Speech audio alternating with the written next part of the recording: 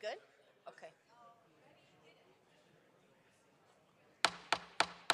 Good morning, everyone, and welcome, members of the public. We welcome you to our regularly scheduled board meeting of the Los Angeles County Board of Supervisors. Today is Tuesday, December 19th, 2023. We take note that a full complement of the board is present. The Chief Executive Officer, County Counsel, Executive Officer, and Sergeant at Arms are all here to assist. We'll begin today's board meeting with the county's land acknowledgement.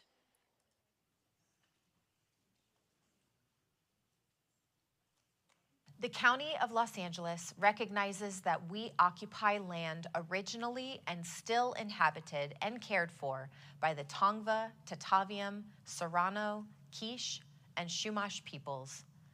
We honor and pay respect to their elders and descendants, past, present, and emerging, as they continue their stewardship of these lands and waters.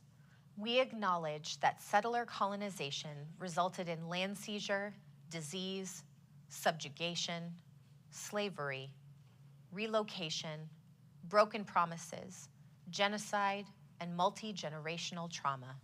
This acknowledgement demonstrates our responsibility and commitment to truth, healing, and reconciliation, and to elevating the stories, culture, and community of the original inhabitants of Los Angeles County. We are grateful to have the opportunity to live and work on these ancestral lands. We are dedicated to growing and sustaining relationships with Native peoples and local tribal governments, including, in no particular order, the Fernandino Tataviam Band of Mission Indians, Gabrielino Tongva Indians of California Tribal Council, Gabrielino Tongva San Gabriel Band of Mission Indians, Gabrielino Band of Mission Indians, Quiche Nation, San Manuel Band of Mission Indians, San Fernando Band of Mission Indians. To learn more about the First Peoples of Los Angeles County, please visit our website.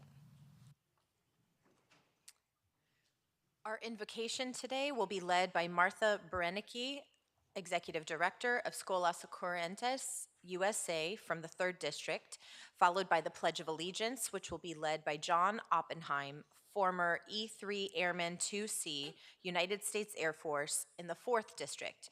If you are able, please stand.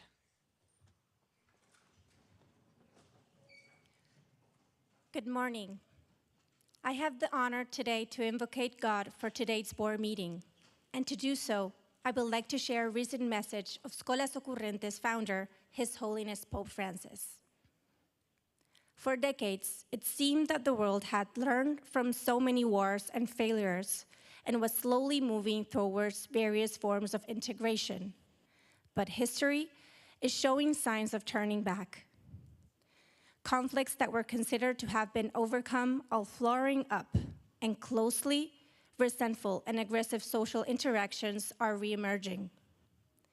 This reminds us that each generation has to make the struggles and achievements of past generations its own and take them to even higher goals. Good, as well as love, justice, and solidarity cannot be achieved once and for all. They must be conquered every day. Knowing that a lot has been accomplished, but there are still many of our brothers and sisters suffering from injustice. And that is the call for us all today. As an expression of many that has been done, I thank you, God, for this board of women supervisors. And as to how many more needs to be done, I pray to you that they have a blessed board meeting and continuous work. Amen.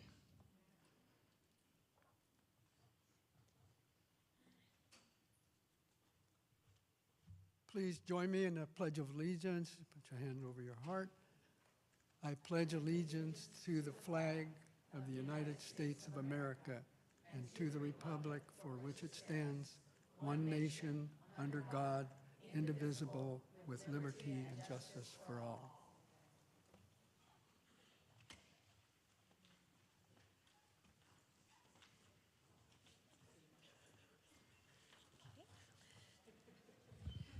Thank you very much. I want to thank Martha Berenicki, or Tita, as many of us know her, who is the Executive Director of Scholas in the United States. Scholas is a foundation created by Pope Francis designed to bring young people from diverse backgrounds together to make a positive difference in their community through collaboration and exchange. Scholas' signature program, Pelota de Trapo, which was launched in the United States for the first time this year. Tita was instrumental in bringing Pelota to Los Angeles County in partnership with LA 84. Earlier this year, we unanimously proclaimed August 13th Pelota de Trapo Day and celebrated 10 years of Scholas Ocurrentes' work. This would not have happened without Tita's leadership. She earned a degree in education sciences from the National University of La Plata, Argentina. She went on to serve in council positions related to pedagogy and educational science. From early on, she was passionate about helping youth feel empowered through meaningful community connection, and she joined Scholas Ocurrentes Foundation in 2017 and helped implement its programs worldwide. We're so lucky she's here to provide the invocation today. And if you caught Spectrum last night, there was a wonderful feature about this program and the work of Pope Francis and the foundation. You can check it out on their website. Thank you for being here with us today.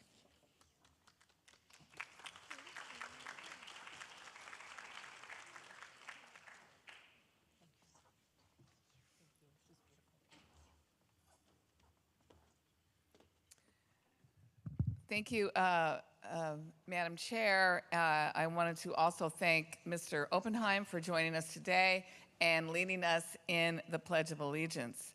Mr. Oppenheim joined the United States Air Force at the age of 17 and served from 1958 until 1962. He served as a medic at Base Hospital in San Bernardino, leaving as an airman second class.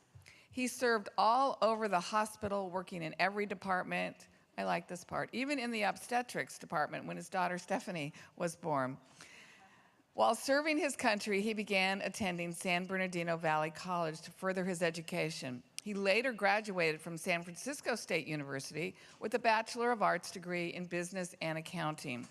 Mr. Oppenheim was very successful in his civilian career in the business software industry, holding various management roles and running his own business. For the past 10 years, he has volunteered at Century Villages at Cabrillo in Long Beach. He started volunteering as a yoga instructor. You just keep getting better the more I read. And progressed to becoming a strong advocate for affordable housing and champion for our senior veterans. He also volunteers at the county's Bob Hope Patriotic Hall, where he used his experience in business software to implement a volunteer management system. He serves as a board member for Veterans Stand Together in Southgate, which provides resources and services to help veterans overcome homelessness, PTSD, and substance abuse. Thank you, Mr. Oppenheim, for being here today. Thank you for your military service and your steadfast dedication to helping veterans in Los Angeles County. And I have a little token of our appreciation.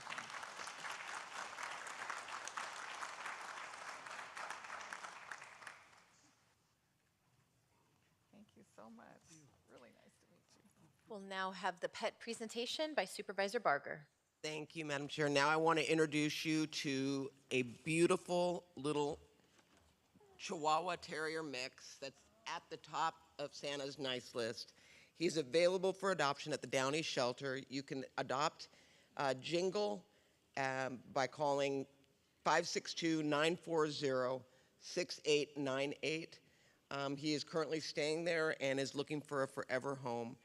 Can you say hi? He's a little nervous, but he's very sweet. They think he's about 10 months old, but having just adopted one, it's a guesstimate because I think he's a puppy. So with that, I'm going to direct you up to the screen above us. We have a dog to introduce you from Palmdale. Meet Melinda, a 1-year-old Labrador Retriever Siberian Husky mix. Our animal care shelters are very crowded up in the Antelope Valley. That means we have a lot of incredible animals in North County looking for their forever home. Plus, there's a special going on now for all Huskies at our care centers are free, so there's never been a better time to adopt. If you want to bring Melinda home, call the Palmdale Care Center at 661-575-2888, or if you want a small dog, this is Jingle, 10-month-old Chihuahua mix, looking for a forever home. And if you can't adopt but you want to foster, all of our shelters are very full, so we're always looking for volunteers or people that want to help us foster. So with that, thank you, Madam Chair. Thank you. Make it an even happier holidays by finding this little one a home. All right. With that, we will move on to today's agenda. Before I say the magic words, today is Celia's last meeting with us as executive officer.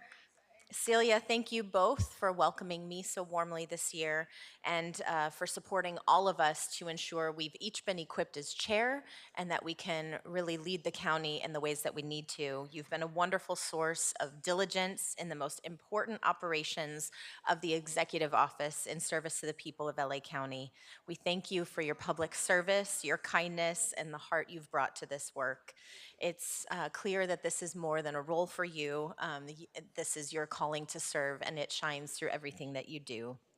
We thank you for all of your hard work and want nothing more than for you to enjoy the next great chapter in your retirement. And I know we'll take a little time at the end of the meeting to celebrate you. But with that, Executive Officer, please call the agenda. Thank you, Madam Chair.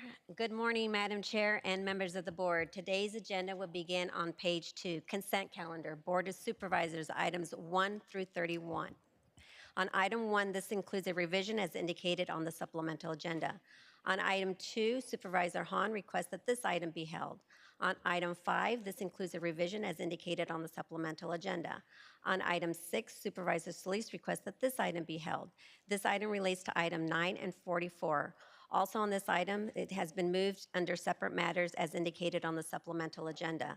On item 8, this includes a revision as indicated on the supplemental agenda. On item 9, Supervisor Solis requests that this item be held. This item relates to items 6 and 44. Also on item 9, Supervisor Hahn is recusing herself from the vote pursuant to Government Code Section 84308 because she received a contribution or contributions of more than $250 within the last 12 months from Arturo Snyder, who is a party, participant, or an agent of a party or participant in the proceedings. On item 10, this includes a revision as indicated on the supplemental agenda. On item 12, Supervisor Mitchell requests that this item be held. Also, this includes a revision as indicated on the supplemental agenda. On item 14, Supervisor Mitchell requests that this item be held. Also, this includes a revision as indicated on the supplemental agenda. On item 23, this includes a revision as indicated on the supplemental agenda. On item 24, Supervisor Horvath requests that this item be held. Also, this includes a revision as indicated on the supplemental agenda. On item 26, this includes a revision as indicated on the supplemental agenda. On item 27, Supervisor Barger requests that this item be held. On page 32, administrative matters, items 32 through 100. On item 34, Supervisor Horvath is recusing herself from the vote pursuant to Government Code Section 84308 because she received a contribution or contributions of more than $250 within the past 12 months from Julian Gold, who is a party, participant, or an agent of a party or participant in the proceedings. On item 36, this includes a revision as indicated on the supplemental agenda. On item 37, Supervisor Hahn is recusing herself from the vote pursuant to Government Code Section 84308 because she received contributions of more than $250 within the past 12 months from Stephen Powell, who is a party, participant, or an agent of a party or participant in the proceedings. On item 44, Supervisor Solis requests that this item be held. This item relates to items 6 and 9. Also on item 44, Supervisor Hahn is recusing herself from the vote pursuant to Government Code Section 84308 because she received contributions of more than $250 within the past 12 months from Arturo Snyder, who is a party, participant, or an agent of a party or participant in the proceedings. On item 45, Supervisor Mitchell requests that this item be held. On item 53, Supervisor Horvath requests that this item be held. On item 65, Supervisor Mitchell requests that this item be held. On item 71, Supervisor Horvath is recusing herself from the vote pursuant to Government Code Section 84308 because she received a contribution or contributions of more than $250 from within the past 12 months from Julian Gold, who is a party, participant, or an agent of a party or participant in the proceeding. Also, on item 71, Supervisor Mitchell is recusing herself from the vote pursuant to Government Code Section 84308 because she received a contribution or contributions of more than $250 within the past 12 months from Mayor James Bunce, who is a party participant or an agent of a party or participant of the proceedings. On item 72, Supervisor Barger requests that this item be held. This item relates to item 98A. On item 76, Supervisor Hahn is recusing herself from the vote pursuant to Government Code Section 84308 because she received a contribution or contributions of more than $250 within the past 12 months from Pedro Perazzo, Stephen Powell, and Jill Anderson, who are party participants or an agent of a party of participants in the proceeding. On item 77, Supervisor Hahn requests that this item be continued to January 9th, 2024. On item 78, Supervisor Horvath requests that this item be continued to March 12th, 2024, as indicated on the posted agenda. On item 79, Supervisor Horvath requests to be recorded as a no vote. On page 73, this includes miscellaneous additions to the agenda, which were posted more than 72 hours in advance of the meeting, as indicated on the supplemental agenda. On item 98A, Supervisor Barger requests that this item be held. On page 74, ordinance for introductions. On item 103, Supervisor Mitchell requests that this item be held. On page 76, separate matter. On item 6 is a recommendation to authorize the issuance of a short-term note through the Los Angeles County Capital Asset Leasing Lease Revenue Note Program and long-term lease revenue bonds, or a combination of both types of financing mechanism in the amount up to $34,983,000 to fund project expenditures of the residential withdrawal management facilities. On item 6, Supervisor Solis requests that this item be held. Also, this includes a revision as indicated on the supplemental agenda, and this item relates to items 9 and 44. On page 77, special district agenda. This is the agenda for the Los Angeles County Development Authority. On page 80, notices of closed session. The requests for continuances through CS1 are before you. Moved by Supervisor Hahn, seconded by Supervisor Solis to approve these items. That will be the order. Executive Officer, please play the code of conduct. Ladies and gentlemen, may I please have your attention? The meeting of the Los Angeles County Board of Supervisors is about to commence. A code of conduct will now be read, and we request that you comply with it to ensure the efficient administration of the meeting. Members of the public, it is your right to participate in today's board hearing, and the board encourages such participation. However, the right of the public to address the board must be balanced with the need to ensure that public comment does not interfere with the orderly course of the board's business. All are reminded to abide by the following rules. Speakers must cease speaking immediately when their time has ended. Public comment on agenda items must relate to the subject matter of that item. General public comment is limited to subjects within the jurisdiction of the board. Public comment does not include the right to engage in a dialogue with board members or staff. Please remain respectful of the forum and refrain from uttering writing, or displaying profane, personal, threatening, derogatory, demeaning, or other abusive statements toward the board, any member thereof, staff, or any other person. Members of the audience should be respectful of the views expressed by speakers, staff, and board members, and may not clap, cheer, whistle, or otherwise disrupt the orderly conduct of the meeting. Any person engaging in conduct that disrupts the meeting is subject to being removed from the board meeting. And finally, if you witness conduct or behavior by other members of the public that disrupts your ability to remain engaged or participate in this meeting, please notify the Sergeant at Arms or other county staff. Thank you for your cooperation. Today we'll begin with item 2, followed by item 6, which will be taken up with items 9 and 44. Then item 72, which will be taken up with item 98A, followed by items 53, 12, 14, 24, 27, 45, and finishing with item 65 and its related item 103, followed by the remaining items not held by the board and general public comment. And I just want to let you know that some of those early items do have, we've indicated that there may be a number of speakers. So if your item that you are here for is a little bit later on the agenda, you are welcome to take a break and come back. We will do our best to keep the meeting moving, but I just wanted to advise you that we do have a lot of speakers for our agenda today. Before we begin, Executive Officer, please read the call-in information that was provided on the agenda and explain our speaking rules. For members of the public wishing to participate remotely, as indicated on the agenda, please call 877-226-8163 and use participant code number 1336503. Members of the public participating remotely and in the boardroom, you will have the opportunity to address the board throughout the meeting. You will receive 1 minute to address the board on items held by supervisors and up to a total of 3 minutes on all remaining items and general public comment for a total of 6 minutes for this meeting. Please note, once your time has expired, we will move to the next speaker. Please monitor your time and the items you're signing up for, as your name will not be called once your time has elapsed. For members of the public joining us remotely, when the board moves to the item you wish to address, promptly press 1 then 0 to be entered into the speaking queue. Remember to turn down the volume on your device as soon as the moderator calls on you, or there will be an echo. You will need to press 1 then 0 for each item on which you would like to speak.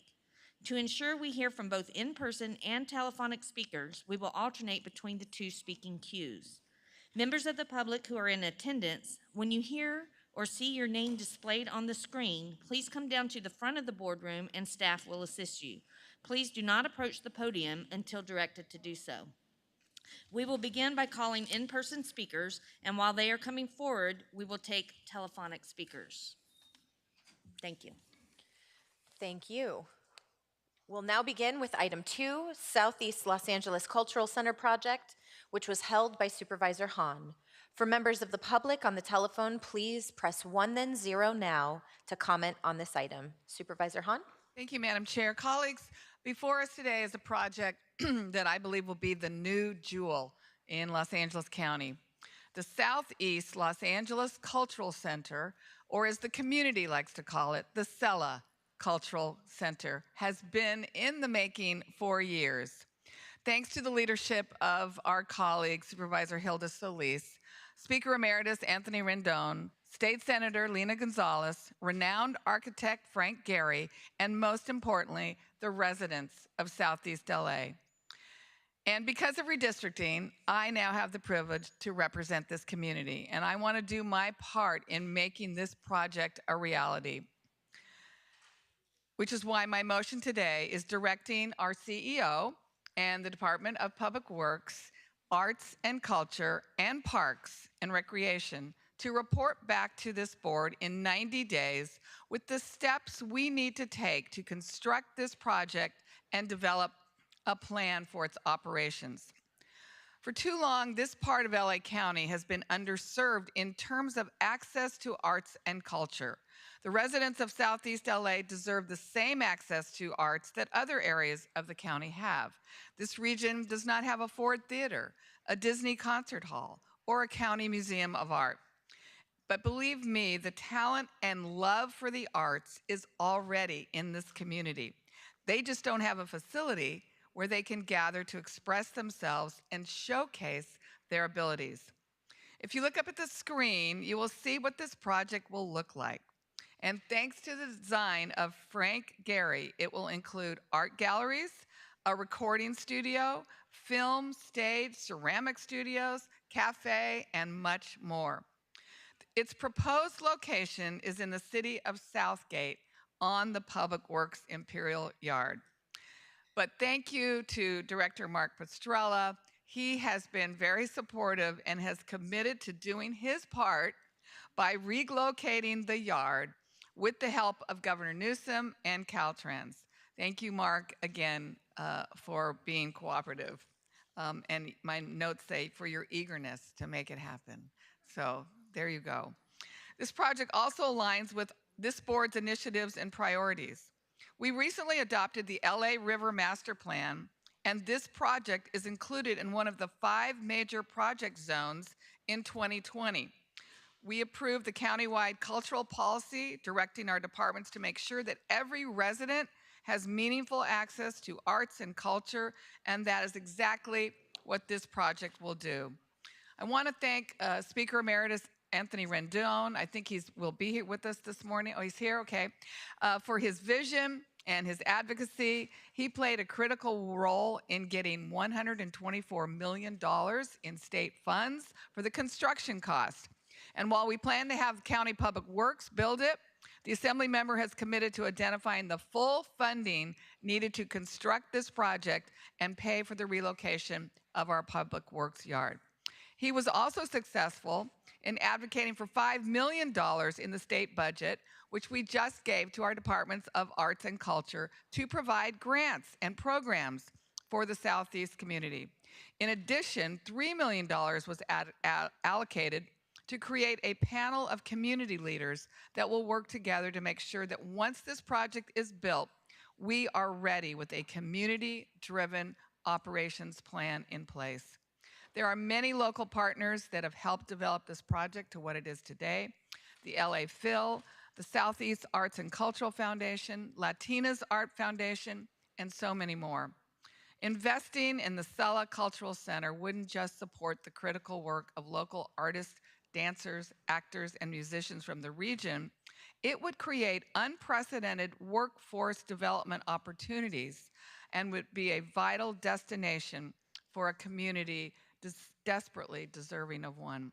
I think it's clear that this community is more than deserving of this cultural center. There is so much art and so much beauty in Southeast LA, and it is time for it to be showcased for the rest of the world to see. This is an opportunity for us to further our commitment to supporting meaningful arts and culture across every region of LA and ensure that art access is equitable. Thank you, Supervisor Solis, for starting this. And with your support and our colleagues, we will get it over the finish line. Thank you, Madam Chair. Supervisor Solis. Yes, congratulations, Supervisor Hahn. And also, I want to recognize Speaker Emeritus Rendon for being here, as well as members of the Sella community. You said it pretty right on in that Sella has been communities of different cities that have really been deprived of many, many things, including arts, recreation, open space, and transportation. And I know all of those will come together as we envision how we really connect all of the good parts of Los Angeles County, especially Sella. I was so proud to have represented the area during the first part of my 2 terms, but then got redistricted, and now it is in your lap, Supervisor Hahn, and I know you are spending a lot of time out there doing a lot of good things, and I'm happy that you have embraced this project because it has been, I think, at a level where at the beginning, perhaps not everyone understood what the dream and the concept was and how it would get funded. But I know that our departments, the two that are here, Mark Pastrella, Department of Public Works, and our Arts Commission and department also have been very, very engaged with this, including outside partners such as Frank Gehry, as well as everyone else in the community. And it is a labor of love. And I'm happy to say that this is something that needs to be done because it's really about equity, inclusion, and diversity. And it's also making sure that the county takes some responsibility here as well, because for so many years, Sela has been neglected. And it's time that we put them on the map and make sure that everything that they espouse, we espouse here at the county. So I'm wholeheartedly in support of this and know that there's going to be more opportunity for more workforce training, investment, economic development, as well as a collaboration with our departments, and especially Public Works, because it has been monumental. And Mark Pastrella has been there from the get-go, I want to say. So my hat goes off to you because we've had many, many meetings for several years on this topic, along with the team of and architects of Frank Gehry and others, and really trying to spread the good word. And finally, hopefully it will come to fruition. And again, to Speaker Emeritus Rendon for really weighing in so heavily with all the millions of dollars that are necessary and certainly will require more assistance. And hopefully this will attract more philanthropic funds as well as investments from the private sector, as well as others that may think that this is a dream that they want to be a part of and make it a reality. So thank you so much, Supervisor Hahn, and I am going to be voting for this, obviously. Thank you. Thank you. I too am really excited. I'll keep my remarks brief, but I did have the opportunity to meet with Frank Gehry earlier this year, and he impressed upon me just how important it was to him personally to see this vision realized. He's very excited about his investment in this project and seeing it come to life, not for his own personal posterity, but for what it means for the community, as you both have said so well. And so I'm very excited to support this project and see it move forward. Are there any other supervisors who would like to speak? Seeing none in the queue, Executive Officer, please call those members of the public who have signed up to speak on this item. Will Anthony Rendon please come forward and staff will assist you? This is our Speaker Emeritus. We welcome you. Thank you for being with us this morning. Thank you. Thank you. Good morning. Good morning, supervisors. I am the Speaker Emeritus of the California State Assembly, representing the 62nd Assembly District in Southeast Los Angeles County. I'm here this morning to support this motion by Supervisors Hahn and Solis to create a plan for county operation of the Sela Cultural Center. This project, driven by our community, and there's so many of them here today, came out of the Lower Los Angeles Revitalization Plan, and it represents an extraordinary opportunity for Southeast LA. I have represented this amazing community for more than a decade now, and I can tell you with absolute certainty that no district is more deserving or more in need of a cultural arts center than this one. This is an issue of artistic inequity. Southeast Los Angeles has a stunning array of local artistic talent, but none of the cultural institutions or resources of other areas of Los Angeles. Finally, we don't have the wealth, so we don't get the art or the music or the theater or the educational opportunities. But with this project, we can change all of that. The Sela Cultural Center doesn't just represent a wonderful opportunity for Southeast LA's dancers, artists, musicians, and actors to shine. It'll also be a cultural mecca for the entire county of Los Angeles and beyond. It'll be a boon for local restaurants and small businesses, and it will bring new lifeblood to our community. It will provide historic workforce development in Southeast Los Angeles and offer a huge variety of new career opportunities to our constituents. It will be a source of artistic education for both young and old, that Southeast LA has never experienced before. The state of California has already appropriated $132 million toward this project. Now we are requesting LA County's continued partnership to make it happen. We have had tremendous partnership from our supervisors, definitely from County Public Works and Department of Arts and Culture. We're wanting to continue that partnership. With this vote, you have the chance to further LA County's mission of providing artistic and cultural opportunities to everyone, regardless of where they live. Again, I want to thank Supervisors Hahn and Solis for their work in championing this effort on behalf of Southeast Los Angeles, and I ask the board to support the motion before you. Thank you. Thank you. We'll now turn to speakers on the telephone. As a final reminder for participants on the telephone, if you would like to address the board on item 2, and if you haven't already done so, please press 1 then 0 now to be placed in the speaking queue. Moderator, may we have the first speaker, please? Our first participant is Eric Eisenberg. You may begin. Hello, Supervisors. My name is Eric Eisenberg, and I am a Commissioner for your Department of Arts and Culture and twice past president. I'm speaking today to support the upcoming vote on the Sella Cultural Center. At the Department of Arts and Culture, we spend a lot of time crunching data. Our data department is very active, continually trying to figure out what we need to do in order to spread cultural equity across the entire county. This project will be serving a county section that has time and time again come up as being one that is not getting county resources. The people of this county deserve it. The people of Southeast Los Angeles deserve it. It doesn't, when you look at this project, it's not only a place to come in and do pottery or look at art. A project of this magnitude actually creates a gateway to jobs. Thank Los you. Your Angeles time has County expired. is- Moderator, next speaker, please. Our next participant is Oscar Cisco. You may begin. Hello, my name is Oscar Cisco. I'm a representative of State Senator Lena Gonzalez in Senate District 33. First, I would like to thank Supervisor Hahn and Solis for authoring item 2 in support of advancing the creation of the Southeast Los Angeles Cultural Center.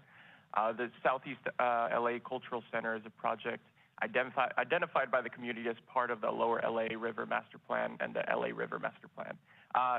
Art gives us meaning and helps us understand our world. Scientific studies have proven that art appreciation improves our quality of life and makes us feel good. The Sella Cultural Center is the opportunity to stimulate a local art-based economy for our communities and residents.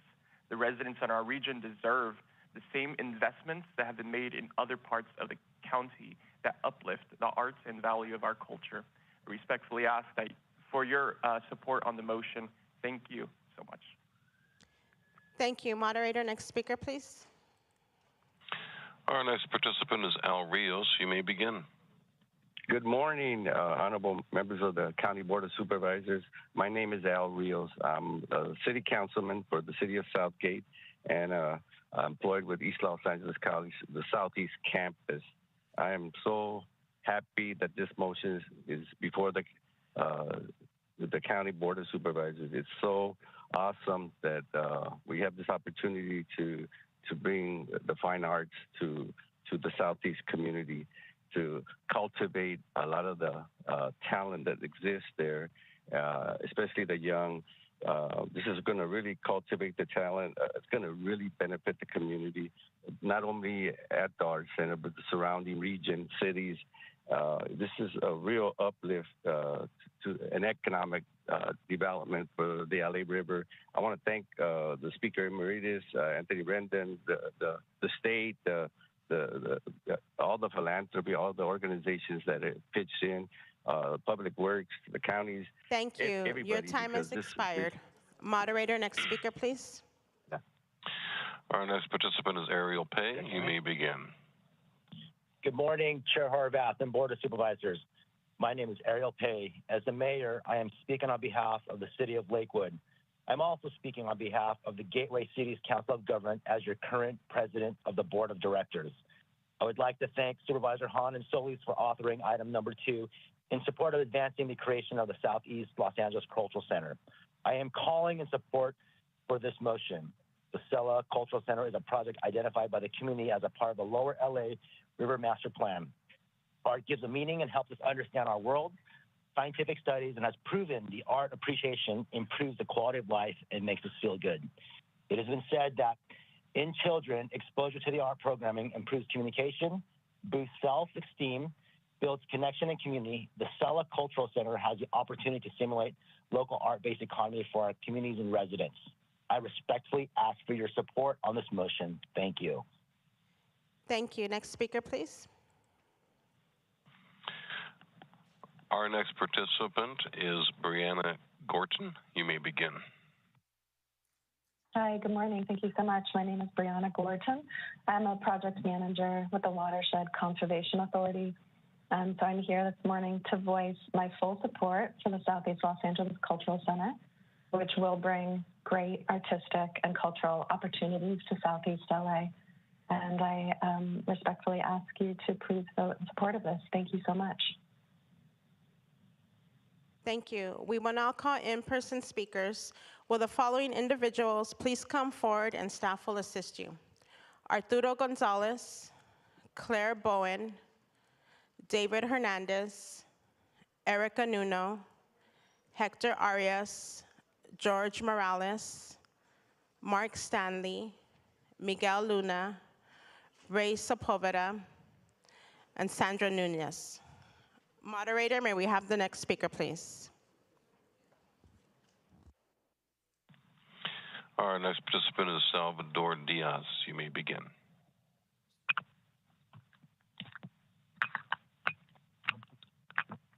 Salvador Diaz, go ahead, please.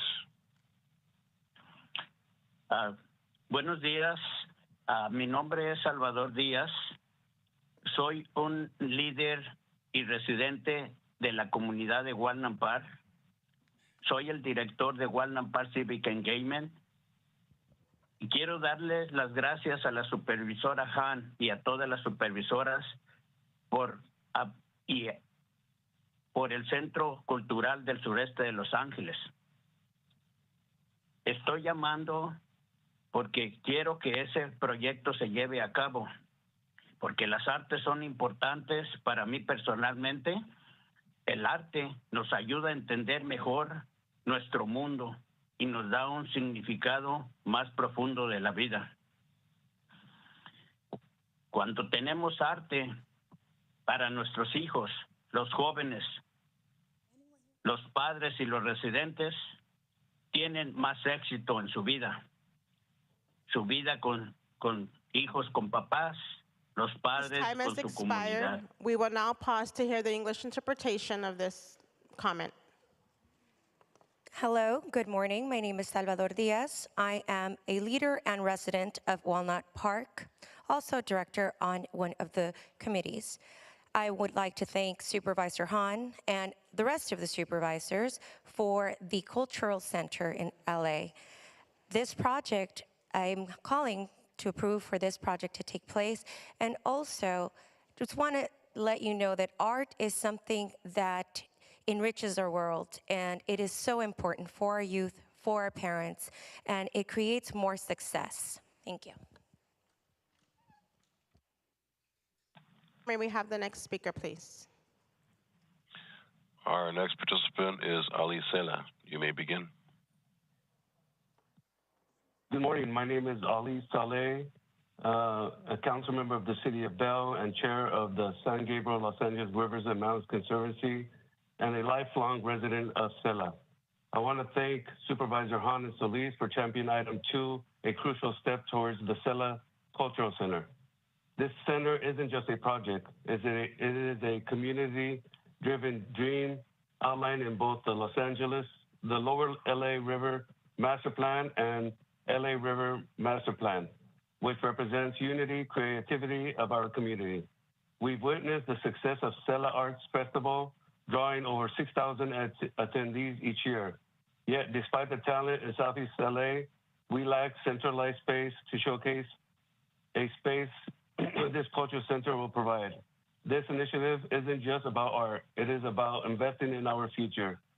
Studies demonstrate that exposure to art signifies benefit our youth, fostering communication. Thank you. Your time has expired. Moderator, next speaker, please. Our next participant is Ricky Abeles. You may begin. Good morning. My name is Ricky Ablez. I'm calling on behalf of Arts for LA. I would like to start by thanking Supervisors Solis and Hahn for introducing this motion. Arts for LA envisions the proliferation of solidarity-based approaches to LA's housing and workspace crisis, which includes innovative models of space sharing, common property ownership, and capital improvement. The average Angelino spends between 30 and 50% of their income on rent, which makes it nearly impossible for artists to afford creative workspace and cultural opportunities. This project is an incredible step forward for local artists who continue to struggle finding safe and affordable space for art making, rehearsals, and creative programming. We are thrilled to see the board is taking action on the Department of Arts and Culture's Cultural Policy Strategic Plan, Strategy 18, by investing in SELA, and we encourage the continued development of projects like this one. Thank you for your support, and we look forward to the resulting plan. Thank you. Next speaker, please. Our next participant is Denoy Leon. You may begin. Hello, my name is Dana Leon. I'm a local artist and representative of the Latinas Art Foundation based in Paramount in the Southeast LA. I have lived in Sela all of my life. I would like to thank Supervisor Hahn and Solis for authorizing item 2 in support of advancing the creation of the Southeast Los Angeles Culture Center. I am here in support of this motion. We have seen the success and desire for art-based programming through our work with the community. We deserve in our region the same investments that have been made in other parts of the county, while respecting and uplifting the current community through arts and the rich culture that it has. I respectfully ask for your support on the motion. Thank you. Thank you. Before our next speaker goes, if we could just keep it a little bit quiet here, it helps us hear the speakers on the phone. Thank you very much. Go ahead. Our next participant is Esmeralda Garcia. You may begin. Good morning. My name is Esmeralda Garcia, and I would like to thank Supervisors Hahn and Solis for authorizing this motion to bring and advance needed resources to the Southeast LA communities. I've been working with these communities and community organizations all the way since the Lower Los Angeles River Revitalization Plan, where this became a very important priority for the community to ensure achieving cultural equity and bringing very much needed resources to these communities. I respectfully ask for your support for the motion. Thank you. Thank you. Next speaker, please. Our next participant is Mario Vargas. You may begin. Mario Vargas, and I'm the Executive Director of the Lakewood Family YMCA, and I would like to thank Supervisors Hahn and Solis for authoring item number 2 in support of advancing the creation of the Southeast Los Angeles Cultural Center. It's very important for us in terms of bringing our youth to the center to expand their horizons and create those aha moments, as well as them to see the culture and art that's part of their own culture and art that they don't see very often. So I'm in full support of this, and I respectfully ask for the support on this motion. Thank you. Thank you. Next speaker, please. Our next participant is Sam Gary. You may begin. Good morning, Supervisors. I want to thank Supervisor Hahn and Solis for bringing item 2 to the board. I have the pleasure of being part of the architectural team behind this project and working on it for a few years and experiencing not only the ins and outs of the project development, but working with the community through outreach and engagement to build the program and the vision for the center. I speak for my family and our office when I say that equity and arts education are very important factors in our world, and we're happy that this item is moving forward and support this motion. Thank you. Thank you. Next speaker, please. Our next participant is Megan Lloyd. You may begin. Hi, Supervisors. This is Megan Lloyd, partner at Gary Partners. As Sam Gary said, we have been working on this for many years and are so grateful for your leadership, the unprecedented collaboration between state and county, which is so needed in this day and age. And we are very grateful for this and support the motion. Thank you. Thank you. Next speaker, please. Our next participant is Anita Ortiz. You may begin. Good morning, Supervisors. My name is Anita Ortiz, and I serve on the LA County Arts Commission for the 4th District, appointed by Supervisor Hahn. Today, I respectfully urge you to support the motion she co-authored with Supervisor Solis that will help bring the Cella Cultural Center to life. The arts have the power to connect and inspire us. They also offer us comfort and healing, which we definitely need now more than ever. This project goes even further by bringing the arts to Southeast LA, an area that historically has not seen this kind of investment. I'm so proud of LA County's countywide cultural policy because it's bringing an intentional focus to creating equity and ensuring every resident has meaningful access to arts and culture. Stella embodies what the policy was created for. And did I mention that Frank Gehry's behind the design of the new multidisciplinary arts campus? That's pretty cool. Who knows? The next Frank Gehry might just learn and love their craft in that very space. And they might happen to be a person of color or trans or disabled or low income or someone who never thought the arts could transform their lives. Thank you for your support of the Cella Cultural Center. Thank you. Next speaker, please. Our next participant is Ana Elizararis. You may begin. Good morning, Board of Supervisors, and a special thank you to Supervisors Hahn and Solis. My name is Ana Elisa Raras, and I'm calling on behalf of the Southgate Chamber of Commerce. I'd like to respectfully ask that you approve this item as it allows our community to be enriched through the arts and will allow our local businesses and economic growth and a future development here in the Cella community. Thank you for your time. Thank you. Next speaker, please.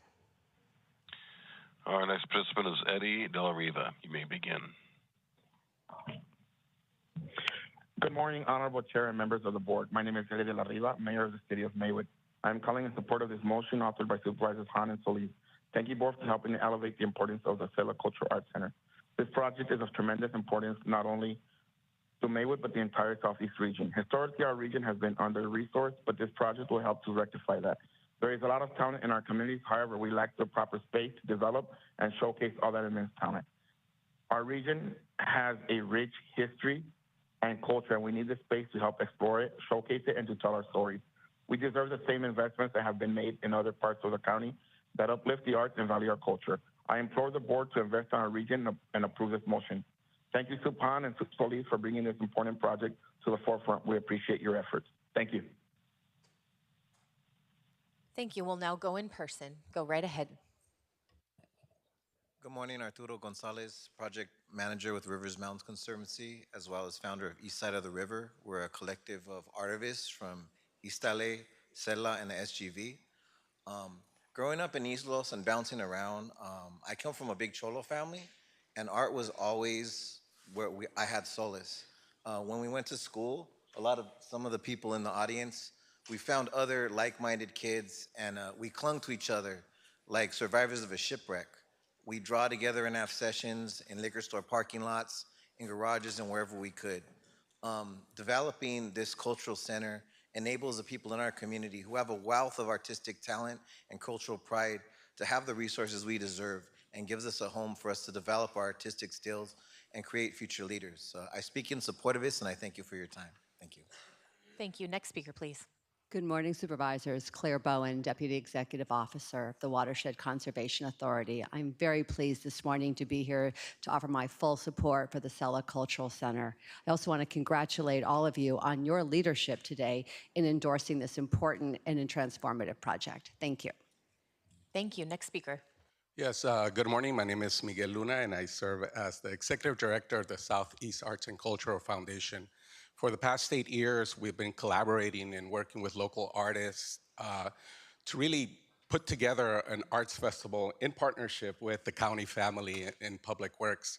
So thank you so much, Supervisor Hahn. Thank you, Supervisor Solis, and frankly, all of you for the consideration of this cultural center.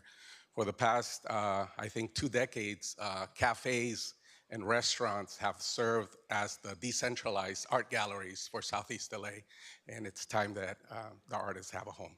Thank you so much. Appreciate it. Thank you. Next speaker, please. Good morning, Jorge Morales, former mayor and councilman from the city of Southgate. I just wanted to take a moment to thank Supervisors Hahn and Solis for bringing this item forward, and to Speaker Rendon for the vision to be able to build this project and to really believe in the Southeast communities.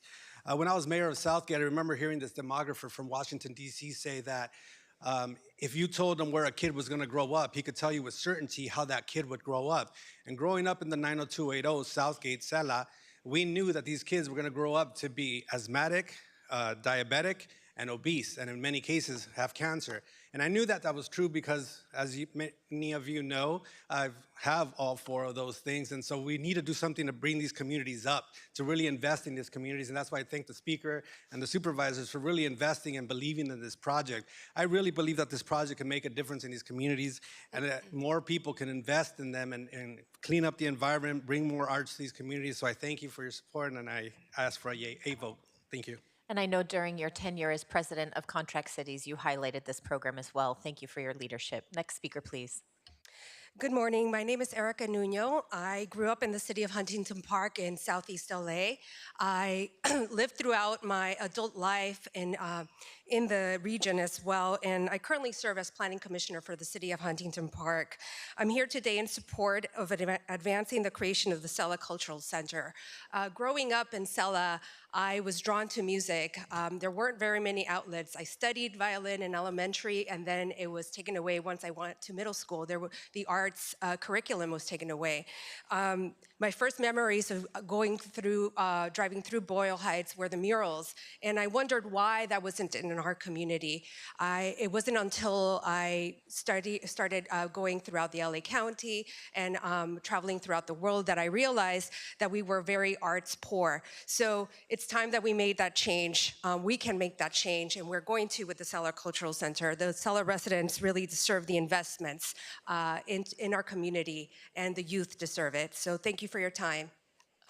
Thank you. Next speaker. Good morning, Board of Supervisors. My name is David R. Hernandez, President and CEO for Sela's film production company called Night Flare. I am a filmmaker from Huntington Park, and I have lived in Sela for 34 years. I would like to thank Supervisor Hahn and Solis for authorizing item 2 in support of advancing the creation of the Southeast Los Angeles Cultural Center. I'm here in support of this motion. The arts are personally important to me because as a community leader and artist, this space will be a beacon for us to mentor, create workshops, utilize for our form of art, and also be able to collaborate with other creatives in our community. The Sela Arts Festival has been a great example of why the Cultural Arts Center is important. It unifies our community and it helps our creatives be close to home instead of having to drive outside of their own homes to work on their craft and showcase. I respectfully ask for your support on this motion. Thank you. Thank you. Next speaker. Hi, my name is Ray Sepulveda. I'm a local resident of the city of Huntington Park. I lived in the city, in the Southeast LA cities for 30 years now. I'm calling in support of this motion. The arts are personally important to me because when I was 14 years old, not having any arts in our community led me to being arrested in the city of Bell for vandalism. And as we know, when we bring arts and culture to their communities, we also reduce violence, and we also increase the youth being able to, express themselves and be great citizens, responsible citizens in our community. So that's why this is really important to me. In 2020, we painted a mural in the city of Bell at the LA County Library, and we received a big certificate from Hilda Solis. And that was a big turnaround for me because 20 years later, I'm being rewarded for putting up art on the wall. So that's why that's really important to me. So thank you for supporting this motion. Thank you. Thank you. Next speaker. Buenos dias, good morning. My name is Hector Arias. I'm a resident of Southeast LA. I'm also the founder of Sela Art Center. And growing up in Sela, it's really challenging, especially for artists. I had a really bad portfolio, so I couldn't really reach out to any work jobs in the industry. So my only option that I had was, since I'm a muralist, it was the LA River. So that was the only area, which is my backyard, and that was where I used to express myself. And I grew up from there. But now it's really difficult to also find any other locations to express ourselves and create murals. So this is a great opportunity to have this cultural center in the neighborhood so we could grow and change our community to a better future. Because art is a way of expressing, and it's a human right. Thank you. Thank you. Next speaker. Hello, good morning. My name is Sandra Nunez. I am a communications coordinator for the Sela Collaborative. I would like to thank Supervisors Hahn and Solis for authoring item 2 in support of advancing the creation of the Southeast Los Angeles Cultural Center. There is so much talent in Sela. However, we do not have a centralized area to showcase it. This is an opportunity to showcase the local talent that the Sela region has to offer. As the Sela Collaborative, we respectfully ask for your support on the motion, and we look forward to working with Supervisor Hahn moving forward to ensure this investment serves and prioritizes the needs of the Sela community. Thank you so much for your leadership. Thank you. Next speaker. I would like to first say thank you, supervisors, for bringing this forward. I am Mark Stanley. I'm the executive officer of the Rivers and Mountains Conservancy.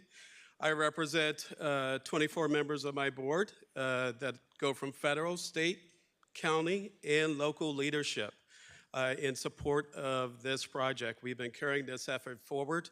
We are so looking forward to working with the members of your team to continue to move this project forward, as we've done on so many projects with the county. This partnership has been very valuable, and we're looking forward to continue, particularly on this Cultural Center project that is a very valuable resource to the community.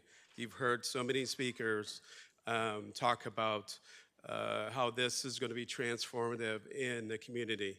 I am one of those folks who's going to be able to benefit from that as well. So thank you. Look forward to your aye vote. Thank you very much. That was our last speaker. So item 2 is now before us, moved by Supervisor Hahn, seconded by Supervisor Solis to approve the item. Executive Officer, please call the roll. Item 2 is before you. Supervisor Solis. Aye. Supervisor Solis, aye. Supervisor Mitchell. Aye. Supervisor Mitchell, aye. Supervisor Hahn. Absolutely, yes. Supervisor Hahn, aye. Supervisor Barger. Aye. Supervisor Barger, aye. Supervisor Horvath. Aye. Supervisor Horvath, aye. Motion carries 5-0. Exciting. Very good. I know some of you will be leaving the chambers. If you could do so quietly, we're moving on now to item 6, approve the projects and budgets and award a design build contract for the Los Angeles General Medical Center Residential Withdrawal Management Facility and Mental Health Urgent Care Center projects, and establish the psychiatric subacute facility, as well as item 9, and advancing revitalization of the former Old General Hospital and West Campus that optimizes community benefits, and item 44, Los Angeles County General Hospital Campus Centennial Development Project Exclusive Negotiation Agreement, all of which were held by Supervisor Solis. For members of the public on the telephone, please press 1 then 0 now to comment on this item. We do have several members of our staff who will be with us here to address any comments or questions, and I welcome them up to our panel here now. I also want to advise that due to Supervisor Hahn recusing herself on items 9 and 44, we will first discuss item 6, and then we will follow with discussion on items 9 and 44 when Supervisor Hahn exits the boardroom, and then we'll move to public comment on all items. If you have any questions about that, please ask our staff. Otherwise, colleagues, if we could, please limit your comments and questions first to item 6. We will begin with Supervisor Solis. Yes, thank you so much, Madam Chair. And I want to thank my colleagues today, because today we're going to be discussing, I think, some very important motions related to this project that are so important, not just to me, but to the many residents of Los Angeles County, including the 1st District. They are, in my opinion, a culmination of years of work, partnership with the communities that I represent, as well as make up a good portion of Los Angeles, the city. I also want to acknowledge letters of support received from the following individuals: Governor Gavin Newsom, California Health and Human Service Secretary Mark Galley, Mayor Karen Bass and her team, Councilmember Eunices Hernandez, Councilmember Nithya Rahman, Councilmember Hugo Soto Martinez, Councilmember Kevin De Leon. And I would especially like to thank all the elected officials and their representatives who are here with us today. I also want to point out other individuals that have been uniquely engaged in this effort for the last, I want to say, almost 7 years. Thank you to Rosa Soto, Heather Hayes, and all the members of the Health Innovation Community Partnership for continuing to put the needs of our residents first and foremost. And of course, I also want to thank our providers, our community-based organizations who are numerous, and our union providers, SEIU 721. I want to thank all of you who are here in person representing our community, from labor, who are taking time out of their very busy holiday schedule to be with us today. The first motion we're discussing is the next phase of the Restorative Care Village at Los Angeles General Medical Center. I would like to take a moment, if I might, Madam Chair, to recognize the tremendous work done by our county departments who have helped this project and made it a reality. To the Department of Mental Health, I see our Department of Mental Health Director here, Lisa Wong. I want to thank her, especially Connie Draxler and Dr. Amanda Reese, for all that they have done to help move these projects along and forward, and identifying, in particular, crucial funding sources to support this initiative. I also want to thank the Department of Public Health, especially Dr. Barbara Ferrer, Dr. Gary Tsai, and Anton Moore for ensuring substance use services would be a key part of the Restorative Care Village. And I most importantly want to thank Dr. Christina Galley, Jorge Orozco, and Dr. Brad Spellberg for being supportive partners in this journey, sharing their campus for these projects. Of course, these projects don't just happen overnight. We do it with a fine leadership, the Department of Public Works, and I personally want to recognize Mark Prestrella, Vincent Yu, and Alicia Ramos, and Parissa Damer for also helping us out on this effort. It has been a long journey, no doubt. There were many doubters, but here we are today, and I'm so pleased to see so many of you here. And none of this, of course, would be done without the support of our CEO, Vija Davenport, and also I want to thank John Cook, who's been an integral part of this, Vanessa Moody, Amir Alam, and our CEO budget team for their continuous engagement in this project. With that, I would like to discuss the next phase of the Restorative Care Village. These actions represent nearly 5 years of work, hand in hand with our community, many of whom are here today to see this through. Nearly 5 years ago, this board was in a process of spending over $1 billion to replace the Men's Central Jail. But we realized then, and we recognize now, that we could not continue with the status quo of jailing our way out of this crisis. Frankly, that outdated approach helped fuel the pressing crisis that our county faces today. The criminalization of poverty, mental health, substance abuse has contributed overwhelmingly to our homelessness crisis, furthering our need for low-income, affordable, and supportive housing. Angelenos, as you know, are witnessing these crises right now, and many are seeing it right now in our overcrowded jails.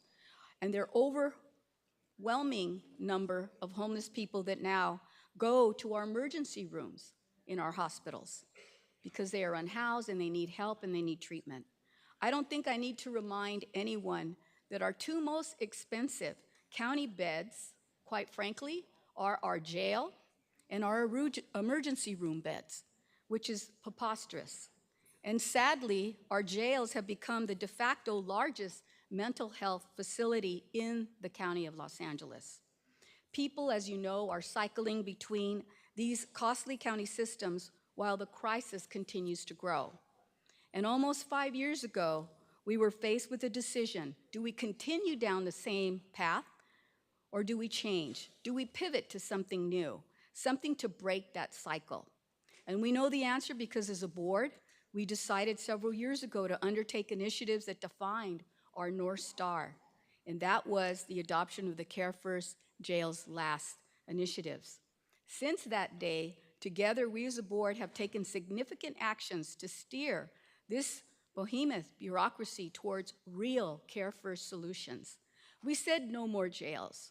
Rather, we need to focus on building out our continuum of care to better support our communities with services such as mental health services.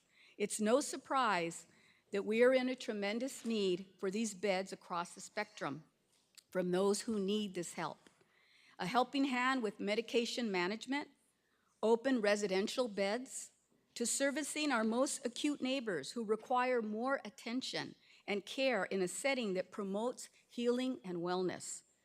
In my opinion, we need to provide more non-punitive settings and options that give our most vulnerable residents a chance, a real chance and opportunity to heal.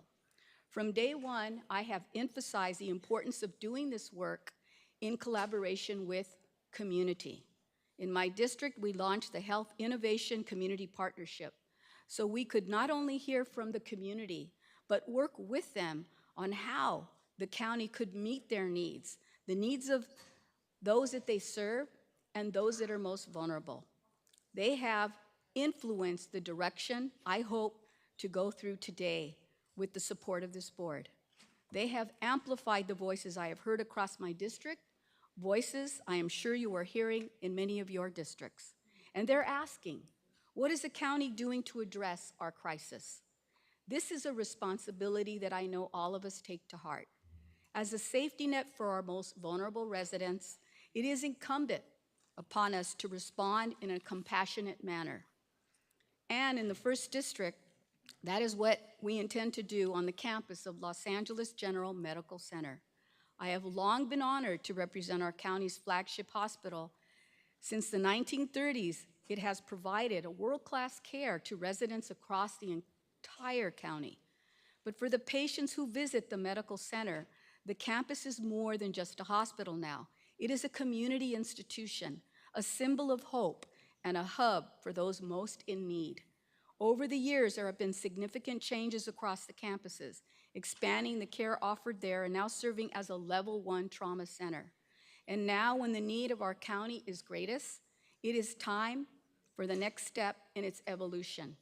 That's what the Restorative Care Village represents, a cornerstone project that will directly address the mental health, substance use, and housing needs that are being experienced currently by our most vulnerable residents in Los Angeles County. We're seeing this crisis play out across LA County, where too many are suffering without having access to care and housing that they need to recover and to heal. That's why 7 years ago, I was approached by a group of doctors, including Dr. Mark Galley, who is now our State Health and Human Service Secretary.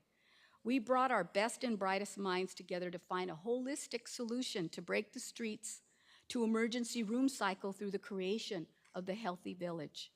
We're in the midst of setting up a comprehensive continuum of care to address the physical, the mental, and substance use dependency to address the needs of our residents. We're building out beds and services across levels of care, from crisis to acute to subacute and beyond.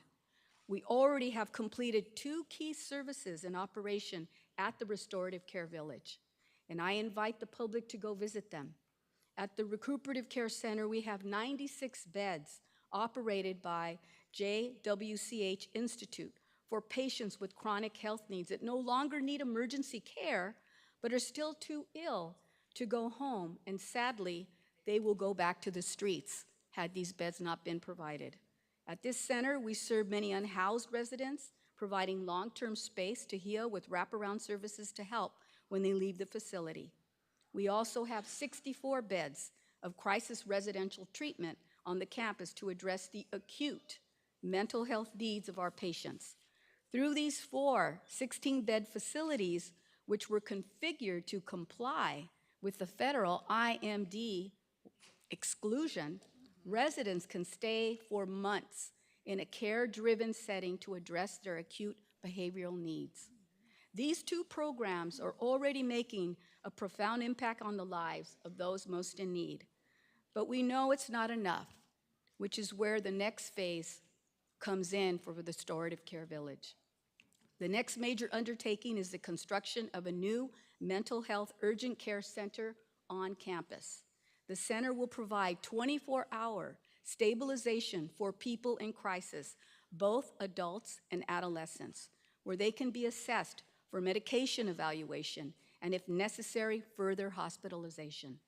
This center will not only help decompress the crowded psych beds at LA General, but it will also serve as a direct drop-off point for our first responders. And it can also refer patients to other facilities that are placed there at the Restorative Care Village if they need further help. But in addition to mental health needs, we also know there is a pressing substance use crisis, and the two are often co-occurring, as we well know.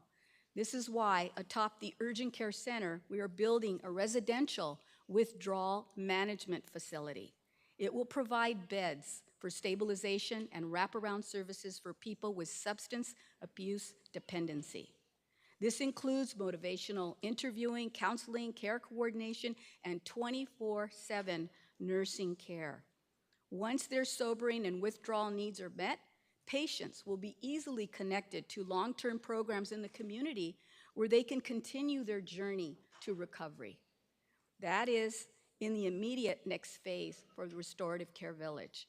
And because demand will continue to outpace capacity, shortly after, we will work to embark upon the creation of a psychiatric subacute facility to address the long-term subacute mental health needs of our residents. This facility will feature subacute beds for long-term psychiatric care for people who no longer meet the criteria for acute care but are not ready to live in an open board and care facility.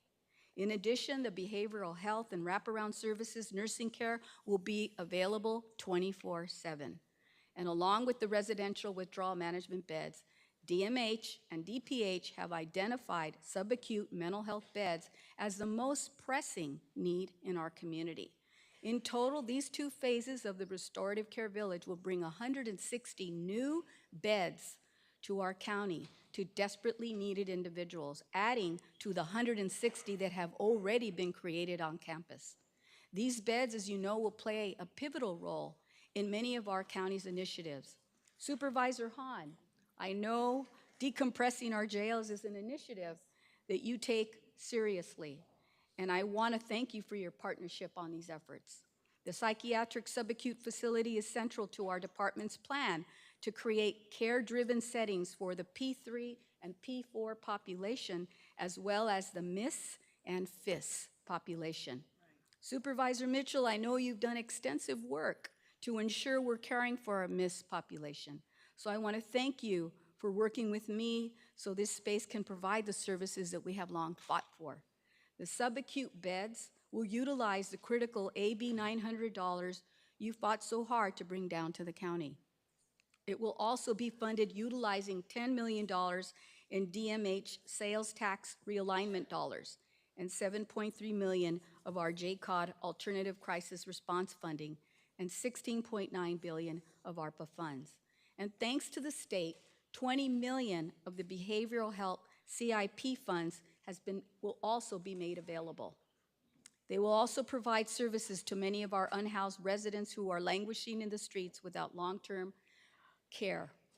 And the facility will prove pivotal to our county's emergency response to homelessness. Ultimately, the goal of the Restorative Care Village is a complete continuum of care, an alternative to incarceration and homelessness. And it is a regional project. I don't want to say that I'm selflessly saying that it's just going to serve District 1 residents when we have people coming from all over the county currently to receive care in our recuperative beds now.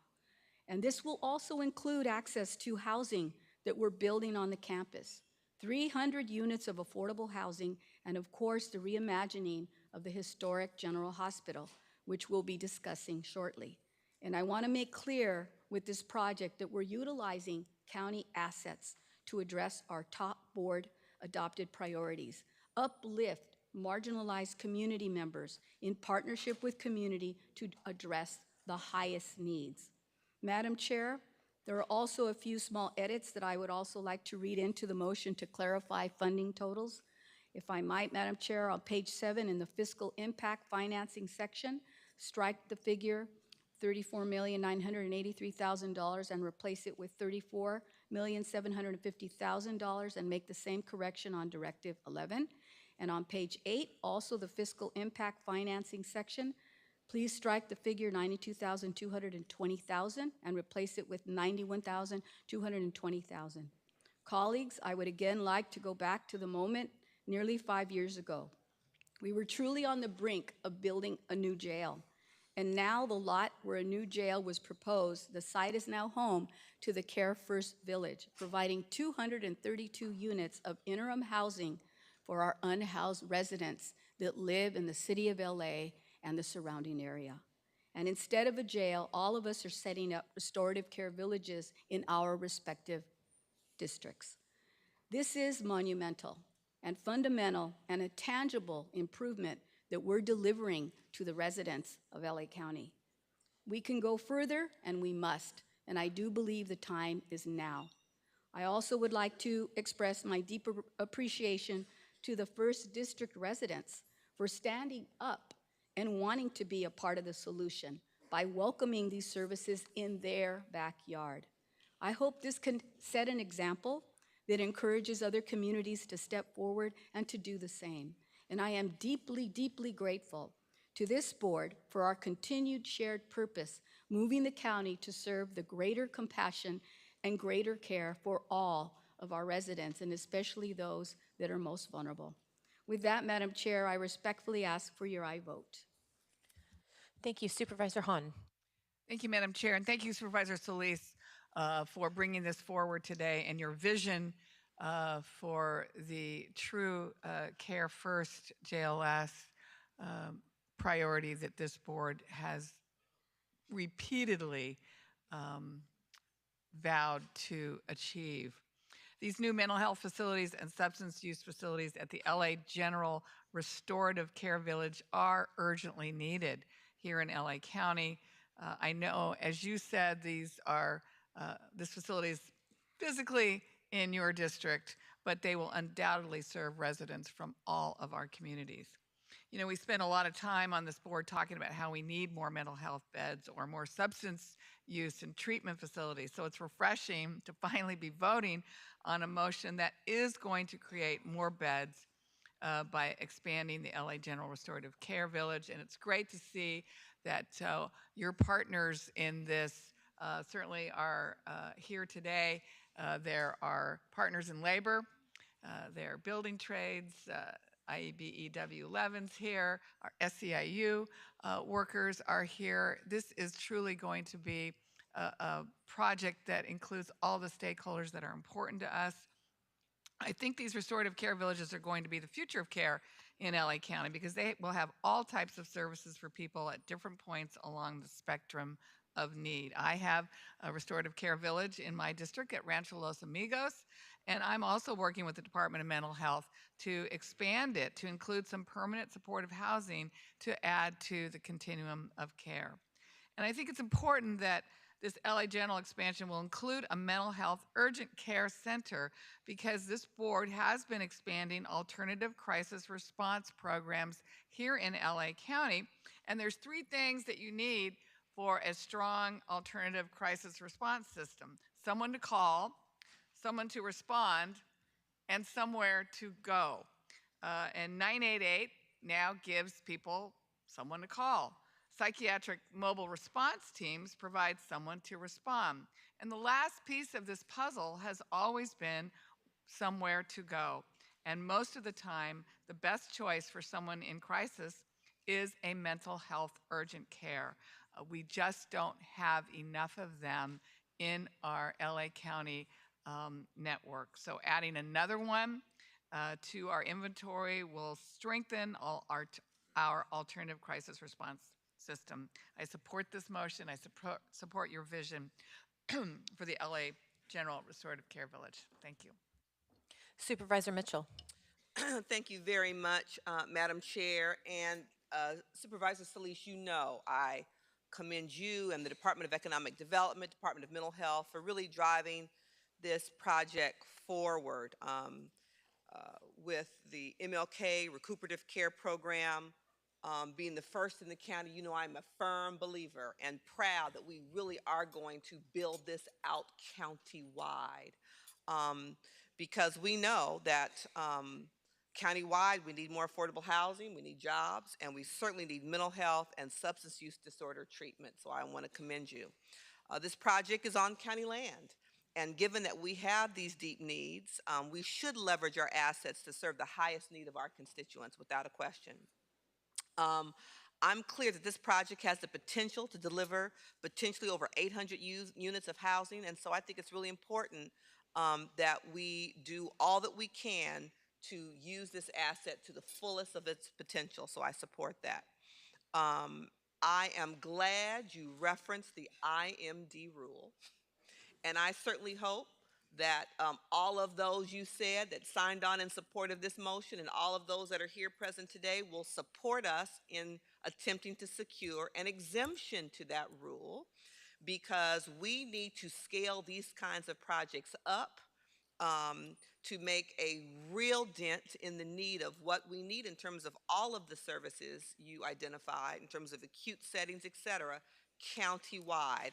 So I'm hoping again that all of our partners help us lobby our federal friends to get an exemption to the IMD rule, because that's the only way we're going to be, as a county, be able to scale this up and to deliver these services to our most acute constituents. Supervisor Solis, you mentioned, two costly ways in which we are providing services, or the most costly. You mentioned ER and jails. I would argue there's a third, and that's the streets, because that's where far too many of the people who need these services find themselves. And we know that that's not only a human cost, which should be at the top of the list, but it's also a financial cost to every level of government when people are not in a place to be able to receive the services and the support they need. And they can't get that well in ER, jail, or I think the streets. And so I think the series of motions that we're going to hear today that will help build out your model and vision that you have held dear for many, many years will ultimately get us to a more humane, more cost-effective way to provide affordable housing and necessary mental health and substance use disorder treatments to Angelinos in every corner of this county. So I will be supporting your motion today. Thank you, Madam Chair. Thank you. Supervisor Barger, did you have comments on this item before we move to the other two? Do you have any comments on this item? Okay. I just want to thank Supervisor Solis for your leadership and vision for LA General Medical Center. LA County needs to build a wide range of beds to ensure we are providing the appropriate level of care to individuals when they need it. And we have to eliminate bottlenecks in our system. The restorative care village model is a comprehensive approach to ensure we're building these beds with the expectation that individuals will be placed in appropriate levels of care. This is a critical component of the ATI plan that has long been a vision of Los Angeles County to realize a care first model in LA County. And we have to make sure that places like this are expanded throughout the county. As Supervisor Hahn noted, the mental health urgent care system, which I know she has so vociferously championed, is also critical to this model. Making sure we have these resources throughout the county is the only way we can actually fully realize this model. General Hospital offering alternatives to incarceration is also helping us achieve another goal, making sure that we're providing these resources to people who would otherwise be placed in jails if they didn't get the healthcare support that they need. And Supervisor Mitchell, you are absolutely right in highlighting the IMD exclusion issue. I know coming from local governments, from a local government that wasn't as closely tied to this issue, it was very surprising to me to understand that because of a federal law, we are not allowed to have more than 16 units of mental health services located on one site. And in a place like Los Angeles, when we see the magnitude of the crisis that exists in our county, to only be able to help 16 people at a time will will take us forever to achieve the goals that we're actually looking to achieve. And so we want to make sure we are not warehousing people, which I know was the intention of this federal legislation, but in practice, it just doesn't make sense. So we have to continue that advocacy work because we're being asked to move mountains with one arm tied behind our backs.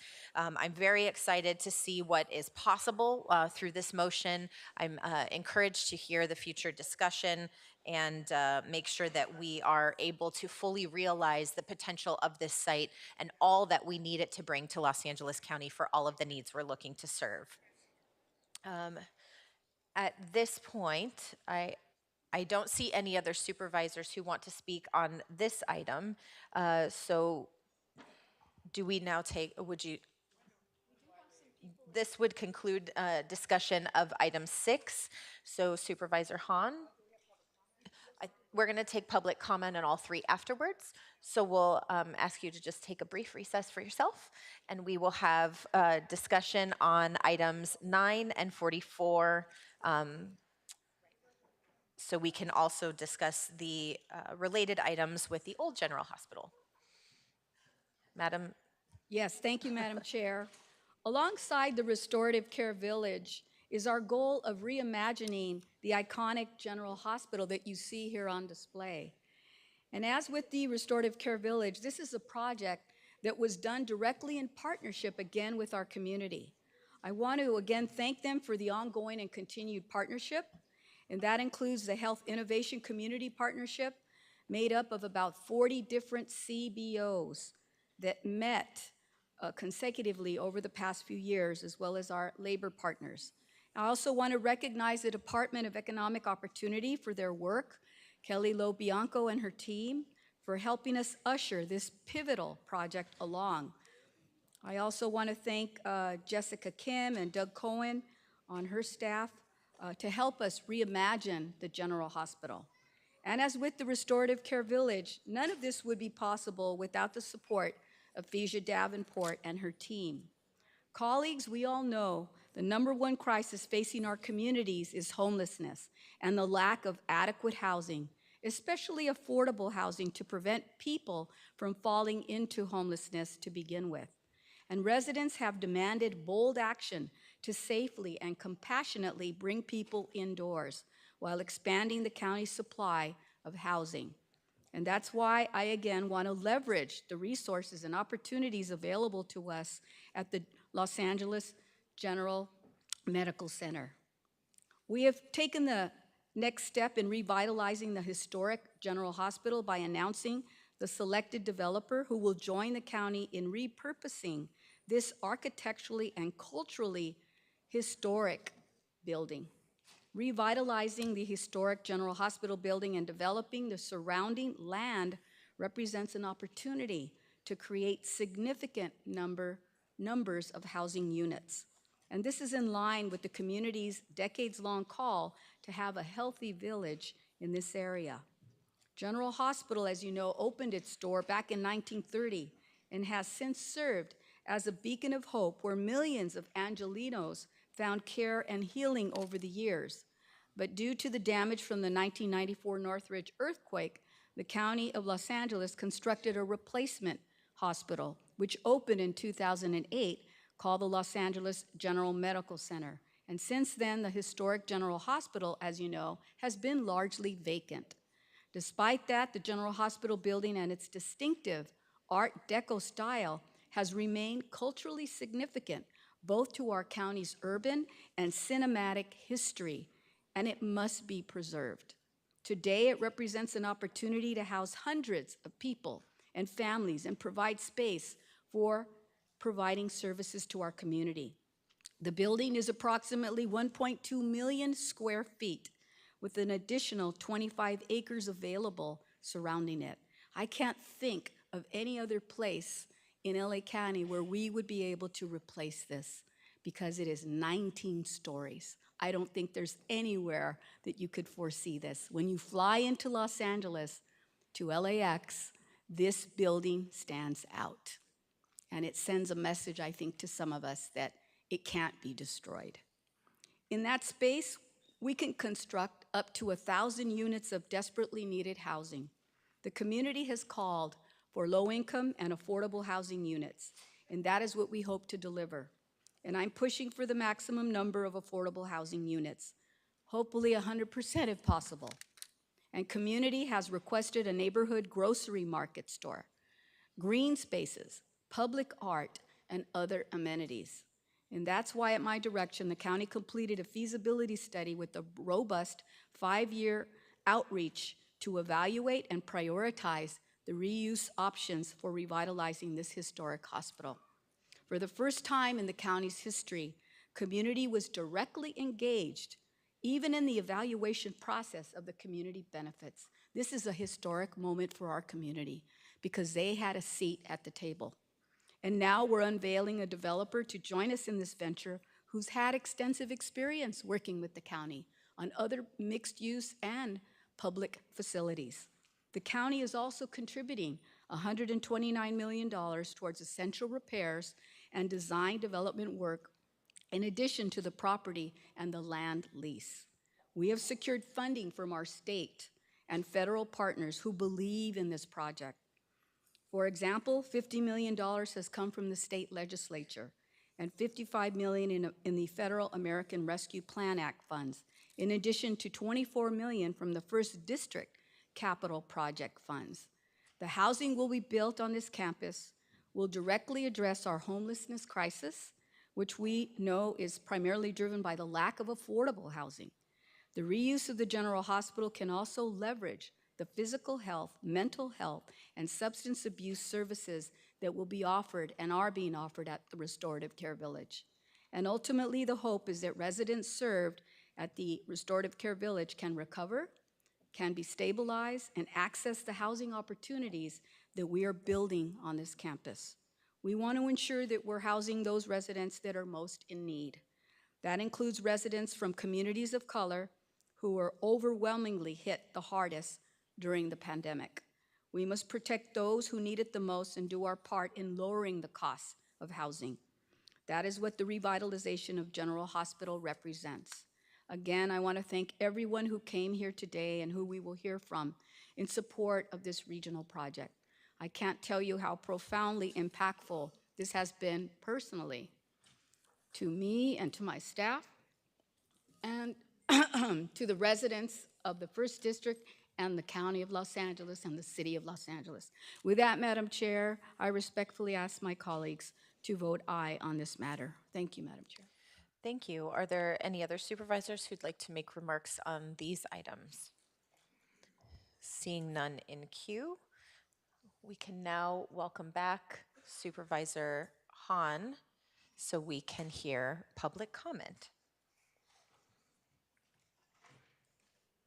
That concludes our discussion on items 9 and 44. We'll now move on to public comment for items 6, 9, and 44 altogether. Executive Officer, please call those members of the public who have signed up to speak on these items. Eunices Hernandez, Lourdes Castro Ramirez, Ray Sosa, Al Ballesteros, Robert Lovelace, Sergio Rascon, Ernesto Pantoja, Anthony Sanchez, Adrian Scott Fine, and Alejandro Castro. Please come forward and staff will assist you. Moderator, may we have the first remote speaker, please? Our first participant is Edward Almos. You may begin. Hi, my name is Edward James Almos, and I'm an actor, producer, director, and a resident of Los Angeles for 76 years. And I just want to say one thing. I'm so impressed with you today, the entire board, especially with Supervisor Solis's authoring of item 6 and item 9. I can't tell you how emotional this day has been with the understanding of the Art Center in Southeast LA to this. Nothing exemplifies the value of dignity more than what Supervisor Solis has been doing and working toward to realize our community's need to reimagine the historic General Hospital and its surrounding properties on the campus of LA General Medical Center. Nothing. Today's motion upholds people's rights to dignity. These motions before the board today advance health and well-being of our county, bringing an iconic county asset back to life to deliver on community needs, addressing our region's housing and Thank you. homelessness Your time has crisis, expired. focusing on whole person. Go ahead, Mr. Olmos. You can finish your comment. Whole community concept of care, helping our most vulnerable population and providing recuperative care and wraparound services for empowerment, and supporting a healthy, resilient, and economic and prosperous East Side community. And this is for the entire community, the entire county, and the entire Thank you. state. Your time has This sets up expired. Bless you. Thank you all. Thank you very much for being with us. It's nice to hear you and have your participation.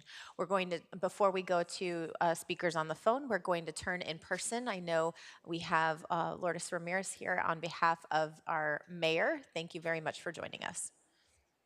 Good morning, Honorable Chair, members of the Board of Supervisors. As mentioned, I'm Lourdes Castro Ramirez, and I'm the Chief of Housing and Homelessness for Mayor Karen Bass. Mayor Bass is committed to urgently bringing people inside from the streets and building a housing and services continuum that includes expanding interim housing infrastructure and providing robust wraparound services, but also a commitment to accelerating the construction of permanent affordable housing. As you all may know, Karen Bass started her journey in service at the County USC General Hospital, working as a physician assistant in the emergency room. So it is particularly fitting to be addressing this site's revitalization today as we lend support for items number 6, 9, and 44. The mayor and I thank Supervisor Solis for reimagining the historic General Hospital and delivering vital resources to Angelenos in crisis.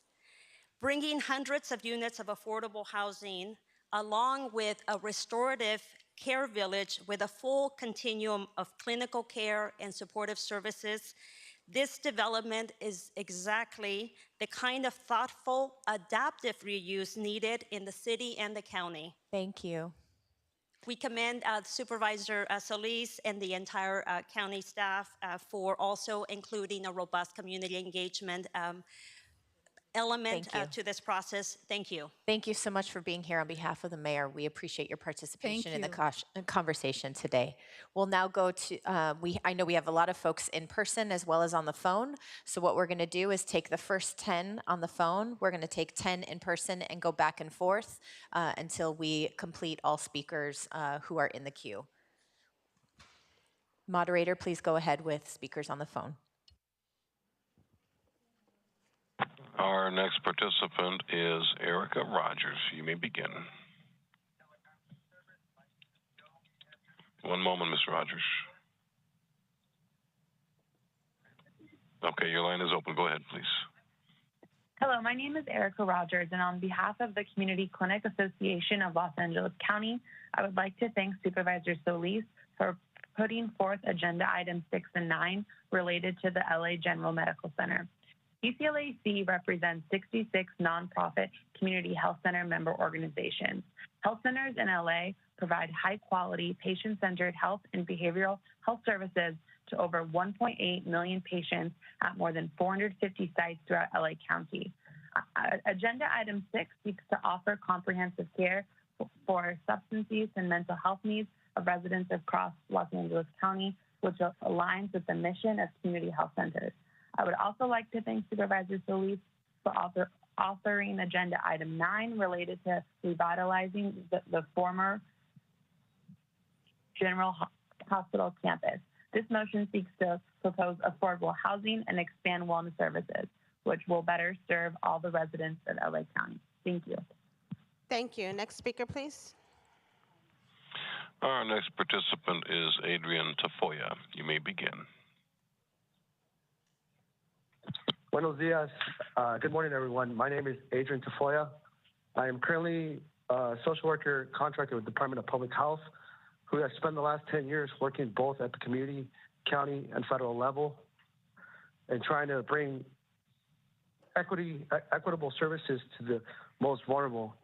More importantly, I am a product and son of the Boyle Heights community, who, along with my brothers and sisters, have spent a lot of time, focus, labor, and advocacy in addressing health disparities in our community. I've also been a provider at the psych ward directly across from General Hospital, and I've seen up close the revolving door that we currently have in our systems of care that have added to the deficits of homelessness that at this point touches every part of our county. This is why I want to thank Supervisor Solis for championing this project that it's going to allow us to finally address underlying issues, not Thank just you. the symptoms Your that make time us has all expired. Moderator, next speaker, please. Our next participant is Savannah Rosem. You may begin. Hi, my name is Sapana Sam, and I work in Chinatown with Sika. I work directly with Lincoln Heights youth and Chinatown families who are constantly at risk of being evicted or priced out of their homes. We also work with many seniors who are on fixed incomes and live in SROs and slum housing. These senior tenants are barely hanging on, and they're paying as little as $340 a month for rent. So the redevelopment of the County USC Hospital represents an opportunity for our seniors to retire in dignity and with vital community support, as opposed to constantly worrying about whether their next rent increase will lead to homelessness. So we want to thank you, Supervisor Solis, for authorizing items 9 and 44, and we ask all other supervisors to vote on these motions. We also ask that the project provide deeper affordability and identify ways to offer local residents priority in newly constructed housing units and the jobs that this project will generate. Thank you. Thank you. Next speaker, please. Our next participant is Tawny Loftus. You may begin. Hi, good morning. My name is Tawny Loftus. I'm from the Prism Way. I wanted to start by thanking Supervisor Solis for authoring items 6 and 9. As someone who works in the middle of downtown LA, every day I see the overwhelming problem of those who are in critical need of housing, mental health, and substance abuse treatment. I personally have struggled and dealt with substance abuse, mental health diagnosis, homelessness, and incarceration. And I feel the need is the idea of the whole person and the whole community concept of care, I believe, is so important in helping our most vulnerable populations by providing care as well as wraparound services. I believe this will help our community where it is the most needed. So I ask in closing to respectfully request the board for the support of this motion. Thank you. Thank you. Next speaker, please. Our next participant is Karen Law. You may begin. Good morning, supervisors. My name is Karen Law, and I'm on the board of the Los Angeles Chinatown Community Land Trust. I'm here to voice our support for and appreciation for Supervisor Solis for authoring item 6 and item 9, both which support the further development of the old General Hospital. We are glad to see that this development prioritizes the needs of some of the most vulnerable communities, groups in our communities. The causes of homelessness are complex, varied, and interconnected, and the solutions need to be comprehensive. These new programs and facilities will hopefully not only provide stable housing needed to recover, but also the wraparound therapeutic services as well. We applaud Supervisor Solis for continuing to steward projects that focus on the community's needs while also using existing resources and assets to do so. So to that end, I respectfully request your support for these motions. Thank you. Thank you. Next speaker, please. Our next participant is William Lopez. You may begin. Hi, good morning, guys. I strongly support this new project that you guys are working on, and we actually really need it. And by all means, hopefully you guys can pass the motion and try to keep all the homeless people away from the metro and all the essential places that we need to get to point A to point B. So thank you, guys. Thank you. Next speaker, please. Our next participant is Danielle Delaney. You may begin. Hello, Supervisors. My name is Danielle Delaney, and I'm the Mental Health Policy Director of the Association of Community Human Service Agencies, or ACTA. I would like to thank Supervisor Solis for authoring Item 6 for the expansion of the Restorative Care Village and Item 9 for the revitalization of LA General Hospital. From a critical shortage of affordable housing to alarming rates of community mental health need, LA County is facing multiple crises threatening the health and well-being of residents. Today's motions will create services and resources for which the county is in dire need by supporting our most vulnerable populations and providing recuperative care and wraparound services, by focusing on whole person and whole community care and addressing the county's housing and homelessness crisis. ACTA wholeheartedly supports the provision of fully supportive housing and services for those with severe mental illness, with physical health comorbidities, and or in crisis, with access provided to all residents across LA County. That is, housing first, but not housing alone. To that end, ACTA respectfully requests your support of this motion. Thank you. Thank you. Next speaker, please. Our next participant is Deanna Stanley. You may begin.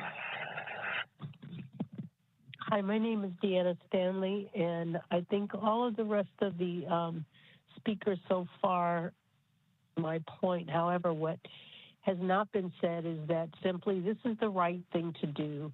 We need these services, and Supervisor Solis, you are an amazing champion, and I'm very proud to live in your district and work in your district. The efforts by you and the board collaboratively to address what simply needs to be done is amazing. So to that end, I respectfully request your support of this motion. Thank you. Thank you. Next speaker, please. Our next participant is Zoila Bravo. You may begin.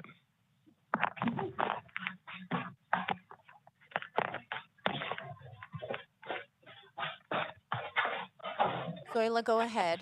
Zoila Bravo, go ahead. ¿Aló? Yes, we can hear you. Go ahead.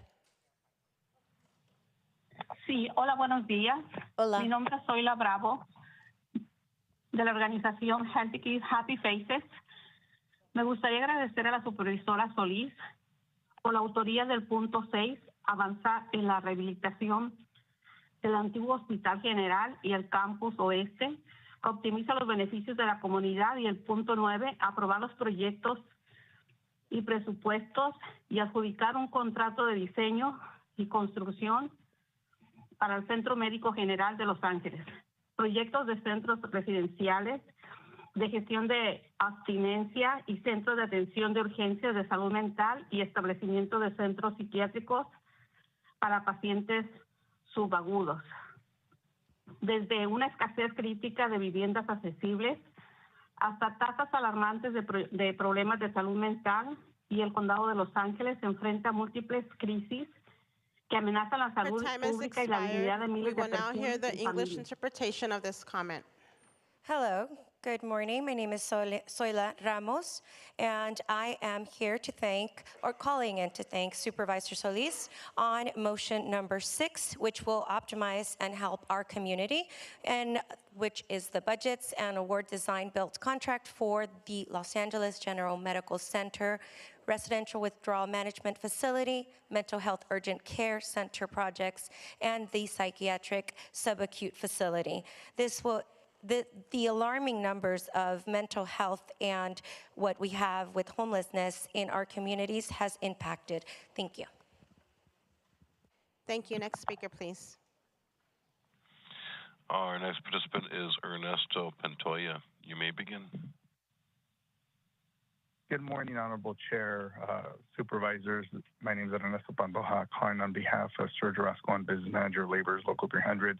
Obviously, we're calling in support of items 6 and 9, most importantly because it will create good-paying jobs. But what a lot of people don't realize is the building trades takes on a role where we put people into good jobs that are formerly incarcerated. And I want to applaud what Supervisor Solis is doing here.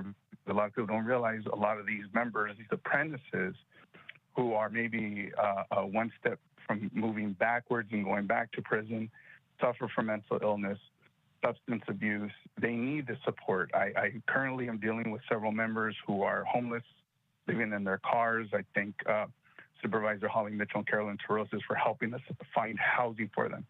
This is much needed, not just for the jobs, but for our people that suffer from these things every day. And our job is to try to get them to move forward, not backwards. So we ask you to please support these motions. Thank you. Thank you, and your members are standing here in the chambers, so we see you. We're now going to go to the next 10 speakers here in person. Go right ahead. Sosa, Chief Planning Officer with the Los Angeles County Metropolitan Transportation Authority. I'd like to thank Supervisor Solis for authoring items 6, 9, and 44. From a critical shortage of affordable housing to alarming rates of mental health challenges, Los Angeles County is confronting multiple crises, threatening public health and the dignities of thousands of people and families. As the provider of and operator of public transit, Metro experiences this crisis every day as our buses and trains take people where people seek shelter, safety, and basic mobility to services, education, and jobs. Supervisor Solis has been a steadfast champion of innovative solutions to ensure all residents live with dignity. We support the items that she's proposed, and we look forward to you all passing the motions. Thank you. Thank you. Next speaker.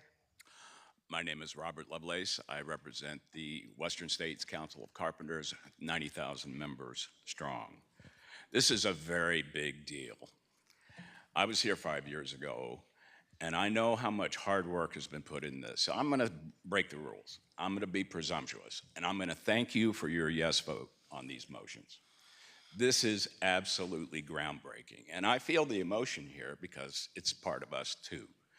We as carpenters are one of the leaders in providing opportunities for those who have previously made a mistake and are looking for a chance to change their lives. We believe in this in every core of our body. This has been a very long journey, so thank you, staff. We know how much hard work it is, and we know when, inevitably, when government tries to do something, there's some obstacle that comes up that nobody ever anticipated, and you're given the job to figure it out. So thank you for that. And lastly, I just want to say, I know how hard you work individually as members and collectively to make the lives of Angelinos better during the holidays. All the little things you do, thank you for that. Thank you. Next speaker, please. Hi, my name is Ari Gutierrez Arambula. I want to say that I receive the newsletters from each of you, and so I know how hard you work to support the county, your constituents, and I want to thank you for that. I am a founding member of the Latino Equality Alliance, an LGBT advocacy organization that serves Boyle Heights and Sela and all people LGBT and Latino. I'm also a member of the Health Innovation Community Partnership. Have worked on every committee, including community engagement, and have heard from the community what they want to see from the county and what they expect on General Hospital. They want their public facility to be used for service to the community. And the needs that they need are many. I urge the ENR to go forward so that the contractors can learn more about what this entails. Thank you. Next speaker, please. Good morning, Adrian Scott Fine, incoming President and CEO for the Los Angeles Conservancy, and I'm here to speak in strong support to reinvest, adaptively reuse, and reactivate the historic General Hospital for much needed affordable housing. Constructed as a monument to modern medicine, General Hospital reveals important stories about equity and public health care in Los Angeles County. It also demonstrates how historic buildings are incredibly adaptable for new, humane uses and the need to reinvest, keep, and not demolish what we already have, especially when it also honors the heritage of our community. The plan for General Hospital's reuse will be transformative for the community and long in the making, and we thank all those involved, notably Supervisor Solis and her team, and her sustained leadership in bringing this effort forward. I speak in support and reuse of historic General Hospital, and thank you for your time. Thank you. Next speaker. Yes, hi, good morning. I'm Al Ballesteros. I'm the Chief Executive Officer of JWCH Institute. Thank you very much, Supervisor Solis, for bringing this motion forward. Thank you, Board of Supervisors, for taking up this motion. So we are your largest homeless provider in Skid Row in terms of medical services. Last year, we served 16,280 individuals experiencing homelessness. The project at General Hospital in the Restorative Village is going to provide opportunities for our doctors, our mental health staff to refer and to help patients and clients go from different levels of care that are needed. I asked our doctors and our mental health staff and psychiatrists what the biggest needs are now with respect to their work in Skid Row with homeless individuals, and what they all said uniformly was that there are no subacute beds in Skid Row for patients. The closest options are our county hospital. Thank you. And unfortunately, a lot of the times individuals get sent to emergency rooms because there's not adequate access. Thank you very much. Thank you. Next speaker.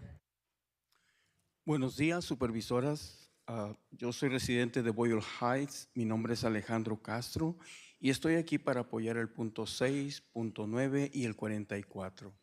Good morning, supervisors. I am a resident of Boyle Heights. My name is Alejandro Castro, and I am here to support motion 6, 9, and 44.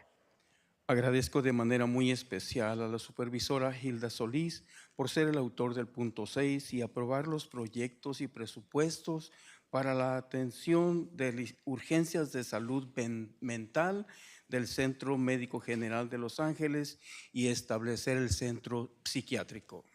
I am grateful in a very special way to Supervisor Solis and also for being the author of Motion 6 and to approve the projects and the budgets for the medical attention and urgent care for medical and mental health in the General Medical Center of Los Angeles and to establish the Center for Psychiatric Care. Agradezco y apoyo la revitalización del antiguo Hospital General en West Campus, que optimiza los beneficios para la comunidad, tal como viviendas asequibles, y también reducirá las tasas alarmantes de problemas de salud mental y que amenaza a la salud pública y a las familias. Gracias. I am also grateful and support the rehabilitation of our Vintage Hospital, General, and West Campus, which will optimize the benefits of the community, and also it will provide accessible residencies and also reduce the alarming rates of mental health issues that we have, and it will benefit the families as well. I support the motion. Thank you very much. Thank you. Welcome, Madam Council Member. I am so excited and honored to be able to be here with you all in this capacity. Thank you so much for having me. Good morning. My name is Eunices Hernandez. I'm the council member that represents the 1st District here in the city of Los Angeles. And I'm here today to speak in support of items 6, 9, and 44 on the agenda today. It is truly exciting that the county is at a point of not only kickstarting the redevelopment of this historic general hospital to deliver much needed housing and commercial services to this area, but it is complementing and it is doing this with the creation of a sorely needed restorative care village. We've been talking about restorative care villages for years, and I'm getting goosebumps right now because this is gonna make it happen. The RCV's Residential Withdrawal Management Facility, Mental Health Urgent Care Center, and Psychiatric Subacute Facility will be an example of what it looks like to invest in care-first approaches to meeting our community needs. Together, these projects will form a hub to provide sorely needed special care and services to support the health and well-being of our most vulnerable county and city residents. I would like to thank all of you and the supervisors, the leaders of our county, many of my sheroes for your guidance and your leadership to bring these projects to fruition. And would especially like to thank Supervisor Solis for her leadership in the development of the RCV and for ensuring that these projects are meeting the needs of local community by prioritizing deep engagement and workforce opportunities. Thank you, Chairwoman. Thank you. Nice to see you here. We'll now call more names of speakers in person before we go to our next callers. Well, Alicia Godinez, Andrea Fuller, Andrea Zuniga, Anthony Martinez, Armando Escobar, Arnold Sachs, Astrid Hager, Bonegas Martinez, Diego Rodriguez, Edith Aguilar, Eugene Moy, Eva Garcia, Fanny Guzman, Frederick Griffin, and Gabriela Orona. Please come forward and staff will assist. Moderator, may we have the first remote caller, please? Our next participant is Rosario Lopez. You may begin. Días. Mi nombre es Rosario López, soy del grupo de Neighborhood Watch de Walnut Park. Estoy apoyando las proposiciones 6, 9 y 44 de la señora supervisora Hilda Solís. Me enorgullece haber trabajado con ella y me da más orgullo todavía saber que tuvo la visión de ver por nosotros los más necesitados. Dios quiera y pasen estas proposiciones porque ella ha luchado por todos nosotros y estoy tan agradecida de ella que espero y todo salga bien y ojalá y todo y aprueben las proposiciones. Les agradezco mucho. Gracias. Her time is expired. We will now hear the English interpretation of this comment. Good morning. My name is Rosario Lopez, and I am calling to support Motion 6, 9, and 44. And I am extremely proud of the work and being able to have worked with alongside Supervisor Hilda Solis. God willing, you approve this motion. Ms. Supervisor Solis has fought hard with us, alongside with us, and we just really want to thank you and hope that you approve the motion. Thank you. Thank you. Next speaker, please. Our next participant is Emmanuel Matamoros. You may begin. Hello, good morning, everyone. My name is Emmanuel, and I live and work in the East Side as a resident and also a tenant consultant for State Health LA. I support item 9 and 44, and thank you, Supervisor Solis, for authoring these items, and then also including the selected developer to work with the LAC and USC Medical Center Foundation to ensure a strong community engagement process during the exclusive negotiation agreement process. It is very crucial to continue to center community input during the ENA process to ensure that the uses for the general hospital truly serve existing residents, prevent displacement, support existing and new modes of transportation, and set strong, affordable housing requirements that give local residents an opportunity to apply and qualify for future units. I just think that it's important to also, add to the ENA process, maybe setting strong requirements for affordable housing to ensure, right, that existing residents in the East Side are able to qualify for these new housing. Thank you. Your time has expired. Moderator, next speaker, please. Our next participant is Oscar De La O. You may begin. Good morning, supervisors. I want to speak in favor of the motions being considered. I thank Supervisor Solis for bringing them forward, for putting forth a vision of this important area.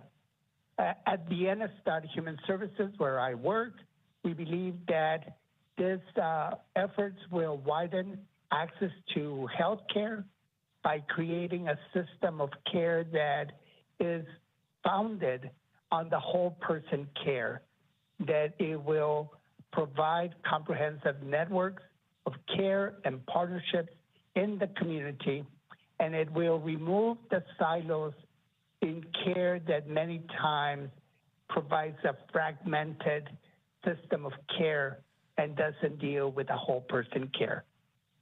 I encourage all of you to continue to support this effort and to continue Thank to you. grow Your time this has model expired. Moderator, next speaker, please.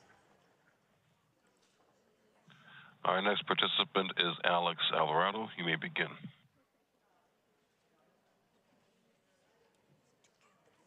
Please begin. Alex.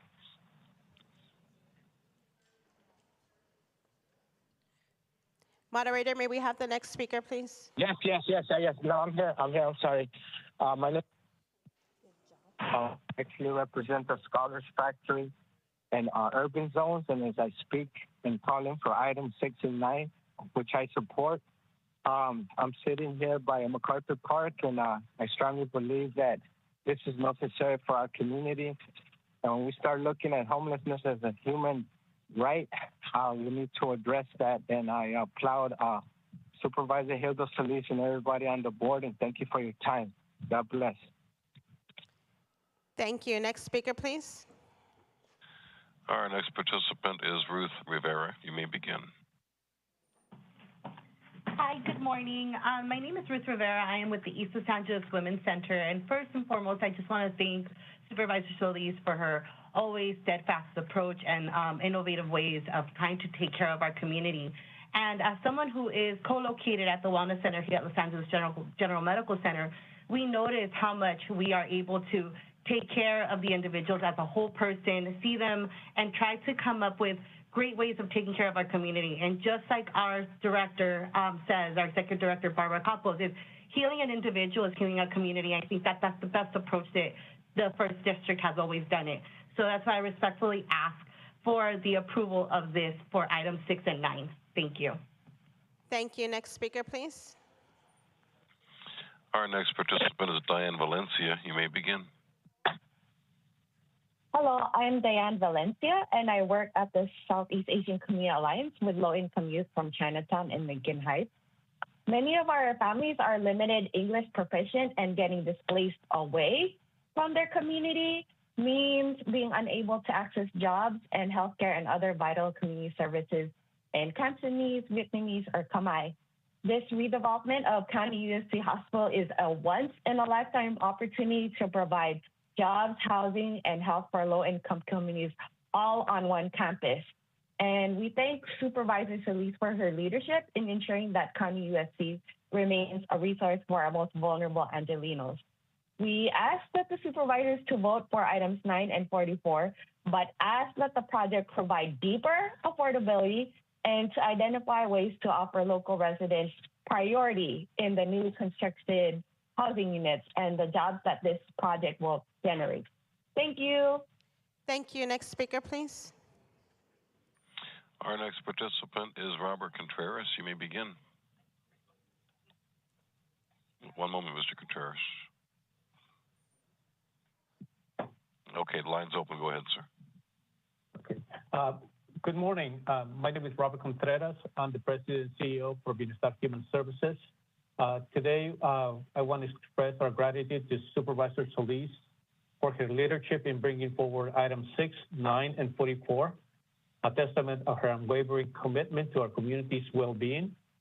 In the face of critical shortage of affordable housing and escalating mental health challenges, Los Angeles County grapples with crises that impact the lives of thousands. Supervisor Solis' steadfast champion of innovative solutions has worked tirelessly to ensure that all residents can live with dignity. These motions are pivotal in advancing the health and well-being of our communities by reviving an iconic county asset, addressing the housing and homelessness crisis, and embracing holistic approach to care that considers the whole person and entire community. They specifically target our most vulnerable population, providing much-needed recuperative care and Thank you. comprehensive Your time has wraparound expired. services. Moderator, next speaker, please. Our next participant is Gilbert Saldate. You may begin. Yes, my name is Gilbert Saldate. I work for the Gateway City Council of Governments. I am the Director of Regional Homelessness Program. I want to thank Supervisor Solis for being champion of this for item 6 and item 9. As a resident of Alhambra, but also growing up in Northeast Los Angeles, as a child, that hospital brought much healing into my life and was a lifesaver for my mom. And I believe that with these items that I support, that they will continue to be an impact in healing, a historical healing that General Hospital has done. So I support it. The community has spoken, and I think that we need to appreciate what the words of the community are and vote for these 2 items. Thank you, Hilda, and God bless you all. We're now going to speakers in person. Go right ahead. Hi, my name is Andrea Fuller, Director of the Community Programs and Services Division at Tarzana Treatment Centers. We provide detox, residential, and outpatient drug treatment services throughout Los Angeles County. Today's motion before the board upholds people's rights to dignity. From critical shortages of affordable housing to alarming rates of mental health challenges, Los Angeles County is confronting multiple crises threatening public health and the dignities of thousands of people and families. Thank you, Supervisor Solis, for bringing this motion. As a behavioral health care center, we respectfully ask for your support on this motion. Thank you for your time. Thank you. Next speaker. Good morning, members of the board and general public and supervisors, everyone. My name is Armando Escobar, and I've been living on this county since 1974. 1975, one of my daughters was born at General Hospital. On 1980, I bought my home at Cypress Park, and it was hard for me at that time. Could you imagine how hard it is at this moment to buy a home on those areas? Today, I am here to support and ask you for your support for Hilda Solis, items 6 and 9, for the Los Angeles General Medical Center to provide so needed affordable housing and mental health. Thank you very much for your attention. Thank you. Next speaker. Good morning, Supervisors. My name is Anthony Martinez. I'm the Operations Coordinator with the Stella Collaborative. From a critical shortage of affordable housing to alarming rates of mental health challenges, Los Angeles County is confronting multiple crises, threatening public health and the dignities of thousands of people and families. Supervisor Solis has been a steadfast champion of innovative solutions to ensure all residents can live with dignity.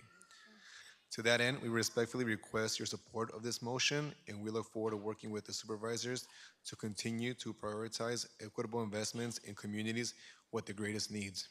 Thank you. Thank you. Next speaker. Hola, muy buenos días. Mi nombre es Alicia Godínez, 31 años viviendo en el este de Los Ángeles. Hello, good morning. My name is Alicia Godínez, 31 years of living in the Los Angeles city. Solo quiero agradecer por estos artículos a la señora supervisora Hilda Solís. I would like to thank Ms. Supervisor Hilda Solis for these motions. Y solamente quiero pedirle, ¿verdad?, que por favor las personas que puedan rentar una casa accesible se cumpla. And I would like also that those people that can possibly rent an affordable housing home would be able to. Y que se apoye a los negocios pequeños. And to support small businesses.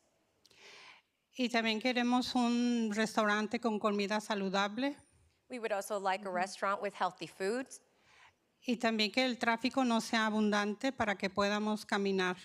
And also so traffic isn't so congested so we're able to walk.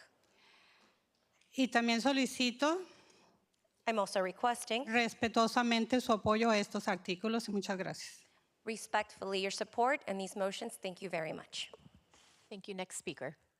Hi, good morning, everybody. My name is Fanny Guzman, and I'm here with El Sereno Community Land Trust, and I invite our community land trust ecosystem to stand up with me, please. I would like to thank Supervisor Solis for authoring item number 6. Supervisor Solis has been a steadfast champion of innovative solutions to ensure all residents can live with dignity, but nothing exemplifies the value of dignity more than her work in the community's vision to reimagine the historic General Hospital and its surrounding properties on the campus of LA General Medical Center. Community voices and priorities have been central in getting us to this point, and we look forward to continued engagement with the elected developers to help us in realizing a healthy village both in and around the historic General Hospital. To that end, I respectfully request your support in this motion. Thank you so much. Thank you. Next speaker. Good morning. My name is Eugene Moy. I am a native of LA and a lifelong resident of LA County. I am here representing or speaking on behalf of 3 organizations, the Chinese American Citizens Alliance, CACA, which has been in LA since 1912, the Chinatown Community Land Trust and also the Chinatown Community and Cultural Center of Greater LA. We are in support of motions 6, 9, and 44. We believe in affordable housing, supporting the dignity of our residents, of our community. From a personal standpoint, I have transported community friends more than once to County General, to the emergency room, and it was evident that despite the heroic work that the staff was doing, that alternatives were needed. And we applaud the supervisor for supporting a new direction to help our community. Thank you. Thank you. Next speaker. Good morning. I'm Diego Rodriguez, Executive VP of ALMA, a mental health and social services provider serving Boyle Heights and surrounding communities. First, I want to thank Supervisor Solis for authoring these motions, which further demonstrates her continued leadership in addressing health disparities and upholding the dignity and overall welfare for all individuals. Items 6, 9, and 44 will propel us forward in the transformation of the old General Hospital into a restorative space, with a specific focus on comprehensive care and housing. As a mental health provider serving our unhoused community members, I can't overstate the urgent need for this project as a lifeline for our most vulnerable population. As a member of the Health Innovation Community Partnership, we look forward to working with the selected developer to establish this transformative village. I respectfully ask for your full support. Thank you. Thank you. Next speaker. Hola, muy buenos días. Mi nombre es Edith Aguilar. Soy residente de Boyle Heights de hace 30 años.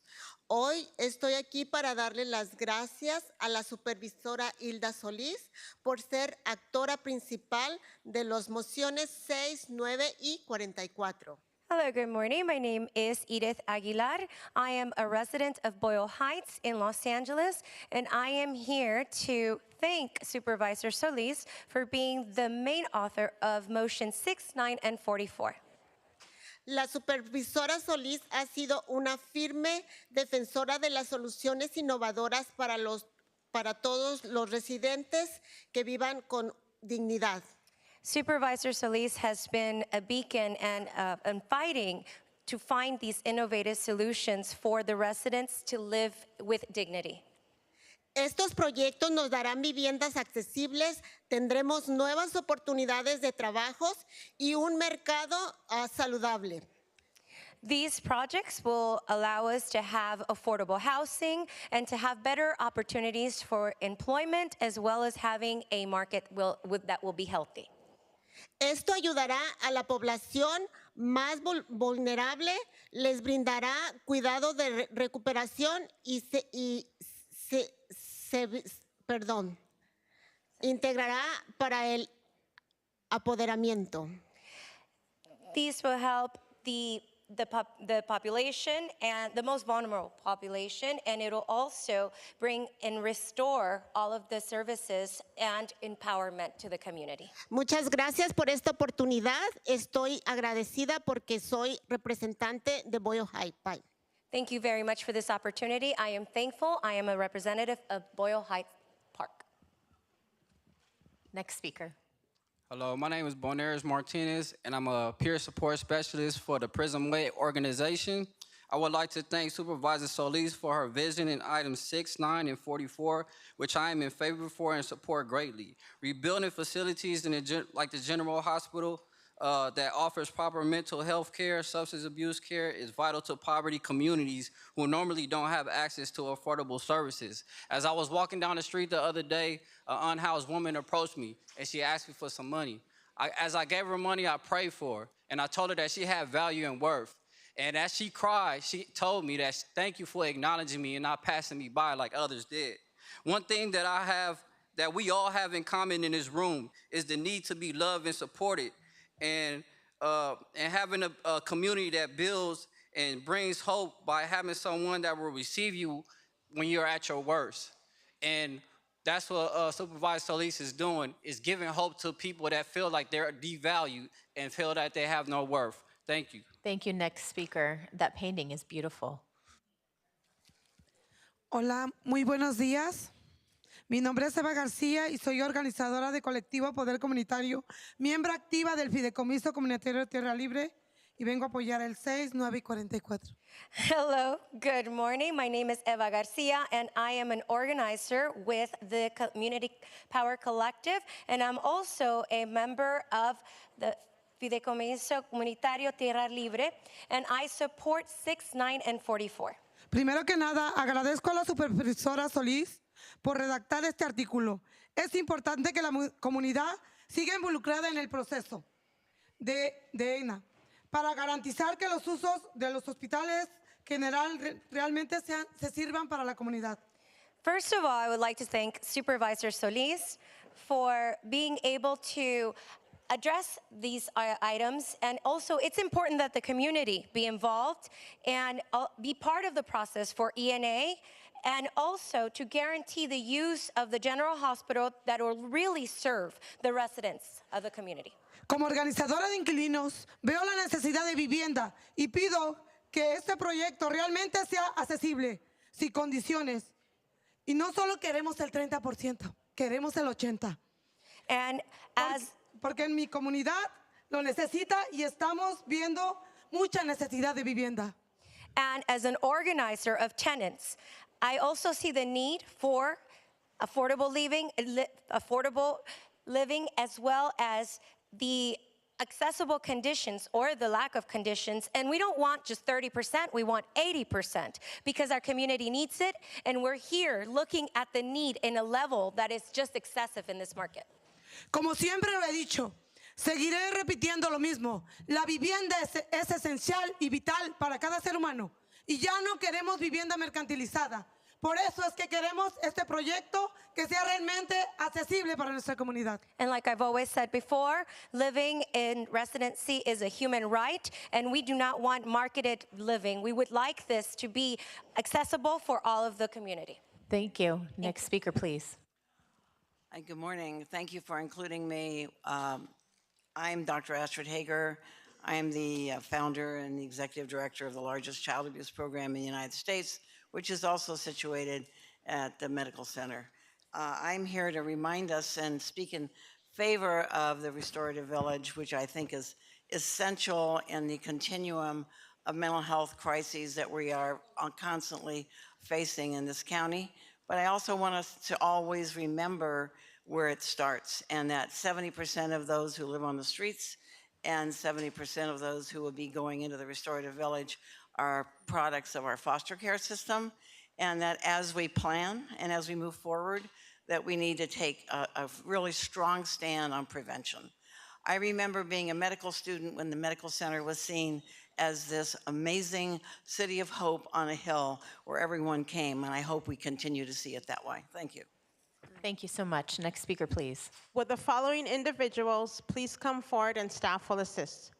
Gerardo Leon, Irma Cervantes, Jennifer Garcia, Jessica Hernandez, Jose Garcia, Jose Miguel Ruiz, Jose Rodillo, Juana Mena Ochoa, Julie Rico, Karen Glenn, Kenya Reese, Kimberly Alvarado, and Lillian Cabral. Next speaker, go ahead.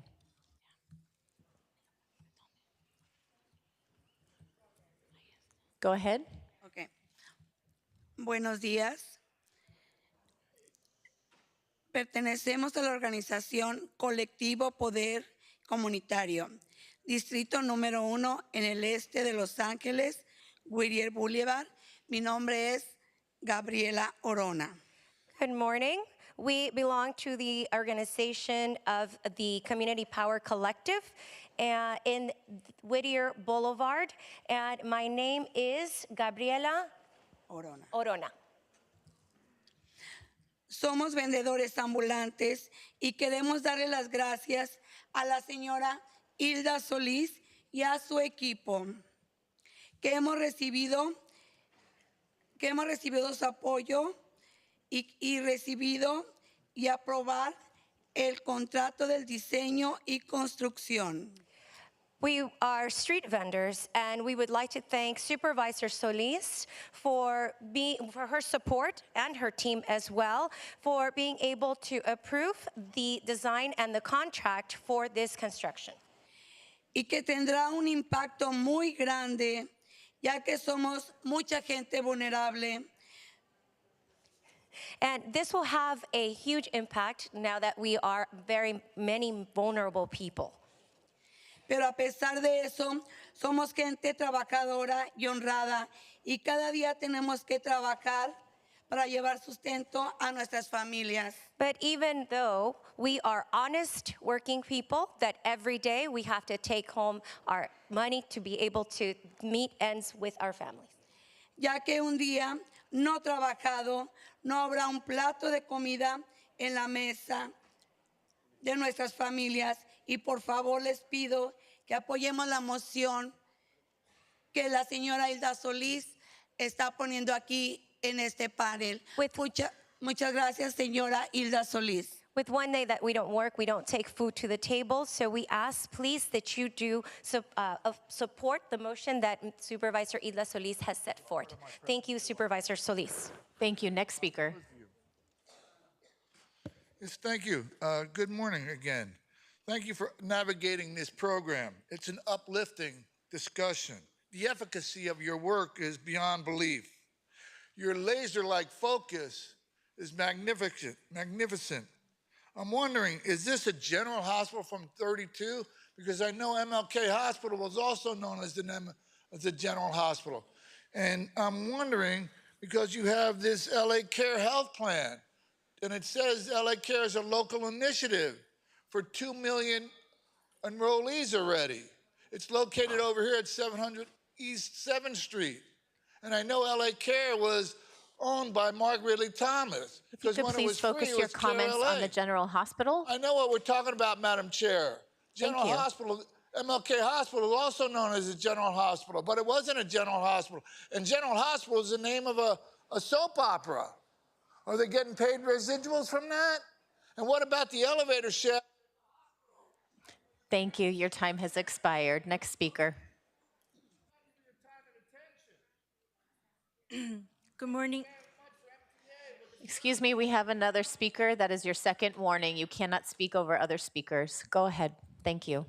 Thank you. Good morning, everyone. Thank you for coming in today, and thank you, boards and the Supervisor Solis. My name is Jessica, and I am with SBC SELA. Today, I am representing them, and also I would like to say that I am a former foster youth and also a patient at LAUSC General Hospital from the Departments of Cardiology and the adult clinics. I say that I am fully in favor of 6, 9, and 44 motions. As someone who is also returning here, I am grateful. Thank you for establishing new priorities for the Historical General Hospital. We also look forward to engaging with the developer and to help everyone and within our communities to make these changes possible. Respectfully, thank you for having me here today. Thank you. Your testimony was very powerful. Next speaker, please. Good afternoon. My name is Jennifer Garcia, Program Manager for Alma Family Services Community Ambassador Network. We're partners with 6 other community organizations to support our members in East LA and Boyle Heights, one of these partners being the Wellness Center at LA General Hospital. I'd like to thank Supervisor Solis for authoring items 6, 9, and 44. Through our collaborative, we've conducted community outreach, mental health support groups, community events, and linkages for other service providers to meet our community's basic needs. One of the most crucial and frequent referrals is for affordable housing. These motions before the board today advance the health, well-being, and dignity of our county by using the General Hospital and surrounding campus to deliver on the community's housing and homelessness needs. Helping our vulnerable populations through whole person and community care, and supporting an overall healthy and resilient Eastside community. I respectfully request the board's support on this motion. Thank you for your time. Thank you. Next speaker. Hello, good afternoon. My name is Julie Rico. I'm an art world person and a resident in Chinatown and a senior there. I'm in favor of the well thought out motions 6, 9, and 44. Thank you, Supervisor Solis, and all of the supervisors in favor of this project. I was happy to hear about the Southeast Cultural Center today as it recognizes the need to support creatives in their respective communities. It is my hope that this new restorative center will support creatives through education, practical training, so that these vulnerable people can develop skills so they more easily fit into a societal role, especially in our incredible creative city built on creative ideas and efforts. Not only should this new center support medical efforts, but so too in a soulful way where people are seen and feel they are part of a larger community. As citizens, of course, we all want success for everyone. Thank you for your time. Thank you. Next speaker, please. Hello, everyone. My name is Kenya Reese, and I am a resident of East LA. I would like to thank Supervisor Solis for authorizing motions 6, 9, and 44. I show my support on these motions since they will bring hope and opportunity for our community by providing jobs, addressing our region's housing crisis, improving our community needs, and empowering the voices of individuals who are often subject to left unheard. It is crucial to continue to center community input during this process, and I look forward to seeing how these motions will help advance the health and well-being of our community. Thank you for your time. Thank you. Next speaker.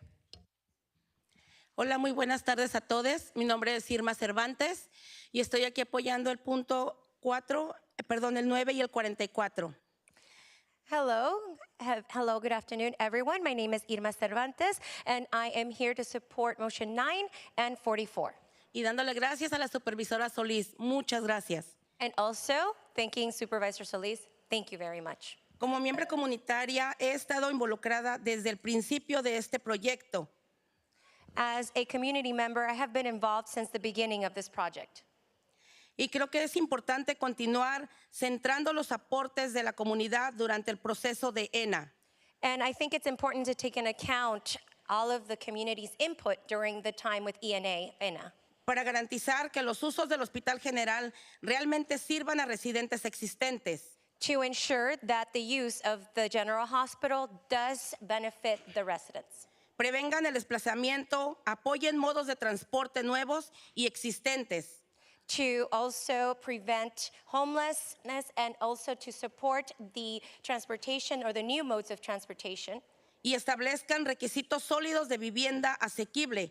And to also establish solid resources for affordable living. Que brinden a residentes locales una oportunidad para solicitar. And for them to bring the local residents another opportunity to be able to request. Y calificar para las futuras unidades. And qualify for the future units. Para ello, es importante que el proceso ENA. For that, it is important that process ENA or ENA incluya a la comunidad no solo para informar las necesidades. Include the community, not just to inform of the needs. Pero sino que tenga una silla en la mesa de decisiones. But to also have a seat at the table to make decisions. Es importante que este proyecto se centre en las necesidades de nuestra comunidad. It's important that this project be centered in the needs of our community. Thank you. Thank you. Next speaker, please. Hi, yes. Good morning, supervisors. My name is Lillian Cabral, and I am a member of SEIU Local 721, working at LA County General as a head clerk supervisor in the Department of Patient Financial Services. I have been there 45 years, and no, I haven't retired yet. I was born there in 1956 at the big General Hospital, so it's very dear to me, very dear. Thousands of dedicated public employees represent SEIU 721 and dedicated years to their lives to caring for patients and maintaining the facilities and the grounds at LA General. For decades, our union has fought for community-centered development, social justice, and workers' rights. Our union's proud to say that LA County has already met and is on its way to upholding these values in the Centennial Development Program. While there are many individual components of this project that can be improved, SEIU Local 721 and our community Thank you. Next speaker, please. Hi, good afternoon, Board of Supervisors. I'm speaking on agenda item 6. I'm here on behalf of local SCI 721. I am employed with the county and I work at LA General Medical Center as an intermediate clerk for the past 5 years. The Centennial Development Project is going to be a massive opportunity, not just for LA County, but for LA City. Our union appreciates Supervisor Solis' engagement she has had through the HICP, the Health Innovation Community Partnership. But as an LA County employee, I look forward for the upcoming employee engagement. As a member of the RFP, the request for proposal process, the language in hiring union workers was very vague, and we appreciate the engagement with Supervisor Solis and her staff to modify today's recommendation to include the requirement of lessees or subcontractors enter a labor peace agreement with labor unions. This element will truly benefit our community. Thank you. Thank you. Thank you. Before we go to our next speaker, we do have 30 more speakers on this item.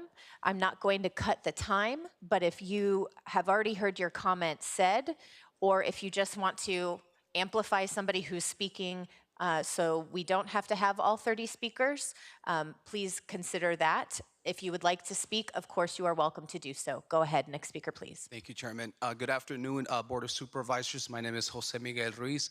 I'm the Executive Director and founder of Cultiva LA, a nonprofit that has 6 community gardens and farms, and I'm here in support of items 6, 9, and 44.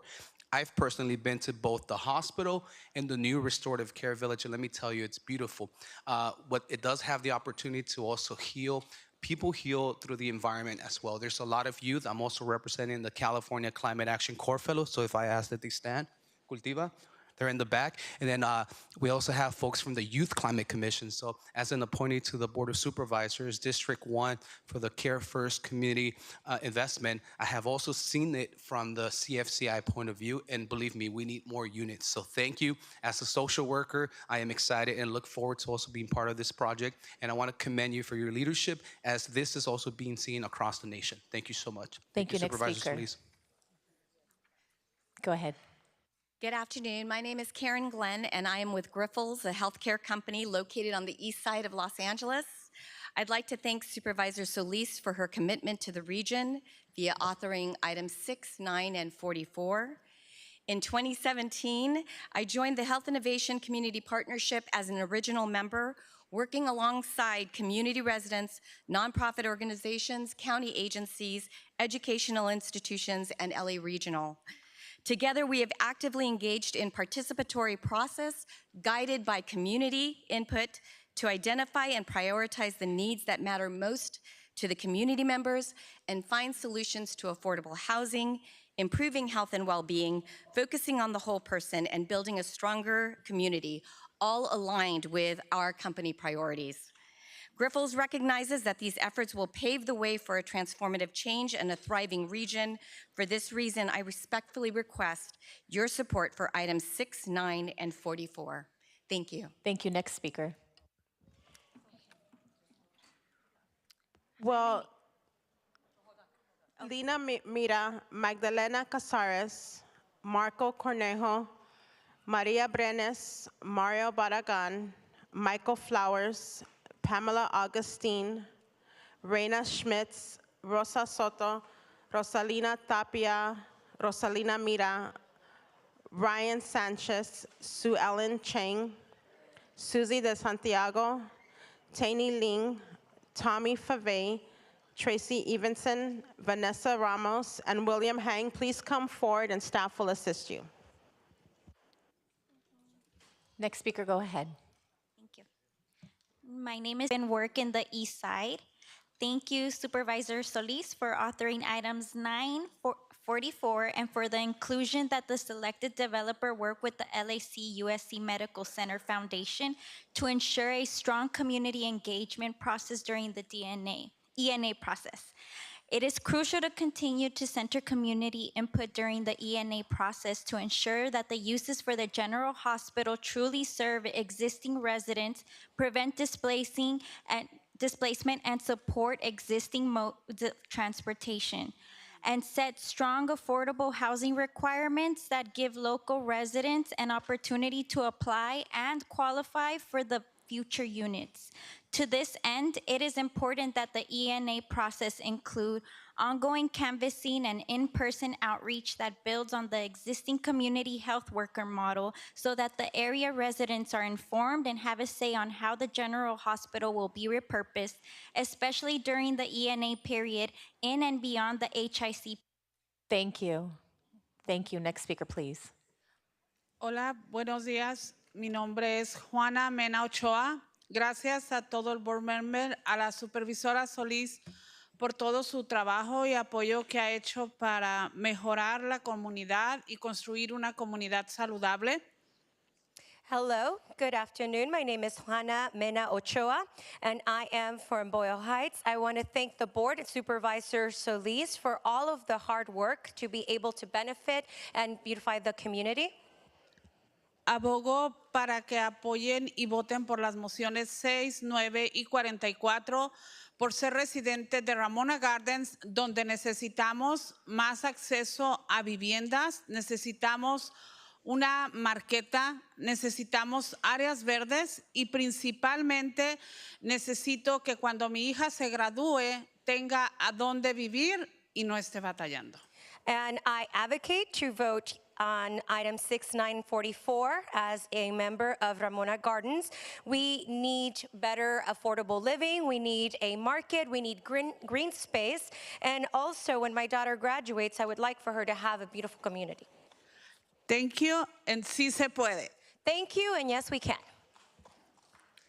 Thank you. Next speaker. Good afternoon. Thank you for the opportunity to speak. First of all, on behalf of my business manager, Sergio Rascon, La Yuna, Local 300, I would like to submit this letter of support of this project. This project gives us opportunities, second chances. A project like this gave me a second chance 19 years ago, and now I'm a productive member of society. La Yuna has an apprenticeship program that enables us to attain the skills needed to succeed in today's economy, creating a pathway into society, bridging that gap between poverty and middle class. Yet I am certain that it will present that same opportunity to so many. And this project will help break the cycle of recidivism. And together, we could foster a community where all residents can thrive. Let's create a brighter future, and I invite you to support this project also. Thank you. Thank you. Next speaker. Go ahead. Hi, good morning. My name is Susie de Santiago, and I'm here representing iHeartCela. I grew up in Boyle Heights, and I still have family that reside in Boyle Heights community near Mariachi Plaza. With Cela in mind, I want to thank Supervisor Solis for authorizing the project to revitalize the historic General Hospital to a restorative care village. As you know, LA County is having a mental health crisis, and awarding the design contract of General Hospital will be a huge benefit to the most underserved population of the East Side. Ensuring to include the community's voice and community involvement throughout this project will bring General Hospital back to life, which addresses the housing, homelessness, and mental health crisis, in addition to so much more, as Supervisor Solis previously mentioned. I ask for all of you to support motions 6, 9, and 44. Thank you. Next speaker. Hi, good morning. My name is Mario Barragan. I'm with IBEW Local Union 11 and a lifelong resident of the 1st District. Lived in Boyle Heights and now in Boyle Heights. I would like to thank Supervisor Solis for her vision, her leadership, and the authoring of items 6, 9, and 44. Advancing the renovation and repurposing of the former General Hospital that has served our community for over 80 years, offering emergency and primary care for those in need. That was me at one time. So it is exciting to see it be revitalized to our current community needs. This project will not only serve our community, but it also serve the Los Angeles, Lawrence County building trades and apprentices like we have here today to continue their education in the trades and a career path. Thank you so much for your time. Thank you. Next speaker. Muy buenos días a todos. Mi nombre es Magdalena Cázares. Pertenezco a la organización de SBCC y soy de iHeart East LA y están mis compañeros aquí presentes también. Hello, good afternoon, everyone. My name is Magdalena Casara, and I belong to the organization iHeart East LA, SBCC, and I have my sisters here. Y estamos apoyando a la supervisora Solís el 6, 9 y 44, la cual va a generar nuevos empleos, salud mental en el Hospital General. Y a la vez también vamos a tener viviendas accesibles. And we are here to support Supervisor Solis on 6, 9, and 44, which will generate new employment and also assist with mental health and have affordable housing. Ya que tenemos muchos homeless en nuestra comunidad. Gracias, señora Supervisora Solís, y vamos a estar con ella en apoyándolos. Sí se puede. Now that we have so much homeless in our community, thank you, Supervisor Solis, and we are going to continue to support you. Yes, we can. Thank you. Next speaker. Good afternoon, supervisors. My name is Pamela Agustin. I organize with the Eastside Leads Coalition, and I'm in support of items 6, 9, and 44. I thank, of course, Supervisor Solis for authoring these items and for her revision to include an allocation of funding to ensure strong community engagement in this next ENA process. I also appreciate the inclusion of language in support of workers' rights to organize. Moving forward, it is critical that the selected developer and the county work to set the minimum affordable housing threshold higher than 30%. And I love to hear Supervisor Solis say 100%. Eastside Leads is proposing 80%, and along with SEIU 721, we see that the average affordability that should be prioritized should be 40% AMI or less. This is crucial in a district and for the county. And this monumental project must meet that need. Thank you, all supervisors. I hope to get... Thank you. Next speaker. Good morning, Supervisors, Chair Horvat. My name is Maria Brenes, and I'm a longtime East Side of LA resident, and I'm here also supporting items 6, 9, and 44. Thank you, Supervisor Solis, for authoring. Today is a historic milestone. Over 5 years ago, we came together as a community to proactively respond to crisis and opportunity.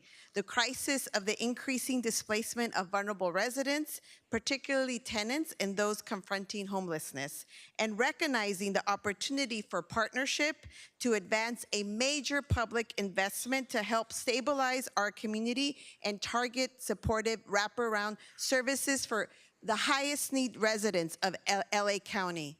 Affordable housing must continue to be prioritized in prevention of resident displacement. Thank you, Supervisor Solis, for your collaboration. Thank you to the entire board for your consideration and to the entire East Side community for standing up. Thank you. Next speaker. Good afternoon, Madam Chair and Board of Supervisors. My name is Rosa Soto, and I'm Executive Director for LAC-USC Foundation and the Wellness Center in support of items 6, 9, and 44. Thank you to Supervisor Solis for your steadfast support to community. For the past 7 years, we have been the backbone organization to support community engagement in all development projects and to create our healthy village. To ensure a strong, equitable table to understand the needs of our community. Those needs being affordable housing, increased services for mental health, our growing wellness center, and preserving our historic general hospital, to name a few. We have had more than 100 monthly and community meetings and look forward to continuing this effort with the county and with our future developers to ensure our healthy village that not only heals but ensures health and wellness for all. We appreciate and ask for your aye vote. Thank you. Thank you. Next speaker. Yes, good afternoon. My name is Reina Schmitz, over 37 years resident of LA County. I'm here to fully support the Supervisors Hilda Solis motions of 6, 9, and 44. And one of the reasons is I have known her for a very long time. She stands up for us, our issues, whether it's healthcare, the elderly, home care, homelessness, and addressing all those needs. So please, all of you need to understand that throughout the county, regardless whether you're in the 1st or the 5th district, they all have the same needs. And I really encourage you to please support those issues that she's supporting, as well as all of us are here for that reason. Thank you so much for your attention. Thank you. Next speaker. Good afternoon, Board of Supervisors. My name is Michael Flowers. I'm president of the West Covina Board of Education. I'm also a community senior service commissioner for the city of West Covina. I'm coming here just in person to just thank all of you, in person to thank Supervisor Solis for authoring and championing items 6, 9, and 44. These items are addressing the critical shortage of housing and challenges dealing with our mental health in LA County and around LA County. These motions before the board would help so many people.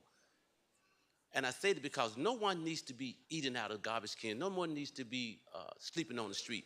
This items going forward would help so many people in and out of my community. Not only that I see it with our youth, but I see it also with other families in our community. So I thank God that He has given you guys all the vision going forth. And I pray that the Bible said a man without the vision shall perish. So you keep that vision. And anything that I can do as far as West Covina is concerned, you got me. God bless you guys. Thank you, Mr. Commissioner. Go ahead. Next speaker.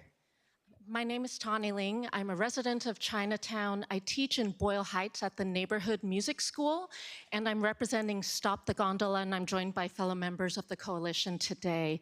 We're here to support items 6, 9, and 44. Thank you, Supervisor Solis, for your continual engagement with your constituents and for authoring these motions. This is exactly the kind of transformative project that we deserve in Los Angeles and that demands our full attention. There's no time for distraction from proposals like Frank McCourt's gondola that would serve the wants of a profiteer rather than the needs of the community who would be forced to live under its General shadow. Hospital, please. Thank you. Instead, imagine if all of our energy went towards supporting projects such as this that will lead to honest and foundational change and that support intelligent use of funds and procedural transparency. The new General Hospital campus will be upheld as a beacon of humanity. Thank you so much for your time. Thank you. Next speaker.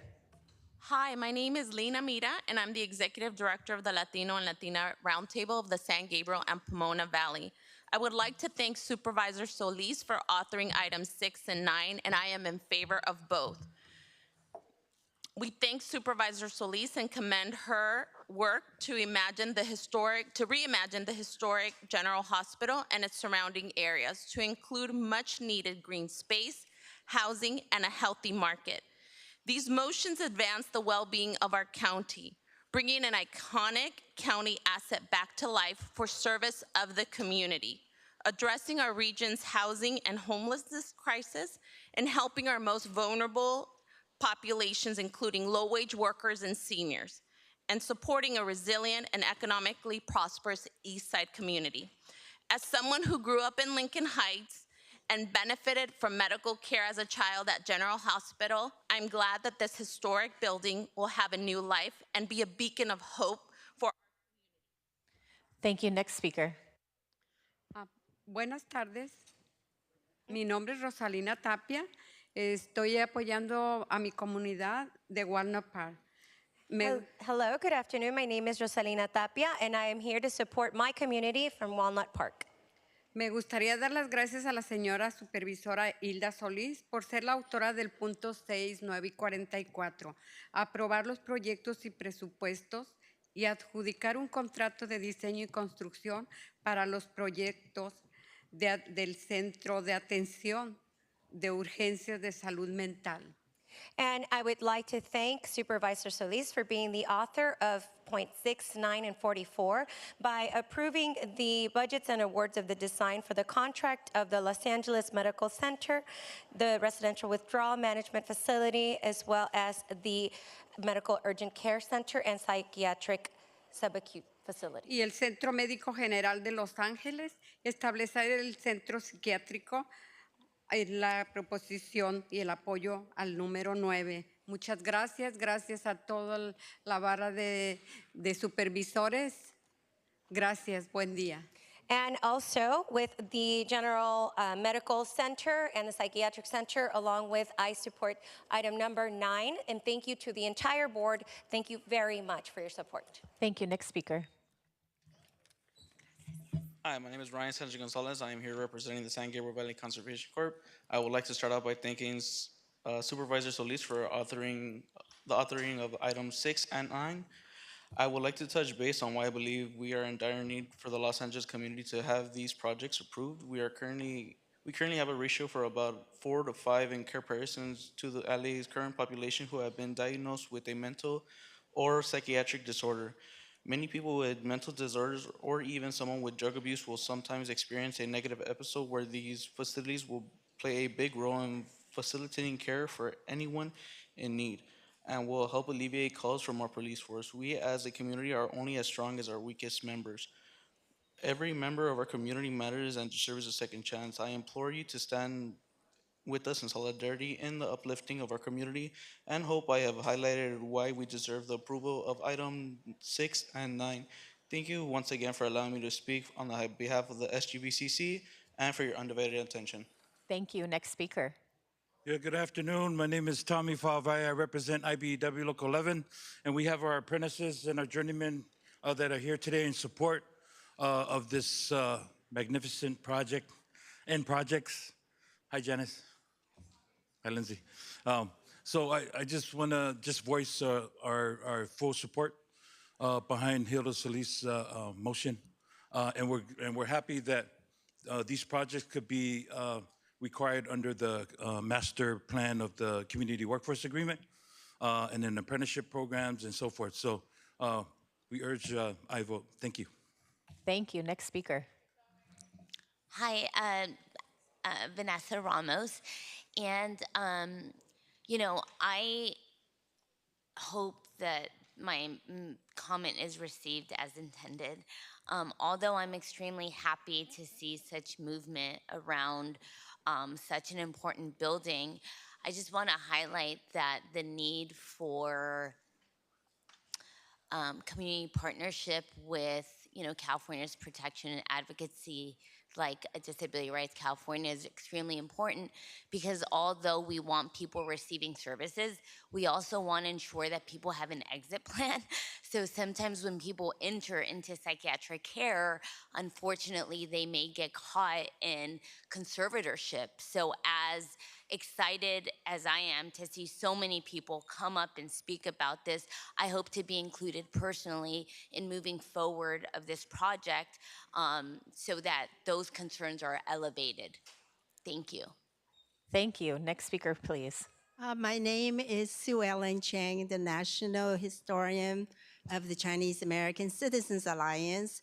I am here to echo all the previous speakers' support of this agenda item 6, 9, and 44. I also want to especially thank Supervisor Solis, this most innovative, adaptive use of the historic General Hospital. And thank you all for your consideration and happy holidays. Happy holidays. Next speaker. Good afternoon, supervisors. Excuse me just one second. We're going to restart your time. I know that there are a lot of people who feel you have spoken and you're waiting for our vote, or maybe you're waiting for another item. If you could please respect the speakers while they're speaking as they have you, that would be really helpful. Go ahead. Thank you. Thank you. Hello, supervisors. My name is Tracy Evanson with Healed Women Heal. We provide domestic violence services. We are in support of this motion, items 6, 9, and 44, and we respectfully request that you would also support this project. I was born and raised in Boyle Heights 20 years and now serve youth and families in Pomona and the San Gabriel Valley areas, also LA County. As families impacted by domestic violence are at higher risk of becoming homeless, it is imperative to have more affordable housing available. I also have an adult daughter with a disability, and people with disabilities experience housing discrimination, preventing or making it difficult for them to secure housing and meet their basic needs. Thank you, Supervisor Hilda Solis, for continuing to consider self-worth and self-respect for all unhoused people and also considering those at risk. Thank you. We have to get ahead of this. Thank you. Next speaker. Good afternoon, Supervisor. My name Li Wei Wang, William Wang. I'm this citizen in the American, 27 years. My home in Chinatown. I'm the English a little bit. 我說廣東話，廣東話喺聯合國亦都係一種語言。我係唐人埠 Chinatown 公平發展會嘅會員。我好多謝 Supervisor Solis 主管呢個起草振興舊總醫院同埋細園區嘅動議，以及建造福利社區嘅精神健康設施嘅合約。我哋絕對需要經濟適用房間，照顧無家可歸嘅人，並應對心理健康挑戰社區嘅聲音同埋優先事項，係我哋走向呢一步嘅核心。我哋期待與選定開發商繼續合作，幫助我哋喺呢個歷史悠久嘅綜合醫院同埋周邊嘅地區實現健康嘅居住區。因此，我支持6、9、44提案。Thank you very much. Your time has expired. If we can work with County Translation Services to make sure we get a transcript for all of the supervisors so we can get that translated to our offices, I'd appreciate it. We have the ability to do that, I'm seeing, so we'll make sure that that happens. That was our last speaker on this item, on all three of these items. We made it through. Thank you very much. We're first going to take up item 6 as amended, which is now before us, moved by Supervisor Solis, seconded by Supervisor Hahn to approve this item. Executive Officer, please call the roll. Item 6 is amended, is before you. Supervisor Solis. Aye. Supervisor Solis, aye. Supervisor Mitchell. Aye. Supervisor Mitchell, aye. Supervisor Hahn. Aye. Supervisor Hahn, aye. Supervisor Barger. Aye. Supervisor Barger, aye. Supervisor Horvath. Aye. Supervisor Horvath, aye. Motion carries 5-0. We have 2 more votes. Item 9 is now before us, moved by Supervisor Solis, seconded by Supervisor Mitchell to approve this item. Executive Officer, please call the roll. Item 9 is before you. Supervisor Solis. Aye. Supervisor Solis, aye. Supervisor Mitchell. Aye. Supervisor Mitchell, aye. On this item, Supervisor Hahn is recusing herself from the vote pursuant to Government Code Section 84308. Supervisor Barger. Aye. Supervisor Barger, aye. Supervisor Horvath. Aye. Supervisor Horvath, aye. Motion carries 4-0. Our final vote. Item 44 is before us, moved by Supervisor Solis, seconded by Supervisor Barger to approve this item. Executive Officer, please call the roll. Item 44 is before you. Supervisor Solis. Aye. Supervisor Solis, aye. Supervisor Mitchell. Aye. Supervisor Mitchell, aye. On this item, Supervisor Hahn is recusing herself from the vote pursuant to Government Code Section 84308. Supervisor Barger. Supervisor Barger, aye. Supervisor Horvath. Aye. Supervisor Horvath, aye. Motion carries 4-0.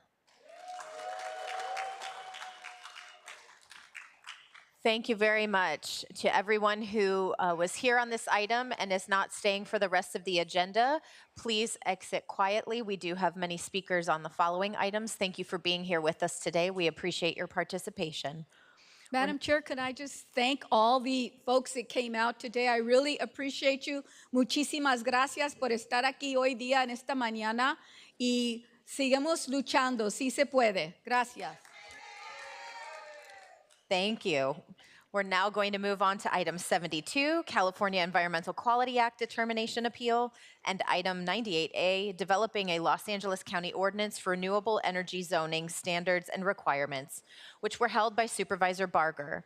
For members of the public on the telephone, please press 1 then 0 now to comment on this item. We have with us here Chief Maroney, David DeGracia from our Deputy Director, and Susan Tay, Assistant Administrator from the Department of Regional Planning, who are available for questions.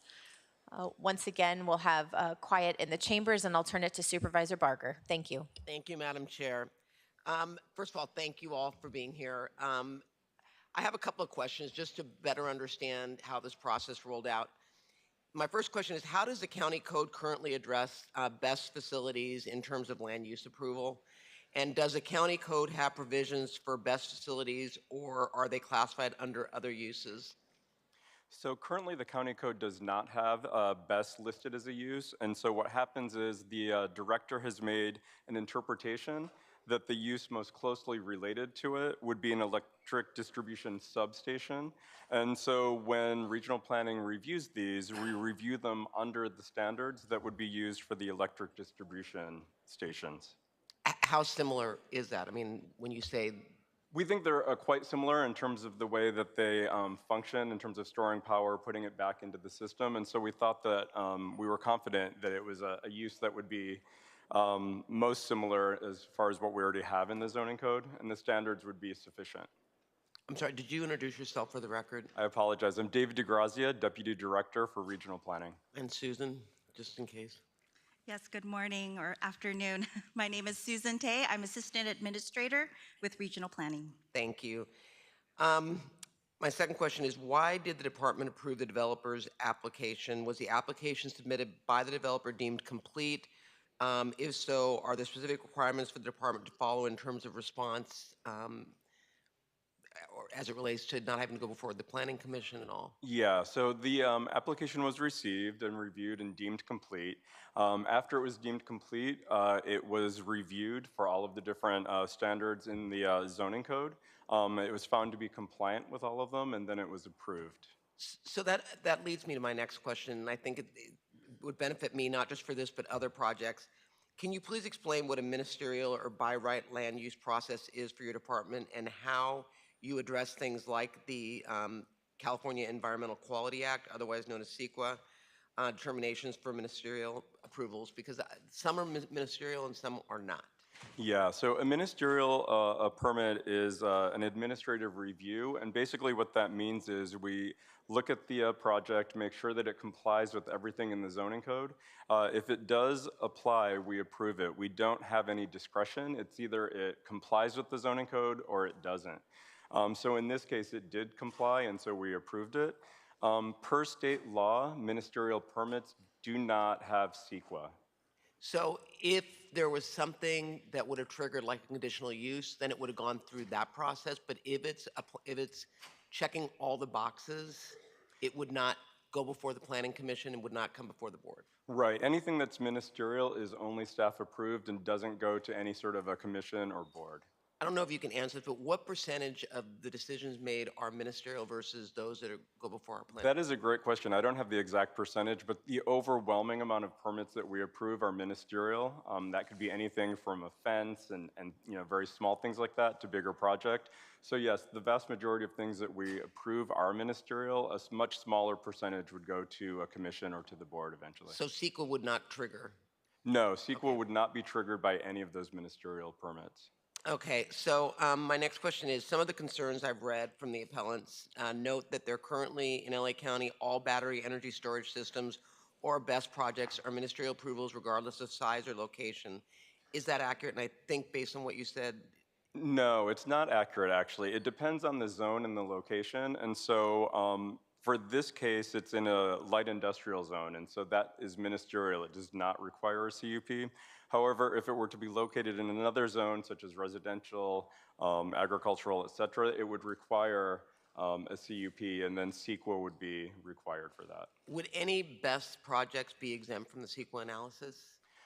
Yes, anything that's a ministerial approval for BEST would be exempt from CEQA. Okay.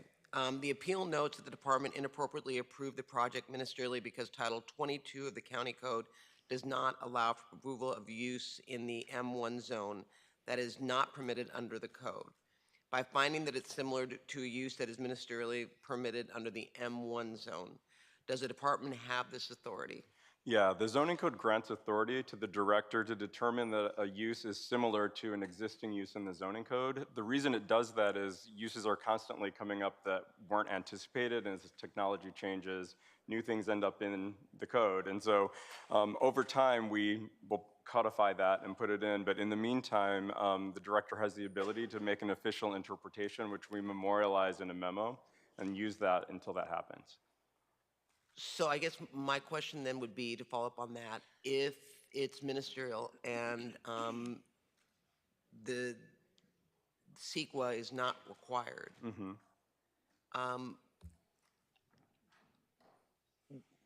the CUP then is not an issue as well. Correct. So moving forward, other projects, no matter how big or small, are going to be ministerial as it relates to this? Again, it'll depend on the location and the zone. Like I said, some of the zones do require a CUP, but if it were another light industrial zone, such as the one we're talking about today, at this point in time, it would still be ministerial and CEQA wouldn't be triggered. So I don't know if this is for county council or for you, but because there's not a specific call out to best projects and we're applying it to something that's close to it, does that create a vulnerability to approve something ministerially when there's really not a specific description of a project and we're just kind of putting something closely mirrors that? The director of the department has, thank you. The director has the authority to make these code interpretations, and the analogy to an EDS is something that is widely seen in other counties as well. Okay. So we're covered in that Yes. area? Yes. Okay, because when you said that, I did not realize, I thought there was a specific code. Chief Maroney, I know that the issue and concerns regarding fire have come up as it relates to, especially in placements where there's a high fire danger. Can you speak to your involvement, your department's involvement, and how you all will be involved with this, and if you've got any familiarity with these best projects? Yes, Supervisor. So LA County Fire is currently involved in the process for 4 large BEST projects here in LA County, ranging from SD5 to SD2. Our Fire Prevention Division, and I have with me today Deputy Fire Chief Albert Yanagisawa, the Prevention Services Bureau Deputy Fire Chief, to answer any specific questions you might have. But LA County Fire does review the plans for BEST projects. We don't approve any projects that are not safe and that don't meet the requirements of the current code or of the standards from the National Fire Protection Association. So our priority is the protection of life, the environment, and property in everything that we do. So we're not going to approve a BEST project if we feel that the residents or the communities are at risk, or if our first responders are going to be at risk. But this is an emerging technology.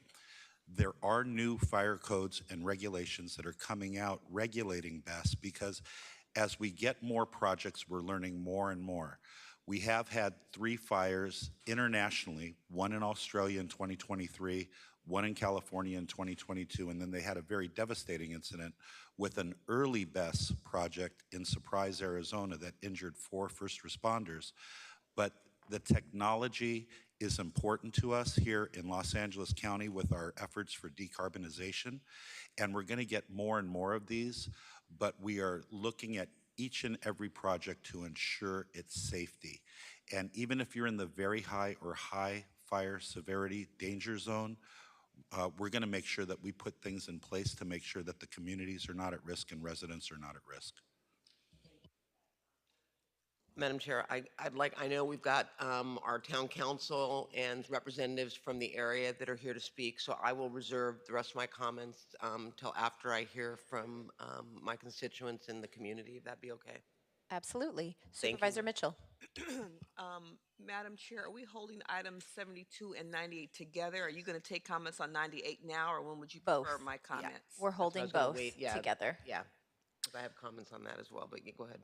Well, I'll go after your comments on 98. I think Okay, I mean, I obviously, with this project, I found that there is high density, and when I looked at the list, I had concerns about the fact that there was no scoping mechanism in place. And in the North County, because of the availability of land, it's often determined to be a path of least resistance for large-scale projects because of the availability of land. I can promise you that my communities are engaged, well-informed, and will stand up when they feel it's right. Given the number of projects proposed in the Acton community and the North County in general, we do need to address equitable impacts of these projects. As the Department of Regional Planning report noted, there is a need to establish an ordinance in county code for the appropriate siting of these type of projects. As the department drafts ordinances, I do hope, and I'm confident we will and can get to the heart of community concerns about fire safety, over-concentration, and assessment of impacts. We also need to address the fact that we have outcomes that are disparate in terms of energy reliability. Best projects will help bring greater grid availability and reliability to the urban basin, but communities like Acton will still be subject to public safety power shutoffs. Always on Thanksgiving, I might add. Yeah, unless you're cooking a turkey, and then you won't be laughing, right? Best projects are one solution to address the broader issues plaguing energy delivery and reliability. We need to take a more comprehensive approach as we aim to transition away from fossil fuels that does not leave certain parts of our county behind, especially when it's in their own backyard. We need to look at the deployment of microgrids as well as renewed focus on holding power companies accountable for keeping the power on. This past Thanksgiving was the first since 2020 when large swaths of Acton and Agua Dulce in my district did not face the threats of PSPS. We have a very diverse county in many ways, and our policies need to take a context-sensitive approach that meets the needs of all the communities and our residents. So I look forward on my 98A, an ordinance that the department will develop, and I request and I vote for my colleagues on this. But make no mistake, you know, I think that this is a priority by our governor as well, and by the CPUC as it relates to not just in LA County, but I think across the state. And I understand that, but when I saw the list and how the density was in the North County, especially in the Acton area and moving toward the Antelope Valley, it caused me concern because that tells me that we need to be more proactive in how we cite these to make sure that that it's not disproportionately impacting communities, especially communities where they moved there because of the rural setting and because of the fact that that they don't have these type of projects and solar all over the place. So I would ask that that we take that into consideration as well. And then thank you, Madam Chair. And I know Holly, you want to say something, Supervisor Mitchell. Thank you very much, Supervisor Barger, for bringing the motion forward. I think it is important conversation that we need to have in consultation with the stakeholders that you've actually referenced in the motion itself. There are clearly infrastructure, safety, environmental justice, and other implications that we should consider when citing battery energy storage system projects, while also considering the important role these projects play in reaching our climate and clean energy goals and supporting the growth of green jobs. Our goal should be to ensure that we're developing responsive land use policies that meet these needs, while also prioritizing health, safety, and equity as our county transforms its energy systems. The county's largest battery energy storage system project to date is in the 2nd District, and delays in permitting had an impact on progress, which could have caused the project to lose 100 clean energy union jobs. We were able to work with fire to ensure that while prioritizing safety first and foremost, we could find a reasonable path forward to reach permit approval within the given time constraints. So to me, this demonstrates the importance of county departments not only updating their standards and procedures to be responsive to battery energy storage systems and other new technologies that will allow our region to utilize more clean energy and produce green jobs, but to also be adaptive and responsive to those wanting to bring these projects and jobs to our region. With this motion, we must not only ensure that regional planning convene partners to update county code, but that we also consult with the fire department to make any updates to the fire code to keep residents safe and expedite approval of these projects. So thank you for the motion. Thank you, Madam Chair. Thank you. I have just a couple of questions for our staff here that I think will help clarify also some concerns that have been raised. Regardless of whether a project is approved ministerially, doesn't a battery energy storage project still have to meet safety and code requirements, even though it's CEQA exempt? I just want that clarified on the record, whether that's still part of the process. Yes, it would still have to go through all of the regular checks. The planning entitlement gives them permission to apply for building permits, at which point full construction plans are drawn up, and then it's submitted to all of our other department or county teams to review, such as fire. Okay, thank you for that clarification. Did you want to add to it? Yes, ma'am. Our approach involves thorough review and analysis of the BESS plans through our plan check process. We apply the codes from local, state, and national codes like the NFPA standards to these to ensure that the plans being submitted are meeting the codes and the standards to provide for safety of the public and for first responders.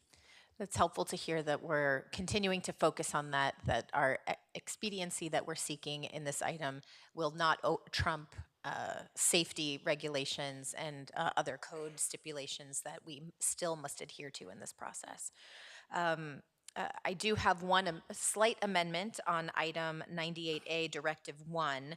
We wanted to include the word zone after size to read depending on their size, zone, and if they are primary or accessory uses. And I think that helps to provide further clarification if you're okay with that, Supervisor Barger. Okay. Absolutely. Thank you very much. With that, I intend to vote yes on both of these items. I'm proud to have been a member of the board for the Clean Power Alliance for the last, since it was created, I don't know, however, more than 5 years, I guess. I'm currently serving as its vice chair, and it is our default energy supplier for the unincorporated areas of Los Angeles County, as well as more than 30 communities in both Los Angeles County and in Ventura County. And it was named the #1 clean energy provider in our country by the U.S. Department of Energy, and it is critical to have clean energy sources, and storage is a critical component of making that possible. So I know that we want to make sure that there are energy storage projects that exist in Los Angeles County, but we want to do so with regulation, with safety in mind, and I think that's really our focus of the ordinance that's being proposed here today.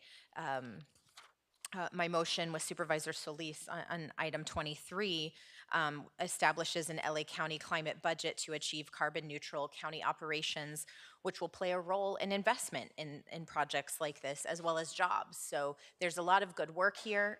We have to be mindful of how we progress moving forward. We just heard today that technology has evolved, and that will also take into account some of the safety concerns that we're hearing from communities as we move forward. Thank you very much. And now, Executive Officer, please call the members of the public who have signed up to speak on this item.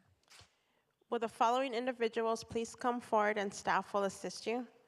Andy Bloom, Angelita Zendejas, Ann Mudge, Arnold Sachs, Cindy Dodge, David Wood, Deborah Odell, Diana Limon, Don Laird, Jacqueline Ayer, Joe Whiteley, John Farrar, John Vidic, Joseph Sullivan, June Perkins, Catherine Tucker, and Kathy Coughlin.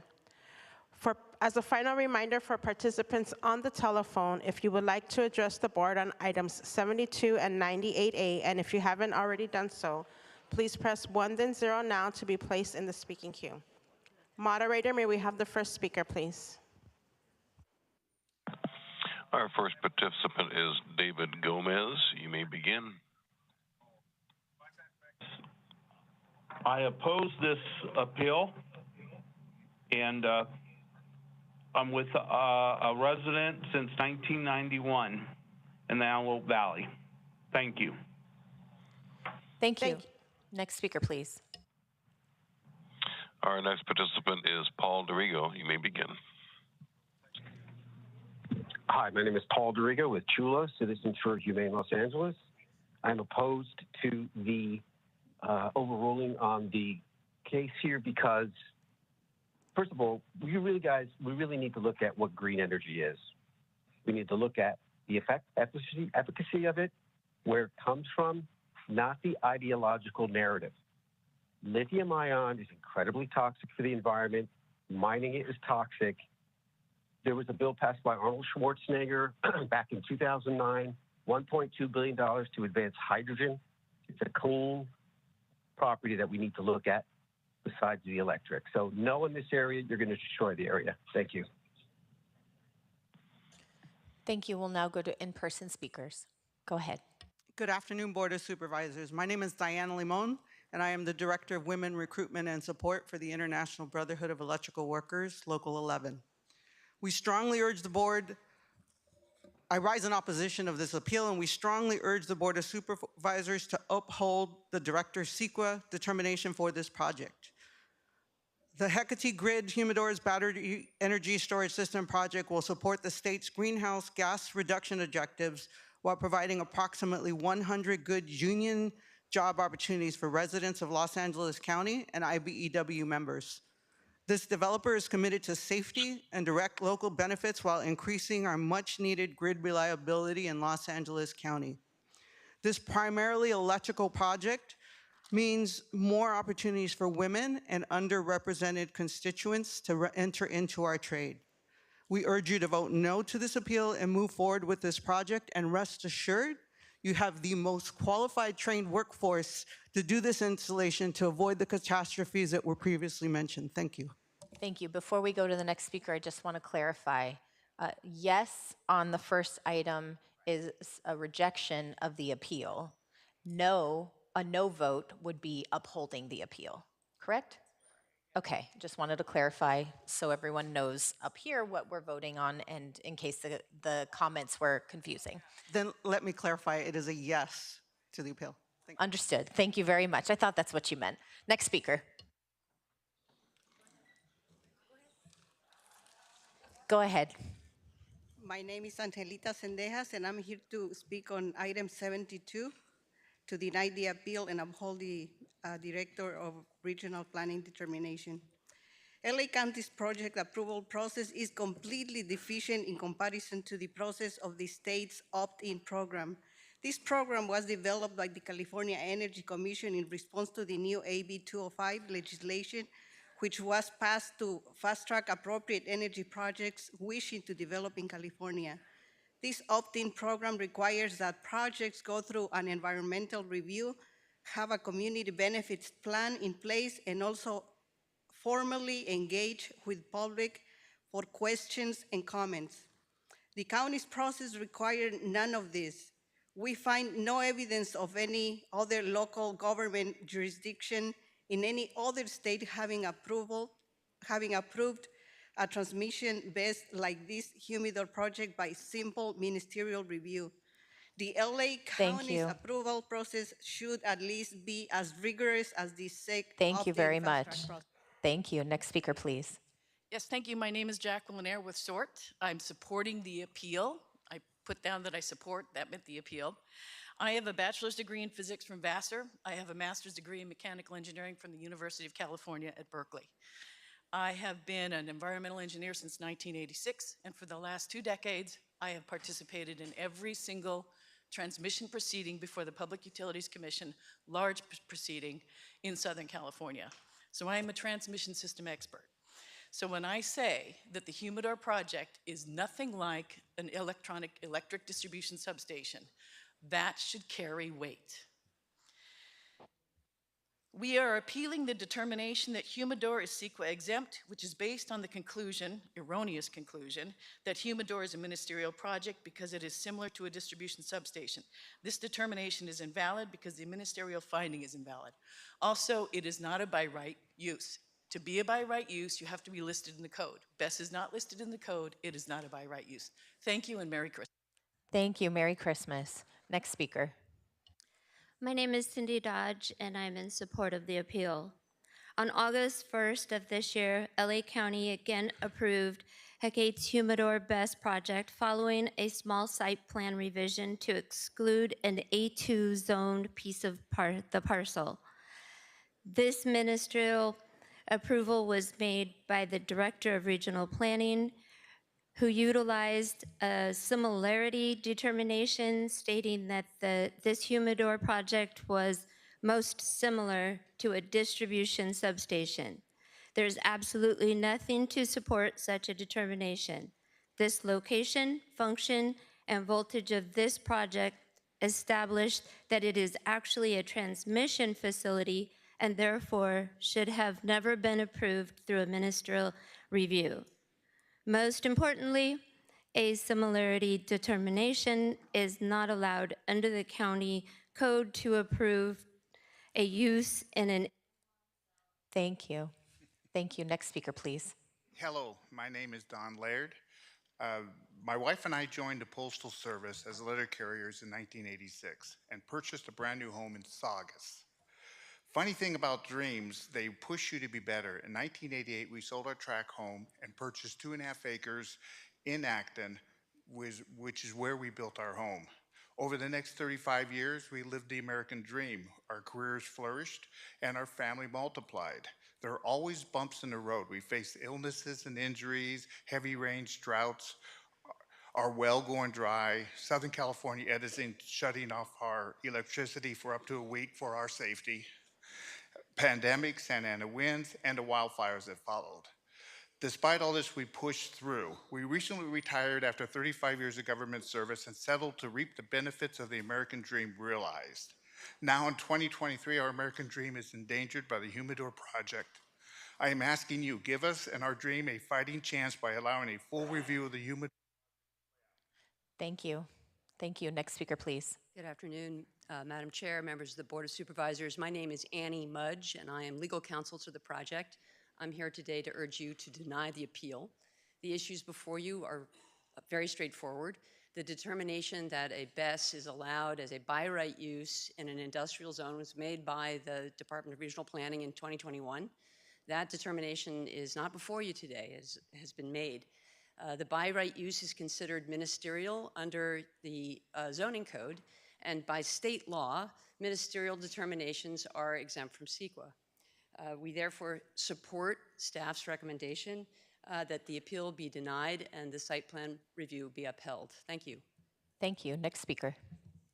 Good afternoon. My name is Andy Blum. I'm a fire protection engineer with Fire Risk Alliance. I'm here speaking in support of the board denying the appeal.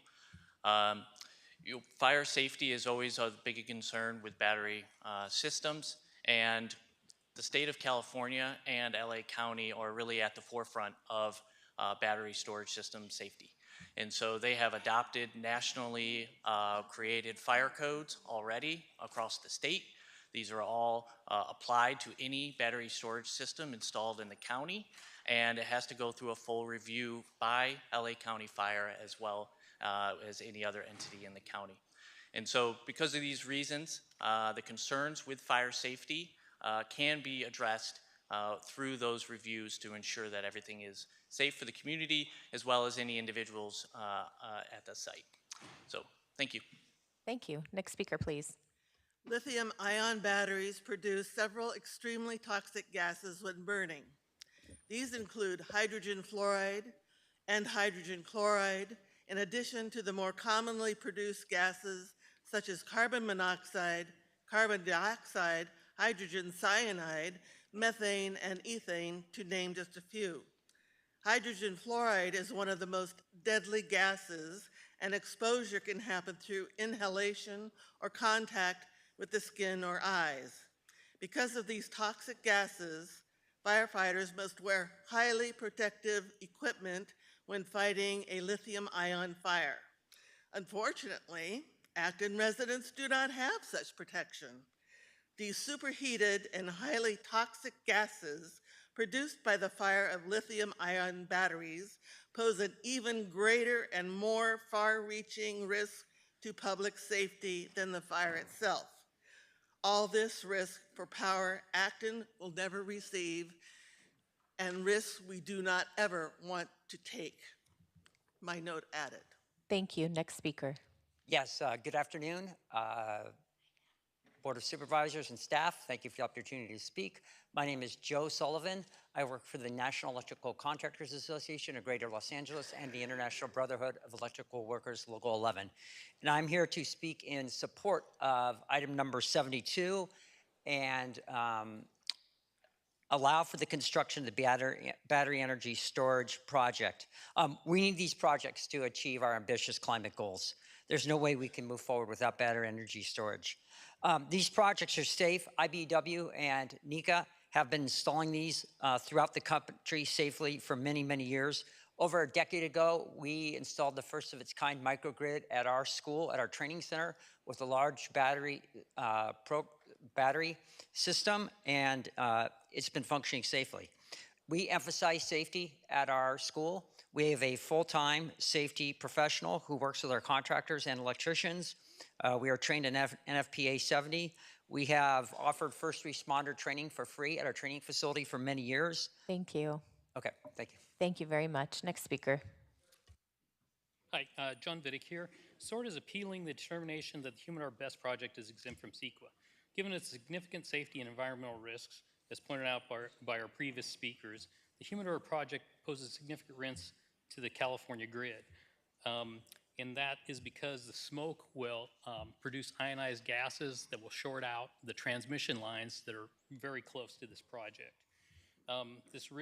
This project is ill-conceived, and approval will impose risks on the Western Interconnect project. This is a key power corridor through LA County and could put at risk the whole grid.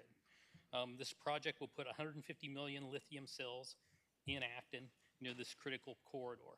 A fault in any one cell could lead to thermal runaway, smoke, toxic fumes, and impact our community and likely shut down this key electrical corridor.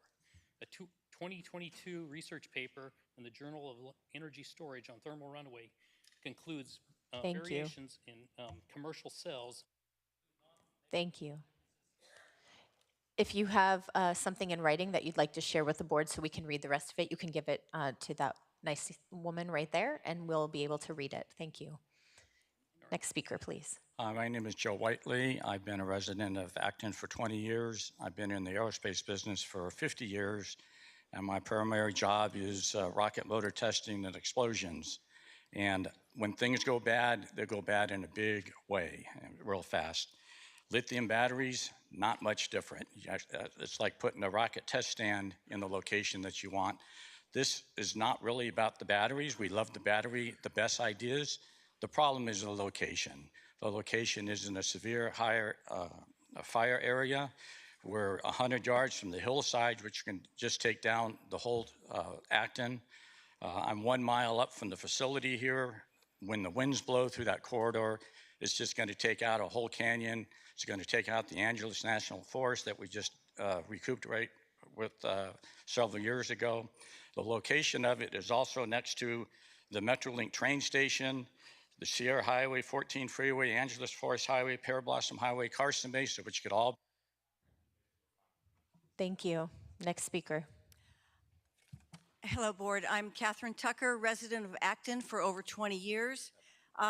Lithium-ion batteries have been known to reignite hours, days, even weeks later due to stranded energy within the battery cells. This stranded energy is a great risk to firefighters, and that is why the battery fires are allowed to burn to ensure that stranded energy is consumed.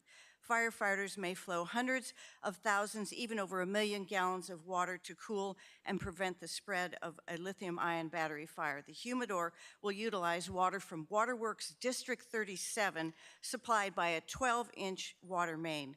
Waterworks District 37 also serves Acton residents at approximately 1.8 million gallons a day. We don't have a lot of water in Acton. However, the capacity of the infrastructure that provides this water is limited. An incident at the humidor BESS has the potential to require so much water that water service to Acton residents will surely be compromised.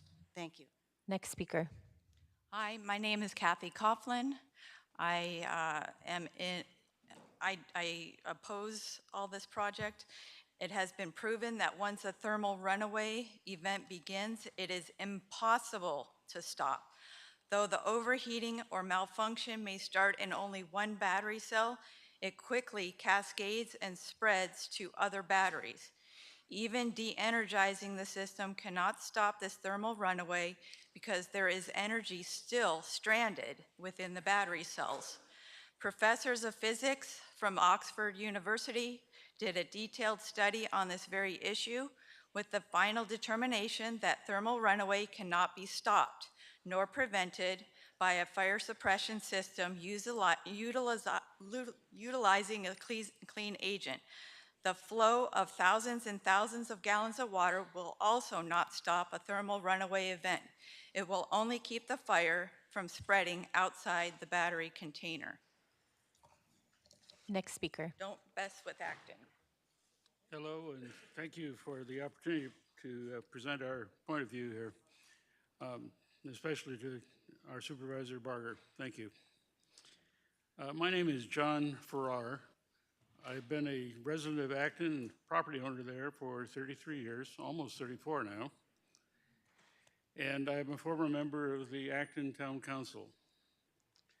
Even though Acton is predominantly a rural residential community with limited commercial development, it also has several light industrial zoned M1 properties, several of which are located in the east part of the community. According to our Antelope Area Plan, LA County states land use in M1 shall be for businesses that are community-based. The humidor, BESS, and other battery storage projects for Acton do not serve the Acton area as such, and are therefore not community-based. Since humidor BESS and other BESS projects will be autonomous, they also will not provide employment opportunities. Thank you. Thank you. Next speaker. Will the following individuals please come forward and staff will assist? Kenny Perkins, Kent Trucker, Kim Stocks, Laura Wilson, Linda Kish, Luke Nicholson, Michael Hughes, Mike Kufchak, Nancy Jacoby, Pam Boyder, Russ Fox, Ruthie Brock, Scott Percy, Sharon Simons, Shruti Ramaker, Tammy Necessary, Thomas Smith, and Tommy Favey. Go ahead, Okay. next speaker. Thank you. Hi, greetings to you all, the Board of Supervisors and the panel here today from the LA County, like the Fire Department, and from the LA Planning Commission. Thank you for this opportunity to address you today. My name is June Perkins. I'm a board member of the Acton Town Council and a retired healthcare worker for 47 years. I strongly feel and oppose having the BESS Hecate battery in our Acton town because it's really a high fire zone. Unforeseen catastrophic circumstances and consequences can be detrimental in many ways. Thank you so much. Thank you. Next speaker.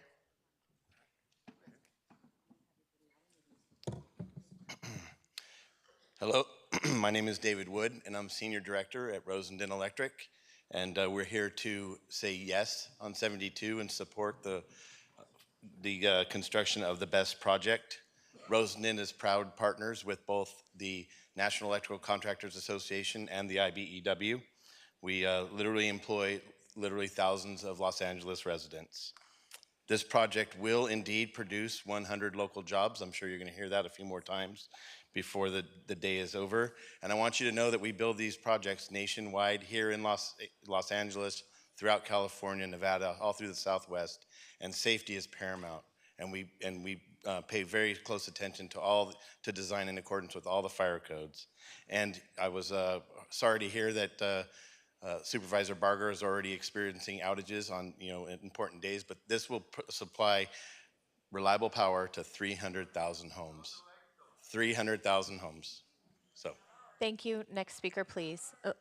Let's let our speakers speak so we can hear everybody else. Thank you very much. Go ahead. Good afternoon, distinguished supervisors. My name is Mike Kufchek, and I am the Director of Veterans Affairs for IBW Local Union 11.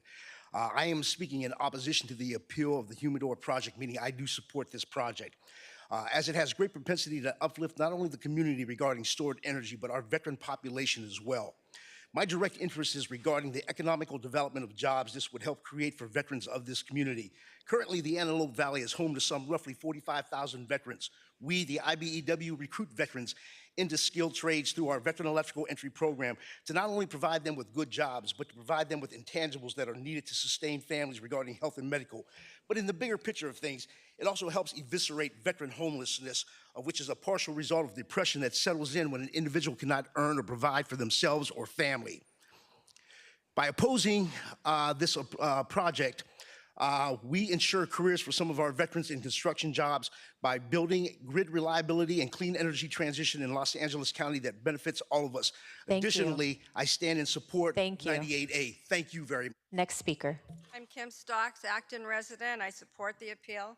Hectic's lack of transparency with insufficient notifying to our town council and residents to participate in the single community event hosted unannounced 3:30 p.m. on a weekday by the developer was a blatant attempt to ensure that as least residents as possible to be present. They wanted to mitigate the potential for community backlash, which there would have been plenty, and a well-attended event. October 23rd, Hectate mailed a brochure to several residents introducing their Humidor project, addressing the residents by name. This was 2 months after the project was approved by the LA County Regional Planning. Then there was a follow-up phone calls from a lady named Becky, poor Becky. The icing on the cake was the second letter mailed to residents by name, thanking the residents for supporting the project when in fact, not one resident was shown. Thank you. Thank you. Next speaker. Hello, I'm Laura Wilson. In the event of a lithium-ion bus fire, it would require copious amounts of water to bring the incident under control. Lithium-ion battery fires are impossible to extinguish. During a bus fire in Chandler, Arizona in 2022, in the first 3 days alone, the responding fire department had flowed 750,000 gallons of water to prevent the spread of the fire. The total amount of water used to extinguish this fire can only be imagined as the water was flowing inside the battery container for a full 11 days. The event also triggered an evacuation and road closures. Fire personnel were not able to bring this incident under control and deem the area safe for nearly 2 weeks. This was a 10 megawatt BESS facility, only involved a 4 megawatt portion of the batteries. The Humidor BESS will be 40 times larger at over 400 megawatts, and it will not serve Acton. Thank you. Next speaker.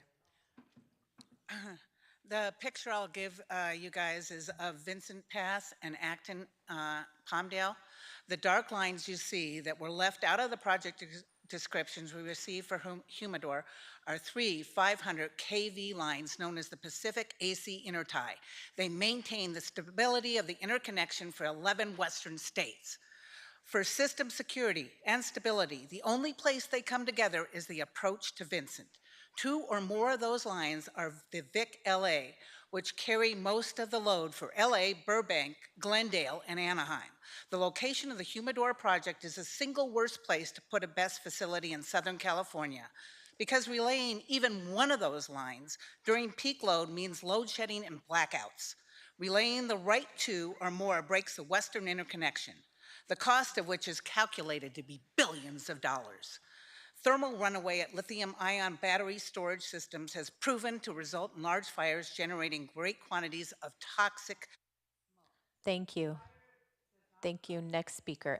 Before you begin, just a reminder, if you have written comments that you would like to share with the board that you don't get to, you can please hand them to our assistant here, and she will make sure we get them. Go ahead. Sorry to interrupt you.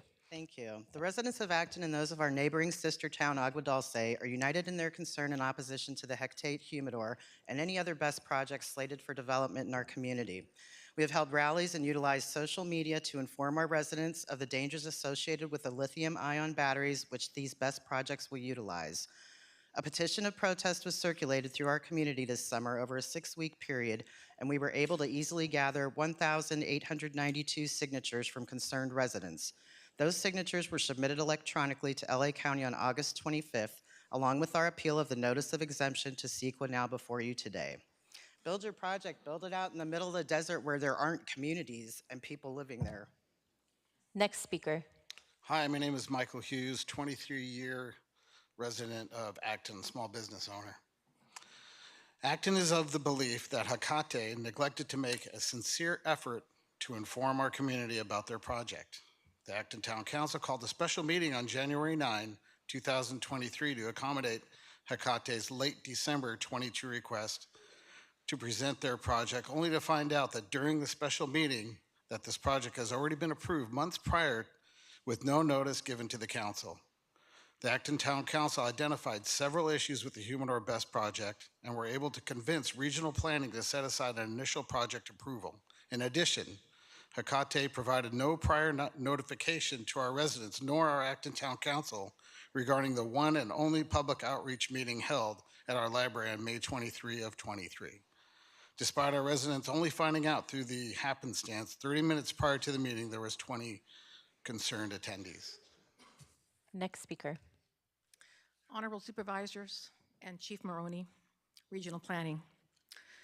Far more than 3 BESS fires you named have happened.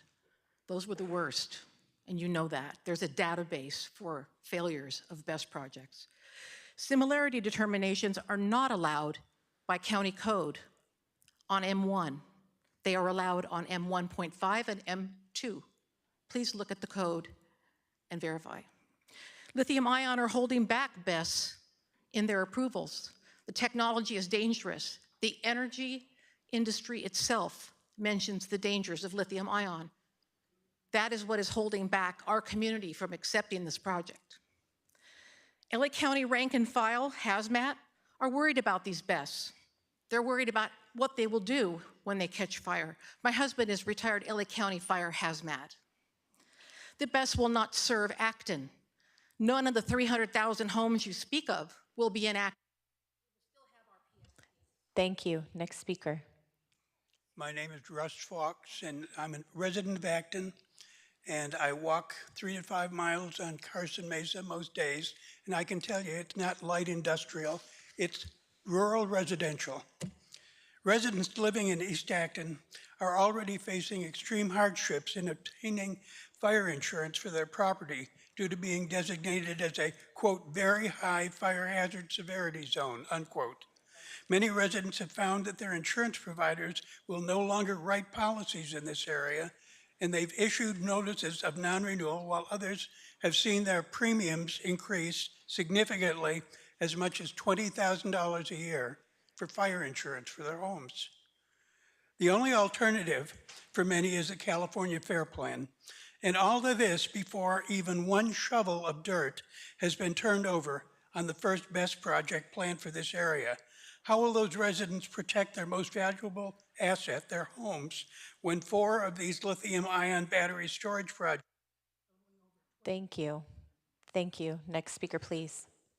Thank you for hearing my comments. My name is Sharon Simons. I live in Acton. The hundreds of thousands of gallons of water needed to bring a BESS incident under control will carry our particulate and chemicals into the ground soil if the runoff from a fire is not fully contained.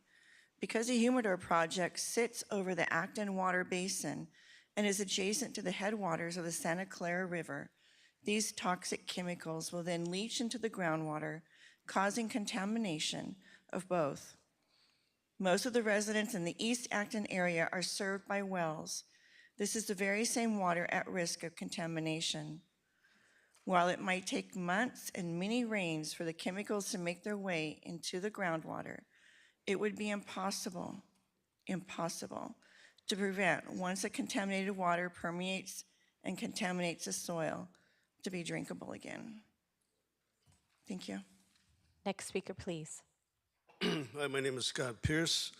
I live in Acton. I've got a 10-acre ranch in a canyon, and the wind blows either up the canyon or down the canyon, so it's like a wind tunnel. If there's a fire there, it's a dirt road, too, so fire trucks are going to have a hell of a time getting in there. If there's a fire, they're going to have to rely on air support. Anyway, my statement is I'm in support of the appeal. The residents of Acton want to be clear that we are not against green energy. We are against the over-concentration of battery storage projects. We are against the using lithium-ion batteries technology in these grid-scale projects and against the placing them in a quiet rural community like Acton. The East Acton area has been designated by CAL FIRE as a very high fire hazard severity zone. Try saying that 3 times fast.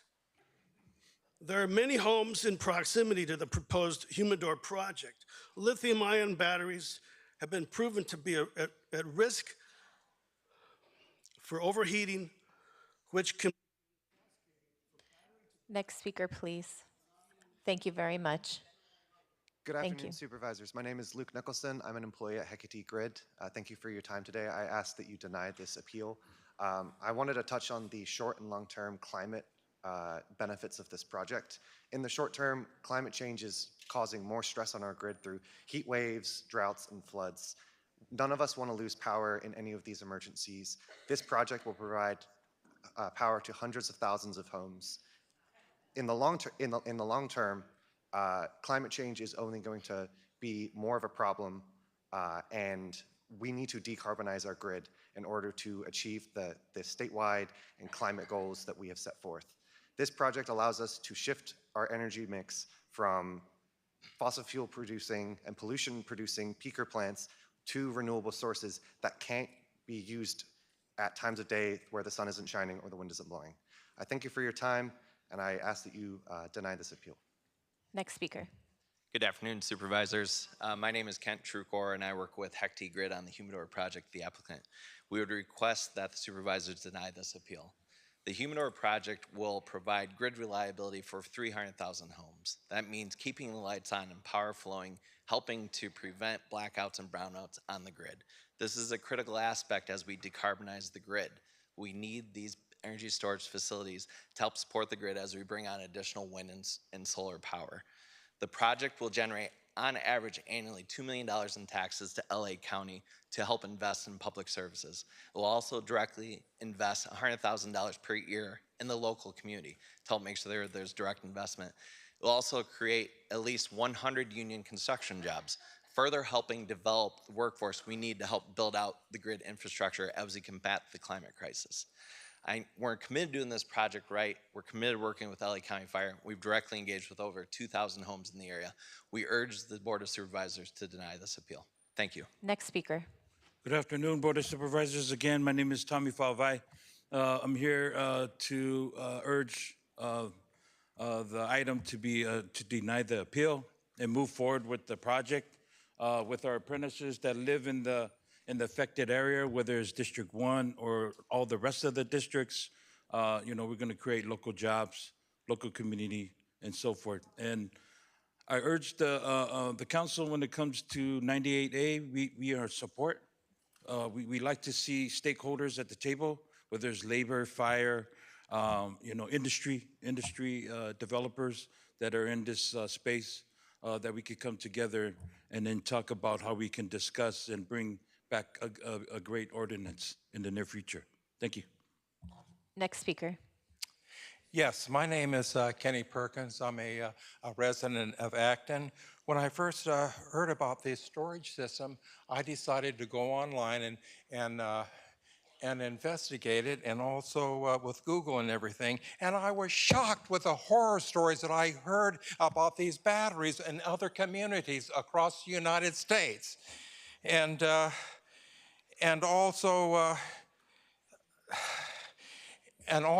we have a grid in LA County that's an aging grid and so on and so forth. And then with all of the electric cars and everything, we are going to have some catastrophic problems. And another bad thing is when they go to try to put the fire out, partly underneath where they're going to build this facility is our water table, and it'll be infected very badly.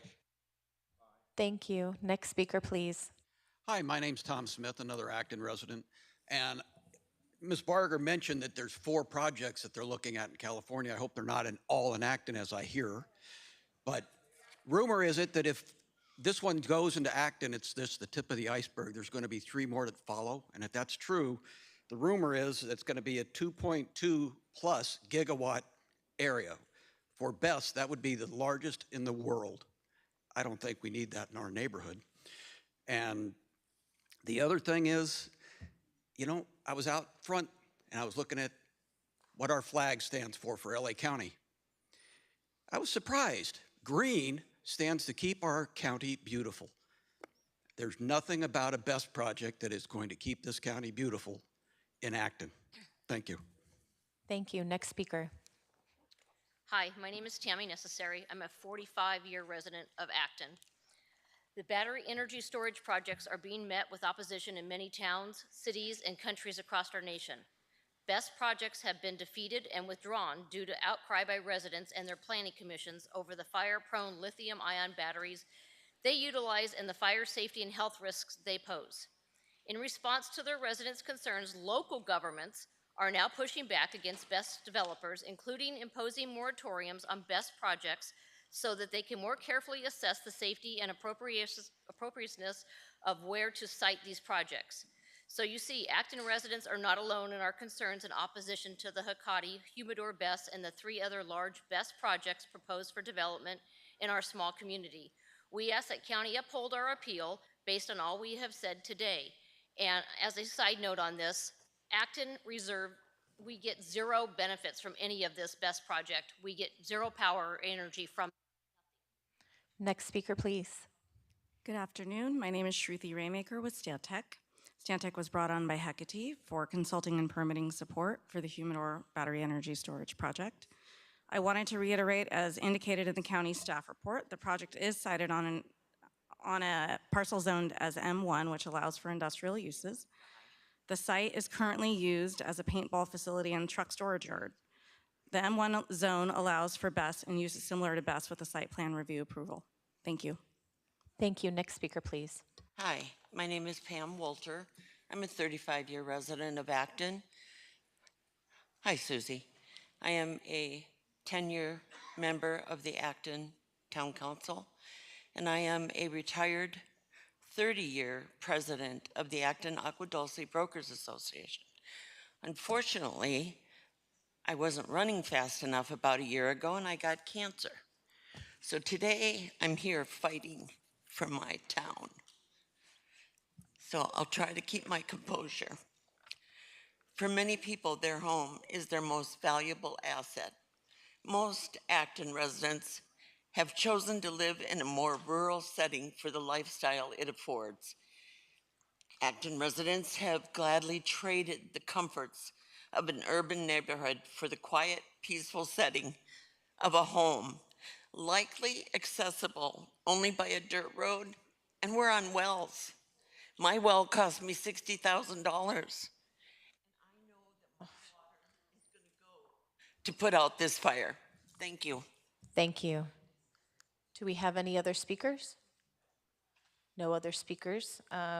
Supervisor Barger, you had some additional comments. Yeah, first of all, thank you all for coming out. I just want to clarify something for everyone today, and I think Chair Horvath, you were making that clarification, and that is today we are discussing multiple subjects. To be clear, we are not discussing approval of the project. The project was approved ministerially by the Department of Regional Planning. The discussion today is whether the Department of Regional Planning, in its ministerial approval of the project, appropriately made the determination that the project is exempt from CEQA, correct? I want to thank the department for answering my questions and for ensuring that we have a deliberative process today. I also want to thank County Fire for being a part of this, because I think it is important. And to one of the people that spoke, I think it is important for us all, especially in high fire areas, to make sure that we take appropriate action. I just want to get a clarification, because Supervisor Hahn brought it up to me. If in the fires, you don't fight it with, like, because we've got water tanks at Agua Dulce Airport, and we've got water tanks at other areas out there, but this would be, water tanks would not be used in these circumstances, or would they? We're going to treat any fire at a battery energy storage system site as a hazmat incident. Okay. The application of water is not going to be primary, as many of the people spoke today. It's not effective. So I just wanted, because I heard loud and clear, and actually, you know, God bless Wayne Spears, may he rest in peace, but he actually donated space at Agua Dulce Airport for water tanks, as did a private resident up there. Also allows you all to use a tank on his hillside to fight fires. So I just want to make that clarification, because I know that was brought up by the community. And Supervisor Hahn, I appreciate you bringing that up. I also want to thank the members of the Acton Town Council, especially Jackie Ayer, as well as Ruthie Brock, for ensuring that the community's voice is heard. I am proud to see you are engaging with this board and for speaking on behalf of your community. But based on the discussion today and the answers from council and the departmental staff, I believe CEQA determination was made appropriately. While I hear the concerns of the community, and that is why I brought in 98A, which is putting together an ordinance, because as the gentleman said toward the end, I think one of the last statements is, we don't want it concentrated in one area. And my concern is that is what is going to happen if we do not develop an ordinance to address a number of BESs that are moving forward and have siting factors. And in that, I am requesting that the stakeholders from labor, industry, community, and others be a part of this to solicit feedback to help inform on that ordinance, because I don't want this to be half-baked. I want all stakeholders, but community especially, to be able to sit at the table and provide their input before this ordinance comes forward. So with that, I just wanted to set the record straight on that issue, because this has been approved, I think it was noted ministerially quite a while ago. Thank you, Madam Chair. Thank you. Mr. Sachs submitted a speaker slip, and we need to hear his comment before we take a vote. Go ahead, Mr. Sachs. Yes, thank you. Arnold Sachs.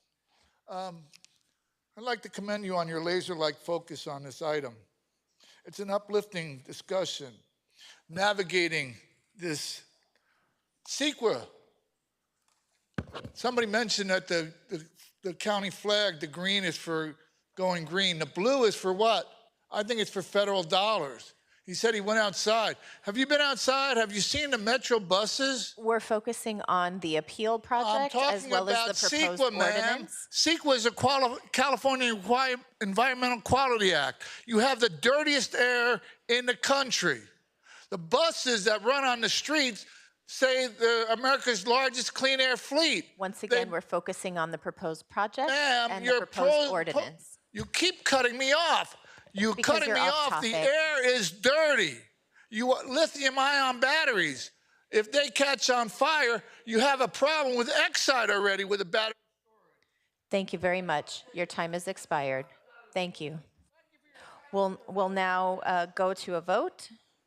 Item 72 is before us, moved by Supervisor Barger, seconded by Supervisor Mitchell to approve the item. Executive Officer, please call the roll. Item 72 is before you. Supervisor Solis. Aye. Supervisor Solis, aye. Supervisor Mitchell. Aye. Supervisor Mitchell, aye. Supervisor Hahn. Aye. Supervisor Hahn, aye. Supervisor Barger. Aye. Supervisor Barger, aye. Supervisor Horvath. Aye. Supervisor Horvath, aye. Motion carries 5-0.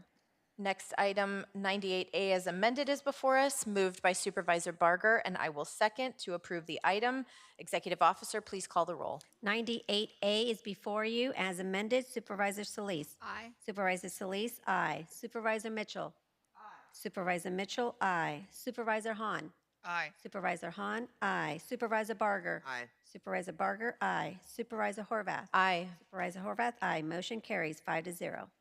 Thank you. We will now move on to item 53, report on the sexually transmitted infection crisis, which I held for discussion. This was an item that was continued from previous meetings. If you are departing the chambers, if you could please do so quietly so we can have this discussion, I appreciate it. Thank you. For members of the public on the telephone, please press 1 then 0 now to comment on this item.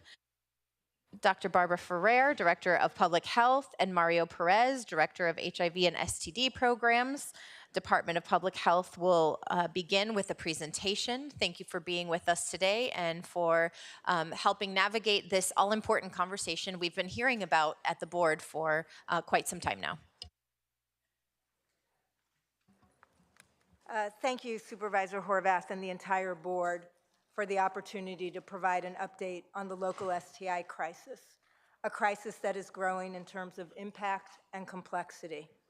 I'm joined today by Mario Perez, the director of our Division of HIV and STD Programs. We can go to the next slide.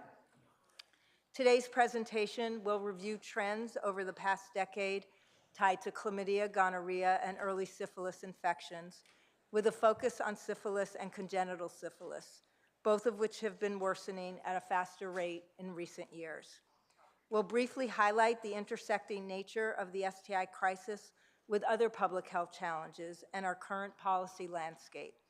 We'll also review the myriad of interventions that are in place for STI prevention, diagnosis, treatment, organized across 4 programmatic pillars. We'll spend a few minutes to review the different revenue streams that are in place to tackle the STI crisis and outline how those resources are being invested. And we'll end with discussing some innovative programming being implemented to address the STI epidemic. Next slide. In LA County, reducing cases of chlamydia, gonorrhea, and syphilis infections and improving health outcomes for people with STDs remains a challenge and a priority. As shown here, LA County has observed a steady increase in both the number and rate of STDs over the past 10+ years. This is a similar pattern seen around California and the United States. Left untreated, STDs can lead to long-term health problems, including chronic pelvic pain, infertility, and poor birth outcomes. That includes having infants die at birth. Syphilis, which carries the most severe health consequences and is associated with HIV risk, was nearly eliminated in the early 2000s, but is now rebounded at alarming rates, with an over 10-fold increase among cisgender women and a 20-fold increase of congenital syphilis cases this past decade. Next slide. This slide shows early syphilis rates by race and ethnicity over a 10-year period. Syphilis rates increased across all racial ethnic groups during this period. But as you can see, the sharpness of the increase and overall rates were highest among African American and Native Hawaiian Pacific Islander populations, represented by the blue and red lines on this chart, respectively. In addition to the racial ethnic disparities that are noted here, the STI epidemic has disproportionately affected certain groups based on gender, age, and sexual orientation, including but not limited to gay, bisexual, and other men who have sex with men, transgender persons, and in the case of chlamydia in particular, young people. Next slide.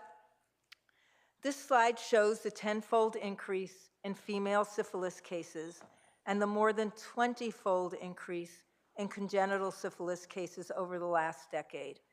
In 2022, we had 136 congenital syphilis cases. In 2021, of the 124 congenital syphilis cases that are shown on this slide, 18 resulted in a stillbirth, a 15% fatality rate. We'll go to the next slide. STI risk does not exist in a vacuum. Increasingly, we are recognizing the impact that other epidemics are having on the local STD crisis. We are seeing more and more cases of syphilis diagnosed among cisgender women of reproductive age, who report methamphetamine and other substance use, housing instability, and serious mental illness. When these people become pregnant, those factors directly affect their ability to engage in prenatal care.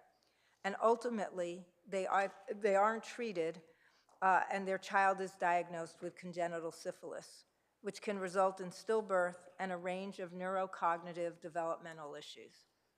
In addition, we've long noted how closely HIV and syphilis travel together. And in 2022, the Mpox outbreak was further introduced into a very similar social and sexual networks. The political and policy landscape surrounding STD prevention and control continues to be challenging. Compared to other public health issues, resources for STD control and sexual health promotion are constantly under threat at all levels, and improvements are definitely needed.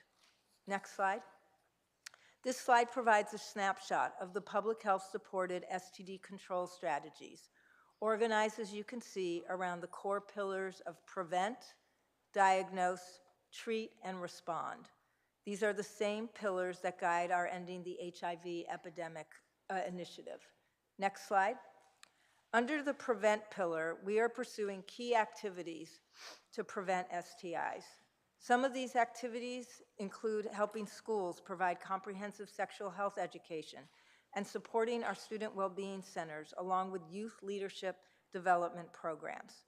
We currently support the LA Condom Campaign, which distributes free condoms through more than 500 hubs. We're very excited about the potential for biomedical STD prevention. This is through doxycycline post-exposure prophylaxis. It's called DoxyPEP. DoxyPEP is used like the morning after pill, and it's been shown to be more than 65% effective against bacterial STIs among men who have sex with men, and effective against bacterial STIs among men who have sex with men and transgender women. The data supporting its use came out earlier this year, and we're actively ramping up efforts in LA County to expand its use locally. Under the diagnose pillar, we're pursuing a range of efforts to expand and normalize STD testing. In clinical settings, low-barrier STD screening and treatment programs provide easy and confidential services for those still stigmatized diseases.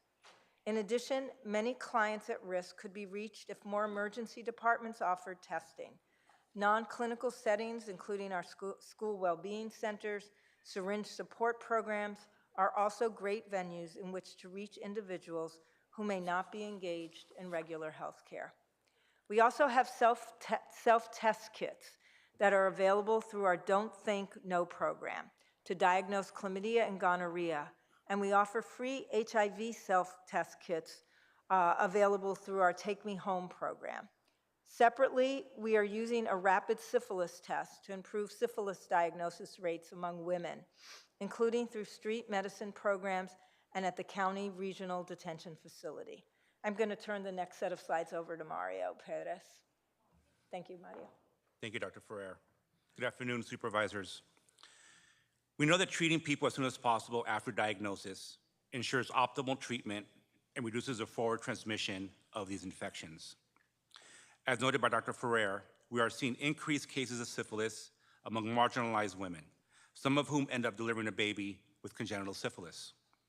As part of our response, we have come up with new and creative ways to engage those clients and provide care in the streets when they won't come into a clinic. We are also working to make sure providers have access to bicillin to treat syphilis among pregnant persons. And separately, providers can call us for STD clinical consultation 24 hours a day, 7 days a week. Expedited partner therapy provides patients treatment for the same STI they are diagnosed with to take to their sexual partner, an important tool to treat partners who may not come into a clinic, and a tool to make sure that partners delivering the treatment prevents their own reinfection. Under the Respond pillar are strategies for bolstering STD control efforts. We rely on a robust surveillance system and a strong, experienced workforce to reach out to clients with high priority STIs to identify potential clusters of transmission. In addition, we use our surveillance data to inform data-driven action and share the data actively with partners, including health plans and community-based organizations. Finally, we are implementing cross-cutting strategies across these pillars to further enhance our impact, particularly related to policy change, social media and marketing campaigns, community engagement and mobilization, training and programming around syndemics or intersecting epidemics that together amplify their negative effects. Next slide, please. This is a summary of current STD revenue streams. Next slide, please. Thank you. Thank you. This is a summary of current STD revenue streams at 3 levels. From the Federal Centers for Disease Control and Prevention, the California Department of Public Health, and from our county. All of these streams are crucial to supporting the strategies outlined previously. A long-standing challenge tied to STD revenue has been that the commitments are often short-term or year-to-year, impeding our ability to build a robust sexual health infrastructure. This has been in contrast to either large federal substance abuse block grants to states and by association local jurisdictions, or statewide propositions to support mental health care, or long-term multi-pronged congressional authorizations like the Ryan White program for HIV. As your board is aware, LA County, along with 56 other jurisdictions, receive resources from our federal partners to enhance our disease intervention specialist infrastructure to help decrease COVID, HIV, STD, TB, and hepatitis rates. As part of the recent federal debt ceiling negotiations, years 4 and 5 of this 5-year grant were rescinded. While we were not successful, I do want to thank your board for your advocacy efforts and attempts to prevent this cut. Next slide, please. Currently, our county invests more than $8 million per year in STD-related clinical services delivered by a small network of community-based organizations across 3 modalities: targeted STD screening, diagnosis, and treatment services in disproportionately impacted geographic areas, serving subpopulations at elevated risk for STDs; STD express clinics designed to be high volume and low barrier; and the third, STD screening services in 3 commercial sex venues operating locally. DPH has been working with these partners to maximize the expenditure of these funds. We understand that like so many employment sectors, especially the healthcare sector, hiring the full complement of staff needed to deliver these specialized services has been difficult.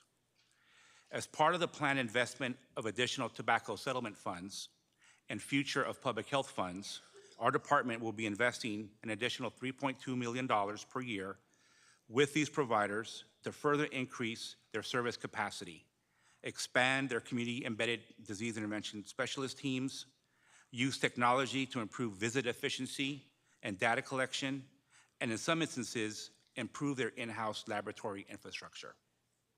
Next slide, please. Public Health is grateful for the board's commitment to STD funding at the local level and recent additional investments of tobacco settlement funds to enhance our local STD control efforts. Public Health has begun the investment of $4.5 million with clinical providers mentioned in the previous slide. In addition, funding will be invested in new or expanded partnerships for services that are critical to enhancing syphilis control among women and helping prevent congenital syphilis. Public Health also intends on enhancing syphilis and doxy-PEP awareness through marketing efforts and further expanding our free STD test kit and condom availability programs. Public Health will also be investing in our STD surveillance and data analysis infrastructure, further enhancing the work of the school well-being centers and modernizing the function and assets of our public health sexual clinics. Next slide, please. I'd like to end with a brief review of several innovations tied to the local STD control response that play a critical role in expanding access to care, reducing health disparities, and addressing the unique needs of vulnerable populations. We have shared the promise and potential of doxy-PEP to help stem the tide of STIs. Public Health is currently working on educating providers to increase their awareness about this new tool. And in the coming months, we will be implementing a campaign targeting at-risk populations. Our Bicillin delivery program ensures prompt syphilis treatment among key subpopulations and is particularly crucial in situations where access to clinic services is limited, where medication is either not on hand or in short supply. Public Health is expanding rapid syphilis testing with community agencies, street medicine teams, and mobile vaccine units to reduce transmission among marginalized communities, including pregnant women experiencing homelessness. In addition, broadening our street medicine footprint to engage these hard-to-reach populations will provide immediate care and resources to vulnerable populations while linking clients to more stable and comprehensive health services. Telehealth services is another key innovation to increase and improve sexual health service delivery. Public Health is implementing telehealth services for STI treatment for those diagnosed during our mobile testing outreaches. Promotion of contingency management programs designed to reduce the use of methamphetamine by providing incentives and support helps mitigate the underlying risk factors for syphilis infection, ultimately contributing to its prevention. Finally, to comprehensively provide support for people experiencing homelessness and women, Public Health is organizing and partnering on providing outreach at health fairs targeting these communities. The focus is to integrate sexual and reproductive health and STD prevention within a holistic healthcare framework and address physical as well as emotional well-being in a culturally competent manner. Our commitment remains to consistently leverage existing resources, structures, and programs, as well as adopt innovations to better address this crisis through a range of effective strategies. Thank you for your time. I will now pass it back to Dr. Ferrer. Yeah, we're open to questions. Thank you very much. Thank you for the presentation and for addressing this critical issue. I have 4 questions, and then I'll turn it to my colleagues. First, I'm pleased to see the vast majority of the $10 million recently allocated by the board is going to those providers and services that prioritize our most highly impacted communities. How is that money being spent, and what other ways is DPH providing support and assistance to our community providers to ensure all of the money is being invested in addressing STIs? We don't want to have an underspend here given the issues that we're seeing. So that's question 1. Thank you, Supervisor Horvath, for that question. So we are investing in skills building, training, and technical assistance with our providers. As I mentioned, we understand that the healthcare sector has been heavily impacted from an employment standpoint. So we're also working with them to try to make sure that they can recruit and retain staff to provide these services. They are sensitive sexual health services, and so we need to continue to make sure that the workforce is recruited and retained to help do the work. So we'll see that $10 million fully spent. That is absolutely our expectation. Okay. The second question is the funding streams that you presented show LA County is investing far more than our state and federal partners in this response. How can we advocate for more involvement from our state and federal partners? And how are we partnering with community-based organizations to secure more state and federal funding? Yeah, thank you so much for that question, Supervisor Horvath. And I do want to extend my deepest appreciation for this board's financial contributions as well as the leadership on this issue. I think what stands out to me is what Mario highlighted, which is the piecemeal approach at both the state and the federal level to STI prevention and control efforts. And while we applaud the Biden administration for considering additional funding, this is not the kind of funding that should be up for grabs when there are negotiations on how to cut back on services to residents. Because the long-term impact of cutting back these services is more infections and higher costs for everyone, both at a personal level and as at a societal and community level. I do want to note that we do join with other counties in advocating sort of the strength of different counties coming together at the federal level has really helped us. And we want to thank our own team, our own LA County CEO team that's been advocating for us at the, through the CEO's office at the state level, as well as all of you. I do think, again, even though we are looking at more difficult financial times at the state, infectious diseases, communicable diseases play a unique role in determining sort of long-term impacts for many, many years to come. So it is not wise to be sacrificing these efforts in the short run because we will end up with higher costs in the long run. And we're working closely with the state to make sure that they understand sort of the implications of not having stable funding. And I want to also thank and respect all of our community-based partners who are doing a lot of this work, and sort of the difficulty, again, of not having sustainable funding for something that at this point is a crisis because there hasn't been sustainable funding. I don't know, Mario. Yeah, absolutely, Dr. Ferrer. I would also add that domestically, there's been a disproportionate focus on the CDC to finance sexual health in America. And we have other agencies who are part of the federal STD strategic plan, including CMS, HRSA, and SAMHSA. The intersections are clear. The folks that they are serving with those resources need to be leveraged differently to help enhance the 170 million domestic appropriation for STD control in America, where we had 2.5 million cases a year. So I think diversifying the federal funding streams who are committed to this issue is also really important. So it's clear there's a lot that we're doing, and we have an outsized investment in doing more effective work on the ground, and yet you highlighted the issue of congenital syphilis. The CDC recently released data that shows a 755% increase of babies born with syphilis over a 10-year period.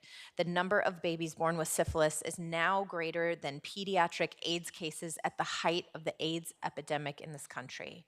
So, recognizing that, how can DPH work more with DMH, DHS, and the African American Infant and Maternal Mortality Initiative to make congenital syphilis cases a rarity in our county? Because there's clearly a lot of work to be done there. Yeah, and we completely agree with you. This is a problem that we should be able to manage and frankly eliminate. The numbers are outstanding and terrifying in some ways because of their implications. But the numbers represent a small number of women that are very, very disconnected from care. And that's why I say this is a solvable problem.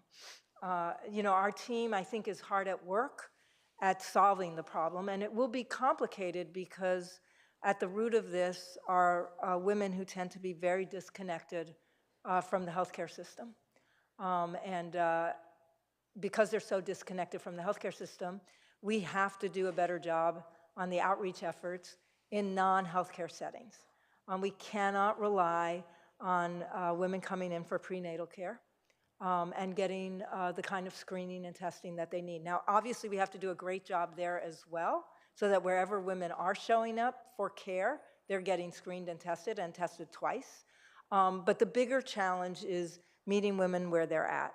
Many of these women may not be showing up for health care, but they may be showing up for other services. They may be showing up to get assistance with food security. They may be showing up to get assistance with housing insecurity because they're experiencing or about to experiencing homelessness. And they may be experiencing the co-occurring disorders of mental health, severe mental health, emotional well-being problems, and substance use disorders. So we do have other places and other teams that need to be brought into this work. It cannot just be one team that is focused just on STDs. It has to be the teams of folks that are working with people experiencing homelessness, the teams of folks that are working with people experiencing housing insecurity, with substance use disorders, and we're engaging all those partners because if people are showing up for any kind of services or support, our clean needle exchange programs, I think Mario mentioned that, are places where When we see women who may be pregnant, we need to engage them and not wait for them to show up at a clinic setting, a healthcare clinic setting. Yeah. And I'll just add, we're really grateful that DHS is working with us to screen any pregnant person coming into an ED for syphilis. I think that's going to be really crucial. And our partners at DMH have really leaned in, and they're providing HIV and STD screening at more than 40 of their DMH sites. So those partnerships are being established and growing, and we work closely with our partners at MCH as part of the Comprehensive Perinatal Services Program. I would also say another culturally competent healthcare service issue is recognizing that our LGBTQ plus community members will have privacy concerns about disclosure. And so, in another set of issues that we need to address, we need to make sure that the way that we are serving our LGBTQ plus community keeps that in mind, so they are inclined to come forward and get services that they are due. My last question, as we are facing the worst STI crisis in our history, I'm very interested in the innovative prevention tools that you had talked about, specifically DoxyPEP. We experienced a variety of challenges in providing education, awareness, and access to HIV PrEP. So what best practices can be taken from that experience as we educate high-risk communities about the availability of DoxyPEP? Thank you for that question. Yeah, we're very excited about the potential of DoxyPEP. I think that the rollout of biomedical HIV prevention taught us a lot of things, including what to avoid. We have to make sure that providers feel comfortable prescribing DoxyPEP. We have to build their awareness and their skill set. We have to make sure that consumers are comfortable accessing and asking for DoxyPEP.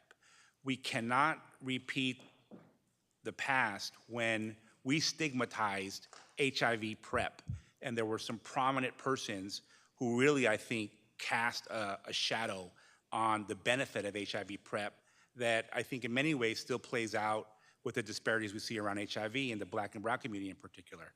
So I think we need to make sure that people understand that DoxyPEP is effective. 2 very large studies, the New England Journal of Medicine couldn't be more clear about its effectiveness. It could help avert 65% of new STD infections if taken promptly within 72 hours. We also need to make sure that we understand medical mistrust. Some of our communities will ask important questions around any new medication, and so we have a duty to make sure that our communities are informed and empowered to access this sexual health tool that could really change things for us in LA. Again, it sounds like there's a lot that's going on, and yet we still have this crisis. So whether we're looking at new advertising and communication campaigns, expanding community partnerships, making shifts in cultural competency approaches, there's a lot more work that we have to do. And so, and we also know that over the last year, we've seen the politicizing of sexual health and HIV STI services. We saw Congress not reauthorize PEPFAR, the President's Emergency Plan for AIDS Relief, which was actually led and approved under a Republican administration, so it shouldn't be a partisan issue. PEPFAR saved approximately 25 million lives around the world by providing essential services to people living with HIV/AIDS, and it's now being held hostage in the House, as we know. We cannot politicize these life-saving measures and dollars and make sure that we get those dollars invested in people's safety and health care. Yes, it is racism. You're right.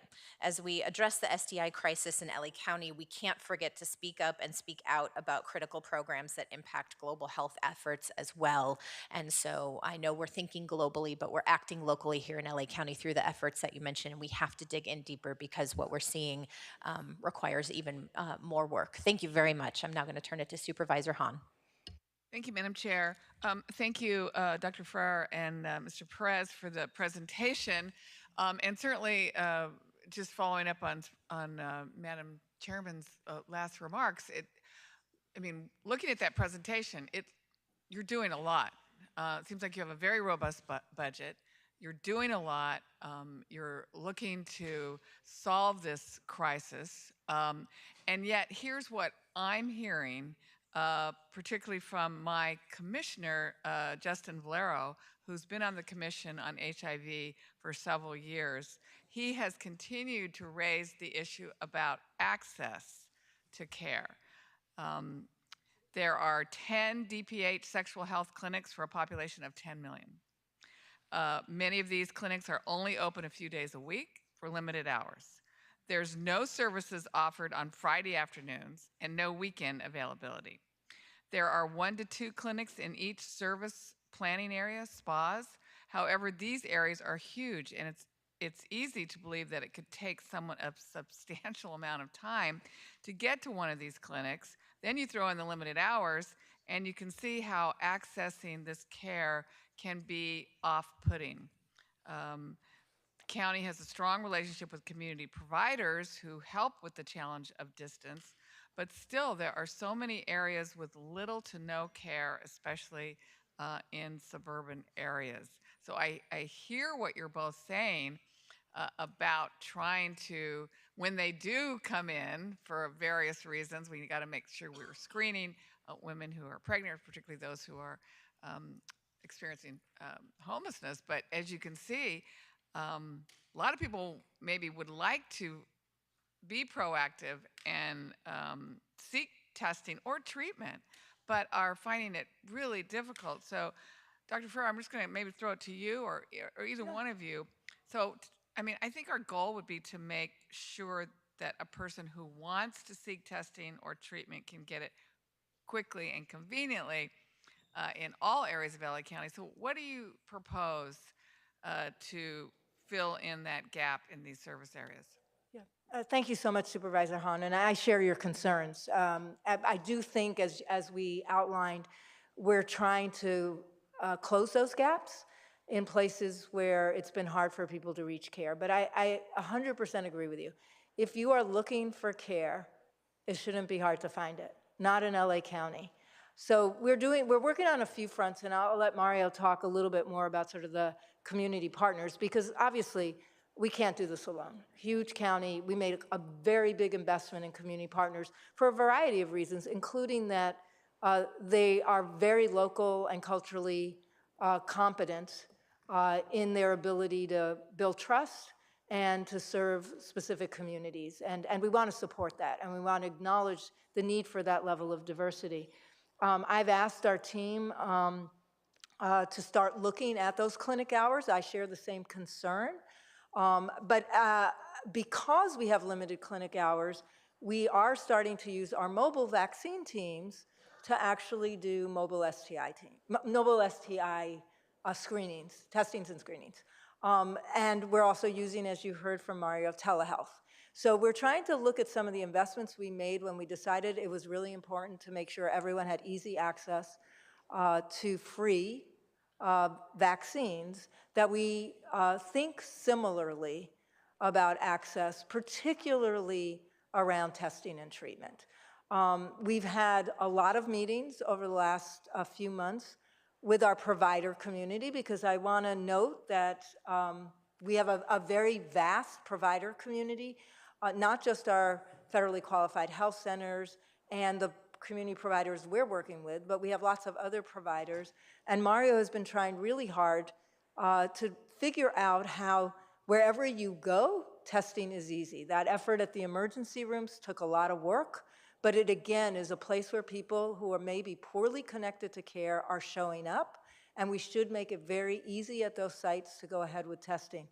We're also working with some of our federally qualified health centers, because frankly, they're in some of the communities with the least access to testing and treatment, and many of them have not been able to offer expedited, easy testing in their own settings, and they need some support, and we're here to provide that support so that they can go ahead and open. I mean, I think the big issue right now is it has to be very easy to get tested with as few barriers as possible, and many, many different kinds of locations where that testing is going to be available. And Mario, it would be great if you talk about the provider outreach, because that is a big issue for us as well. Sure, absolutely. Yeah, so the best choice should be the easiest choice, to get screened and diagnosed as quickly as possible. We want to use technology. We want pre-registration. We want people to be able to go in and out, get the results. If they're reactive, they go back and get treated, and they walk out with treatment for their partner if their partner's not going to come in. But we need the multiply that model across many health systems, large health systems, certainly our public health STD clinics. We rely heavily on a network of community-based organizations who provide essential sexual health services that's barrier-free, culturally, linguistically sensitive. I hear you, but my comments were really specifically, I laid out how dire some areas are and hours of clinics. And so I hear your model, but what do you think we can do better I think we have to close these gaps? As you said, people who want to get tested, who want the treatment, they're the ones I'm talking about. And no weekends, no Fridays, no, taking transportation several, cities apart. I'm just, so what's your suggestion? So the public health clinics are a very important safety net for folks who do not have access routinely. We have to make sure that sexual health services become a more routine part of healthcare delivery in our county. And we have to change the paradigm around comfort and trust with your primary care provider. We have to improve the HEDIS rates that says that all sexually active young women between 16 and 24 should get a chlamydia test every year. That is not happening in health systems at a level that we need.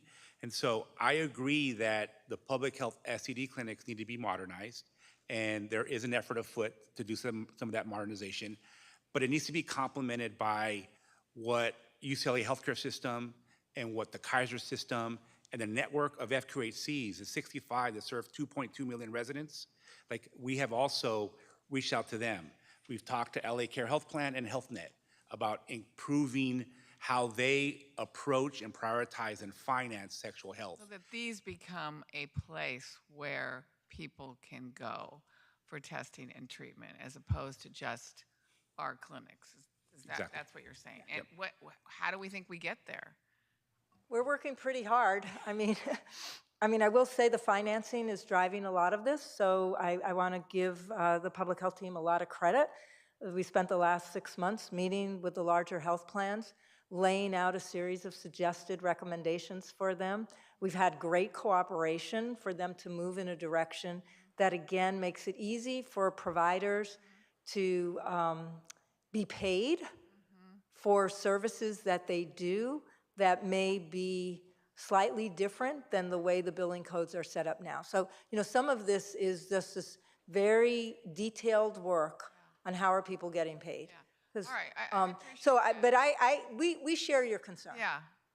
And are trying. Maybe the next time you come back, you can give us some, more updates on sort of these other. Yeah, because obviously you got sort of a blueprint to do this. It just feels like it's not happening quick enough. Yes. Thank you. So whatever we can do to support that effort, let us know. Thank you. Supervisor Barger. Thank you. And actually, I was going to ask about the health plan. So you are working with like LA Care and all to see how we can you capitalize on that. And if you answered this, I apologize. But service providers are only utilizing 71% of their allocated funds. Do you understand why are those funds not fully utilized? It's mostly staffing shortages and staff vacancies that have not allowed them to maximize those commitments.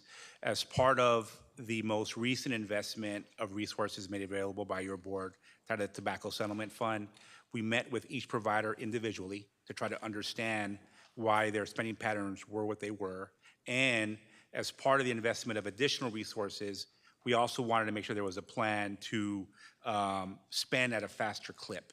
And that often meant hiring more staff. But we're also investing in technology and changes to EHRs to make ordering exams more routine and easier.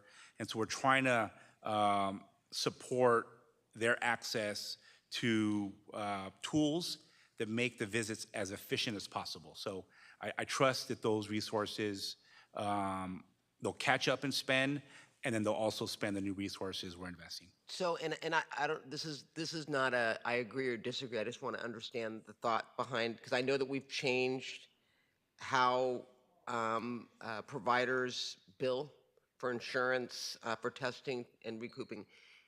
Do you think that's had a negative impact, or has it been no impact as it relates to they have to bill for labs, correct? And prior to that, that was not the case. Do you follow me? Yeah, so previously, there was a set aside to help providers offset the cost of laboratory specimen processing. We have been working with them to develop billing mechanisms so that we bill health plans for services they should be covering. And that gap has narrowed in terms of what they spend and what they are able to bill. And there's still some things that we're working with them on.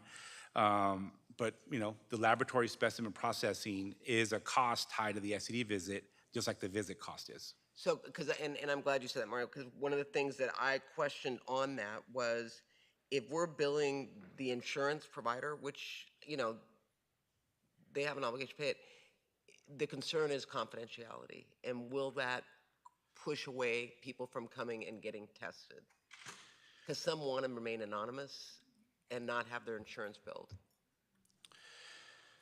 Yes, we're aware of those circumstances, and we want to make sure that no policy change that we advance impacts someone's comfort getting a sexual health visit. And so for some providers, particularly those who serve young people, we've created a line item so that that laboratory cost is covered and it doesn't require the billing of the family health plan. And so particularly for people under 26, it's a very sensitive issue.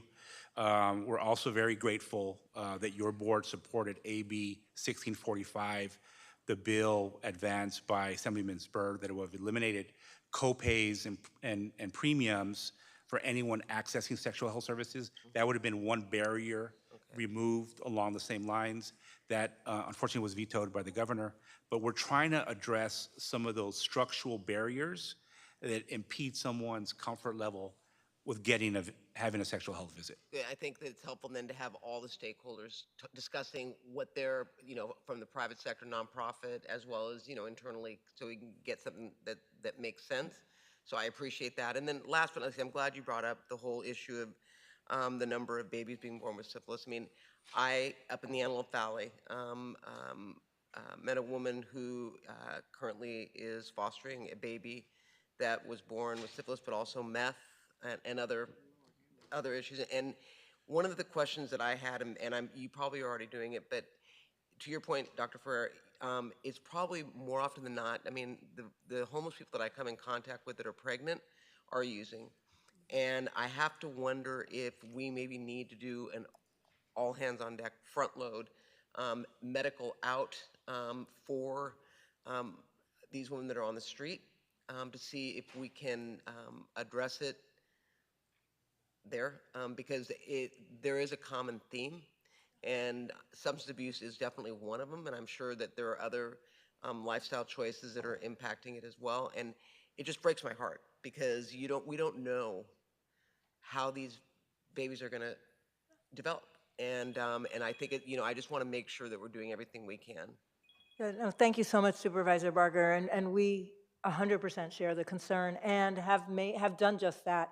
Even internally, we have a dedicated team at DPH that is singularly focused on finding women who are unhoused and making sure that as early on in their pregnancy as possible, we're connecting them to a whole host of services that they want and some services that we would like them to make use of. But we're trying to meet people where they're at, and we're trying to acknowledge that life is, just like you said, for many of these women, extraordinarily complicated, and some of them have already lost a baby previously or have experienced having a child removed. So there is a fair amount of distrust among women who are pregnant, who are unhoused, and may be feeling very hesitant to engage with our traditional teams, which is why we have a separate team that's really laser focused on this. Because again, as we showed you, the numbers are small enough that we should be able to find women, reassure them that our intent is to be supportive and help connect them to the kind of services that could lead to a healthy birth. Excellent. And then I'll just, in closing, say that, I remember back in the early 90s when McLaren Hall was open, and we would have lines of bassinets, but then we'd have rocking chairs. And all the babies were wrapped up tight because they were born addicted to crack. And Dr. Bean from Martin Luther King Hospital was a champion on addressing the issues that related to disproportionately impacting the community surrounding Martin Luther King Hospital. But I remember the question, what are we going to do when these children, when these babies are older? Are we prepared to address what the impact may be of them being born exposed in substance abuse and crack? And I guess I would say the same in this situation too. I hope that we, and I know Supervisor Mitchell, you're on first five, we have opportunities to make sure that we front load, because we didn't front load on that. We were not prepared for these babies that were becoming young teens. And I just hope that as we address these issues and just going out there, because it really impacted me to see these women that are pregnant on the street without getting prenatal care, and then knowing that there could be complications. I for one, am going to be looking at that very closely, and I'd be happy to work with you because I know you are a champion at First Five on this issue. Thank you, Madam Chair. Supervisor Solis. Yes, thank you. I want to thank you, Dr. Ferrer, and for your team and all the work that you've done. We've done so much already, I know, in the past 2 years on MPOX, and I want to thank you for that because that was something that we use non-traditional methods. And in fact, I think those are the best things sometimes that can help get the word out. You attended several events we had in East LA with the Queer Mercado, and we had 250 people come in that one Saturday to get the MPOX. And that was so effective because that was another outlet that really connected our community. And I would want to encourage us to do more of that because I know you don't have the resources or the manpower, but coming up with those kinds of structured events and knowing where they're happening, because those groups still meet, but right now is the time to do it, especially as the holidays, New Year's, everyone's going to be out celebrating, a lot of things happening. We need to get the word out, you know what I mean?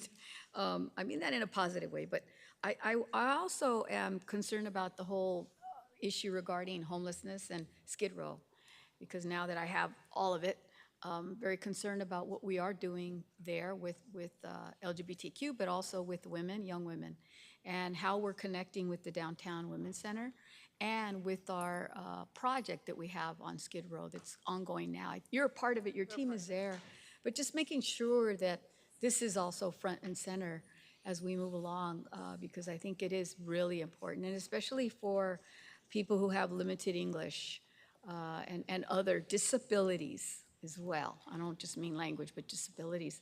I think that's also stigmatized here. People just don't want more attention. And I would hope that we could get our departments, DPSS, and GR unit, whatever it is, to also maybe provide some information about that. I mean, because people aren't going to say, hey, I have an STD issue or I have chlamydia, they're not going to always give that information up, especially women when they're in this predicament. If they are using whatever it is, they're not necessarily going to disclose that. So what methods? And I guess maybe today isn't the day to get all this information back, but at an upcoming meeting to give us an actual plan and tell us what you have done. And if we can be helpful with our contacts as well, I certainly want to see that. And I totally believe that the mobile clinics, the boots on the ground, and the medical teams on Skid Row, I'd love to know what that looks like or how that is rolling out. So that would be helpful. We're happy to provide more details back to you. We don't even need to wait for another board meeting. We can just go ahead and put together the details on sort of the connections, particularly with people who are experiencing homelessness and people who may be struggling with an addiction or mental health issue, and sort of what our outreach looks like in those communities. And I love what you said about, this can't just be one team. We have to have a very coordinated effort working closely with the other departments. I want to thank the other departments because whenever we reach out to them, they've been great about supporting our requests for assistance. Right. So and if you could provide it and do it by district, that'd be great. Thank you. Absolutely. Appreciate it. Supervisor Mitchell. Thank you very much, Madam Chair, and thank you for agendizing this issue. And I appreciate, Dr. Ferrer, your comment about a lack of connection to care, because I think that really is the root of the issue. When you look at the ethnic populations that are disproportionately impacted by the congenital syphilis, it's the same population that are at the top of the charts for everything else bad with regard to health outcomes. And so it's the same population that we had trouble connecting during COVID. And so it's the connection to care that's the issue. And tragically, when we talk about medical mistrust, Black people, medical mistrust, syphilis, all in the same sentence means lack of connection to care, because that is the direct line that has led to multiple generations of mistrust. So in this, like, we're really behind, pardon the pun, the 8 ball, because anytime you talk about syphilis, it evokes horrific memories in the African American community. In August of last year, I filed a motion that, among other things, directed DHS and DPH to consider including STI testing, including oral, anal, urine testing, blood tests, and bundle testing within DHS-operated urgent care centers and emergency room settings, especially those located in high STI incidence regions. So in listening to Supervisor Hahn's questions, recognizing, Mr. Perez, that you say we're screening pregnant women, are we not doing that? If so, why? And perhaps waiting for women to be pregnant to test is too late. We need to figure out how to get them pre-pregnant. I mean, I thank you so much, Supervisor Mitchell, for the question and for elevating the issue around racism and, sort of what's behind the mistrust. It didn't come out of the blue. There's really good reasons for mistrust. And the only way to actually deal with that is to acknowledge what the history actually told us and did, and then to move forward by listening and developing those respectful relationships. So I think we try hard, but in the meantime, the issue of making sure that within our own county family, we're doing a better job offering testing and reducing those barriers. I want to thank DHS for working with us on the emergency rooms. We still need to work with them on urgent care centers. Okay. But we are, they've been a good partner.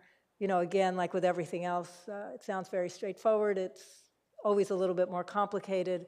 But we feel very confident that that will in fact roll out within the next few months in many more of their sites. As I said, we'd like this to be pretty easy for sites to do, which is why we engaged with the health plans, because some of the reasons why this has been hard has been tied to the financing. So I appreciate that we've been working closely with our larger health plans to really reduce that barrier, because we needed some new billing codes, to be honest. So I appreciate that. And I'm going to follow up with the urgent care centers. Again, this motion was August of 2022. And given the numbers and given the increase, we're talking about private insurance and what other people aren't doing. Well, one group of people we are in charge of, and that's ourselves in county-operated facilities. So let's make sure that we're making sure we're doing all we can in our county-operated facilities.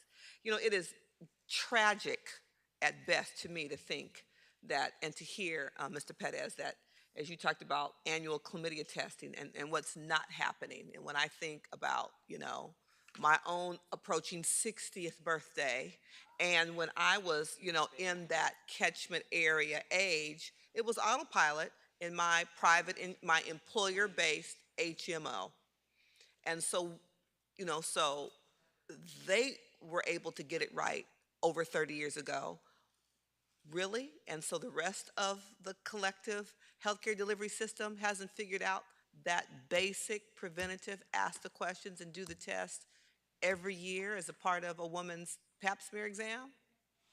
Yeah, the chlamydia screening does not happen for 100% of the young women who are sexually active in that age group. And I think that the HEDIS method that was developed really was driven by an infertility prevention program, which is important. But I reminded our stakeholders that the source of chlamydia infection for most young women is a young man. And yet we do not have a HEDIS measure to screen young men for chlamydia once a year who are sexually active, who are between 16 and 29. And so we have rates of reinfection, not just for chlamydia, but gonorrhea and syphilis. And so the systems need to be updated. The expectations around screening need to change.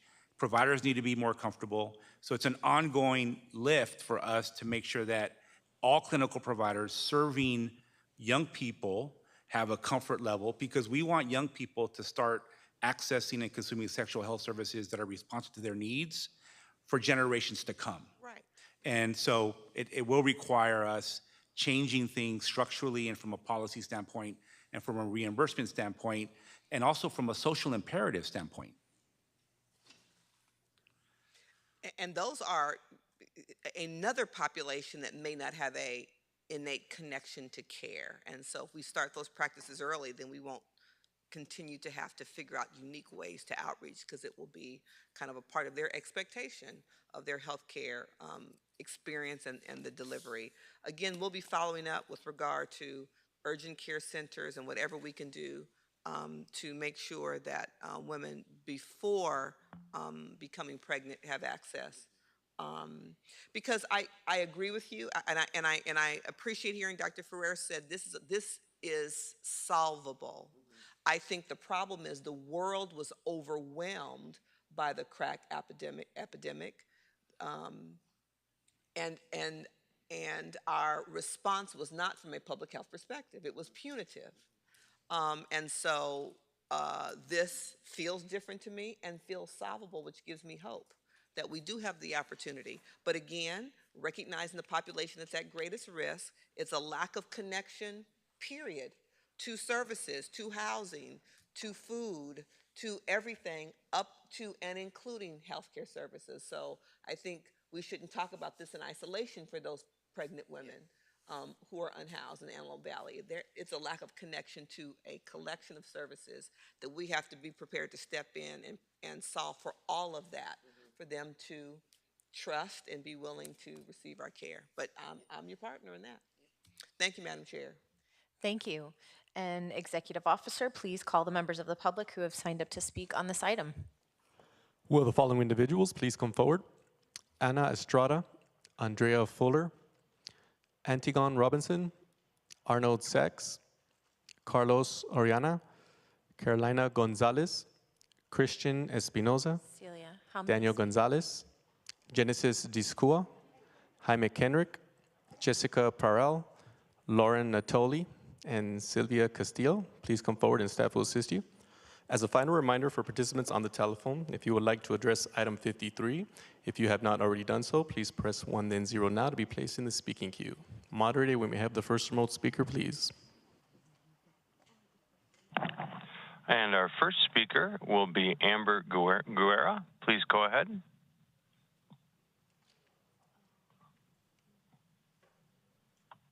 I apologize. Please go ahead, Amber Guerra. Sorry, I was muted. Thank you, Supervisor Horvath, for highlighting this important subject. My name is Amber Guerra, and I'm with Venice Family Clinic, which is a community health center that serves 45,000 patients in Santa Monica and throughout the South Bay. Venice Family Clinic strongly supports continued action on the STI crisis and especially advocacy for syphilis treatment. We've seen an increase in positive syphilis cases, especially among our unhoused patient population. So it's really imperative that we continue testing and we find a solution to the Bicillin shortage, which is the most effective treatment. Thank you so much for your time. Thank you. Next speaker, please. Our next speaker is Robert Contreras. Please go ahead. Your line is open. Good afternoon. My name is Robert Contreras. I'm President and CEO for Bienestar. We support Supervisor Horvath, item 56, aimed at augmenting the funding allocation to address the present issue of sexual transmitted infections in Los Angeles County. We launched Clinical Bienestar several years ago, and today 1 in 3 of our patients seek treatment for STIs. Each patient treated represents a crucial link broken in the chain of infection. The majority of these patients identify as LGBTQ plus and Latinx, with approximately half being Spanish-speaking and a significant portion undocumented.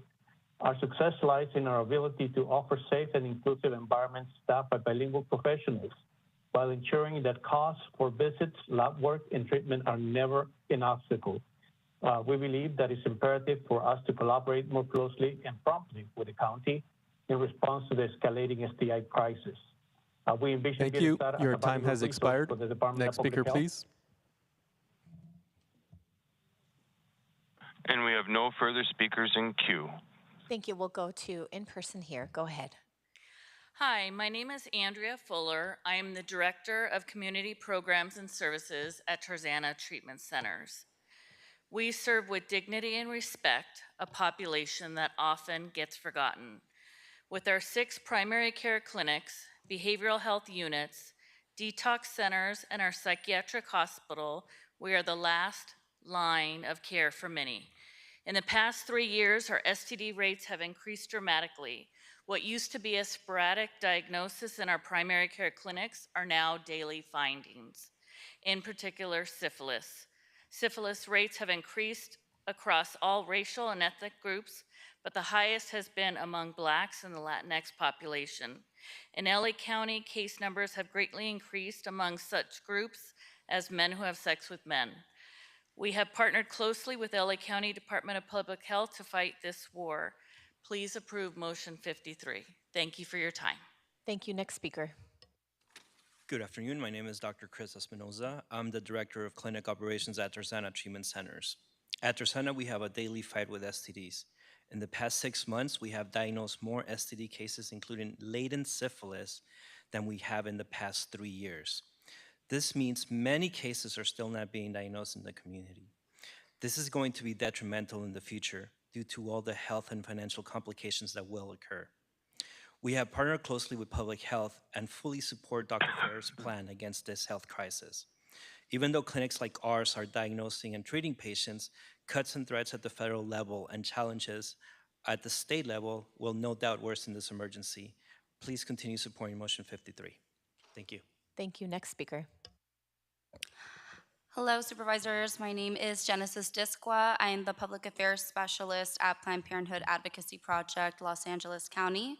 As a young Angelino myself, I know firsthand that the STI crisis in this county is more than just a collection of increasing numbers. It is thousands of real lives deeply impacted by the realities of living with an STI.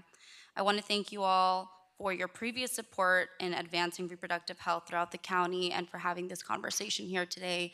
It really does mean a lot, and I ask for your continued support on item 53. Thank you. Next speaker, please.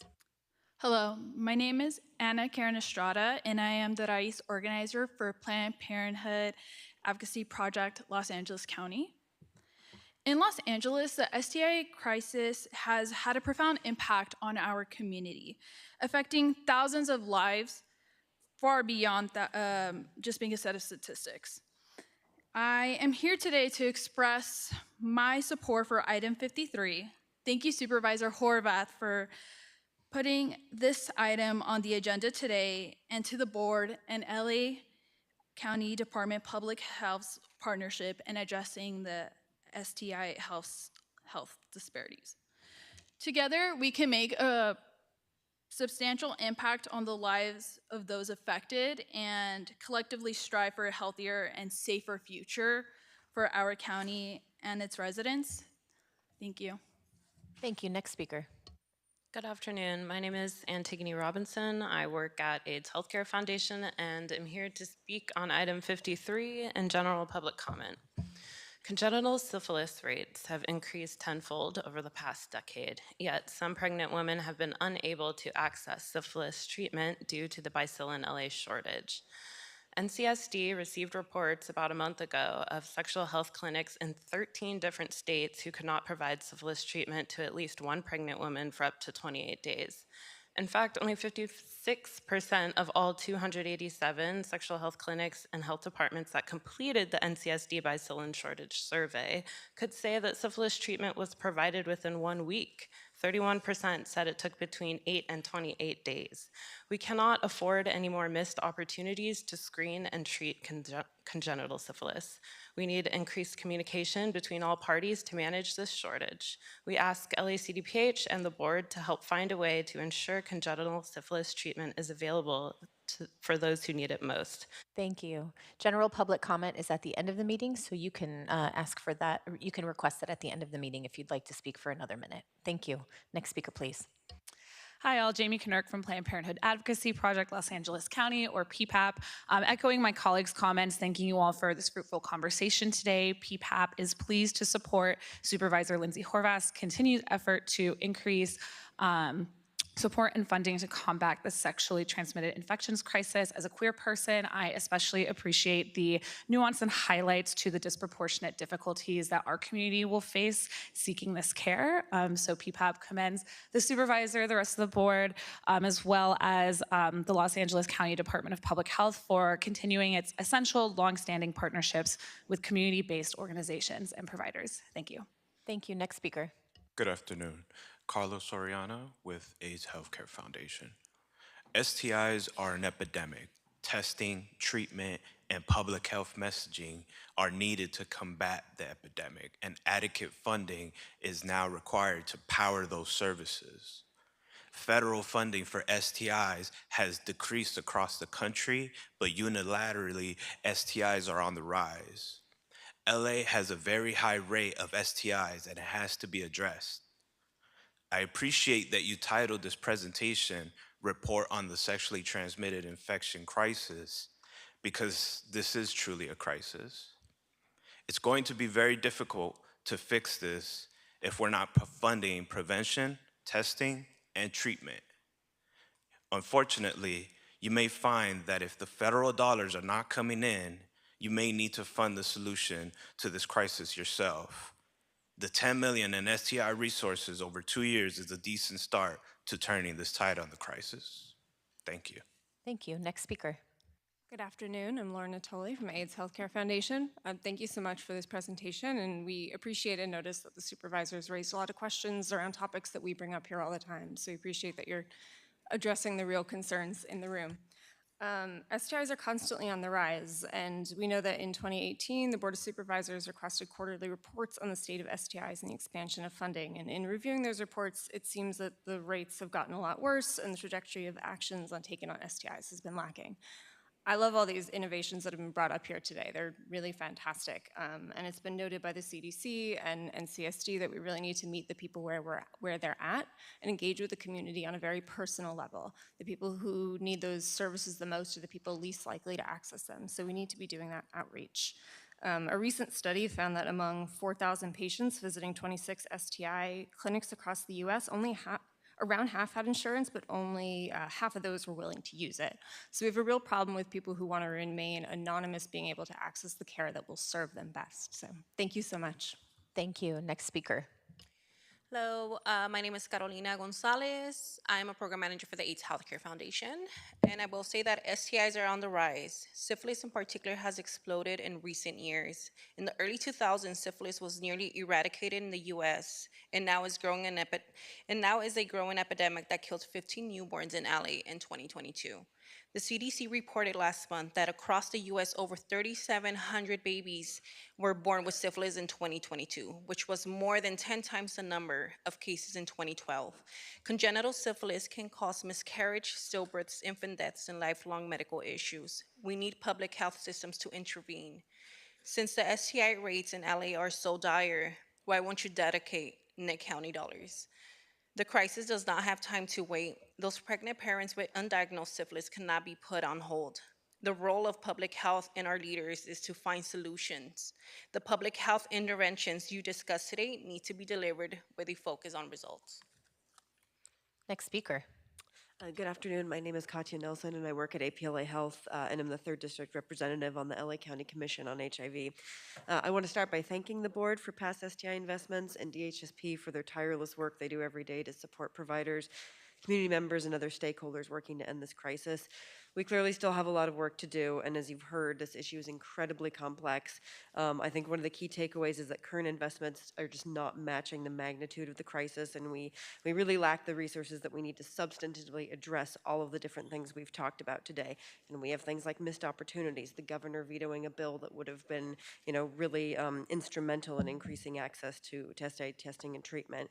And those new investments that we do have are inconsistent, which makes it difficult to make those infrastructure changes that we need to support all of these activities to address the crisis and really start bending the curve. So we urge the board to continue to prioritize this issue and take action steps, things like make LA the champion at the national level for ending this STA crisis. Please reach out directly to state and federal leadership, the governor, Dr. Galley. Thank you. Thank you very much. Next speaker.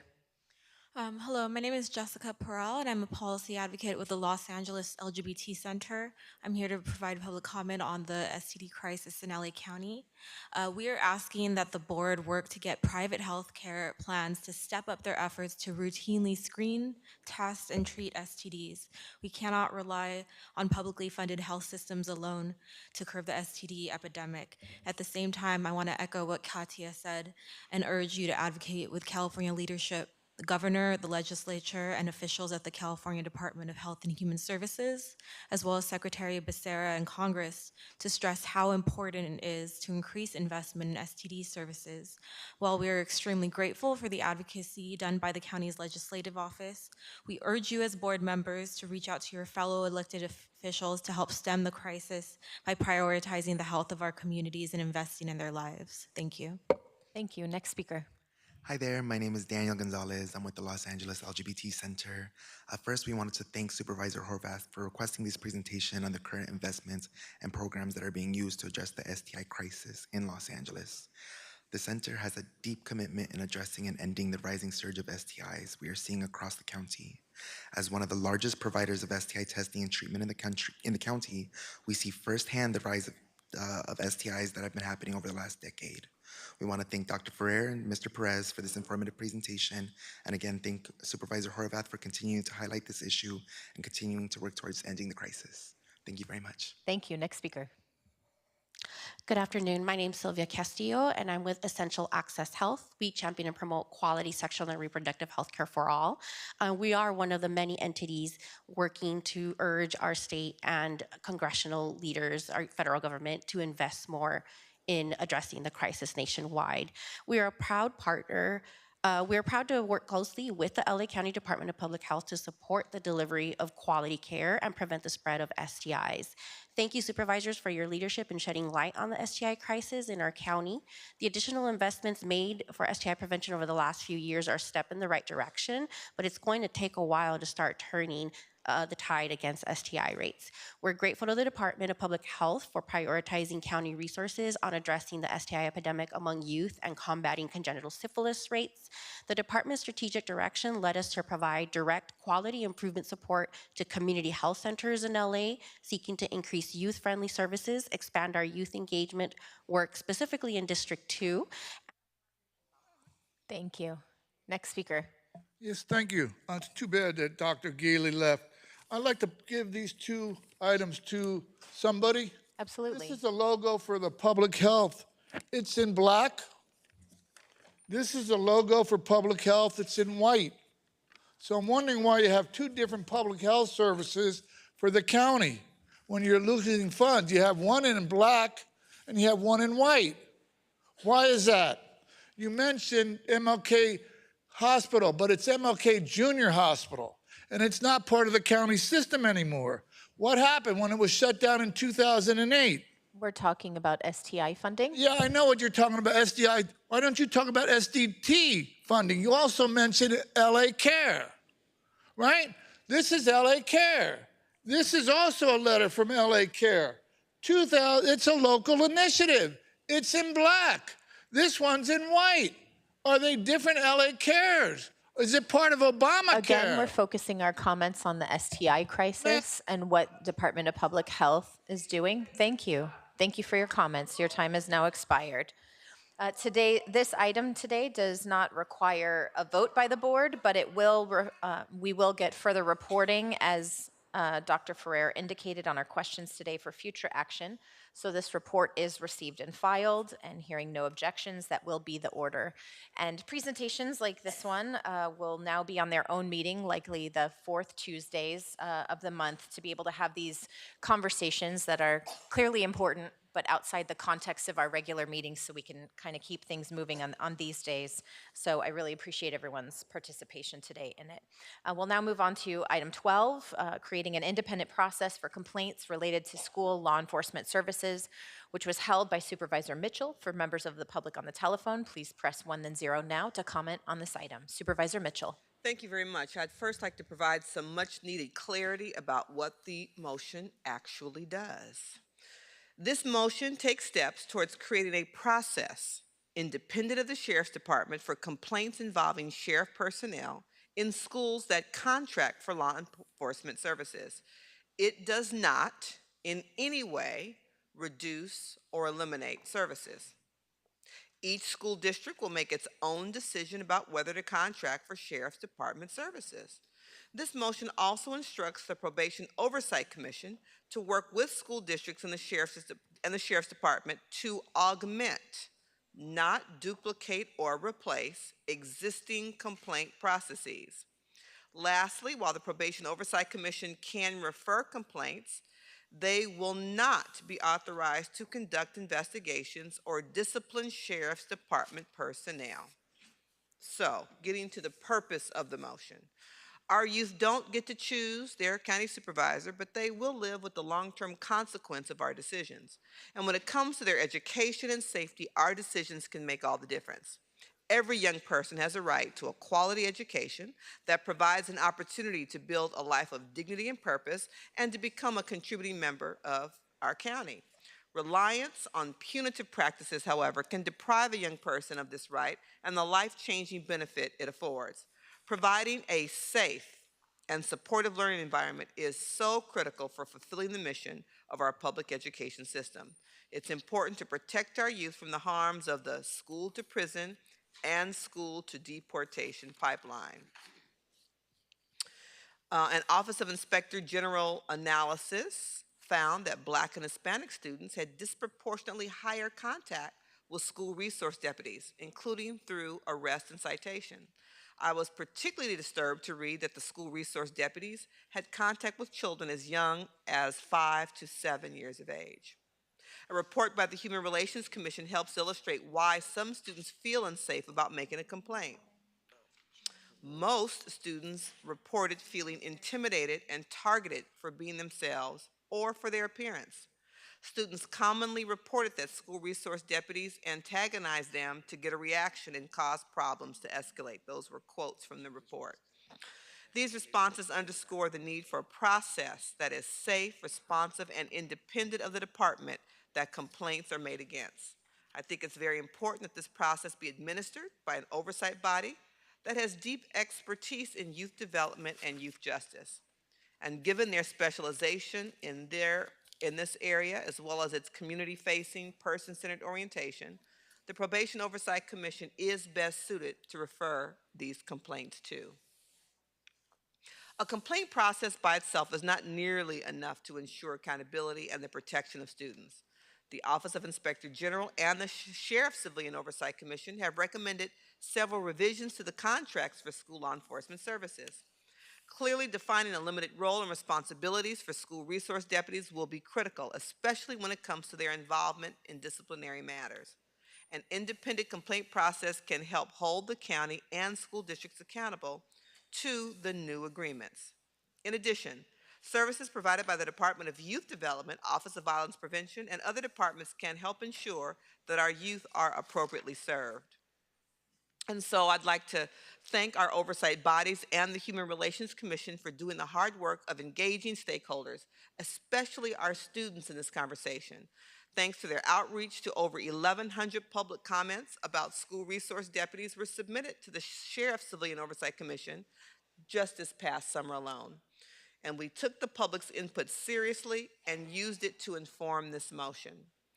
Stronger accountability of school law enforcement services is important for protecting our youth from harm and ensuring that our schools are safe and supportive environments for learning. An independent, confidential, and responsive complaint process is critical for a functioning system of oversight for school law enforcement services. And I'd like to thank Supervisor Solis for joining me as co-author on the motion. Thank you, Madam Chair. Supervisor Solis. Yes, thank you, Supervisor Mitchell, for allowing me to co-author, and I couldn't agree with you more, and that's why I agreed to be co-author on this item, because I do think it's an issue that has come to our attention as of late at some of our schools in the unincorporated area. Over the years, we've read the reports and studies, and we've heard anecdotally from students and parents, especially BIPOC students and parents, about the disproportionate consequences they receive or negative attention by school resource deputies or officers compared to their peers. Schools nationwide, which should be places of learning and growth, can be for some students a pipeline to other systems, not necessarily higher education, rather our justice system. In LA County, the report referenced in a motion notes that Black and Latino students were disproportionately contacted at higher rates more than any other racial groups by resource deputies. There were also children as young as 5 and 7 years of age who were contacted by the school resource deputy. To me, I think there are better resources for these children and students that do not have to come in the form of a deputy. When it comes to counseling our students, guiding our students, and really understanding the reasons why our students need this extra help, it ought to be a social worker, not a deputy.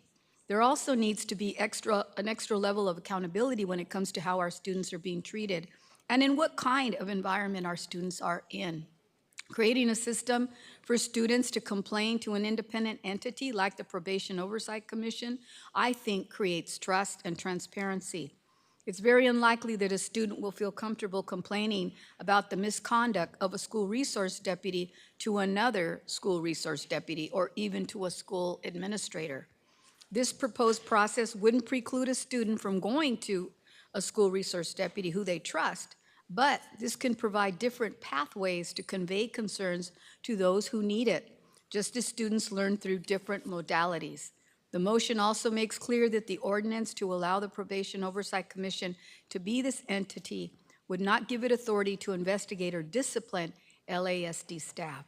I believe having this accountability tool with the help and knowing that in many ways this is underreported will also help provide protections for our students. So I look forward to the report back and am very supportive of this motion. Thank you.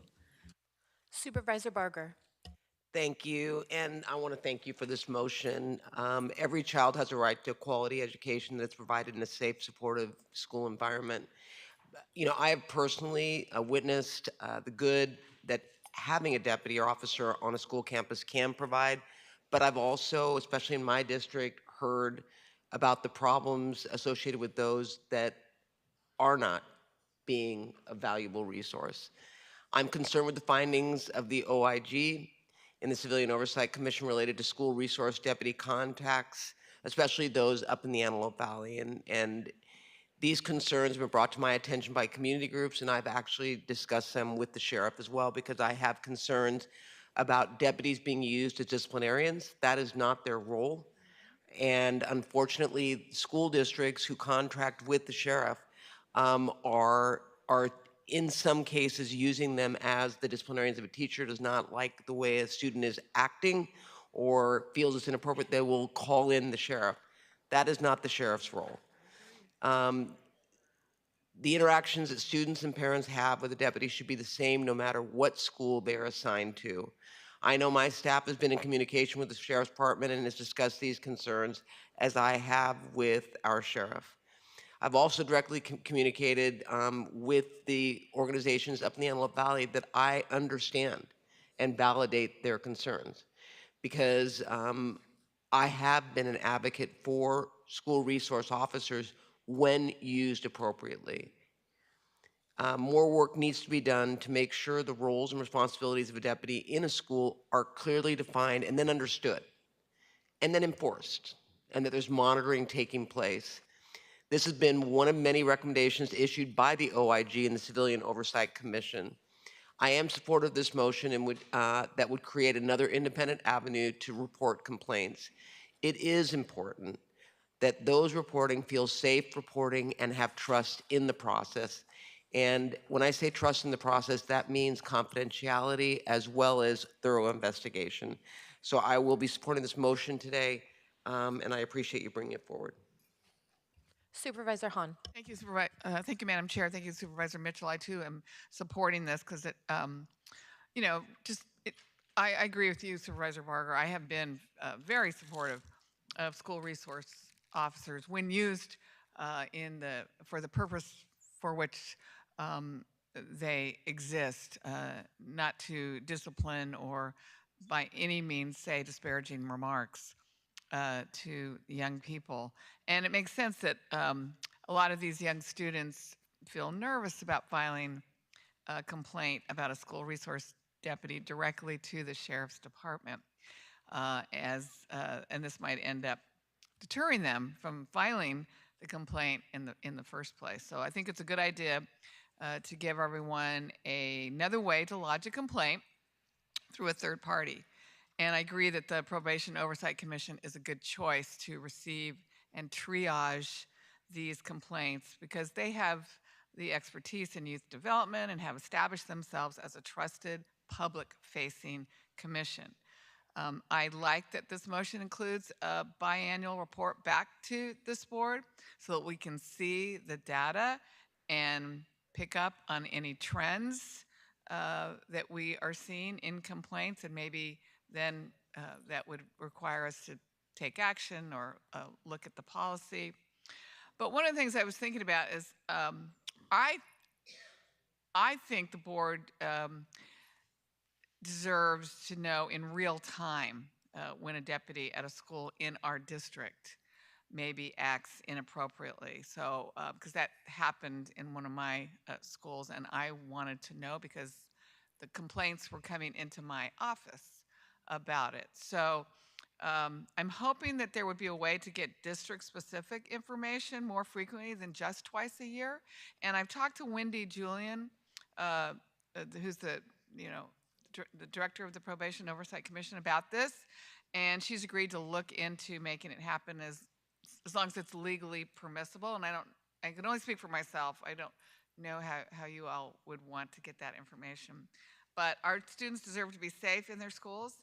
And certainly I can say here today that there's no place for discrimination or prejudice inflicted on young people by the adults in any walk of life around them who are supposed to be providing supervision and protection. So I will definitely support this motion today. And I too intend to support this item. I would say that for all the reasons that have been stated, and I would say that this is just a best practices issue. If we think about it in terms of workplace safety, we know that several lines of reporting, several different places where you can report, channels of reporting allows people to feel safer in coming forward with feedback. I see this process really in that same light. Are we creating a safe line of communication for people to tell their truth and share their experience? So I think adopting this as a best practice to expand the ways that we are allowing for communication is really a significant step forward. I'm glad to see this motion. Thank you to my colleagues for bringing it forward. And Executive Officer will now turn to members of the public who have signed up to speak on this item. Madam Chair, there are no in-person speakers here that have signed up for this item. Moderator, may we have the first remote speaker, please? Our first remote speaker is Gwendolyn Julian. Please go ahead. Your line is open. Wendy Julian, Executive Director of the Probation Oversight Commission. Thank you, Supervisors Mitchell and Solis, for this motion. The Sheriff's Department, Civilian Oversight Commission, Inspector General, County Council, and LACO all who helped design and improve this concept, and especially to the many advocates, students, and parents who push for reform to address the myriad issues with policing on our school campuses that are highlighted in the Inspector General's reports. I fully support this motion. I think it moves us toward youth justice reimagined. As mentioned, this is not creating a new bureaucracy to investigate complaints, but allows us at the POC to receive and refer them to the sheriff and school districts to be investigated through existing processes. We already have a small but mighty outreach team, and we've worked hard to win the public's trust. We can't promise solutions to individual complaints, but with relatively small investment, we can track and improve accountability, transparency, in a safe place. I look forward to this work. Thank you.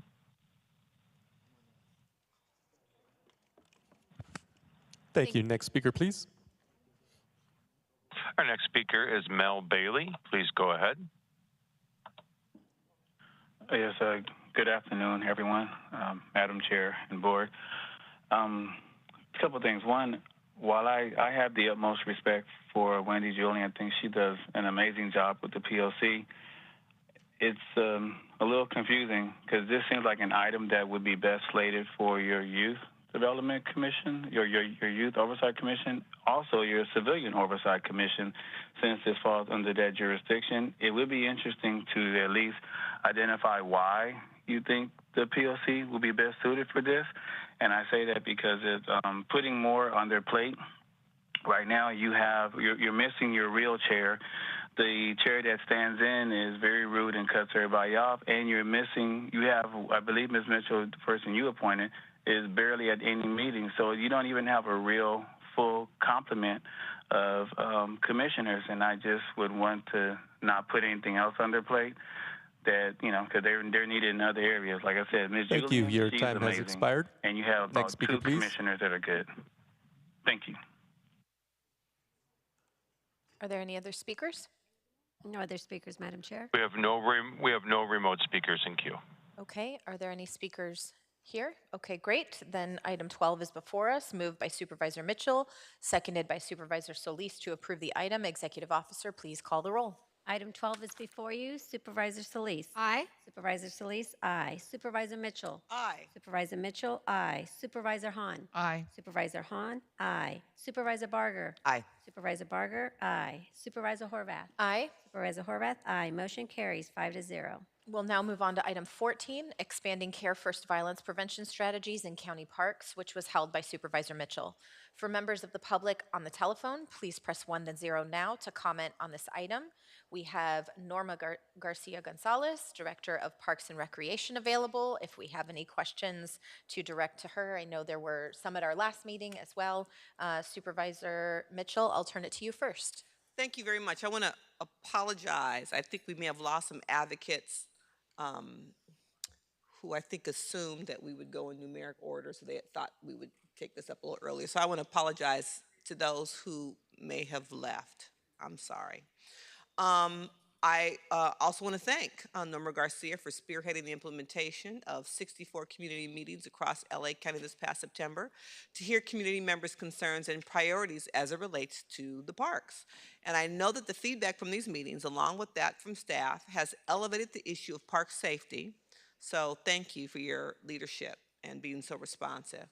I'd also like to thank the parks team, and particularly the recreation staff, for all of their work day in and day out to ensure our parks support the well-being of our communities.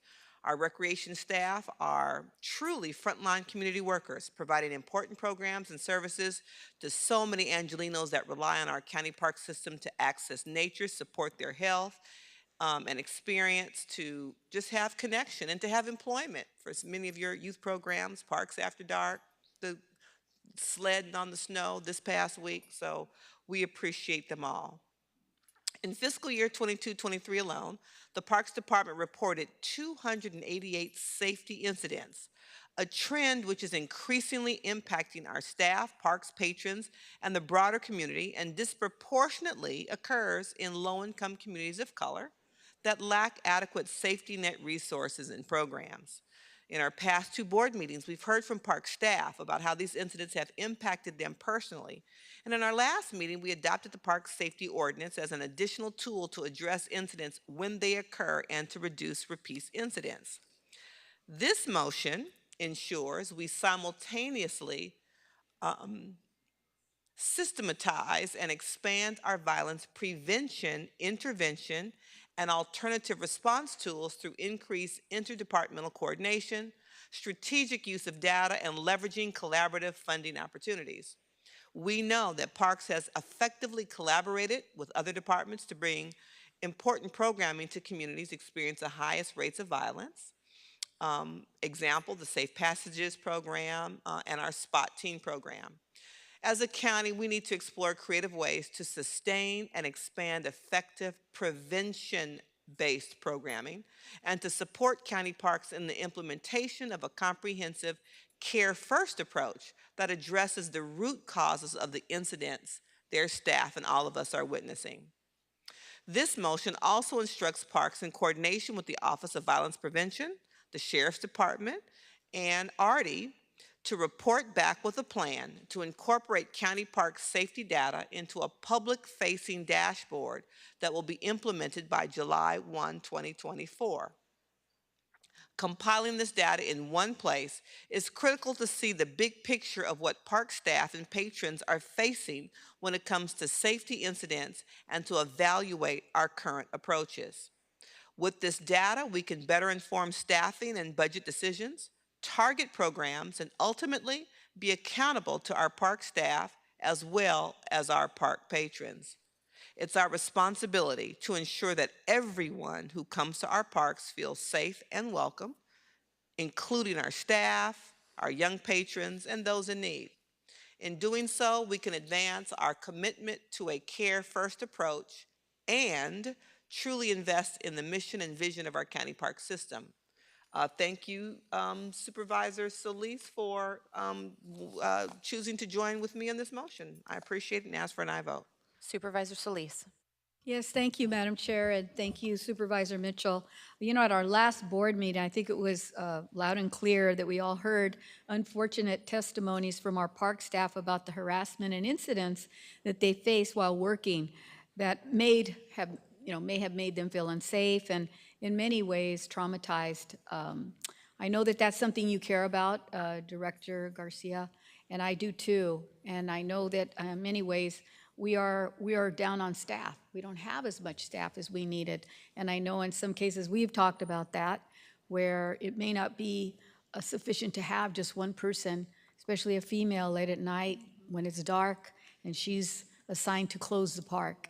And we heard that repeatedly over and over again. So I hope we can figure out a way to try to expand that, but I'm not just going to limit it to that. I think what's important is that we partner with some of our CBOs, because I know in my area, we use discretionary money to work with groups like SEA and outreach groups that work on gang prevention, outreach, counseling, and they have worked with us at some of our parks in East LA and the San Gabriel Valley. But I'm just saying it might be worthwhile to have an additional set of eyes and hands out there that can also help, because they can also provide prevention and decompress when there are situations that we know require more than one individual. So I know that this is an important item for all of us, and want to continue to work with you and see how we can expand these efforts. You have been there expanding Parks After Dark, as well as many of these programs to keep our youth engaged in the evening with their parents. And I look forward to continuing support for those efforts, because they do have results. And I was glad to see your staff out there during the November Operation Gobble Gobble, but also out there for the Christmas, the holiday spirit, and being out there in our community and being visible and seeing the recognition from the community about the staff that you have out there, because they're your eyes and ears and they represent us. So I know how important that is, and I do want to let them know that we are supportive of the park staff. Okay? Thank you. Thank you, Madam Chair. Supervisor Barger. Thank you, and Norma, thank you and your staff. You know, the testimony that we heard was truly an eye-opener. We've heard about the physical, the verbal, and the emotional violence they've faced on the line of duty, and how they prioritize the safety of our patrons in each instance, and that is truly a public servant. But they should not be put in these situations. And I've heard, in fact, and tell me if this is true, that some parks you're having a difficult time recruiting for that reason. That is true, Supervisor. And, you know, and I'm sure it's in areas where we fought to have open space, green space, place for people to be able to recreate, correct? Correct. In the highest need communities. Yeah, in the highest need communities. So I believe it's vital and incumbent upon us as a board to ensure that the access to these areas is maintained in a safe way for our employees, but also for the patrons that want, and the families and all that want to experience the parks. In my park, in Pamela Park, you know, the sheriff is pulling back on the youth athletic league deputies because of the shortage.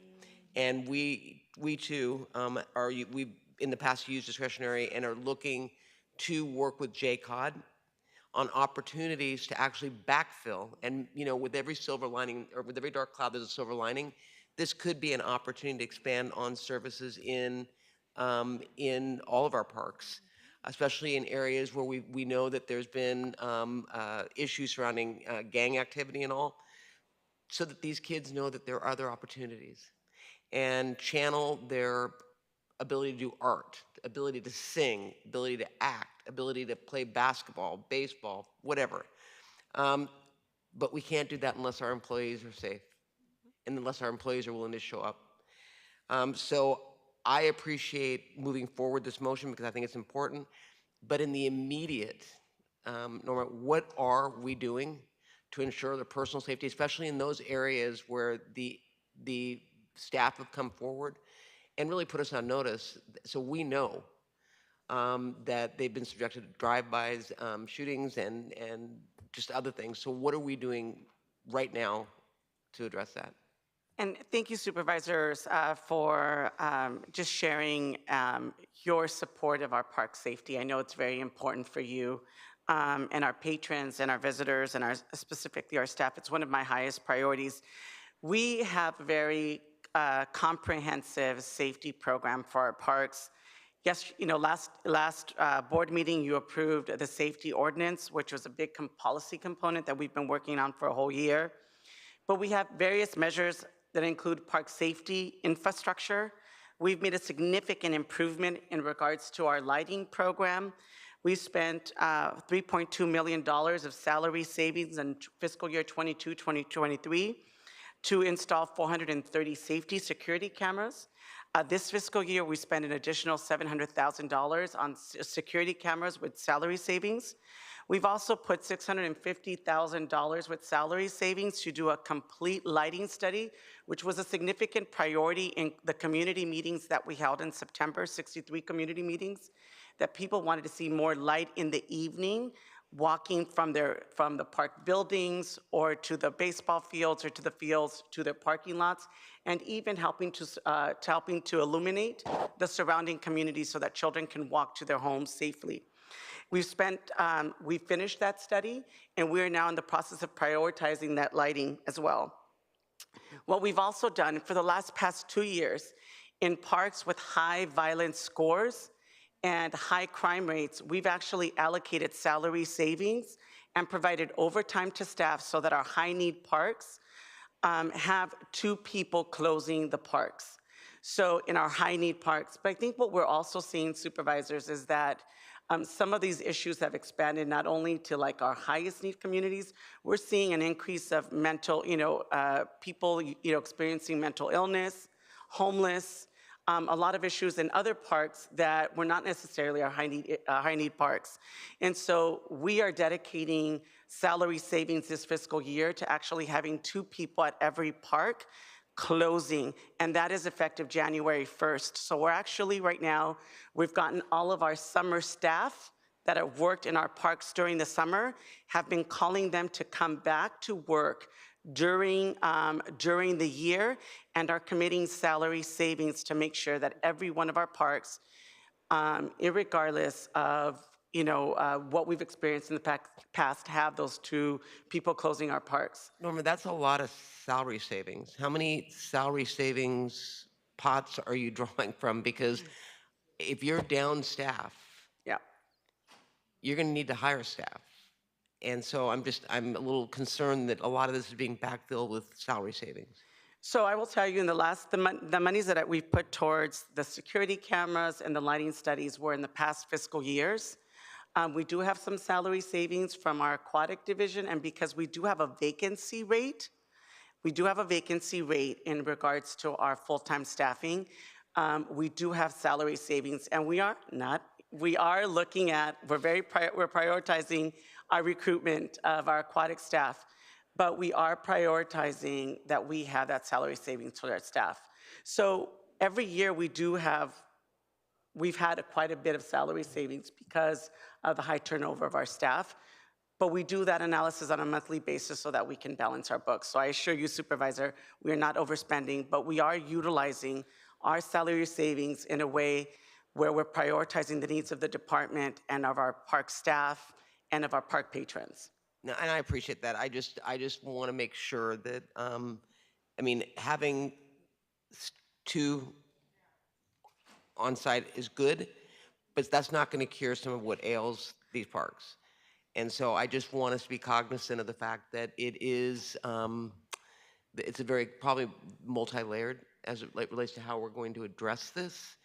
And that doesn't mean that it's any one of those options is wrong. It's just that I don't think it's going to be as simple as just hiring another person to walk with them to their car. But I think that's a good start. Well, Supervisor, if I may add, it is multi-layered. And I think I want to also mention, in addition to the investments in staffing, the additions in infrastructure, we've also made a significant investment also in the programming. You've committed, for our Parks After Dark programming that is now year-round. We've also received significant grants. We have 13 teen centers. We've had over 46,000 teen visits to our parks. That is 100% funded by SAPC funding and probation funding. We're applying for another grant to expand the teen centers, and those teen centers are located specifically in communities with high violence scores, as well as high substance abuse by teenagers. So we're specifically looking at data to actually put the programming where youth and communities need it the most. We have an after-school programming that is free, that is being implemented at 63 parks. So in the times when crimes are committed or when kids get into trouble, we are providing that after-school safety program. We've also worked with our Park Sheriff Bureau so that we worked with ALATs for a whole year to align our sheriff contract to make sure that sheriff hours are aligning with our park hours. And we've done that. And one more thing, that we're also expanding our Safe Passage program. Supervisor Solis mentioned about our partners in the community. We've actually applied for a grant with the Department of Mental Health and the Department of Probation. We got the funding, and we're going to be expanding from 3 parks to 9 parks so that we're working with gang interventionists at our parks. So this is a multi-layered approach. It's programming. We've hired 472 youth. Kids that are caught smoking weed at our parks. What we turn around is we give them a Youth at Work application. When kids are, so it's programming, it's partnering with community, it's talking to community, partnering with our law enforcement, and it's also putting safety measures so that we're not putting our staff at risk. And that's why I say multi-layered, because I know there's a lot of moving parts, and I love the way you're going about addressing it, especially with incorporating youth into the parks. So thank you for that, and thank your staff as well. Thank you, Madam Chair. Supervisor Hahn. Well, thank you. I think everybody's really said, all of our concerns, and appreciate your responses. I mean, obviously, I'm supportive of this motion's vision for, a pilot program to look at violence prevention and care for services to those who we are deeming troubled.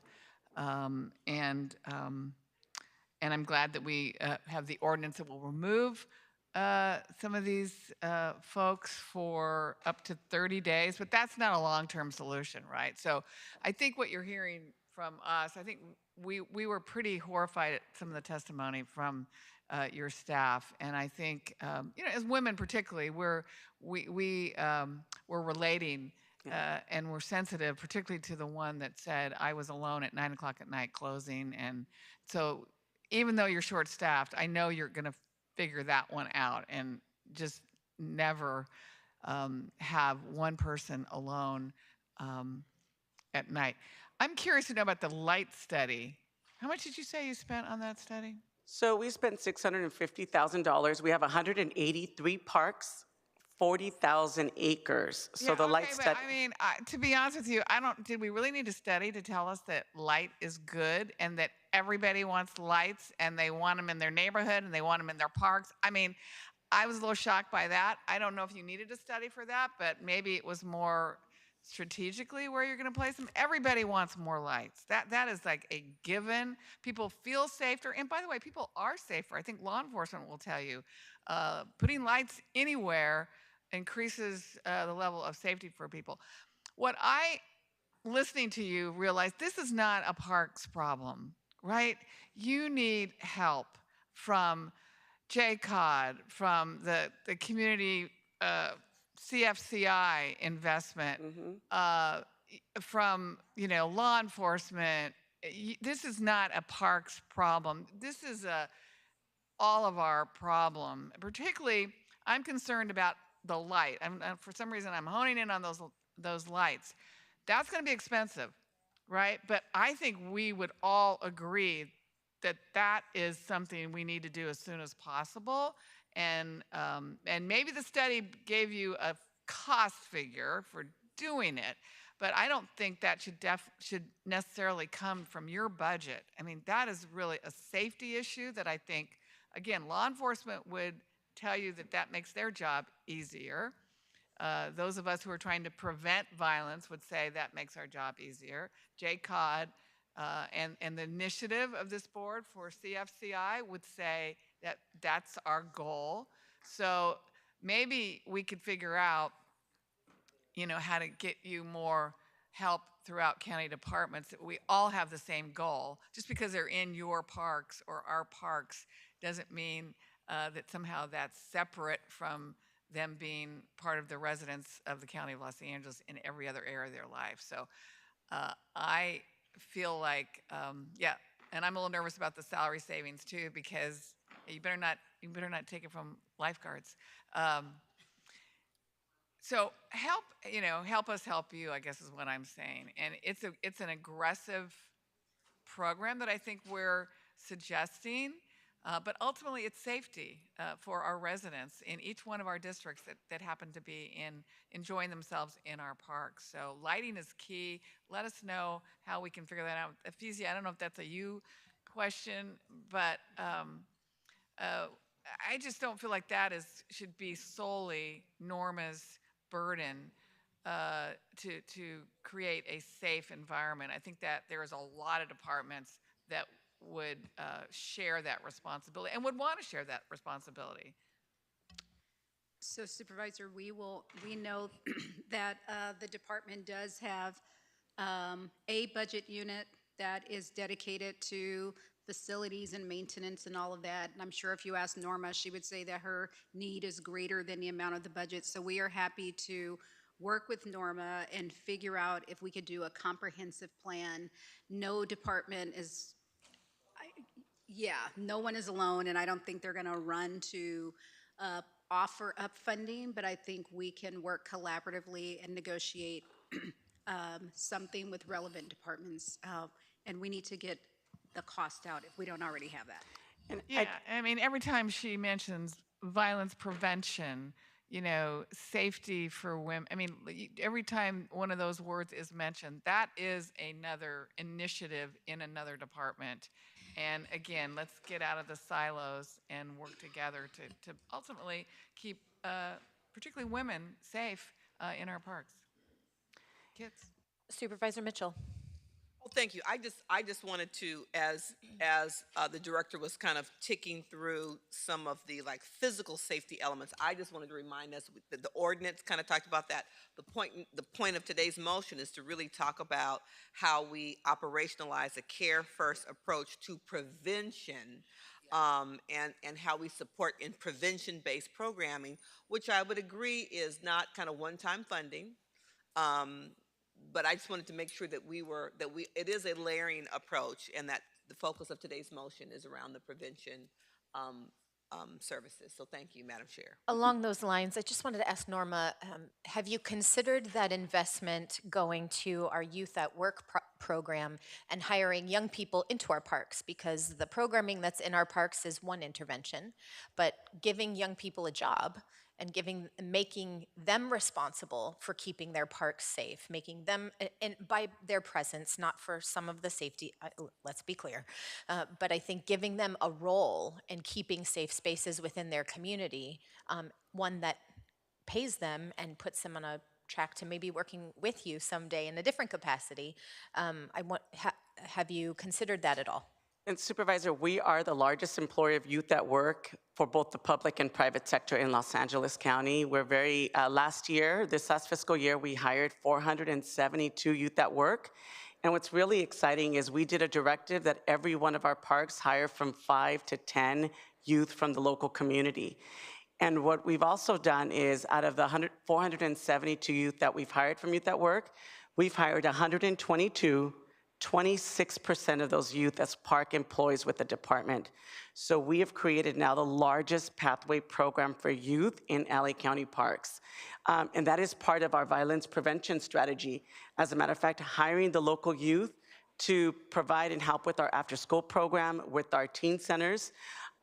We go into the housing projects and actually set up a table, and we hire youth because we're very committed in making sure that the highest risk youth are working in our parks, and they create a pathway into employment with our department. So that has been one of our strongest initiatives in our department. Very proud of that. Great, I'm glad to hear it, and maybe it's something we can even further expand. I'm sure there are thousands of young people who would love to be part of that program if we invested differently in it. So I'm glad to hear that it's such a success already. That's wonderful. Supervisor Mitchell. Round three. Right, and I'm not going to push this button again until the next motion, Madam Chair. But what you just said triggered a thought, because I agree. I can't go to a park in the 2nd District and not meet a park staff that doesn't tell their story that they started, and particularly the lifeguard, Supervisor Hahn. They all start as, youth being hired. But what your question triggered for me as I think back to the testimony from your staff, it wasn't so much interactions with young people. It was interactions with our unhoused and our constituents who are suffering from mental illness. And so I guess the question is, when we look at programs who, within the county who can hire our formerly unhoused, is that an area of focus too? I think historically, focusing on hiring youth is kind of a natural, always. That's where we went for jobs. But what about the other population that are probably causing the lion's share of the challenges your employees are experiencing? Is there any connection there in terms of hiring and creating opportunities? Well, Supervisor, I've actually gone out to our parks. As a matter of fact, during the holidays, I go to almost all our parks, and I hear actually miraculous stories where we have people that are disabled that hang out the park. They start as a volunteer, and then we hire them as a park aide.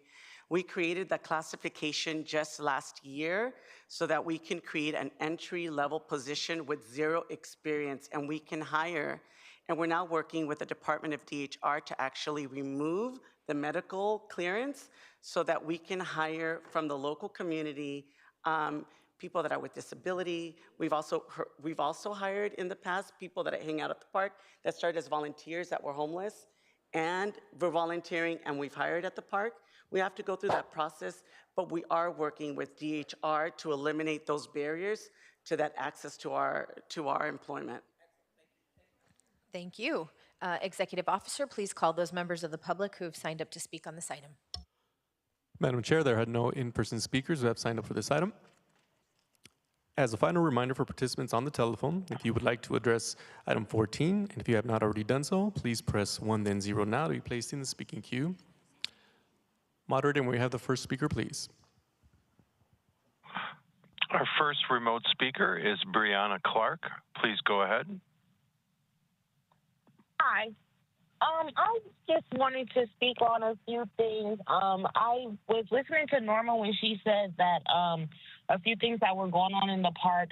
For one, administration is not up to par Staff is overworked. They're not allowing them to do anything. When you make a complaint, there's retaliation. The parks are dirty. Homeless people. It's just not safe. There's no safety areas for the kids. The staff, like I said, the staff are overworked. It's just a lot going on. And then also with the volunteers, I heard Norma saying that they were calling people back and et cetera. Me, for example, I've been on the list for probably like 10 months. No one is called. I would say the parks are very hands off at this moment in time. So I just wanted to let that be known, let it be out there that a lot of the things that are saying that's being taken place are not. I am at the park. I'm in the community on a Thank you. regular Your basis. time has None of this is expired. Next going on. speaker, please. Our next speaker is Natalie Agu. Please go ahead. Hi. With decades of experience in community conflict resolution and increasing public safety through community-based strategies, Sentinel Youth Services strongly supports this motion for expanding Care First violence prevention strategies in county parks. Park safety matters are caused by an array of issues, most of which require solutions that our law enforcement services are not equipped to provide.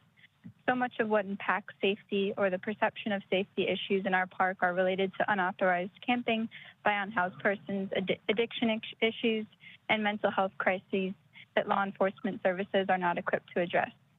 Interagency collaboration and transparent data-driven decision-making are key to involving past simplistic use of calling the police to address all safety matters and get us to more effective solutions that address the underlying causes of a wide array of causes of safety concerns. Real community safety comes through addressing underlying needs effectively for long-term impact, not short-term responses like policing and park expulsions that lead to the matter Thank you. Your time has simply expired. recurring the following. Next speaker, please. Our next remote speaker is Teresa Indy. Please go ahead. Your line is open. 90011. Hello? Hi, go ahead.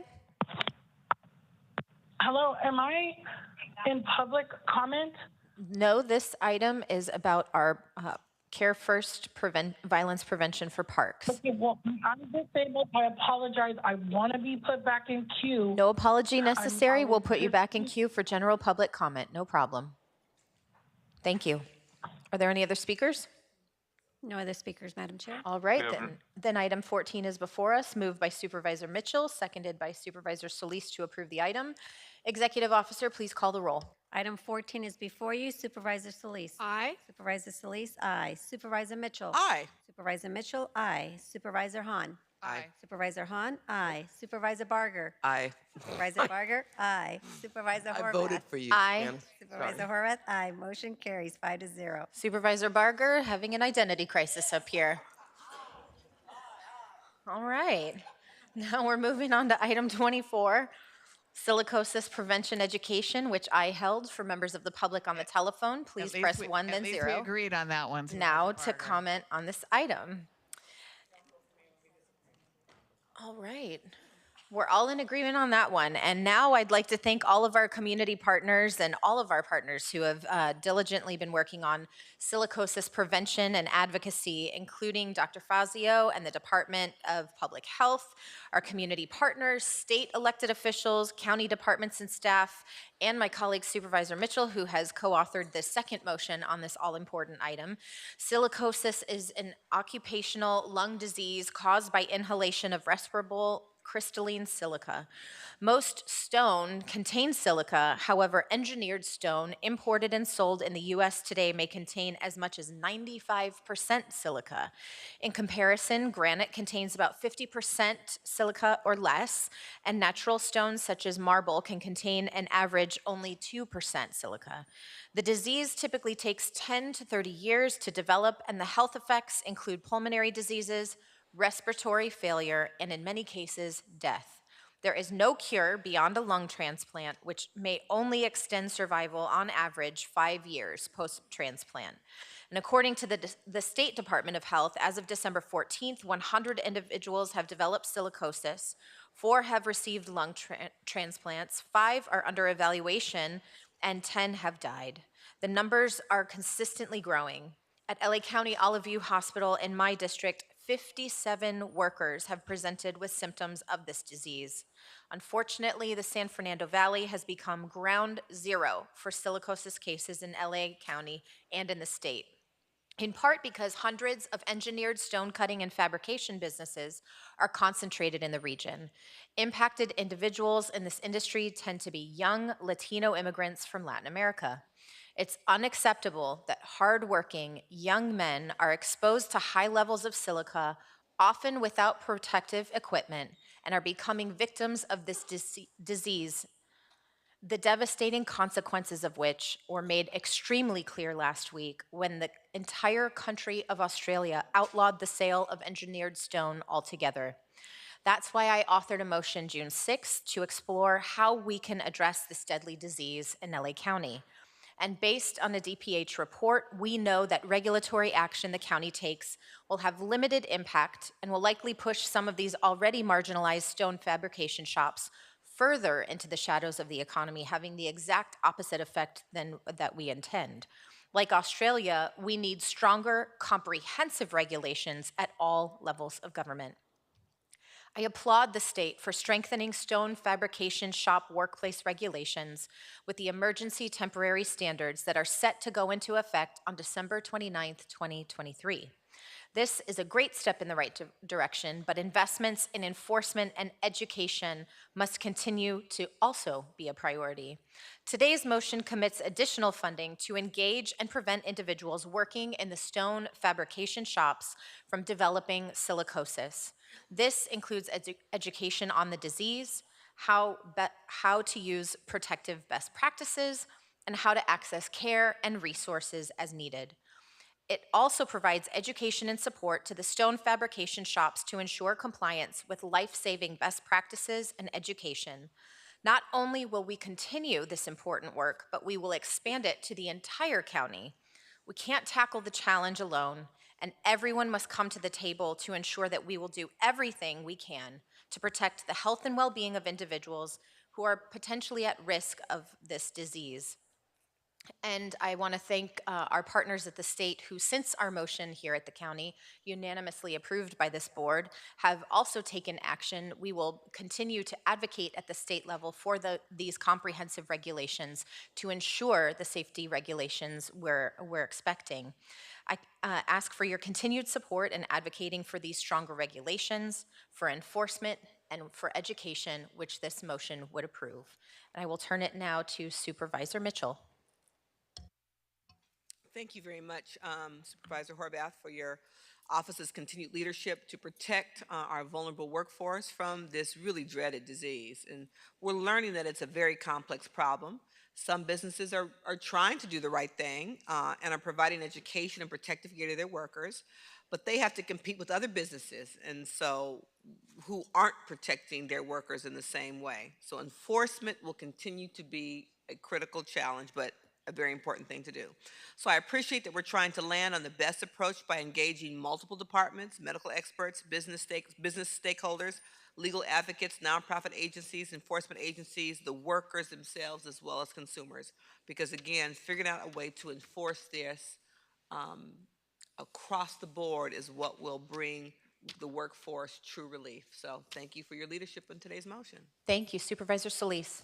Yes, thank you, Madam Chair, and I also want to commend you for bringing this motion forward, but also building on the work that you started last June to help raise awareness regarding this deadly disease. As former Secretary of Labor, but also as former State Senate Chair of the Industrial Relations Committee, we knew firsthand how critically important it was to protect workers in these very serious industries where harm can have lasting impact and even in some cases losing your livelihood.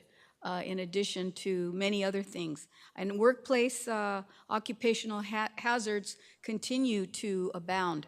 And I'm happy that the state has already begun acting, and Cal OSHA is implementing emergency temporary standards.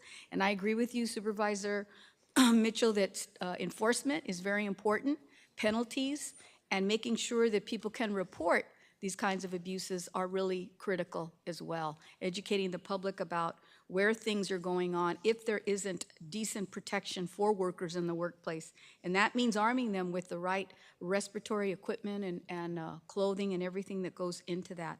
And I'm glad to see that this effort will require collaboration with all our health departments and our business community, but knowing fully that sometimes there are unscrupulous employers who will do the wrong thing and won't want to give the kind of protection and information for employees. That has always been the case. So getting good laws on the book and getting enforcement out there, and the efforts that we can work hand in hand with these people that are employed in this industry is very important. I agree with you that a majority of the people in this area that work there, stonecutters and what have you, are heavily represented by the Latino community, also in our districts in East Los Angeles and in the unincorporated areas, and I know in Sela. So we share an interest here. So thank you for bringing this forward. Thank you. Thank you. Seeing no other speakers in the queue, Executive Officer, please call members of the public who have signed up to speak on this item. Madam Chair, there are no in-person speakers that have signed up for this item. As a final reminder for participants on the telephone, you would like to address item 24. If you have not already done so, please press 1 then 0 now to be placed in the speaking queue. Moderator, may we have the first speaker, please? Our first speaker is Jane Fazio. Please go ahead. Your line is open. Hi, thank you. First, I'd like to thank the board for allowing me to speak. My name is Jane Fazio. I'm a physician. I'm actually the primary lung doctor that's seeing many of these cases of silicosis here in the San Fernando Valley, up at Oliveview, and I also work at UCLA. So I just wanted to give a quick comment in support of item 24, the silicosis prevention education item. And a little bit of context, 2 years ago, we started to see an uptick in the cases of silicosis among those working in stone countertop fabrication. And today the numbers continue to climb. They've doubled in the last year to over 100, and I continue to see lives lost due to disease. I also want to say that I've been on the ground with LADPH and Pacoima Beautiful, as well as my research team doing outreach, and have personally been to the shops that are doing this work and have interviewed many workers in depth. The outreach team has gotten the workers' attention. They visited over 100 shops, and the workers now know a lot more about unsafe practices, but this needs continued Thank you. Your time has expired. Moderator, next speaker, please. Thank you so much. Our next speaker is Paul Hennessy. Please go ahead. Your line is open. Hi. I know someone with silicosis, and after working with this dangerous dust, it's damaged his lungs. So while I support the additional funding for education, I also want to urge the need for clean air tools in public spaces, which will help reduce silica and other harmful elements in the air. My friend's silicosis was exacerbated by a COVID infection, which damaged his lungs to the point of needing a permanent oxygen tank. So in treating those with silicosis, respirator mandates in healthcare need to be considered because unnecessary COVID infections have been proven to worsen the symptoms of silicosis. Clean air in public buildings and medical settings, along with respirators, will protect those workers who are working with the dangerous elements. Thank you. Thank you. Next speaker, please. Our next speaker is Jim Hybe. Please go ahead. Your line is open. Good afternoon. My name is Jim Hybe, and I'm the CEO for the Natural Stone Institute, a leading trade association serving the natural stone industry, with the largest portion of our membership being countertop fabricators. We publish technical standards and have an extensive library of safety training resources and have been a partner with governmental entities for several decades. I speak in support of Supervisor Horvath's recommendations to prioritize worker safety, and item 24 is an important step towards addressing silicosis prevention through education, outreach, and collaboration with various stakeholders. The direction you are making to instruct the Director of Economic Opportunity to convene stakeholders, which includes industry trade groups, to discuss and coordinate additional outreach strategies is critical. While we need more enforcement with negligent and uncooperative fabricators, through this outreach outlined in item 24, we will continue to provide training resources, which includes adherence to safety protocols, air testing, engineering controls, PPUs, and et cetera.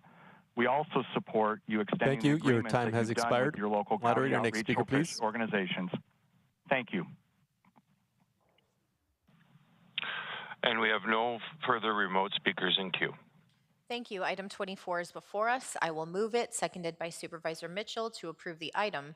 Executive Officer, please call the roll. Item 24 is before you. Supervisor Solis. Aye. Supervisor Solis, aye. Supervisor Mitchell. Aye. Supervisor Mitchell, aye. Supervisor Hahn. Aye. Supervisor Hahn, aye. Supervisor Barger. Aye. Supervisor Barger, aye. Supervisor Horvath. Aye. Supervisor Horvath, aye. Motion carries 5-0. I'm glad everyone remembered who they were on this time around. That's great. And now we'll move on to agenda item 27, delaying implementation of Senate Bill 43 in Los Angeles County, which was held by Supervisor Barger. For members of the public on the telephone, please press 1 then 0 now to comment on this item. I believe Dr. Wong from our Department of Mental Health is available, Dr. Galley from DHS, Dr. Tsai, our Director of Substance Abuse Prevention and Control from the Department of Public Health, are all available if we have questions. I believe Supervisor Barger does have a few, so we'll give them time to take their seats, and I'll turn it over to you, Supervisor Barger. Thank you, and thank you all. I know it's late in the afternoon, so I'll make this quick. Dr. Wong, could you briefly discuss the county's history supporting the grave disability reform and other stakeholder groups like NAMI who have supported it? We've had a history of supporting LPS reform, and the last time there have been changes, substantive changes to LPS was about 60 years ago. So we know that there is a need for caring for the most vulnerable in our county, and I know that our partners at NAMI, many of whom are parents of people who are living with serious mental illness, are also looking for some relief in terms of LPS criteria. And then to both you and DPH, I appreciate the report your department compiled outlining the challenges and changes in investments the county must take to appropriately implement SB 43. Could you each briefly walk through what these changes are for us so that we most effectively implement this law when it needs to be changed? Sure. Do you want to go first, Dr. Tsai, or do you want me to? You can start with substance use. Sure. So one of the expanded components of redefining grave disability under Senate Bill 43 is the inclusion of severe substance use disorders. And we have a lot of work that we have to do around that, given the fact that there is no model for involuntary SUD care. While there are drug courts today, drug courts are technically considered voluntary. And so from the licensure of facilities, for example, in California, there are no LPS designated specialty substance use treatment facilities. And so we would need to explore if there's going to be new certifications for that, how we would build that capacity within Los Angeles County. From a training perspective, our workforce on the specialty substance use side is also, because there is no involuntary SUD care, unfamiliar with just general LPS laws, 5150s, 5250s. Those are all aspects of training that will be important for us. And then working with DMH around ensuring appropriate care for people with co-occurring conditions. The other thing that I would just highlight is also the importance of implementing this expanded grave disability thoughtfully.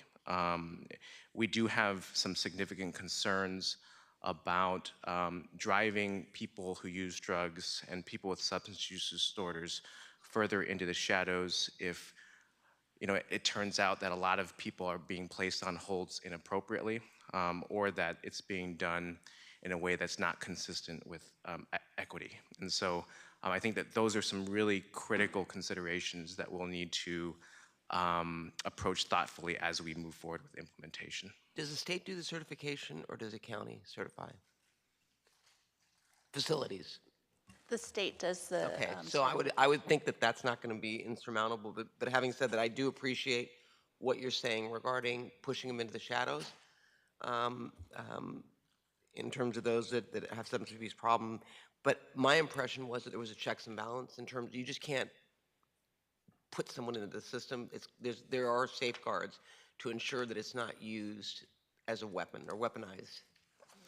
Those are some of the details I think we need to sort through with implementation, because the definition of severe substance use disorder is actually fairly broad. in the way that it's defined in the bill. And so I think there are some operational considerations to that. And we've seen already amongst the different law enforcement partners that we have, there's already varied interpretations of what comprises a very serious substance use disorder. So I think one of the major tasks that we have before us is coming to an agreed upon very clear definition of what grave disability is going to be. So there needs to be agreement between behavioral health, including our partners at SAPSI, and the Office of the Public Guardian, as well as other entities like hospitals, our law enforcement partners, because it would be a very chaotic system if, let's say, somebody used one criteria to 5150 somebody, and then the person at the hospital is evaluating by a different criteria, and then they come up for conservatorship, and the OPG has a different criteria. So we have to get those in alignment. And I appreciate, and that's a good lead into the question for you, Dr. Galley, but I would argue that even under the definition of gravely disabled now, danger to self or others, when you want to 5150 someone, different agencies will interpret that based on access to beds. And if they truly are a danger to themselves, they'll take them in. But if they feel that just drop them at a shelter or something, they'll be okay, because they know that if they try to find a bed, it's going to take 8 hours. They might interpret it. I mean, so because I've talked to agencies, and each one will loosen the criteria if it's based on resources. But having said that, I recognize that an increase in conservatorships will lead to more patients being put on hold in our hospital beds, both our county hospitals and our private hospitals. And many of our private hospitals we've talked about transfer them to the county once they stabilize them. And so can you speak to the expected impact and how a delayed implementation will help us better prepare to serve these patients? Thank you, Supervisor. I think the delay would allow opportunity to do really two key things, and one is what Dr. Tsai and Dr. Wong were just referring to, which is clarity and clarification of what the criteria mean, and trying to provide some real-life examples and case studies so that those criteria can be applied as consistently as possible between sites. I think you're right that different hospitals and sites and clinics tend to have different temperaments and personalities when they're applying the criteria based on a variety of factors. And it would be nice to try to get clarity about what does it mean to have a serious substance use disorder? What does it mean to not be able to provide for your medical care? What does it mean to not be able to ensure your personal safety? And to have some real life examples so that the clinicians have some guidelines to go with. And then the second thing that the delay will be able to do, hopefully, is to be able to build up that treatment capacity that's so desperately needed within the community. Dr. Tsai mentioned this, but there's a lack of substance use only treatment beds, time to build those up, and then time, just as the county has already been doing, but putting an emphasis into building up the subacute mental health resources that are needed, because what hospitals, public and private, will be experiencing is more and more patients being brought in, potentially meeting criteria for a hold, and then having a decision point where the patient potentially needs to be admitted for longer term evaluation, but there's no bed available, and there's no bed available because there's so many patients that are backed up in the system because they're unable to get into a subacute placement. So the county's emphasis, rightly so, on building up those subacute beds is really desperately needed so that we don't back up all those patients in the ER or inappropriately discharge. So the request is across the board. It's not just mental health. It's health has concerns, public health has concerns about our ability to implement this. I want to thank the state for passing the landmark legislation. Clearly, as I've said, 20 years ago, you couldn't get anyone to even discuss, even talking about reform LPS. And now it is front and center in terms of what needs to be done. And this is something I've advocated for many years, even before I was elected to office. If you spend any time with family members and those suffering from severe mental illness, it is evident that the existing law governing mental health care has been inadequate, ensuring necessary care is available to all that need it. It is in the spirit that 5 years ago I authored a motion to initiate the county sponsorship of legislation to change the LPS Short Act, an effort this county was strongly behind. We also recognize that expanding bed capacity is essential to this, which is why I'm glad that the state has submitted an IMD waiver application to begin the process of removing restrictions on our mental health bed expansion. This board has taken a position in support of applying for an IMD waiver, and I will bring in a motion at the first board meeting in 2024 to support the state's IMD waiver application, because I think it's important for us now to advocate back in Washington, because I know that there is some pushback in terms of concerns, but I would argue that we can show cost neutrality. When you look at the number of visits and the revolving door we've got going, and the fact that many of these people end up on our streets, and with this IMD waiver will allow us to actually, as I think you talked about, Supervisor Solis, not only inpatient, but beyond the hospital, and making sure that we provide holistic services across the board, first and foremost housing. The county knows how desperately need this legislative change, and we hear directly from our constituents how urgent the mental health crisis is across our communities. Based on the feedback from departments, it is clear that there is uncertainty, and I understand that, on how long it will take to appropriately be ready for the county systems for the change to grave disability. I'm trying to reconcile those San Francisco and San Luis Obispo, and I understand why San Luis, the author, represents San Luis Obispo. San Francisco says that they'll be ready to begin. And I was under the impression that the bed capacity is not unique to LA County. And so I guess my last question would be, what is the downside of saying we're going to go forward with the intention we're going to start?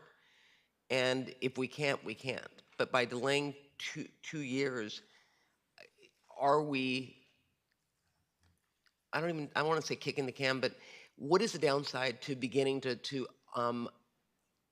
slowly, progressively bring it on board? I think the downside potentially is that we have an very impacted system already. So if we further bring in this expanded population, it's going to cause even more of a bottleneck. And what I think would be heartbreaking for any of us to see is those who are like the highest security people waiting for a bed now, who will then have more people competing for that same number of beds.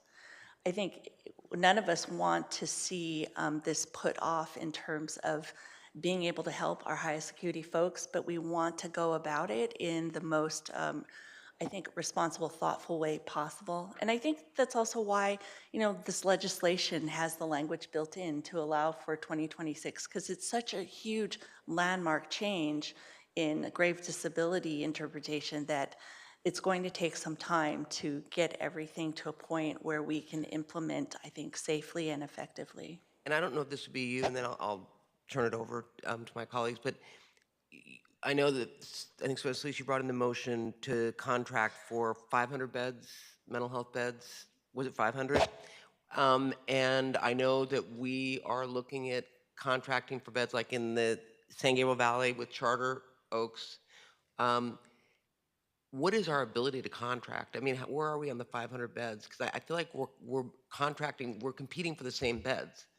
And now we are going to be looking at increasing for this population. And I'm just wondering how we're doing on that, and is there capacity in the community?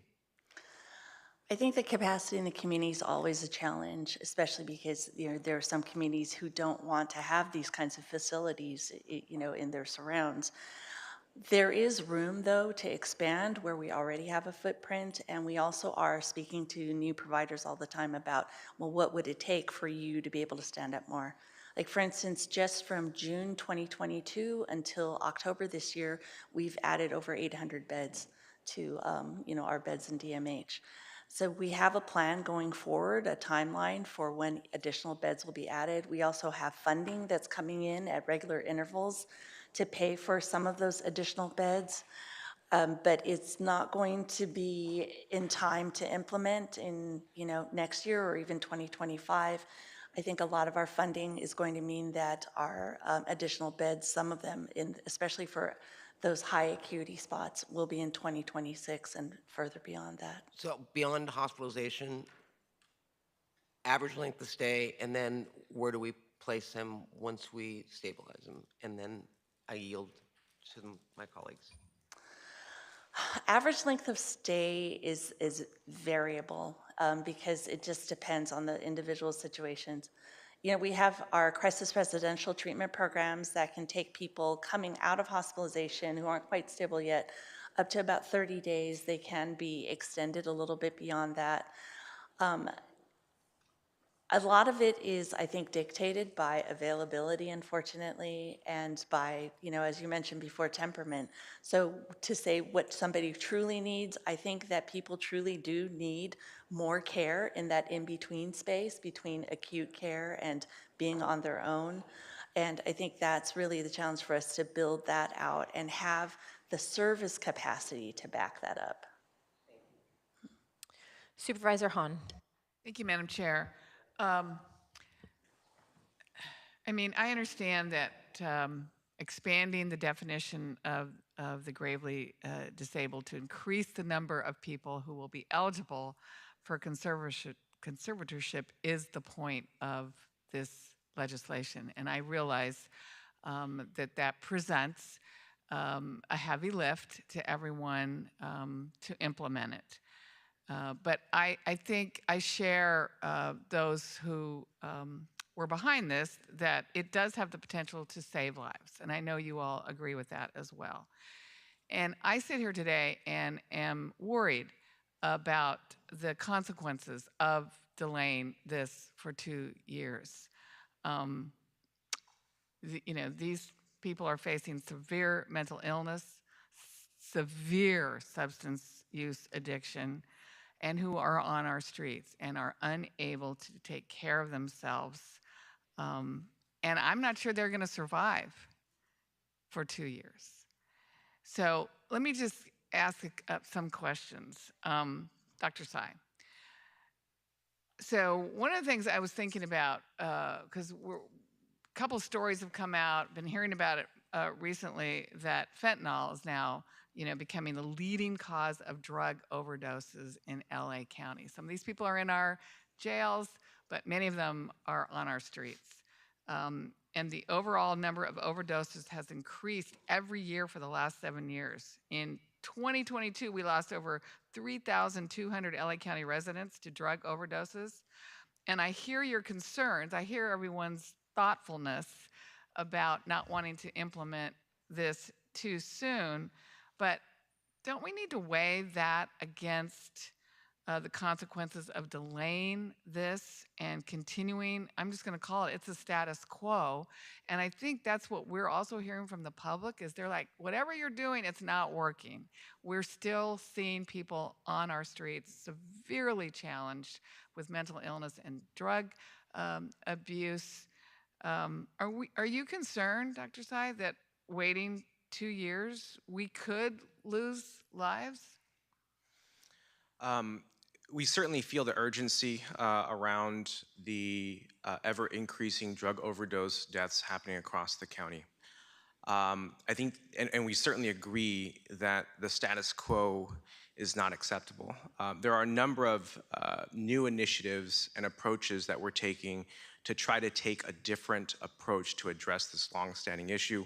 One of them has been supported by the board recently in terms of better reaching the 95% motion, which focuses on how we construct a substance use system that's designed not just for the 5% of people with substance use disorders who are knocking on our treatment doors, but for the 95% of people who should be but aren't. And that involves doing more outreach. That involves creating settings that people want to participate in, services that people are interested in, and ultimately expanding capacity and access to services. I do think that Senate Bill 43 and involuntary substance use services can be an important component of that. I also think that it's important how we approach that. So from a clinical perspective, when someone's intoxicated, it's very easy to determine that they're unable to make reasonable health decisions. However, people can become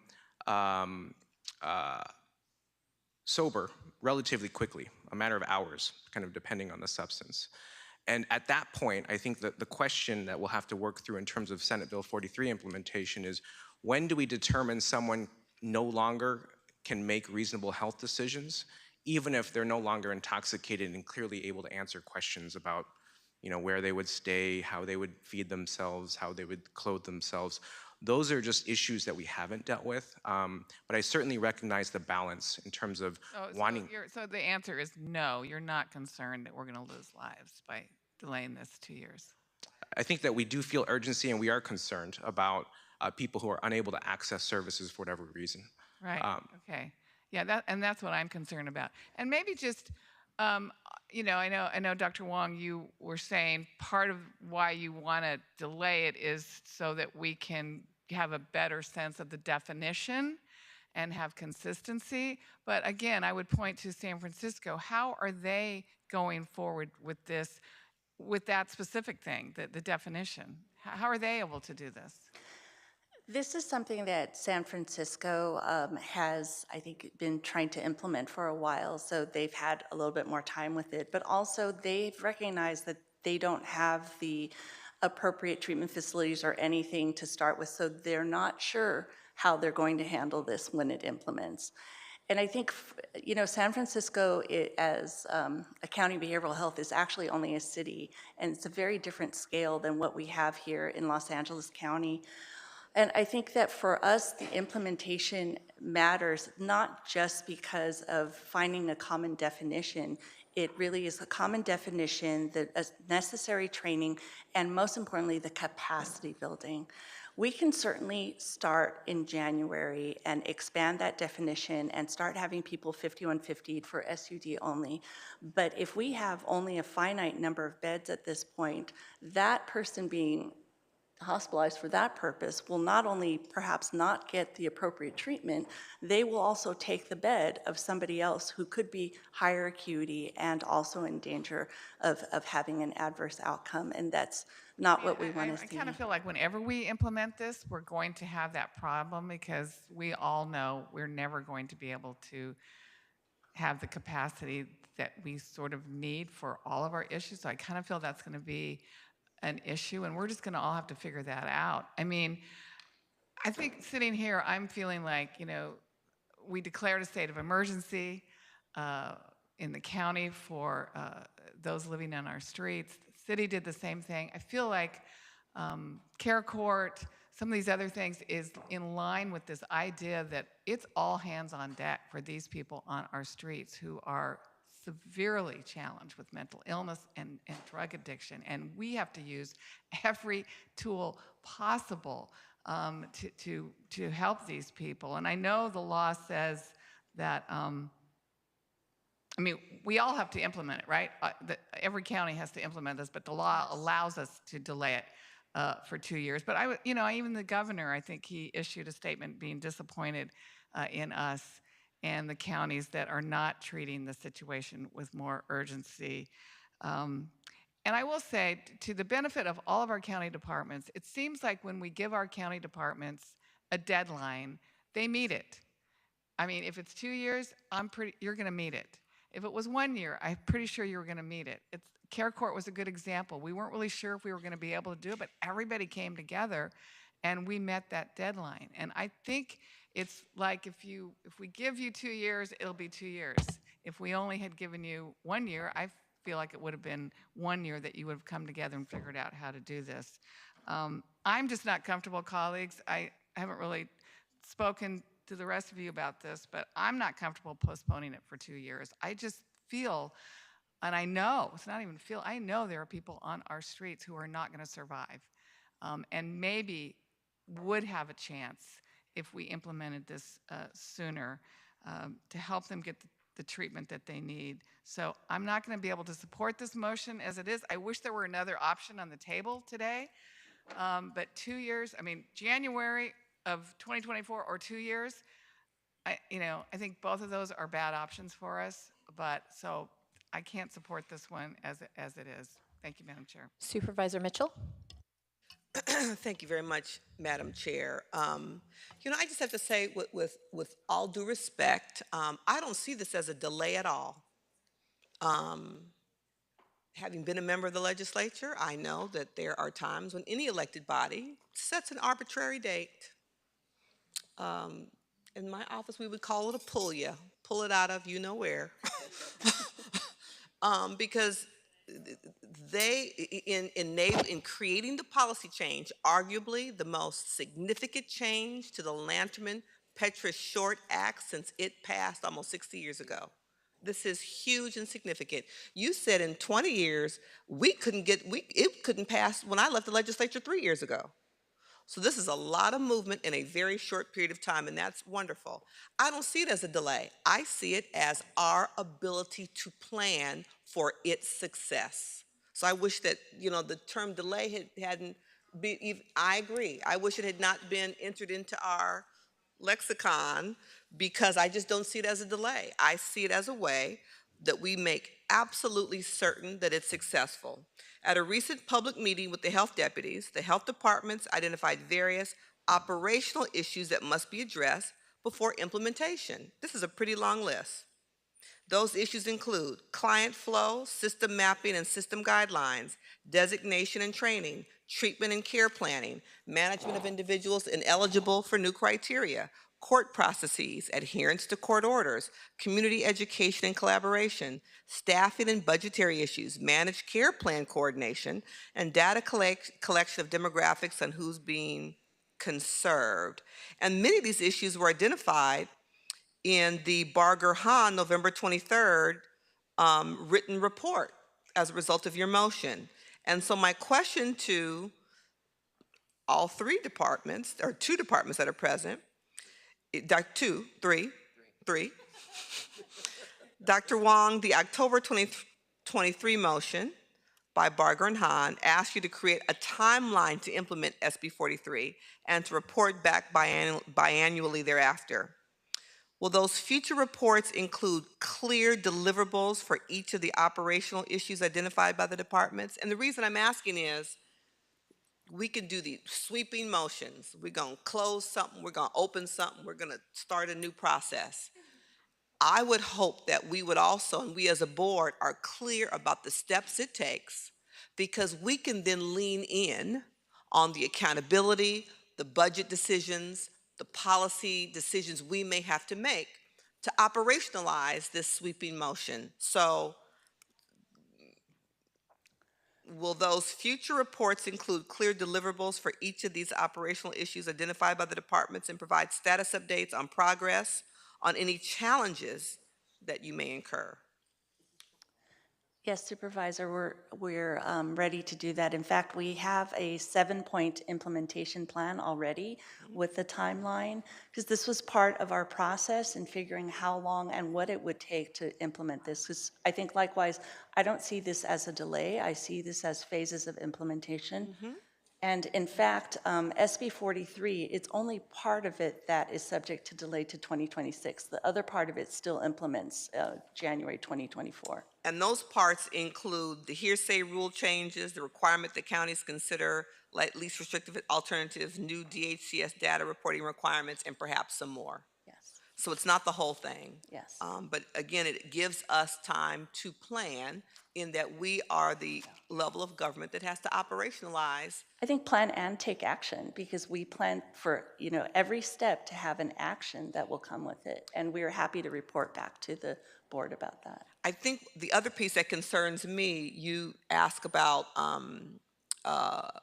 licensing, and it was the state, and I had a kind of visceral response, knowing based on budget cuts over the years and staffing issues at state departments, the delay in the state licensing so many facilities over the years that I was there. And this is new. And so just because it's not us having to license, it's the state, didn't give me any higher level of confidence that they'll be able to do it super, super quick either. So again, I don't think it's a delay. I think this is an opportunity for us to be smart and strategic and increase the likelihood that the LA County experience of 10 million compared to any other county is a successful one. That's what I want to see happen. And so I'll be supporting today's motion so we can be thoughtful, strategic, and plan well. Thank you, Madam Chair. Supervisor Barger. Yeah, I just had a quick clarification. When I look at the motion and it says, I move the Board of Supervisors adopt the attached resolution delaying local implementation of Senate Bill 43. Is that a requirement that we have to submit to the state?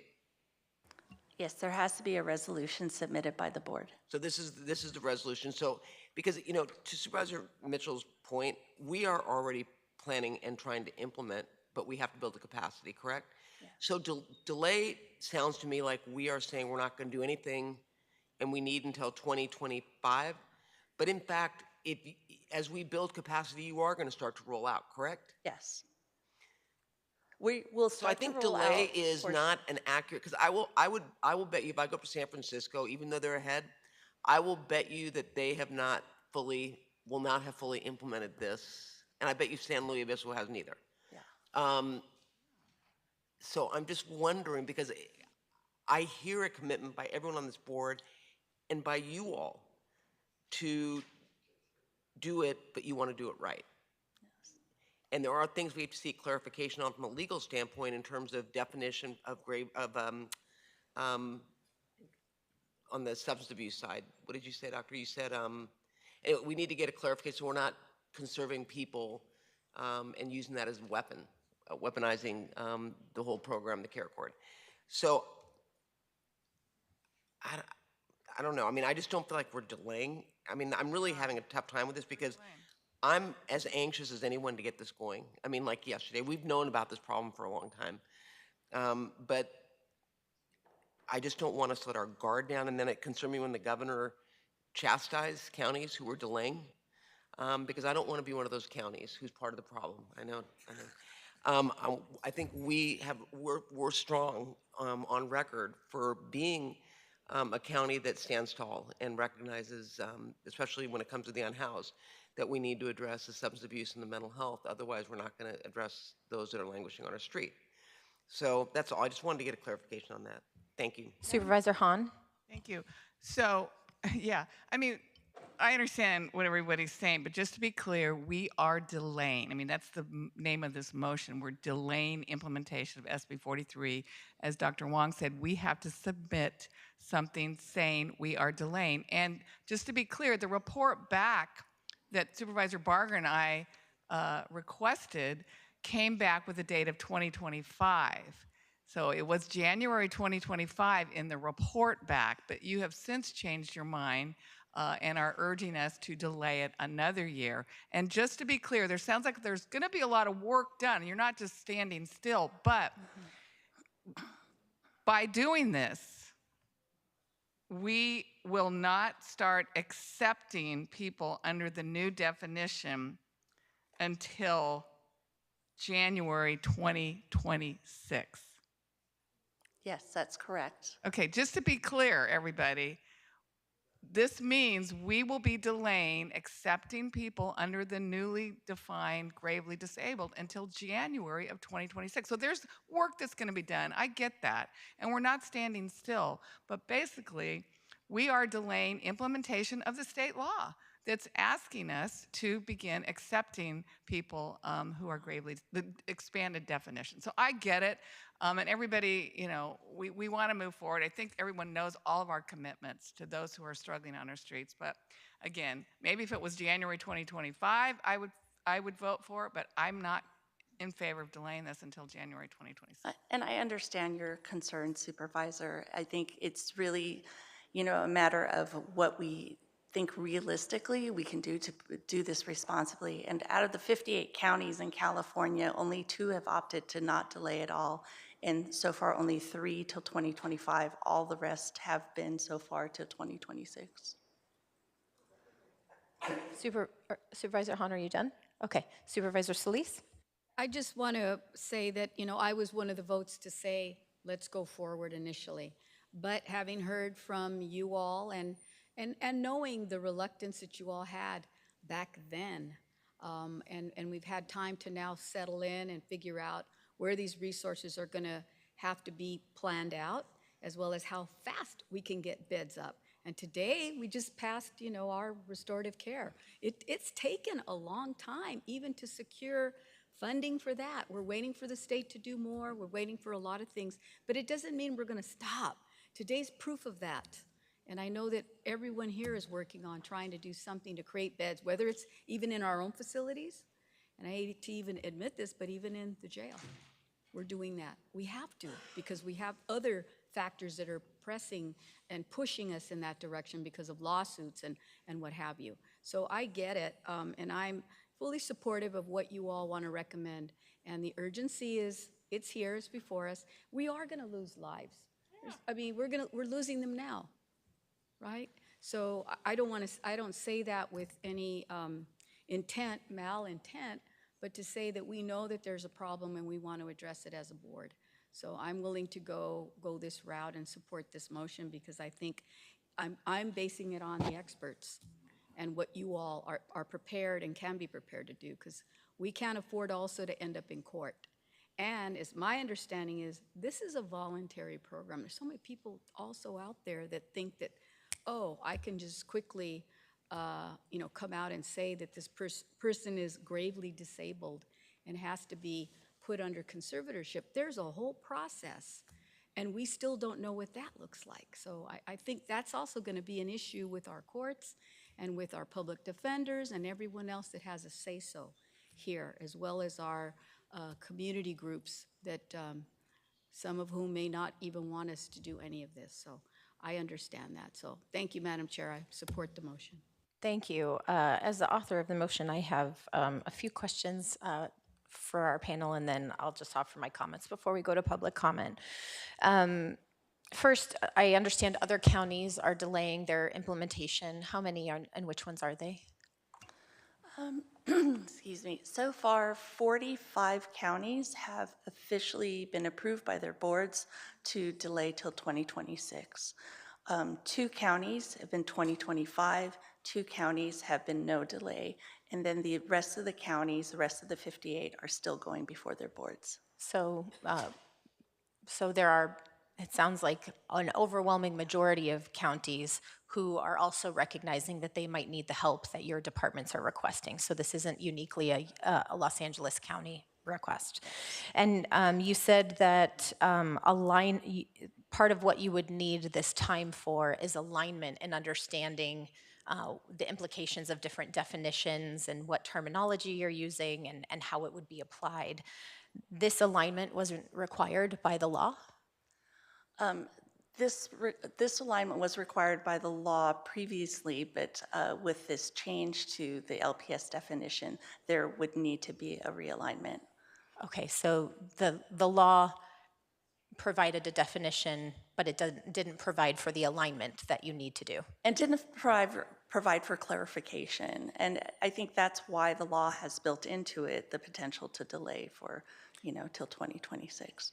And it's my understanding that the state has, obviously, as we heard, been pressuring counties to implement as quickly as possible, and the implementation date is January 1st. So what would you need to do in 12 days in order to be fully ready to implement?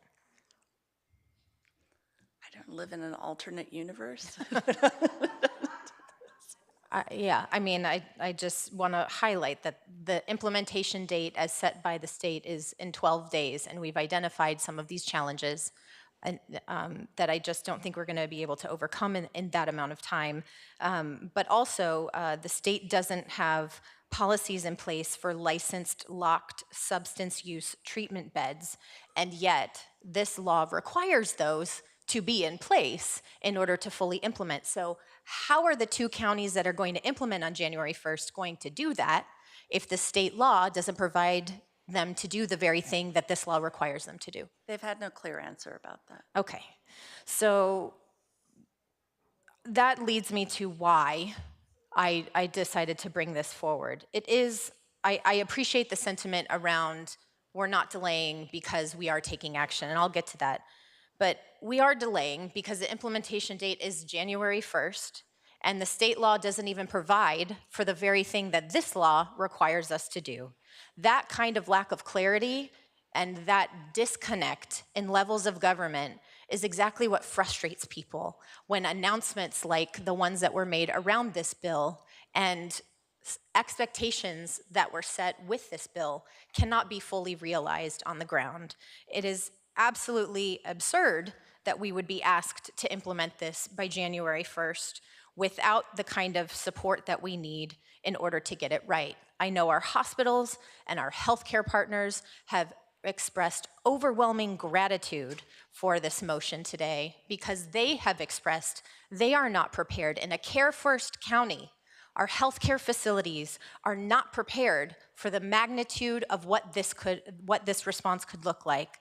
And I want to be very clear, this county taking action on a different timeline is not taking action.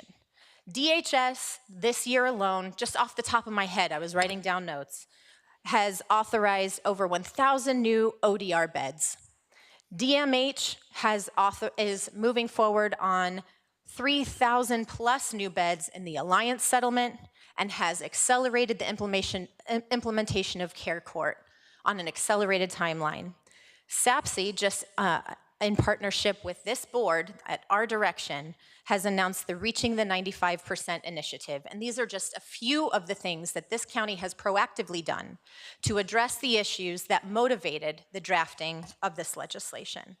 There is no question that action is required, but if we don't build out the proper process and supports, what this really means, if we implement it on January 1st, is people are going to jail.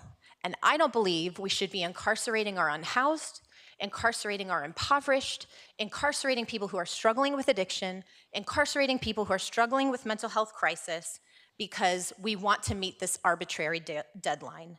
Delaying full implementation does not mean we are delaying action, but it could mean that we are delaying or avoiding entirely liability and increased incarceration because we're taking away people's civil rights. We do have to act swiftly, but I don't think one of the tools we should be using is our jails. And if our healthcare facilities are telling us that they're not ready, the jails are the backup. That's what's gonna happen, and that is the unfortunate reality. Things then fall to our law enforcement partners when people don't wanna deal with other stuff, and that puts them in a difficult situation too. So I very much believe that we need to delay implementation of Senate Bill 43 until we get it right, because we cannot afford the liability cases and the risk of civil rights violations and risk getting this wrong. And I don't believe that was the author's intention either. They want us to get it right, and we want to be partners with them in getting it right because we want to be providing care, but we don't want to be a jails county. That's why we have a Care First policy here. So with that, Executive Officer, please call the members of the public who have signed up to speak on this item. Can you write the cover letter to the state when we send this up there? Will the following individuals please come forward? Carolina Valle, Emily Trung, and Vanessa Ramos. Please come forward and staff will assist you. As a final reminder for participants on the telephone, if you would like to address item 27, if you have not already done so, please press 1 and 0 now to be placed in the speaking queue. Moderator, will we have the first remote speaker, please? Of course. Our first speaker is LaTanya Richard. Please go ahead. Shard. I am a co-founder and associate director of Communities Voices. We are a peer-run nonprofit throughout California. I am also a certified Medi-Cal peer support specialist, certified domestic violence advocate, and certified sexual assault advocate, as well as a person who has been severely abused by the mental health care in California and the United States. With the hearsay portion of this bill, until last month, I would be put into involuntary commitment or conservatorship because my medical records show that I was bipolar and schizophrenic, even though I have never shown signs of any of that. For the last 20 years, I've been on hundreds of medications for mental health disease that I've never had, only to find out last month, after so much complaining and advocating for myself to get the correct mental health diagnosis, to see a neuropsychologist, I was diagnosed as ADHD, autistic, CPTSD, and Thank you. borderline Your time has personality expired. disorder. Moderator, next speaker, please. That was not a full minute. Eva Garo, please go ahead. Good afternoon, supervisors. I'm Eve Garrow, a policy analyst with the ACLU of Southern California. I respectfully ask for your aye vote on the motion to delay implementation of SB 43. The ACLU opposed SB 43, which expands eligibility for involuntary hospitalizations and conservatorships at the same time that voluntary mental health services and affordable housing are often so underfunded that they are not accessible or available. This year marks the 60th anniversary of the Community Mental Health Act, a policy that envisioned a different world in which people with disabilities would have access to the voluntary care and housing needed to live fully and equally in the community. In such a world, fewer people would deteriorate and be subjected to involuntary interventions. We urge you to delay implementation and invest in desperately needed voluntary resources, which can offset this law's anticipated strain on the involuntary system and help create the thriving community we all deserve. Thank you. Thank you. Next speaker, please. Next, we'll go to Adina Tesler. Please go ahead. Good afternoon, Board of Supervisors. I'm here on behalf of the Hospital Association of Southern California, representing more than 170 hospitals across 6 counties. We are here to support taking the time to plan and prepare for a successful implementation of SB 43 by 2026. Hospitals fervently support the goals of SB 43 and are committed to working in partnership with the county and collaborating with the county, health providers, law enforcement, EMS, the court system, and all stakeholders necessary to successfully implement this law. However, we are deeply concerned that our current system is not prepared to support the influx of new patients meant to be served by this law, and our hospital emergency departments are not prepared to hold and care for these patients until we can identify appropriate treatment. We urge you to give our system time to do this successfully, and we look forward to working collaboratively with you. Thank you. Thank you. Next speaker, please. Next, we'll go to Janet Tennyson. Please go ahead. Hello, my name is Janet Tennyson. I am the Senior Communications Manager at the California Black Health Network. I live in Los Angeles County. As a part of a large coalition, on September 11, 2023, CBHN sent a coalition letter to Governor Newsom asking him to veto SB 43. SB 43 significantly expands involuntary criteria by allowing individuals with health issues, including substance use and alcohol use disorder, to be detained and conserved. As a Black-led organization, we urge the Los Angeles supervisors to delay the implementation of SB 43 by following the footsteps of Sacramento and San Diego. We are grateful to learn that Supervisor Holly Mitchell and Mayor Bass are in support of delaying the implementation of SB 43, and we have no doubt that their colleagues, too, will follow suit. SB 43 will likely target unsheltered individuals. Thank you. Your time has expired. Next speaker, please. Next, we'll go to Hector Ramirez. Please go ahead. Buenas tardes. My name is Hector Ramirez. I live in Chatsworth, and I am a consumer of Los Angeles County Department of Mental Health at the West Valley Mental Health Clinic. I've been receiving the services of the department for now almost 24 years. I really want to thank Supervisor Horvath for this motion and the supporting supervisors. As a consumer, I know right now that our staff the department are so overwhelmed. We have a significant shortage of staff in all capacities that not only is delaying the availability of services to potential candidates for care court, but the quality and the timely access of services currently right now for consumers like myself, it has been significantly disrupted. We know that there is a lack of disability accommodations.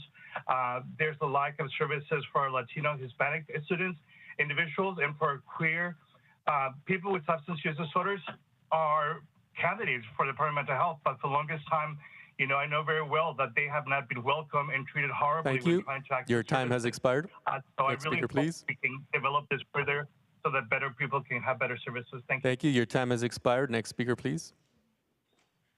Next, we'll go to Allison Burney. Please go ahead. Hi, this is Allison Burney, and I am the clinical director at Huntington Hospital in Pasadena, California. I just wanted, from a clinical perspective, urging the supervisors to vote to delay. Our hospital emergency department is overrun with patients. Our trauma volume, as we're a level 2 trauma center, has gone up 44%.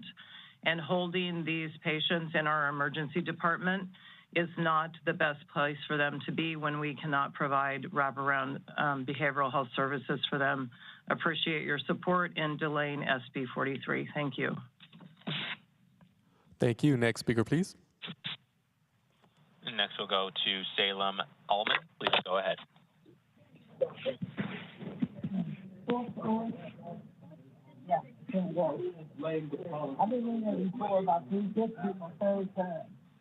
Allman, your line is open. Salam Alem.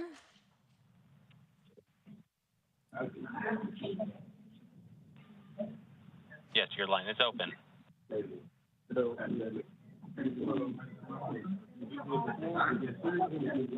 Sorry, I can't hear the speaker. Okay, we're going to go to in-person speakers. Go right ahead. My name is Carolina Valle, and I'm the Senior Policy Director with the California Pan-Ethnic Health Network.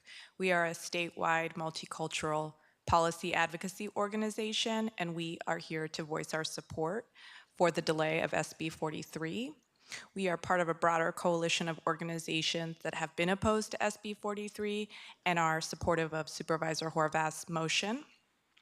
SB 43 would expand the universe of people who can be detained and conserved, and it could have potentially disastrous effects for people of color in Los Angeles should the logistical and equity considerations not be ironed out well in advance. We are urging the rest of the board to vote in support of the delay of SB 43. Thank you. Thank you. Next speaker. Hi, my name is Vanessa Ramos, and I work for Disability Rights California. I also serve on many councils, and it's so glad to see familiar faces here. I strongly urge the board to postpone the implementation of Senate Bill 43. Counties, including Los Angeles, lack the necessary behavioral health infrastructure for immediate enactment. There have been 56 counties seeking this delay. Los Angeles County faces a critical shortage, as mentioned, for specialized treatment facilities in bed, particularly for severe substance use disorders. Expanding this definition to include SUD population is 9 times larger than those with serious mental illness. Groups advocating for SB 43's immediate effect often focus solely on serious mental illness, lacking experience in severe SUD. Please consider the delay. Thank you. Thank you. Next speaker, please. Greeting boards of supervisors. My name is Emily Wu Trong, and I am a mental health advocate for the last 10 years as a consultant to LA County Department of Health, an active member of NAMI, the National Alliance on Mental Illness, facilitating support groups since 2016. And I also serve on the steering committee member as at the National Asian American Pacific Islander Empowerment Network, NAPIEN. Today, I speak to you as a person who advocates for myself and others who call themselves psychiatric survivors. The last time I was actually here in this room, I was honored for my grassroots mental health advocacy work on May 9th, 2017 with Barker, with Han, with Hilda Solis. And so I'm so happy to meet you, Supervisor Horvath, today. On July 29th, of this year, after calling 988, I was legally kidnapped by the Arcadia Fire Department without my consent and involuntarily hospitalized against my will by the Arcadia Police Department. The officer did not follow proper protocols with regards to the 5150 law. Thank you for your comments today. Are there any other speakers? No other speakers, Madam Chair. Okay, then item 27 is before us. I will move it, seconded by Supervisor Mitchell, to approve the item. Executive Officer, please call the roll. Item 27 is before you. Supervisor Solis. Aye. Supervisor Solis, aye. Supervisor Mitchell. Supervisor Mitchell, aye. Supervisor Hahn. I'm going to vote no. Supervisor Hahn, no. Supervisor Barger. Horvath got me, yes. Supervisor Barger, aye. Supervisor Horvath. Aye. Supervisor Horvath, aye. Motion carries 4-1. Thank you very much. We will now move on to item 45, report on the financial status of the Department of Health Services, which was held by Supervisor Mitchell. For members of the public on the telephone, please press 1 then 0 now to comment on this item. Dr. Galley, still with us. She hasn't given up on us yet. And Alan Wecker, Chief Financial Officer of the Department of Health Services, are both available for questions. Supervisor Mitchell, I turn it to you. Thank you very much, and thank you very much for both of you being here. I held this item because it seemed to me that a report from one of our largest and most critical departments, based on the issues that have just come before us today, which brings you here, when I see phrases like continued structural deficit and, quote, significant imbalance between estimated expenditures and revenues, felt to me like it deserved a little further exploration. So thank you for continuing to respond creatively to various pressures on your department budget, as well as significant state policy changes like we just discussed.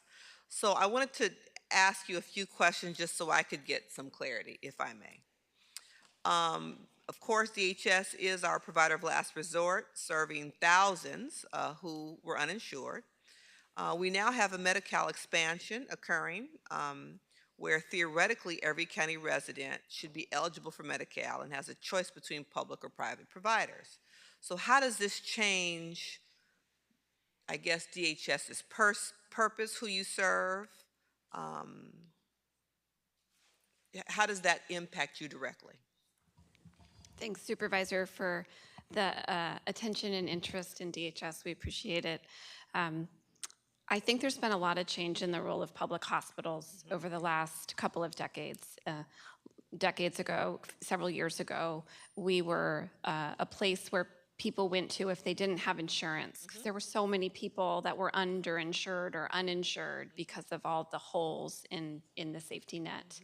And then with a variety of changes, but really particularly with the Affordable Care Act and the Medicaid expansion, a lot of those holes were filled. And that's a good thing. That's a good thing for people across the board.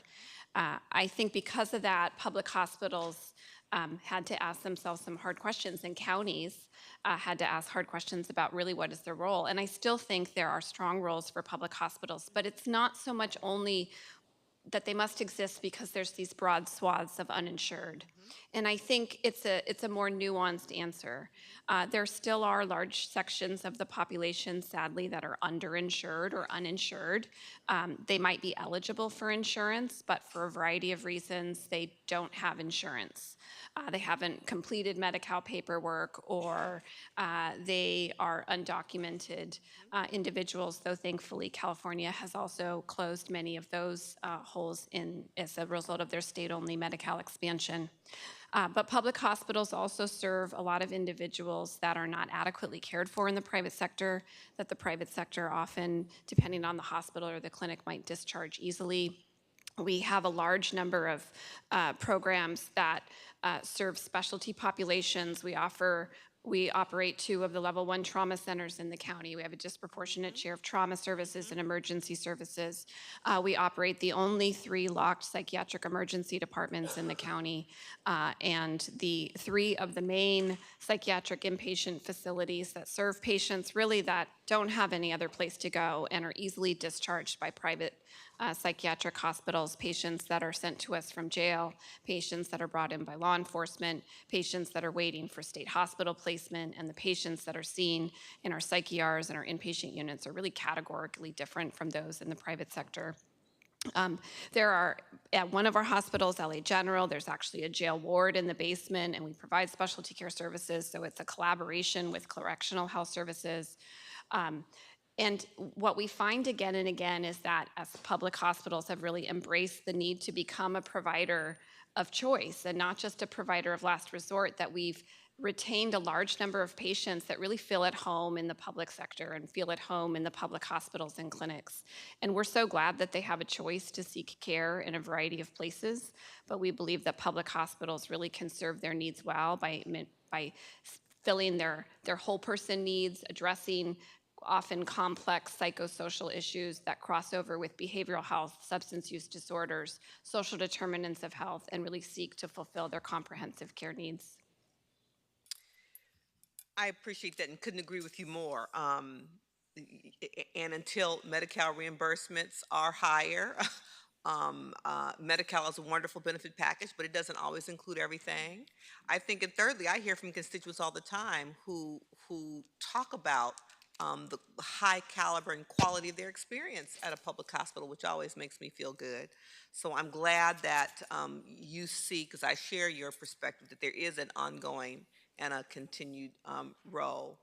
I noticed that the budget forecast doesn't include the cost of the MCO tax increase. Is there a reason?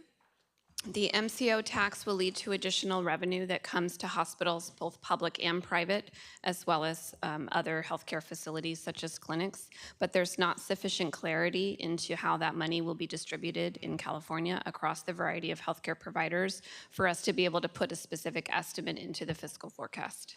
Do we have any idea when that clarity, when should we expect that clarity? Is it like after it starts to roll out, or? My guess is we'll have it sometime around the summertime. So is there a formula that they'll be following? There's a coalition that has sought to reach agreement with the state on a variety of different categories or buckets of funding. And at least for the first year, there are allocations across those different buckets.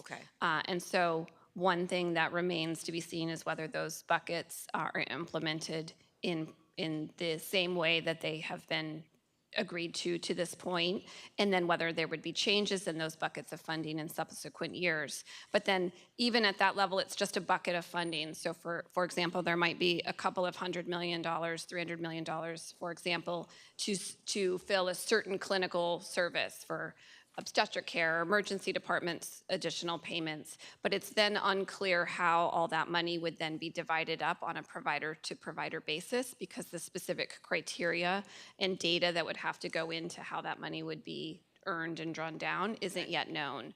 So there's a lot of detail that needs to be worked out with the state to get to a precise number. That helps me, because when I consider all of the new financial strains that will impact you, everything from Medi-Cal redetermination, which continues to make me nervous, but I know our county is working very hard to make sure that nobody loses their coverage, so therefore they don't fall and become uninsured and hit us again.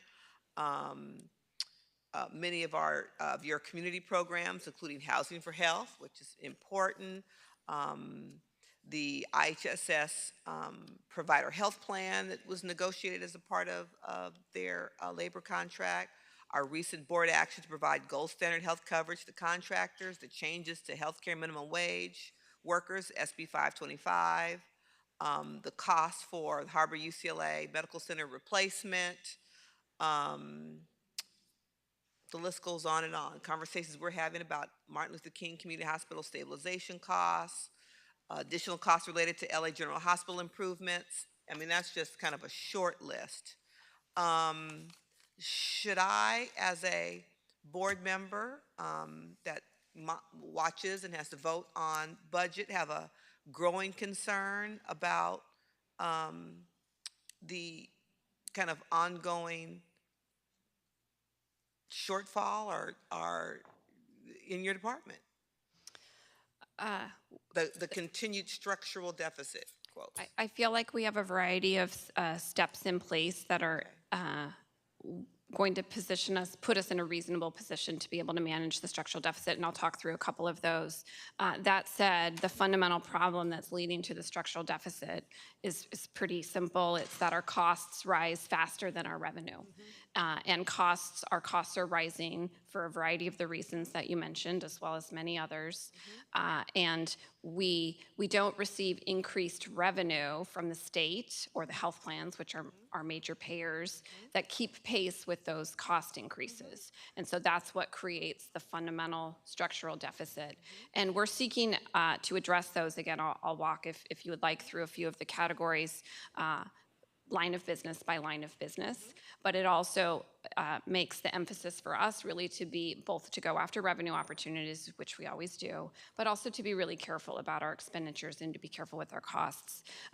We do, though, still need to make investments in the system. We have patients that need care, and we need sometimes changes in the items that we have, or we need to expand one program here or different types of staff here. So those ongoing budget requests that we put through in the annual budget packages are really important for us to continue to offer the high quality services that we do and to be able to evolve and adapt to just a changing healthcare landscape as it always is. On the categories of the structural deficit, they really fall into a few big buckets, the biggest of which is Medi-Cal managed care. The rates for Medi-Cal managed care are inadequate to cover the costs of providing care to managed care patients in the Medi-Cal system in California. DHS's experience here is not alone. This is something that virtually all hospitals struggle with, but it particularly hits hospitals hard like DHS and many others in the safety net that don't have a high commercial volume. Right. And so they can't cross-subsidize with other patient populations. So for DHS, more than 90%, more than 95% of our patients are Medi-Cal or uninsured. And so we're heavily dependent on those revenue streams. We're not like some of the private hospitals where 50% or more of the patient base is commercial insurance. Mm-hmm. And so when that happens, you end up with a huge structural deficit because of Medi-Cal managed care. The solution to that is for us, as well as other hospitals and clinics, to work with the health plans and the state to advocate for fair and actuarially sound rates that adequately pay us for the services provided. Which I completely support 100%, and which gives me concern when we hear from the state that the MCO tax is going to be the great savior for all things. It will not completely resolve that problem. Right. Our deficit on Medi-Cal managed care right now is sitting at more than $160 million per year. We do not anticipate pulling in that amount of revenue from the MCO tax. And that amount also escalates every year based on rising costs from things like SB 525 or other things that are also passed and approved at the state level. Other big categories that I should mention are the other side of Medi-Cal. So as you know, Supervisor, there's two big categories of Medi-Cal. There's managed care and then there's fee-for-service. We do receive cost-based reimbursement for fee-for-service on the outpatient basis. That's specific to Los Angeles County DHS, and that's been very helpful to us over the years. However, for inpatient, we are responsible for funding the non-federal share of the local match that's needed to draw down federal funds for inpatient Medi-Cal. And because of that, we have about $150 million in losses because we don't get the other half.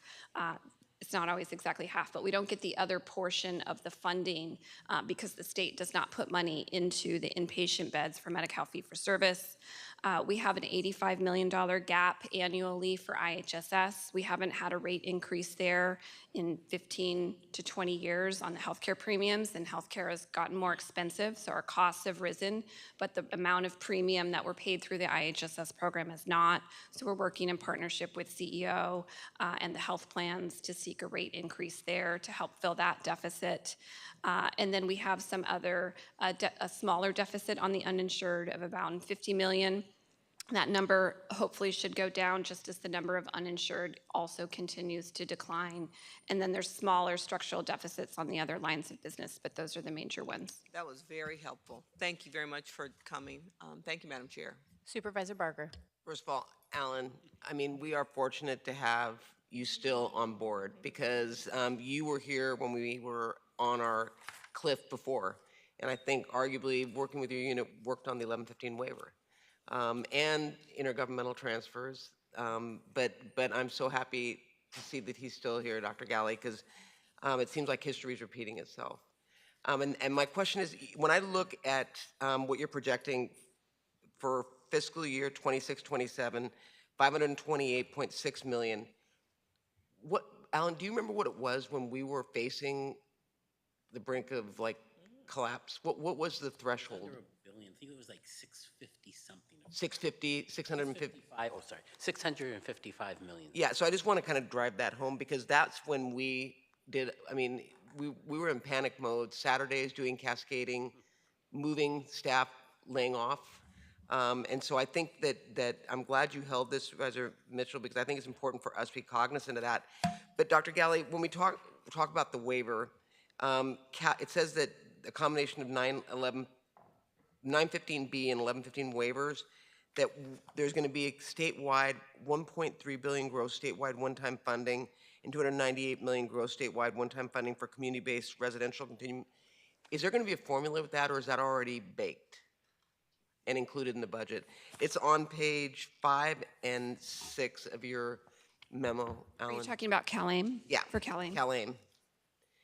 Because it's talking about how there's going to be, so I mean, I'm just the wondering PATH if that's already included, or is that what you're talking about in terms of there is a light at the end of the tunnel? But this is the one-time funding that's available through PATH. So Okay. LA County DHS, along with some other departments, will receive a certain amount of set funding on a one-time basis for PATH, which is transition funding as we transition to the new system, but it's not in ongoing funds. Got it. And then my last question is, when I looked at the, for the correctional health services, are we taking into consideration that we can now bill for the pre-adjudicated in our jails? Because I don't see, unless I'm not reading this right, because I haven't been doing this. I'll ask Alan to comment on whether or not that's in the forecast, but operationally, that's something that we're preparing for implementation of, and it's something that, among many other reasons, we will need our new revenue cycle system for, that we're working on the solicitation for, because we need that system to be able to implement the billing in CHS consistent with the 90-day pre-release and post-release. Yeah, the information is, we have not forecasted what the revenue will be at this moment. We're still working with the state to come up with what the rates are going to be. But again, we do need a patient accounting system in order to do the billing. And we're probably looking at about 1.5 to 2 years to have it operational. So, but you've got the funding to put that system together? Yes.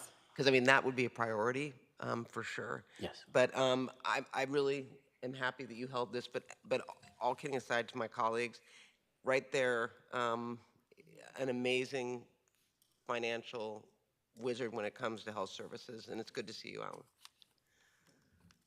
Any other questions? Madam Chair, just a comment. I want to also thank our Christina and your team there, because you do so many more things that people don't even understand. You also are a facility, amongst others, that help to train interns and medical folks that actually come in and do the services, and we get that at a rate, and then we, are expected to provide good quality care. And sometimes the public may or may not understand that because of, whatever certain circumstances where maybe some patients, something happened.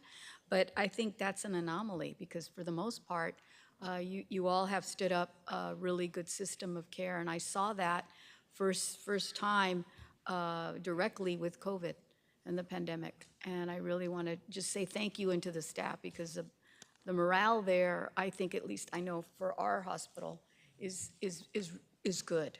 And I'm very thankful, because I too remember I was in Sacramento when Molina was sitting here, and she would go up every week and pounding the pavement to try to get this waiver through and all kinds of things. So I'll never forget what could have been and how that was, fended off. And now we're in a different position, but I understand, since I've been on the board, the structural deficit has been here. So it's not as though we're going to be crushed, because you all are managing that. And I know that the CEO and everyone here is fully behind you. So Thank you, Supervisor. The staff in DHS are amazing.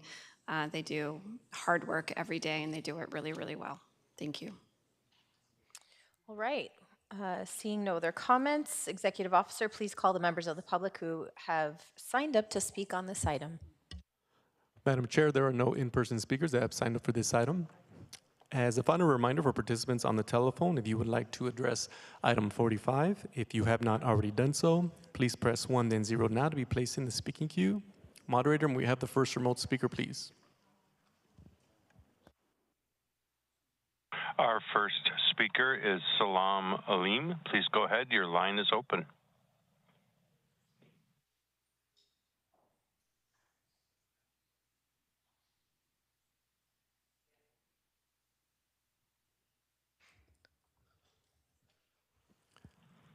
Salam, perhaps you have your mute button on. We cannot hear you. How about now? We can hear you Can now. you hear me? Yes. Okay. So can I have my minutes for agenda 27, please? We are on item 45. So if you'd like to speak on Okay, that I'll wait item, for my you can speak at, during public comment, which is in just a couple of items. So hold on for just a little bit longer. Like, I'm going to go see my daughter. Okay, that makes sense. Next speaker? And we have no further speakers in queue at this time. All right, this report is received and filed. Hearing no objection, that will be the order. We will now move on to item 65, and it's related to item 103, County Code Title 16, Highways Amendment, which were held by Supervisor Mitchell. For members of the public on the telephone, please press 1 then 0 now to comment on this item. I'll turn it to Supervisor Mitchell to provide comments. I got distracted by staff waving. If that was a member of the public.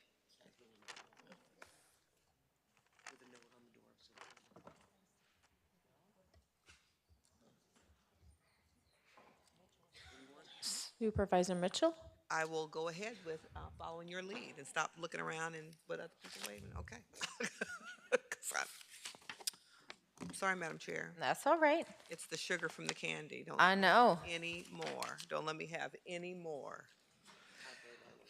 With the temporary version of the outdoor dining program, I observed that in my own district, 0 outdoor dining permits were issued despite being disproportionately negatively impacted during the pandemic.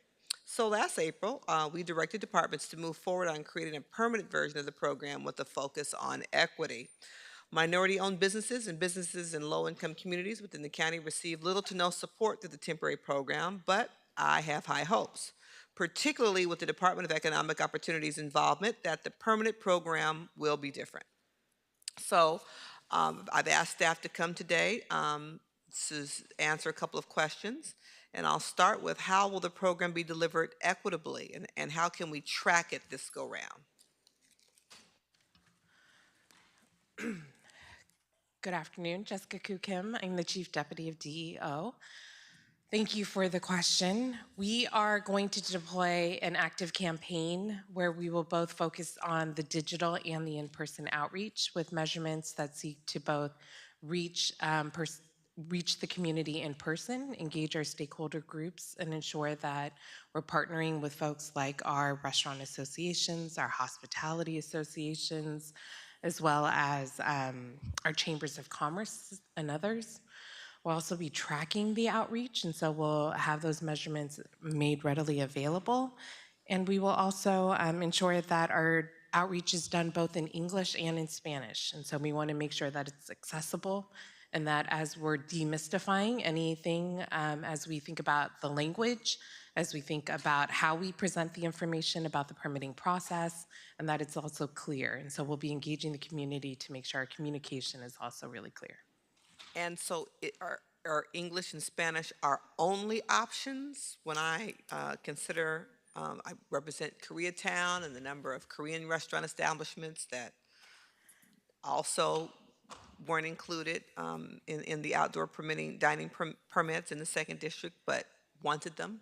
I appreciate that, and we will absolutely make it available in other languages as well. Right. And so if people need language services, we will show up in the community with the appropriate language capabilities. Excellent, excellent. And so I'm hoping that if the permits are connected to actual addresses, we'll be able to also track from an equity lens where permits are being issued. Yes. Okay. And if I can also just add, we'll also take advantage of other avenues that we've done. So with our economic opportunity grants, we had over 10,000 businesses apply for the Keep LA Dining. And so we have a great list that was prioritized for those most in need of restaurants. And so we plan on leveraging past efforts, but ongoing efforts like Shop Local LA that are also targeted for businesses most in need all throughout the county. Great, great. And I don't know, we could talk offline about like what number would we deem kind of success. But I think the list you've talked about, the people that are already kind of in our system, if there's some targeted outreach there, I think we will do better, I think, than we did last go around. I understand the Departments of Public Health and Public Works made a number of changes to streamline the permitting process and alleviate burdens on individual businesses. How will you advertise those changes to businesses and promote any support county departments can provide in terms of technical assistance or whatever kind of support available? The departments have worked together to stand up a website where all information will be centralized. We'll also deploy a social media toolkit to make sure that information is shared broadly across the region, as well as leveraging ongoing efforts for outreach. Additionally, Supervisor, we've combined the permitting process under EPIC LA, the enterprise permitting system for LA County, and you know, we brought more partner agencies into it. This has been giving people more access to all the departments rather than just one. So you're able to like a one-stop shop. We reduced the fees for the permits as well through that process, both for the fee for a restaurant as well as fee for any other use that's going to be put on the sidewalk as an outdoor facility. So we just made it easier and more consolidated. We've created a one-stop shop through the enterprise program. And that gives people the ability with DEO's help to walk them through the process with a streamlined process with one stop and at a cheaper fee. So that's a good improvement to what we were doing previously, where it was really unknown how we were going to permit this, and you had to go to each different department to know what the rules were. Excellent, excellent. I know that there are numerous efforts to help businesses and educate them on various relief programs. So can outdoor dining be included in some of those other efforts so we can kind of ride on the coattails of some of the efforts that might be better known? Absolutely. Okay, great. I just thank you for coming and walking us through this. I just knowing the diversity of restaurants in unincorporated communities across the county. I want to make sure that it's linguistically accessible. I appreciate hearing that the permitting fees have been streamlined, simplified, and the fees reduced to really encourage these, in many instances, mom and pop restaurateurs have every advantage that, you know, their competition, if you will, in other cities have been afforded, and certainly across the 2nd Supervisorial District. So thank you very much, Madam Chair. Thank you very much. Supervisor Barker. Thank you, and I want to thank you. I know that, especially in my unincorporated cities, Altadena in particular, I mean, they have really embraced the outdoor dining. And I know the restaurants, because of the increased cost to run a restaurant, it's been invaluable to them because they've been able to at least offset the rising cost by providing more tables. But I guess, Mark, when you talk about the permitting, these are already in existence. So are we adding any layers of bureaucracy that they're going to be required to do as it relates to moving forward, or is it just formalizing and permitting? So previously, well, the building permit process, as you know, Supervisor, has been complicated, and it gets complicated when we put a new use like this in place. So what we've done is actually created guidelines for anyone that is seeking to have this kind of use in LA County unincorporated areas. We created one simplified document. We cut down the bureaucracy by appointing an entity within each department to have specifically point of contact, and then putting it into the enterprise system for permitting. So if I applied tomorrow, yep, when will I get approved? What's the turnaround? Oh, that's interesting. Yeah, well, our turnaround time on residential, I like that. We do have a turnaround time on residential, single-family residential. No, if I'm a commercial restaurant in Altadena and I've been operating and I want to get the permit and I fill out the paperwork, when will I hear back from you all? Yeah. And can I operate during that period of time? I like that performance metrics being asked of me. And what I will do is come back with you, but why don't you just challenge me? 3-week turnaround, Supervisor, 3-week turnaround for this. 2 week? 3 week, oh, you're bartering I thought with you me. said 2 week. Oh, I thought you said 2. A 3-week turnaround. I thought I was on, Janice. A 3-week turnaround would be pretty amazing, and I think it's something we could achieve. Well, if it's a one page, I mean, I'm just trying to understand, because and believe me, I'm excited that you're bringing this forward, so I'm not chastising you at all. I just want to make sure that our expectations and the expectations of our unincorporated restaurants that want to do this, are the same. It makes sense. And when I come back to you with a specific performance measure for permitting of these types of structures in LA County. And then I know that I work closely with my town councils. In the 5th, we have elected town council members by the community. And I just want to make sure, and that'll be on, the onus will be on us as well, to make sure our town councils are offering any input. But that's on us to do because we work with our town councils. But I just, I really am excited about this. This was, again, an opportunity to take something so negative out of COVID and make it a positive. And I know Pastina also is doing this, and so it's a win-win. So thank you. Supervisor, can I mention something, because I just read my notes here and I want to mention it to you. Well, I would mention this to you.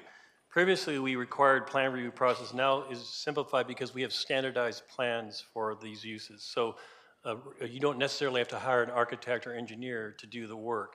Essentially, you adopt one of our standardized plans and you're good to go. But if I'm already doing it, so I mean, I'm not going to name a restaurant, but let's say I'm fill in the blank restaurant and I've already got the outdoor dining from COVID, and it's been like, am I going to have to modify that, or is that built in, or is that already?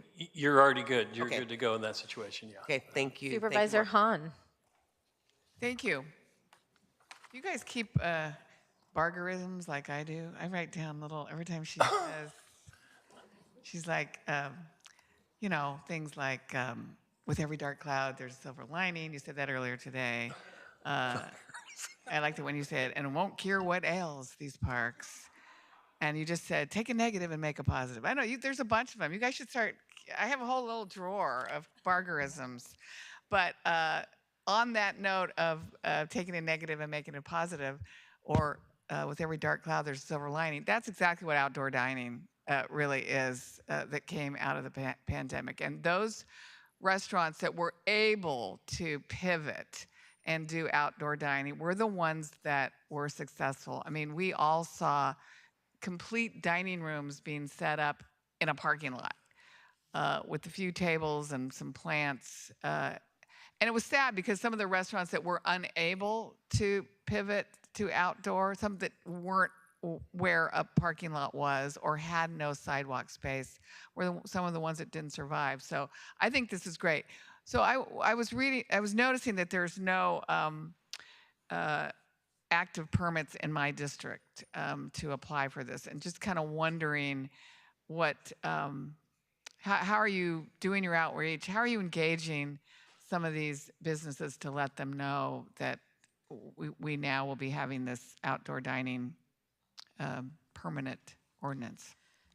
There's been engagement with businesses so far, but there absolutely will be ongoing and additional business engagement. And so we plan on doing it in person when we know we need to go into the community. And so we will take advantage of opportunities and plan and strategically identify, especially high density areas where we know are smallest of restaurants too, who struggle at times to step away from their business to come and learn. We want to go to them and make the information accessible. With that, we'll also provide them with that concierge type of technical assistance. In some of the work that led up to this, we identified there are financial barriers, there are other workforce issues and other things that prevented many of the businesses from doing outdoor dining. And so we know that just getting a permit isn't going to solve the issue for many of our small businesses and our restaurants. So we're going to come with the full suite of the services that our Office of Small Business and our Entrepreneurship Center can provide to the businesses and make sure that they have that assistance. And I know in my district, and I know some of our other districts, we have Spanish-speaking business owners. And how are you making sure that your information is not only in Spanish, but in other languages? We thankfully have staff, but we will also rely on many of our community partners as we do our economic work. We always rely on our partners to come out with us and do it in partnership with our community. Thank you. And again, thank you to Mark and your department for really pivoting during COVID and doing the interim ordinance to allow for this. It was something we'd never done before, but I think it really went a long way to helping the residents. One of the suggestions I might make is to work with chambers of commerce. I mean, I think they're a really good, every every one of our districts has multiple chambers, and they do a good job of getting the information out, at least to their members. I mean, if you're not a member of the chamber, then you wouldn't get it. But I do think it's kind of let them do some of the work for you, because they have a very good network of communicating with their businesses. Great idea. And we've engaged some, but there's definitely many more too. Thank you. Yeah, we'd be happy, particularly in my district, we'll be really happy to give you the names and numbers and executive directors. I think they would really appreciate being your partner in helping to get the information out, because they know it's good for the restaurants. Absolutely. All right, seeing no other supervisors in the queue, Executive Officer, please call the members of the public who have signed up to speak on this item. Madam Chair, no in-person members of the public have signed up for this item. As a final reminder for participants on the telephone, if you would like to address item 65 relating to item 103, and if you have not already done so, please press 1 and 0 now to be placed in the speaking queue. Moderator, may we have the first remote speaker, please? Our first remote speaker is B. Carell. Please go ahead. Your line is open. I wish to be moved to public comment. I apologize. I was on the queue too early. It's okay, we're getting so close to public comment. Keep hanging with us. Next speaker, please. Thank you. Our next speaker is Paul Hennessy. Please go ahead. Your line is open. Definitely support cutting any red tape for this. The outdoor dining has provided such a vibrancy to LA, as well as safety for those who don't want to eat indoors, and a lot of different options. So it's great for business, great for the look of LA, and just great for the residents as well. So anything you could do to expedite approvals, to cut through red tape, definitely support that. Thank you. Thank you. Item 65 is before us, moved by Supervisor Mitchell, seconded by Supervisor Barger to approve the item. Executive Officer, please call the roll. Item 65 is before you. Supervisor Solis. Aye. Supervisor Solis, aye. Supervisor Mitchell. Aye. Supervisor Mitchell, aye. Supervisor Hahn. Aye. Supervisor Hahn, aye. Supervisor Barger. Aye. Supervisor Barger, aye. Supervisor Horvath. Aye. Supervisor Horvath, aye. Motion carries 5-0. Item 103 is before us, moved by Supervisor Hahn, seconded by Supervisor Solis to approve the item. Executive Officer, please call the roll. Item 103 is before you. Supervisor Solis. Aye. Supervisor Solis, aye. Supervisor Mitchell. Supervisor Mitchell, aye. Supervisor Hahn. Aye. Supervisor Hahn, aye. Supervisor Barger. Aye. Supervisor Barger, aye. Supervisor Horvath. Aye. Supervisor Horvath, aye. Motion carries 5-0. It is my understanding that there are no specials today. We will now get to public comment. For all of you who have been hanging in, we are excited to hear from you. We'll now hear from members of the public wishing to address the board on all remaining items not held by supervisors and general public comment. For members of the public on the telephone, please press 1 then 0 now. To comment on these items, you must indicate the agenda item numbers that you wish to address, including general public comment, in order for us to allocate the appropriate amount of time. Executive Officer, please call those members of the public who have signed up to speak on the remaining items, as well as general public comment.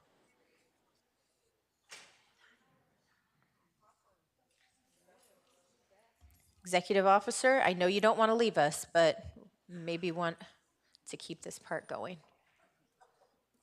We don't really want you to leave either, but we might want to end this meeting soon. Why don't we go on the telephone? Moderator, may we have the first telephone speaker, please? Your first speaker is Joe Reinstein. Please go ahead. Your line is open. Hello, can you hear me? Yes, we can. Thank you. And also, I'm so sorry. Do I have 1 minute or 2? What items are you speaking on? Oh, item number 8. You have 1 minute. Okay. My name is Joe Reinstein, and I lead the Digital Restaurant Association, a coalition of restaurants advocating for a more fair restaurant technology ecosystem. We commend the board for taking the initiative to protect local restaurants, but additional protections are required to ensure this doesn't have unintended negative consequences for restaurants and customers. We've seen this exact same proposal in cities like Washington, D.C. and San Francisco with devastating effects on local restaurants.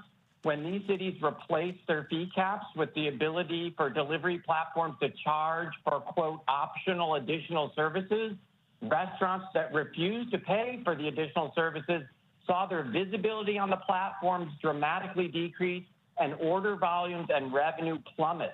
If big delivery platforms want no limits on additional fees, then they need to transparently Thank you. disclose Your time has the expired. actual fees Next speaker, please. Our next speaker is B. Carell. Please go ahead. Your line is open. Good evening, members of the Board of Supervisors. I'm calling in as a transgender, non-binary social worker, currently working in SD2 at the Trans Latino Coalition. I want to first thank the board members for your continued support to our community. I would also like to urge the board to consider adopting a transgender wellness and equity fund. I've seen every single board member take a stance towards addressing critical issues such as homelessness, substance use, and mental health.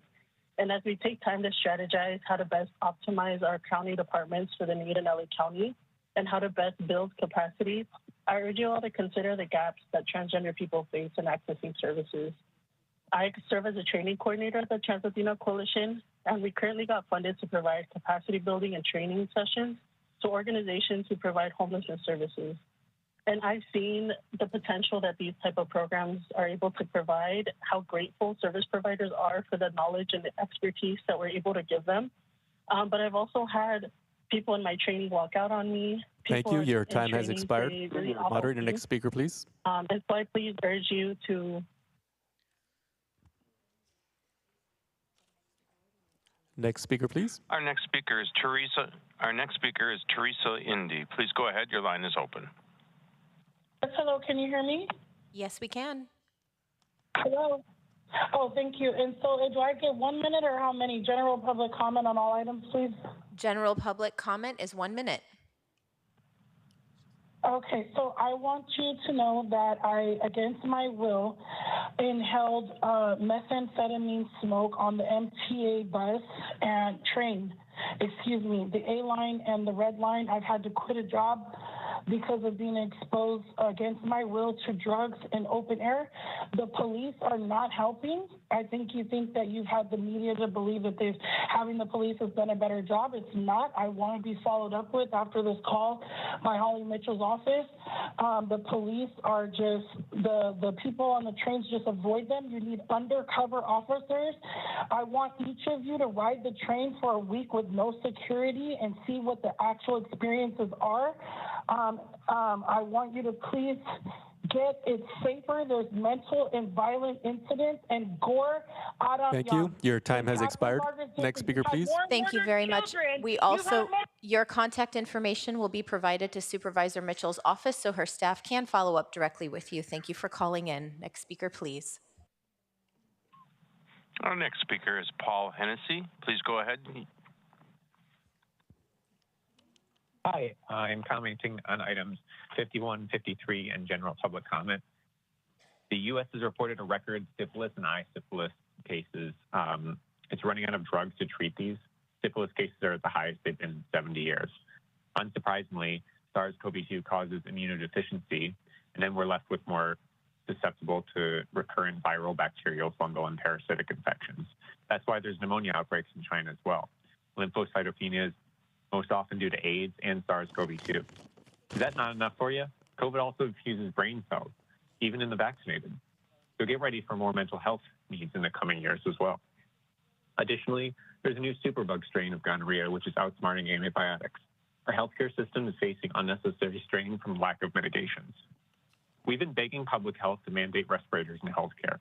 Unmitigated spread in medical settings, pharmacies, public transit, and public spaces has contributed to not just unnecessary COVID infections, but also to long-term issues like lymphocytopenia. Last year, nearly 4,000 babies were born with I-syphilis, over 10 times the number in 2012. So imagine your child being born with congenital syphilis, and while being treated for it in the hospital, they catch COVID from an unmasked healthcare worker. Public health, and by extension, this board, has allowed for months for COVID to spread unmitigated in hospitals, schools, and public spaces. We were told masks would be mandated in healthcare when COVID cases were high.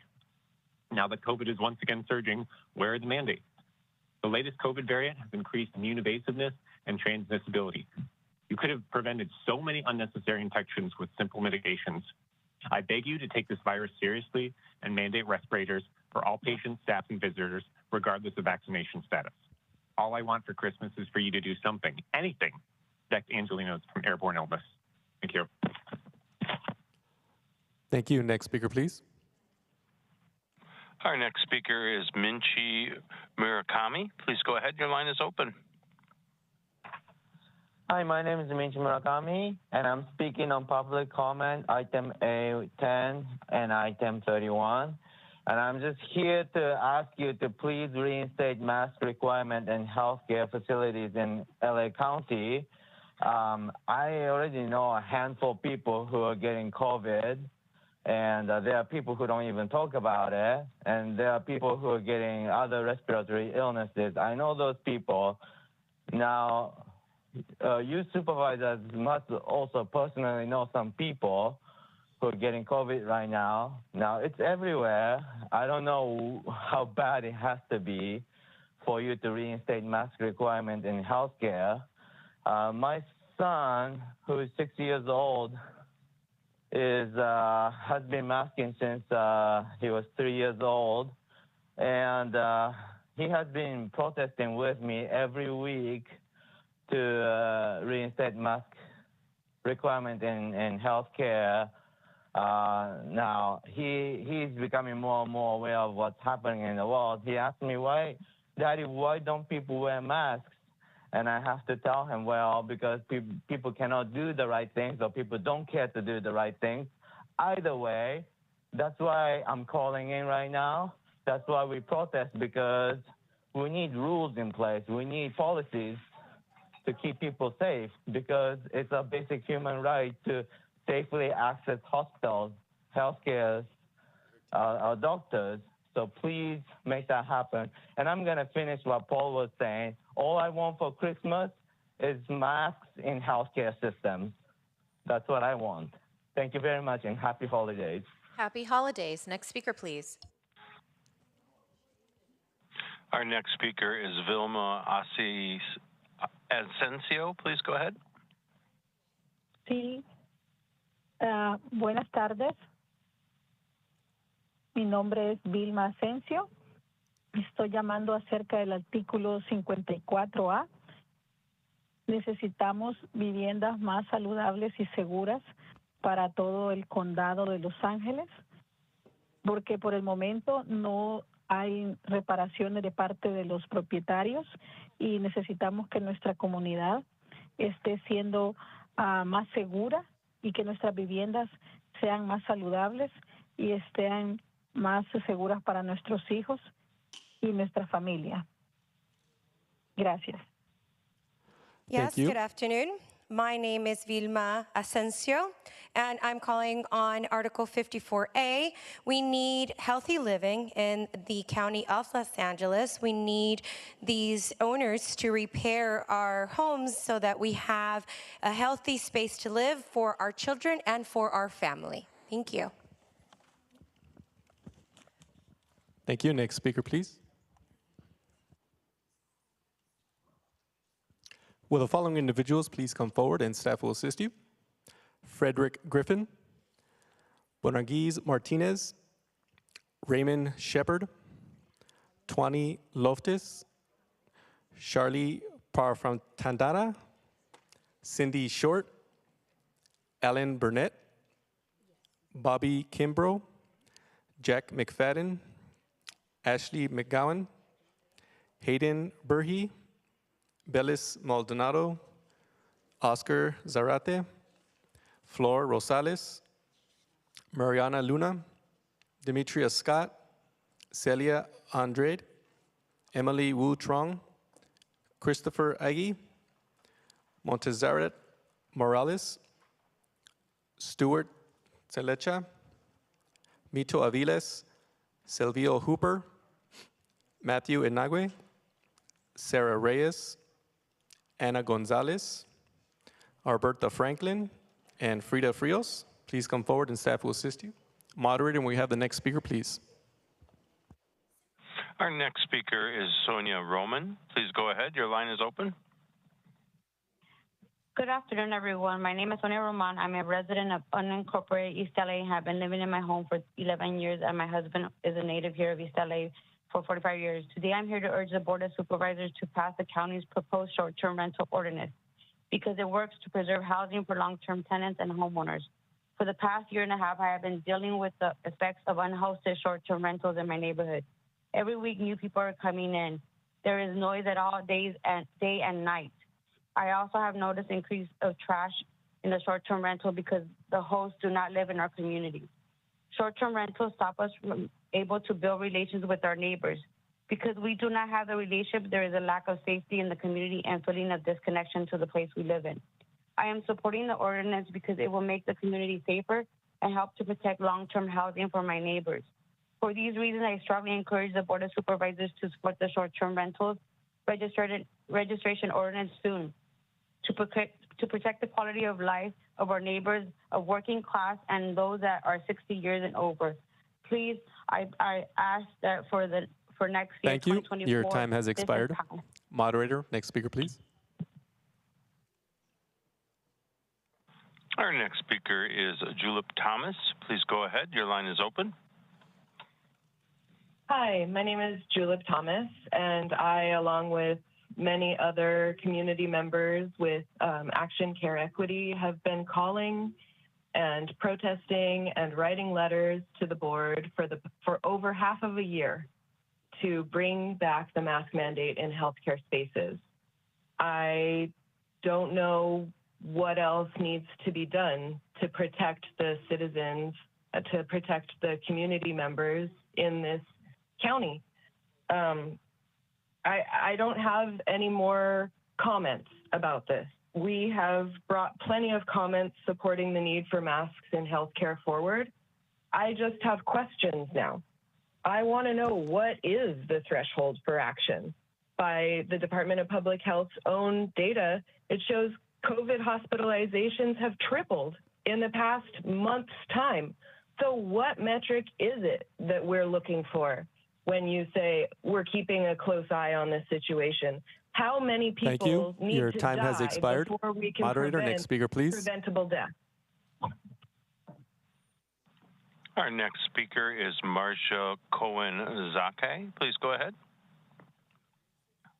Supervisors, like so many who spoke before me, I want to know, will you continue to stand by and watch more residents get sick, become disabled, develop new chronic illnesses, and die because they acquired COVID-19 while seeking health care? Or will you demand that LA Public Health implement the airborne mitigations we know decrease transmission and all the health harms from SARS-CoV-2, from the acute phase to long-term consequences? Just today, the WHO, while updating the public on the variant JN.1, advised universal masking in all healthcare, along with improved ventilation. Will LA Public Health follow the WHO's advice and reject the current either-or vax or mask policy that flies in the face of both science and equity? Thank you. Your time has Thank expired. you. Moderator, next speaker, please. Our next speaker is Heather Detwiller. Please go ahead. Detweiler, I'm commenting on A10 and general public comment. I'm calling again to urge you to bring back universal mask requirements in healthcare settings. The majority of people support this. Universal means masks for everyone in healthcare, not just the workers and not just for the unvaccinated, because vaccination doesn't prevent you from getting COVID or spreading it. It doesn't prevent long COVID, which we have no treatments for. Masks should be required not just during respiratory virus season, because SARS-2 is around all year long, and not just in some areas of a building, but not others, because SARS-2 is airborne and spreads like smoke. It can travel through vents, under doors, and lingers in the air for hours. SARS-2 is still killing and disabling people, still. Numbers are almost as high as they were when Omicron started, maybe even at that level now, and positivity rates and hospitalizations are continuing to go up. Masks should be required, not just recommended, because most people won't do the right thing unless they're made to. Good masks are effective in protecting against airborne transmission, better than vaccination. Keeping masks in healthcare will not only protect Thank you. against Your COVID, time but has also expired. with other airborne Moderator, pathogens. next speaker, please. No, I have 2 minutes.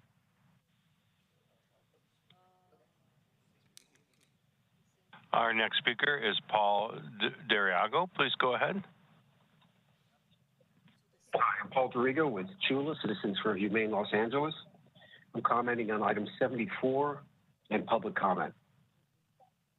Part of the human trafficking issue is I'd like the board to be aware that we have evidence through a lawyer that they are sewing drugs, fentanyl, into animals and bringing them across the border as part of this human trafficking. So, and what they do is they cut the dogs open when they get here to take the drugs out, and sometimes without anesthesia. I'd like you folks to be aware of that. We also have, as you know, a crisis in our shelters. I'm requesting an agenda item for each district to create an ad hoc committee to create specific tasks, community messaging, interdepartmental collaboration of disseminating those messages. And I'd also like a town hall with Marcia Maeda's office so people can actually participate in the democratic process and convey their grievances and to be heard. We need more collaboration. We need more people to be accountable for the projects they're put on. We need to say, here's the job and here's how it gets done. We have enough of good ideas. I've been doing this 15 years. So I request an agenda item and I request a town hall. Thank you. Thank you. Next speaker, please. I think we're going in person now, so we'll start with you. Go ahead. Hi, my name is Dr. Sion Kum. I'm speaking on item 98C, making a general comment. Okay. So thank you, Your Honors, Supervisor Mitchell, Supervisor Barger, Chairwoman Horvath, Supervisor Solis, and Supervisor Hahn. It was nice to see you both in person, Supervisor Hahn and Barger, again. So I am a doctor, a psychiatrist at Palmdale Mental Health Clinic, and I am speaking to oppose item 98C, which would essentially create unlimited use of contractors within the county. And contractors essentially are independent workers. They have 1099 items. You know, they come from various parts of the world, the state, out of state. They are not familiar with our communities. So having this item go forth would go against patients who are the most vulnerable within the county. You know, I work with Black, Indigenous, people of color, LGBTQ, the vulnerable of the vulnerable, the sick of the sick. It would go against who need doctors who care and are in the community, and are LA County doctors who are committed to their patients. It would go against doctors who are essentially staying for the patients. And when these doctors come and go, these contractors come and go, they do not have a good track record of staying. So, you know, please vote against this item, please. Thank you. Madam Chair, thank you for your work up in the Antelope Valley. Yeah, it's always a pleasure seeing you. This is, I think Thank this you. is my fourth time interacting with you. And I thank you for your service to our community. Thank you. Supervisor Barger. Next speaker, please. Hi, my name is Cindy Short, and I'm the clinical director and co-founder of the Prism Way, and I'd like to speak in support of item 5 and general public comment. I'd like to thank Supervisor Solis for authoring item number 5, addressing in-custody overdose deaths in Los Angeles County jails. Her motion could transform the lives of individuals grappling with substance use dependencies within our county's incarcerated population while fostering rehabilitation and community reintegration. The proposed motion is rooted in evidence-based strategies, pairing individuals at risk of substance use dependencies with customized treatment plans upon intake provides the early identification and targeted interventions that have been shown to effectively curb the progression of dependencies, thus reducing associated harms significantly. Moreover, the motion advocates for a peer support model. Incarcerated individuals with lived experience serve as valuable mentors and support systems for others facing similar challenges. This initiative creates a nurturing and more compassionate environment within our correctional facilities, which is vital to recovery. By pairing individuals with evidence-based treatment plans right from the start, we can significantly affect their trajectory towards recovery. Developing comprehensive programming such as that proposed will cater to the diverse needs of individuals at different points along the spectrum. And an initiative such as this creates a support network for incarcerated individuals with substance use dependencies. And we have already seen the positive promise and incredible success of a peer-based mental health model such as the FIP step-down model program. By endorsing this motion, the board takes yet another proactive stance, providing hope and opportunity for transformation to those who need it most. I humbly urge the board to support item 5 as it paves the way for a more compassionate and effective approach to addressing in-custody overdose deaths and substance abuse. Thank you so much. Thank you. Next speaker. Hello, my name is Raymond Shepard. I'm a peer support specialist for the Prism Way. I would like to speak on item number 5 and general public comment. Thank you, Supervisor Solis, for this motion. I think it's very important to address the in-custody overdose deaths in the Los Angeles County jails. As a man who has spent most of his life incarcerated and who has struggled with the disease of addiction, I firsthand understand the importance of programs and services that address this deadly issue.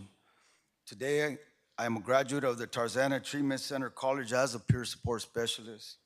And those of us with lived experience combined with education hold the solution because we're closest to the problem. When you combine programming, services, and peer support specialists, which item number 5 addresses, I believe it is a necessary recipe to help curb and hopefully prevent more overdose deaths. Because of the work that we do at the Prism Way, we are in contact with men and women in both the county jails and the prison system. And I'm sad to report that just last night I was told of 3 possible overdose deaths in the men's central jail on the 3300 floor. And these are possible fentanyl overdoses. So that is why I strongly support the passing of item number 5 so that Supervisor Solis' vision can help save lives. Thank you. Next speaker. Hi, my name is Charlie Prapadananda. I'm with the Prism Way. I'd like to speak in support of item number 5 and general public comments. Thank you, Supervisor Solis, for the motion and for your dedication. As a formerly incarcerated person, the need for these programs to address substance use disorder and overdoses in jails and prisons is something very close to me. When I was incarcerated, drugs played a part in my incarceration, and the lack of programs while I was inside was disheartening, as it sent a message that I was not valued enough to receive help for my addiction. As programs are, as a peer support specialist from Tarzana Treatment Center, I believe these programs are vital both in jails and prisons, as well as for peer support programs that are very important. These programs send a message to those struggling with substance use disorder that they are seen and their needs have been heard. I am a firm believer that actions speak louder than words. Item number 5 says, through action, that we value people who struggle with addiction and are willing to help. This is also why peer support programs are important. I thank you for your time and your service to our community. Thank you. Thank you. Next speaker. Good evening. My name is Jack McFadden, and I'm with the Prism Way, and I would like to speak in support of item number 5 and the general public comment. First, I'd like to say thank you to Supervisor Salas for authoring item number 5, addressing in-custody overdose deaths in the Los Angeles County Jail. My coworkers discussed all the statistics and where we work and what we do as peer support specialists.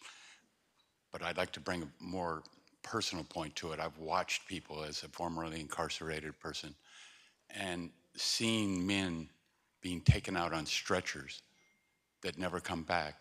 Some of the ones that were taken out on stretchers that do come back, man, the shame and the sorrow on their faces, and yet they'll go back right to the same drugs over and over again. I've seen one person taken out 3 different times, all from fentanyl. Over and over and over again, these things happen. So the need for treatment, the need for something else other than what's going on now. Right now, it feels like everybody's just standing and watching and wondering what to do next. So right now, what I want to do is make sure that everybody understands these are people and not just numbers, that someone else cares and someone else wants to help them. Thank you very much for your time. Thank you. Next speaker. I'd like to speak on agenda item 5 and provide general public comment. My name is Ashley McGowan, and I'm the program chair for the peer training programs at Tarzana Treatment Centers College. I would like to thank Supervisor Solis for authorizing item 5, addressing in-custody overdose deaths in the Los Angeles County Jail. Having this information and data will support in creating new programming for accessible treatment services in custody. Additionally, I support the implementation of peer support models to address the mental health needs and substance use dependencies. As an administrator for a peer support training program that has successfully implemented a program in county and state facilities, I've seen the impact having this opportunity can have. Implementing the peer models in our local jails will provide opportunities for natural supports to those who are not getting enough mental health resources or do not have access to quality treatment options. This will give us an opportunity to prevent these overdoses, but we need to understand the gravity of the situation first and foremost. I've sat in this meeting for the past few hours and have heard several board members refer to the county as a care-first county. In order for that to be true, care must be accessible to all, including our incarcerated residents. Our incarcerated community members deserve treatment, they deserve services, and ultimately, they deserve to be seen. Not supporting this motion continues to leave our incarcerated community members struggling with substance use in the dark. To that end, I respectfully request the board's support of Supervisor Solis's motion number 5. Thank you. Thank you. Next speaker. Hi, my name is Haben Bedhet. I'm the Deputy Provost at Tarzana Treatment Centers College, and I would like to speak on the item 5 and the general public comments. Thank you, Supervisor Solis. Groundbreaking motion for item number 5 sets the stage for a momentum shift in addressing in-custody overdose deaths. This visionary proposal goes beyond the surface, diverting into core issues by requesting vital data on the effectiveness of drug defecting tools, seeking updates on the trouble status of in-custody overdose death.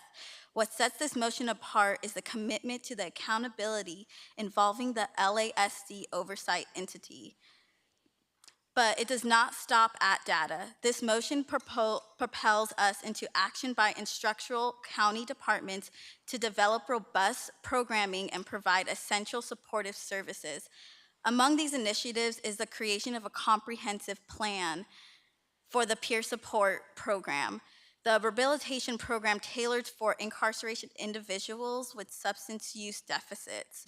Our institution, Tarzana Treatment Centers College, has already pioneered a pilot of peer support specialist training programs within jails and prisons, demonstrating the transformative impact such initiative can have. This successful story not only validates the need for change, but also underscores the potential for meaningful rehabilitation within the incarceration population.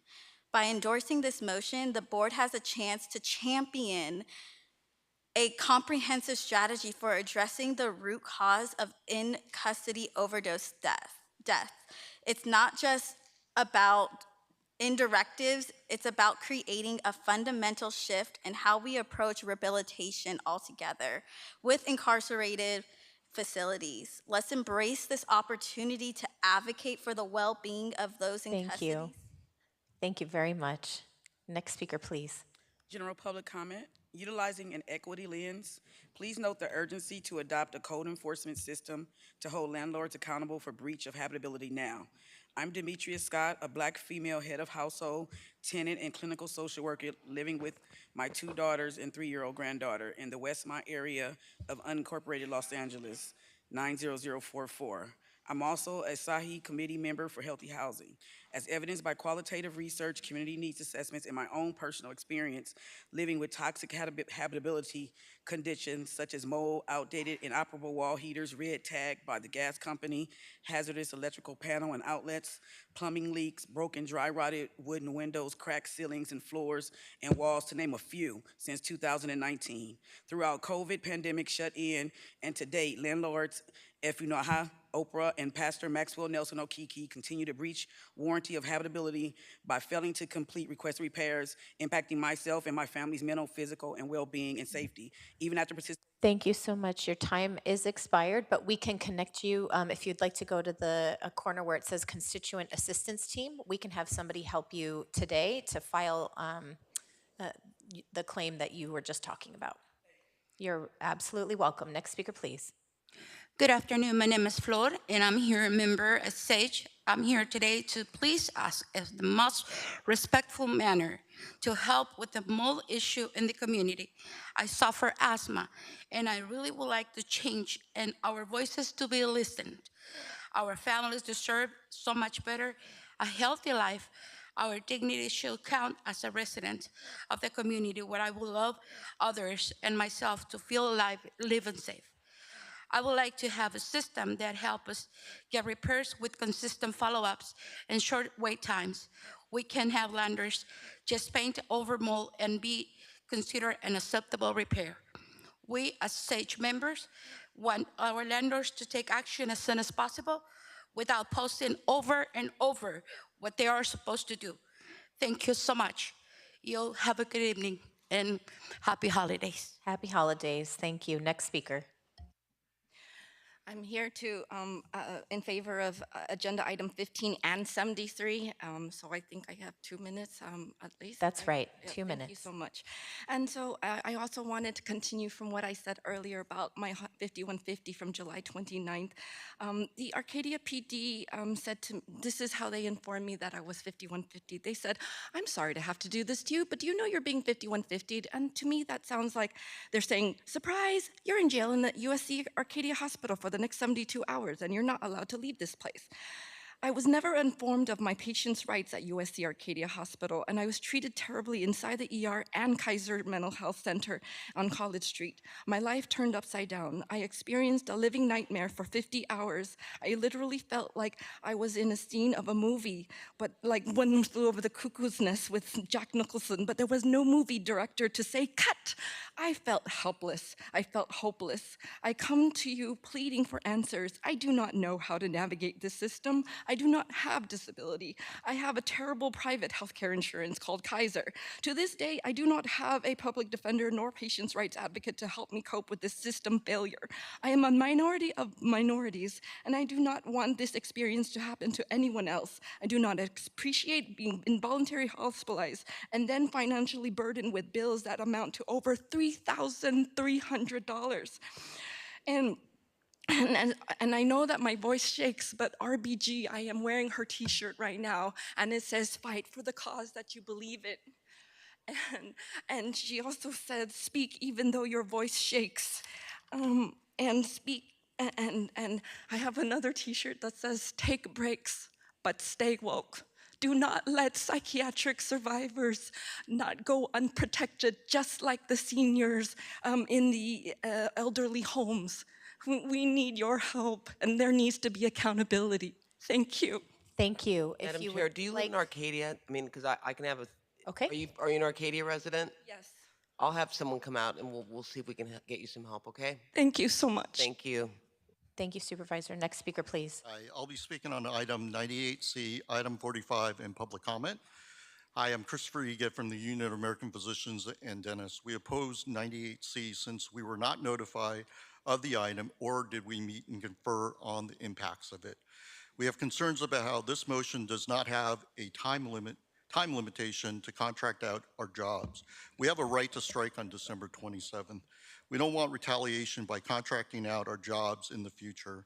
We strongly urge the board to limit the use of contractors for 5 days. Item 45, DHS, that's the DHS budget item. DHS has over $1.5 billion in reserves, and next fiscal year is projected at $1.75 billion. If you look at the past 10 years, it has grown every year, even though the report, all those reports in the past 10 years said that the fourth fiscal year that they won't have any money, which isn't true. Our members deserve better benefits to recruit and retain members. DHS revenues comes from a per capita rate, which means the more doctors there are, the more patients that can be served. There's a 30% vacancy rate, and if you fill those vacancies, providing decent benefits, those revenues will go up. You know, if you look at the jails, there's a 70% vacancy rate for psychiatrists. You know, at the ACNs, there's a 30% vacancy rate there. Patients are not being seen. Per capita rates aren't coming in. Revenues aren't coming in. We need to fill those positions, but it's not the right strategy to say you're very important to come and work for this county, but you know, our recruitment idea is you're going to get lesser benefits than everybody else, than managers who don't see patients. Our members saw patients during COVID. They were there in the facilities. If they caught COVID, they would have had to take time off on their own. We weren't covered under the COVID sick time. You know, that didn't cover us. You know, we don't have short-term disability. You know, that's not fair. You know, but you're having those managers tell our members, go see these patients. They have the short-term disability. The managers do. Our members don't. It's not fair. It's not a good idea on recruitment. And, you know, hopefully we'll fix this. Hopefully. Thanks. Next speaker, please. Wait, hold on just 1 second. We can't hear you. Let's try it again. Okay. Ready? Yes. Perfect. That's better. Good evening, supervisors. My name is Mito Vilas, and I'm here with the Trans-Latina Coalition, a constituent of SD3, and here to speak on general comment, public comment. This evening, I'm standing alongside our TGI community of Los Angeles County. With that being said, we as a community have come to the Board of Supervisors and made public comment on the importance of the TGI Wellness and Equity Fund numerous times, and it won't stop. As you know, the TGI community are under attack in this county. We have stood here with extreme patience waiting for progress. It's now the end of the year, and we're still here talking about the same thing.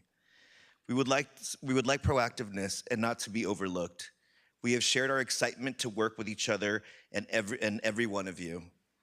We continue to want to work with you, and my sincere hope is that we can start that work this year.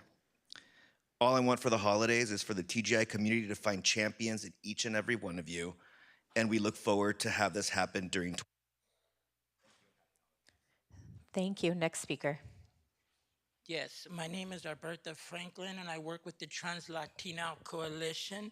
I am part of Holly Mitchell's District 2 in Koreatown. The TGI community has long faced challenges and discrimination, and now, more than ever, it is essential that we raise awareness and stand in solidarity. All the local, state, and national levels, TGI individuals continue to experience discrimination, homelessness, violence, and a lack of access to essential services. Findings from the U.S. Transgender Survey and the National Center for Transgender Equality reveals high rates of homelessness, housing discrimination, and economic hardships. We are thankful to those in the county that sincerely see the fight for radical immigration and LGBTQIA rights for all connected. And TGI people need the county to build capacity. Thank you very much. Next speaker. Hello, my name is Silvio Hooper. I'm the Policy Associate for the Trans-Latina Coalition, and I'm speaking in support of the TGI Wellness and Equity Fund. So I'm actually originally from Texas. I moved to LA because of the perception that there were going to be more resources for transgender individuals like myself. And while there are more resources, they're not particularly well funded, so they're not particularly able to get to the communities and serve in the ways that they need to. By giving funds to transgender-led organizations, you're benefiting all communities, right? Because transgender people are in every community. They're in communities of color, they're in all religious communities. So you're not particularly just serving the TGI community, you're benefiting all people. And these organizations also provide services that are priorities of the county, like substance abuse support and homelessness support. So you would really be benefiting the entire county by providing this fund. Thank you. Next speaker. Hi, my name is Matt Inoue. I'm here for general public comment. I'm standing here as an advocate, as a friend to the TGI community. My name is Matt. I am 24 years old and I use he, him pronouns. I'm here really advocating for the TGI Wellness and Equity Fund that we're trying to establish here at the county. This money, if established, would support SD 1, 2, 3, 4, and 5 in the form of grants, in the form of housing, healthcare, just how we did it at the state level. We really want the county to step up to really show TGI residents who have been historically neglected to not only survive but thrive, right? That's something that Bambi always says. And we really want to make an effort to work with each of your offices to really make this a dream come true, right? So I look forward to working with you, your staff, and anyone who wants to join us to really accompany us on this mission. So thank you so much. Thank you. Next speaker. I'm here to do a public comment. Good afternoon, Board of Supervisors. My name is Ana Maria Gonzalez, and I work at the Trans-Latina Coalition in District 2. I ask you to please invest in TGI community and please, Board of Supervisors, establish the TGI Wellness and Equality Fund 2023. The LA County must invest in the lives of TGI people in Los Angeles County by expanding health, mental health, anti-violence, creative healing, social economic development programs. Our TGI people needs your support. Next speaker, please. Hi, I'm a little nervous. Hello, my name is Belkis Maldonado, and I stand here before you urging, seeking your help for my granddaughter, Kalani, who's just 6 years old.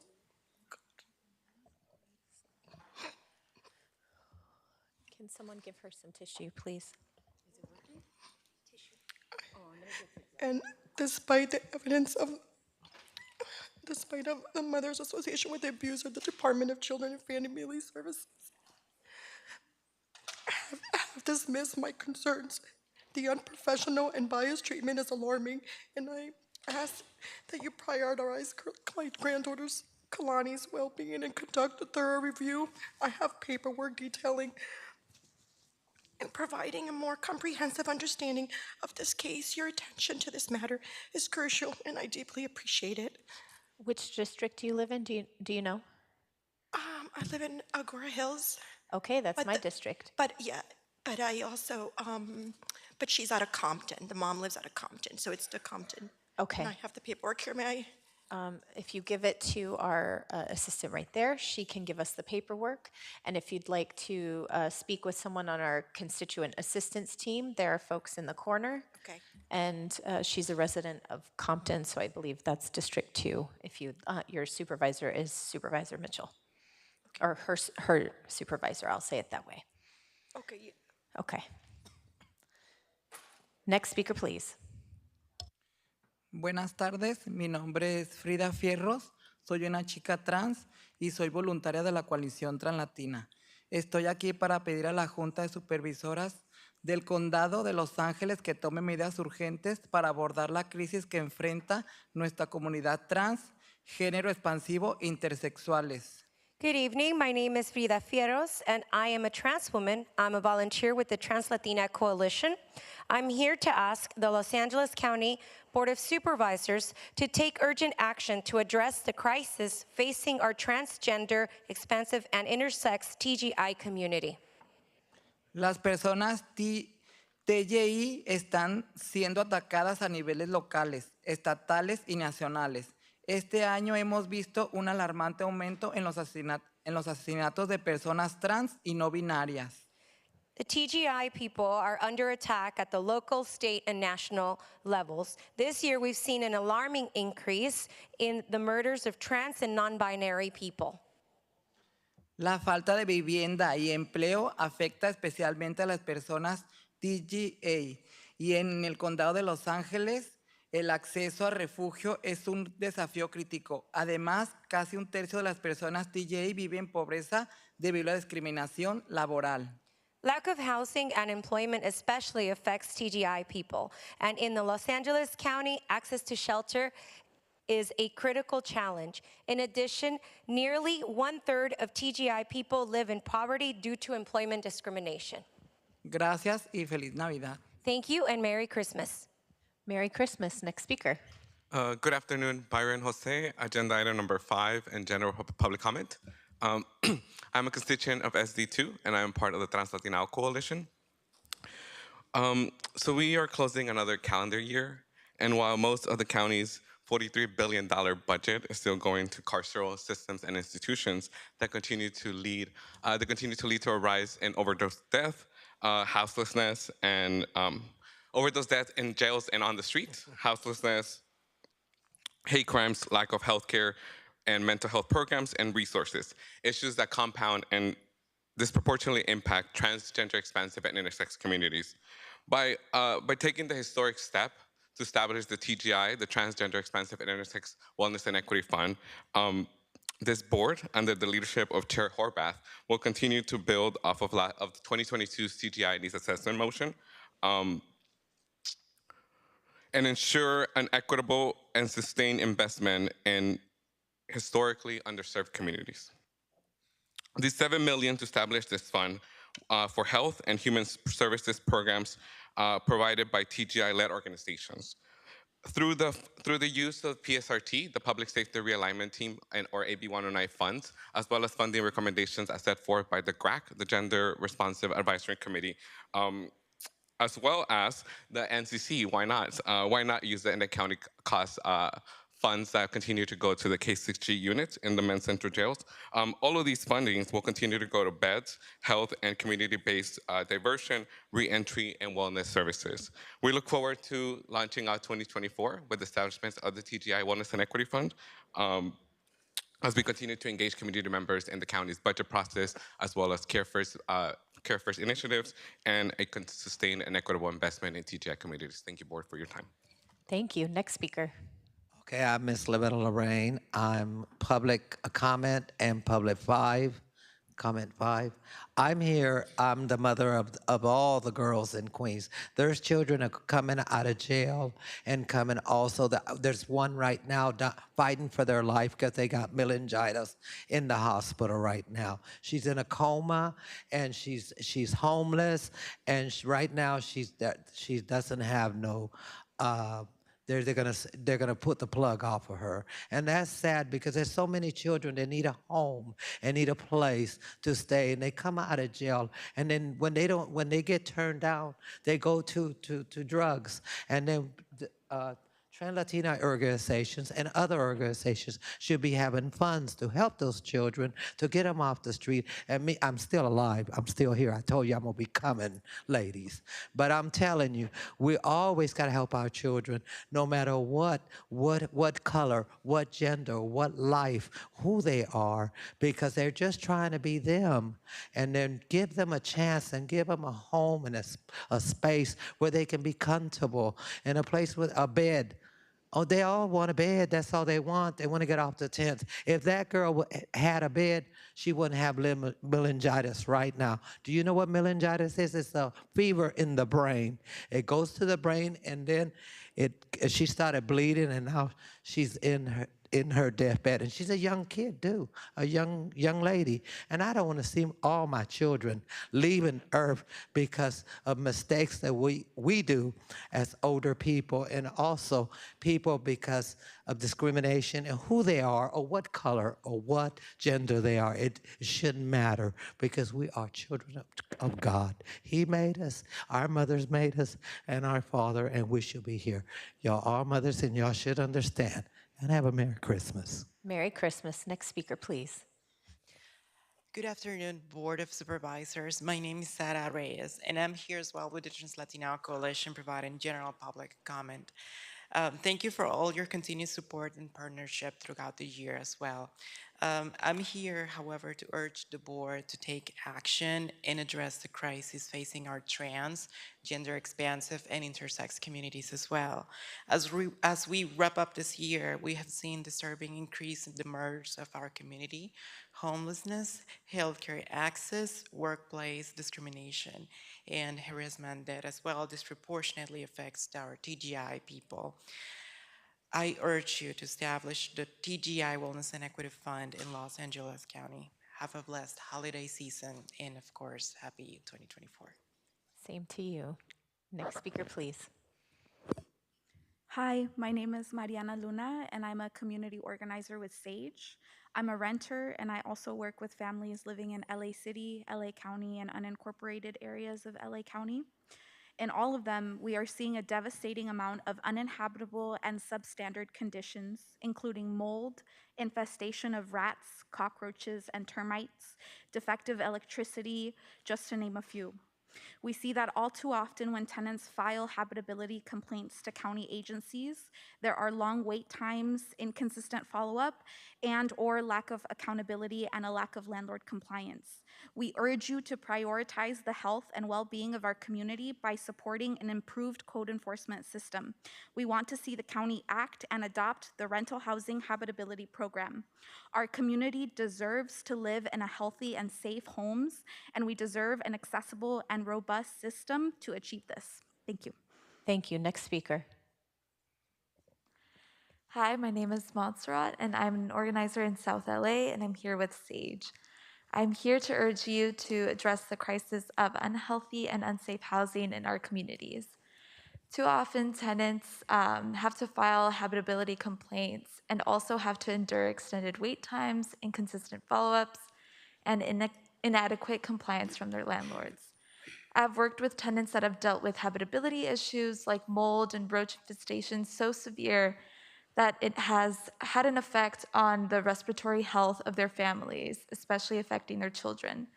Unfortunately, there are no current strong mechanisms to hold landlords accountable for their negligence, which is why it's so important for the county to adopt a rental housing habitability program that will increase inspections for buildings and will better protect tenants against negligence and harassment. Every tenant deserves to live in a safe and healthy home. Thank you. Thank you. Next speaker. Buenas tardes, mi nombre es Cecilia Andrade. Soy una inquilina del este de Los Ángeles y pertenezco a una organización de SAGE donde se dan información sobre viviendas. Estoy aquí porque se me hizo interesante la invitación para pedirle al concejal o a los supervisores que apoyen a la propuesta RHHP y que no nos estén dando falsas esperanzas. Good evening.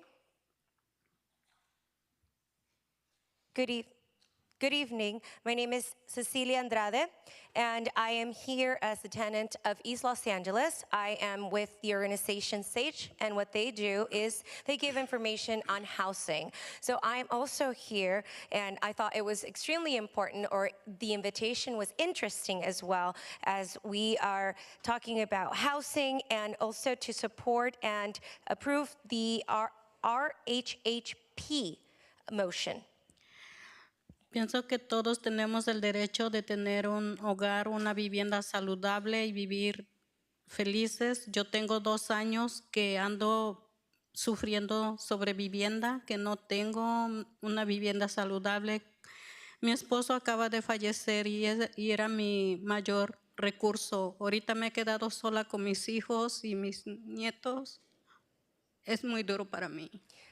I also feel that a healthy living and housing is something that we need.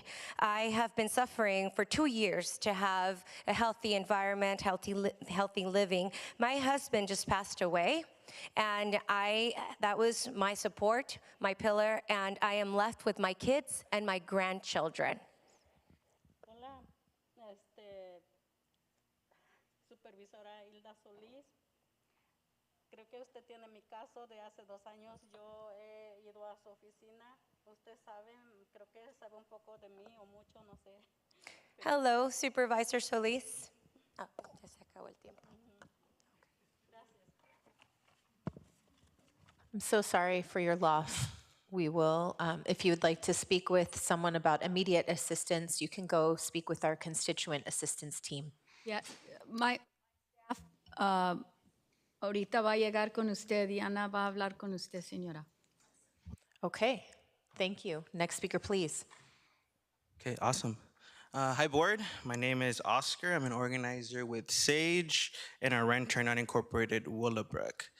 It's actually my mom's birthday, so I'm going to shout out my mom. Happy birthday, Mom. And right to the point, so unincorporated LA County is grappling with a crisis of substandard housing. Landlords are neglecting timely and responsible repairs, and the code enforcement system is failing to hold them accountable. Our tenant clinic at SAGE has witnessed numerous cases of habitability issues, as people have mentioned, right? Cecilia has been suffering for 2 years. Luthers, who you're gonna hear about, has gone through 22 inspections and no resolutions. That is unacceptable in a county so rich and so resource heavy as LA County, to have mothers that can't have hot water, that have to wake up with cockroaches in their hair. That's shameful. That's shameful. I urge the board to act swiftly in implementing a rental housing habitability program that our community urgently needs and deserves. I look forward to seeing this item come to the board in the new year. Thank you. Thank you very much. Next speaker, please. Hello. Hi. My name is Jade, and me and my family have been growing up with rats and roaches every single day, and we'd really like some repairs from the landlord, and he hasn't made them at all. Are you finished? Yes. I didn't want to interrupt you. I'm so sorry to hear that. There is someone in the corner over there where it says constituent assistance team. Can you raise your hand? If you go talk to that gentleman, he will help you. Okay? You're so brave to be here today. We thank you for speaking up. Very, very proud of you for being here. Next speaker, please. Good evening, everybody. Can you hear me? Good evening. If you get a little closer to the mic, we'll hear you better. Good evening, everybody. I am Louis Farias. I'm a member with SAGE. I am honored to meet you, Ms. Holly Mitchell. Children's nights should consist of nighttime stories, not preparing by braiding our hair to prevent roaches from getting caught in it. I don't want to wake up with rat poop in our pillowcases anymore. We need we need hot water. Our landlord has refused to obtain the permits that have been requested in order to give us hot water. My sister has a rare form of muscular dystrophy and she needs hot water. Thank you. Okay, same direction. If you head to the corner, we have additional staff. The constituent assistance team will help you on this issue immediately. Madam Chair, if I just may, I wanted to thank all the members of SAGE for coming, and I know that my team and perhaps everyone's staff has been talking to them, and we know that there's an ordinance that will be coming from, I think, Public Health very, very soon. But I want to thank them all for coming and reminding us of why it's very important. Appreciate it. Thank you. Mr. Sachs, you're next. I'm going to speak on public comment and the items that are pending. So I should get 3 minutes. Thank you. Okay, let's see. Whew. You did a lot of talking about LA Care today. So I'm wondering because the state sued L.A. back in 2022. Now, I know there's a building over here at 707th Street, the 11th floor, there's an office that's owned by L.A. They have 2 million people enrolled. The problem is somebody changed Medi-Cal, MEDICAL, to Medi, MEDI-Cal. Now, I know who did that. The problem is we lost two people that are very important to the county, General Jeff and General Dogan. And there was the Affordable Care Act that was passed by Barack Obama back in 2008. And they signed up 15,000 people on Skid Row. I'm sorry I'm boring you, Ms. Mitchell. Maybe you should wear a dashiki. You think about that. Unacceptable. That's So unacceptable. anyway, You man, can't by the way, antagonize. thank you very much for limiting this agenda to 104 items. You cancel one meeting, you cancel 2 meetings every month. You fuck your constituents. That's how bad you are. Oh, stop it. People have come in here and said 10 times worse. They say 10 times worse at City Hall. It's the shutdown. It's the Affordable Care Act. It was somebody's private contract. You had to change it to require what? GR. Then you had to change it a second time. And by the way, they had an announcement for Kenneth Hahn. And Kenneth Hahn, you're not related to the Hahns, Janet. You know that? He's not your related. He's not related to you. It's related cause. He's not your father. And Mayor James Hahn is not related to you either. And your cousin, Gordon Hahn. It is against our code of conduct to make publicly targeted comments. I'm talking about If you can focus Kenneth on Hahn. agenda items I'm talking or about general Kenneth public Hahn, comment, that would be Lindsay. great. I'm clear. Okay, so anyway. I'm clear what you're talking about. Let's see. There was an article in the LA Times written about a writer that said Mark Ridley Thomas is supposed to provide care, low-income care to the people in his district. But he did away with the Affordable Care Act in 2017. Yet, this letter, this company that's at 700 East 7th Street, they have... Your time has expired. Next speaker, please. Go ahead. Good evening, everyone. If you could speak directly into the mic, please, so we can hear you. Thank you very much. Good evening, everyone. Blessed to meet you, Ms. Holly Mitchell. Since 10/30, 2020, we are now welcoming 2024, almost 4 years. The health department has been notified, has been made aware of numerous violations at my property, and we've had over 22 inspections. Nothing has been done. Fake repairs, Band-Aid repairs, painted over mold. Our windows do not open. We have to smell the mold. Our nose, our throat is raw. Our eyes are itching.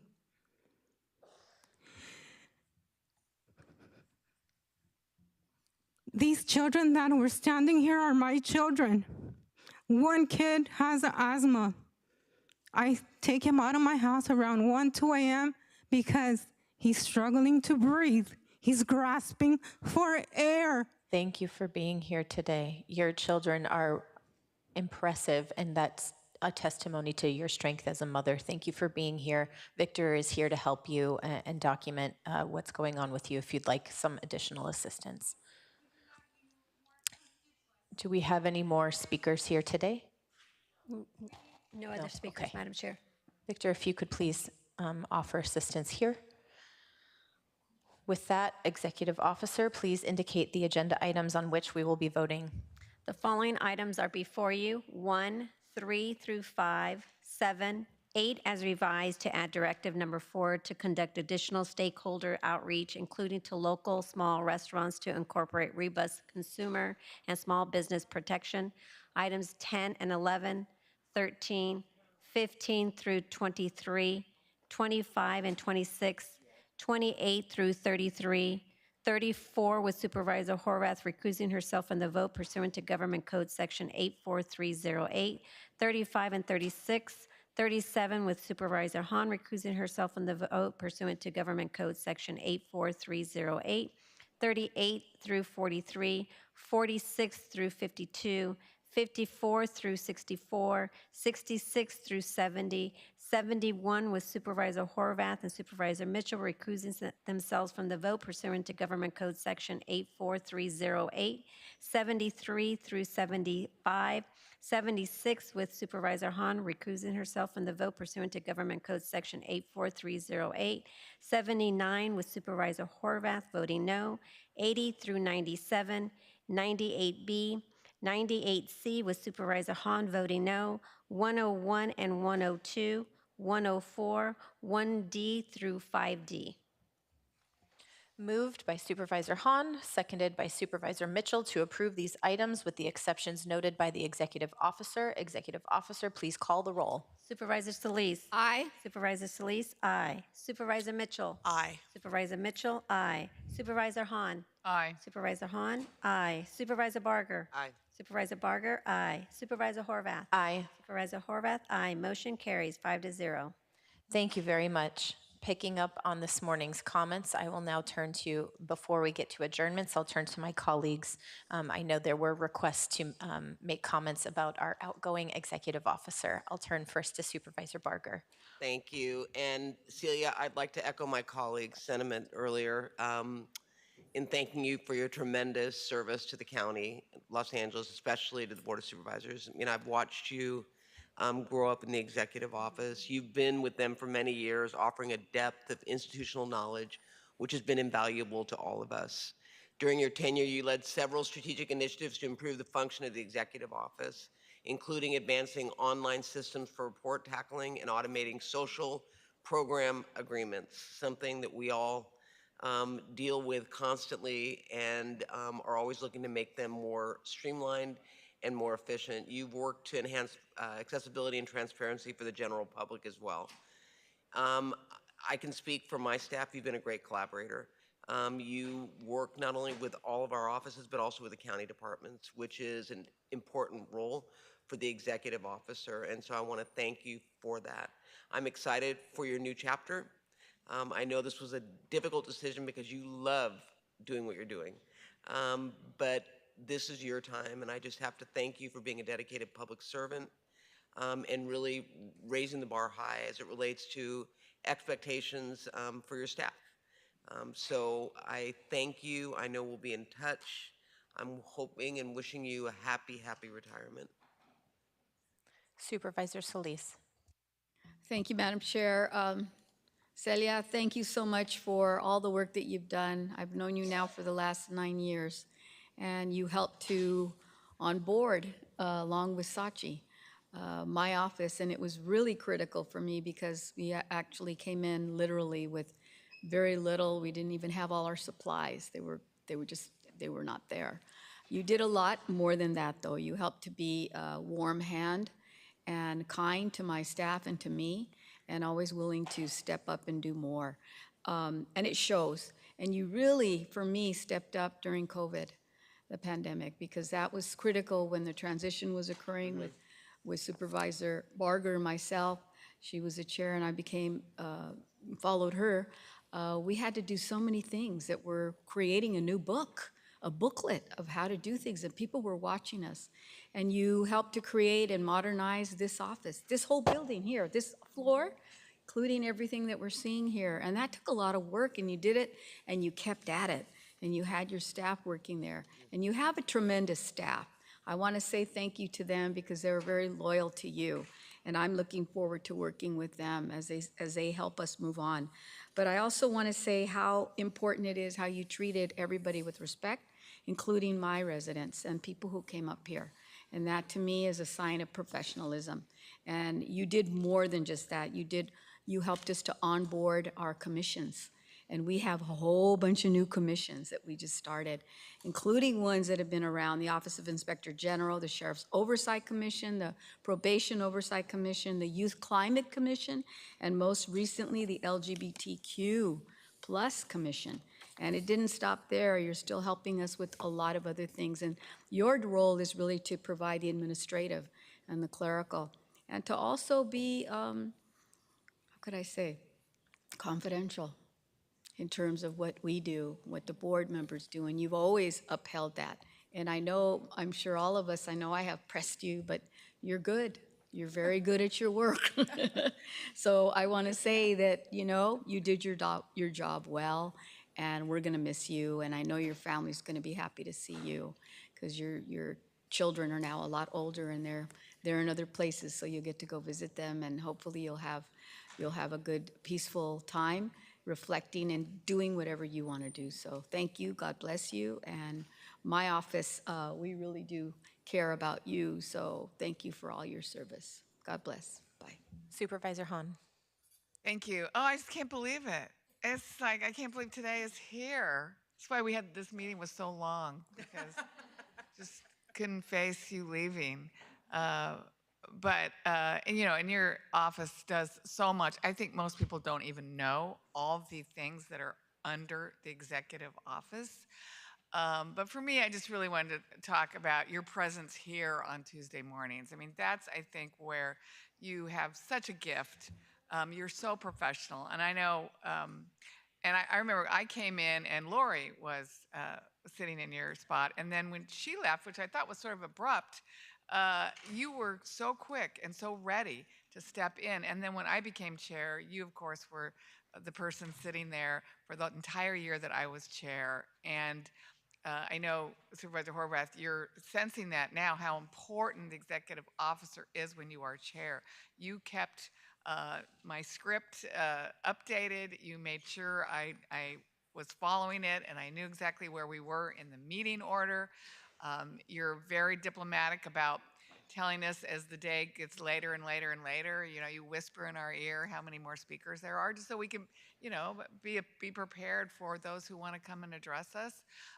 And you were always so positive, and so just, you always had a pep in your step when you walked into this hearing room. And I think that was good for all of us, and it was good for the public to see that someone like you in the position that you have was so cheerful all the time and clearly loved your job. And again, your staff is wonderful. You always gave each and every one of them the opportunity to shine and to also grow in the job. And so you were kind of creating a bench for the day when you would leave. So thank you so much for your service to LA County. Thank you for always thinking about things that we didn't even think about.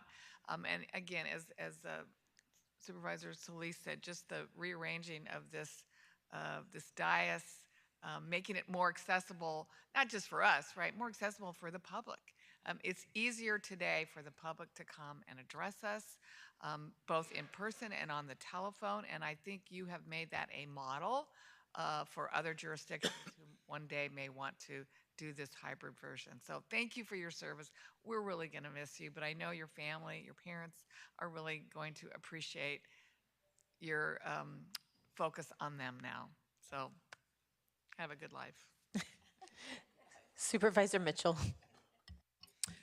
Thank you. You know, it's funny. I have these mixed feelings about people saying, "Oh, don't go."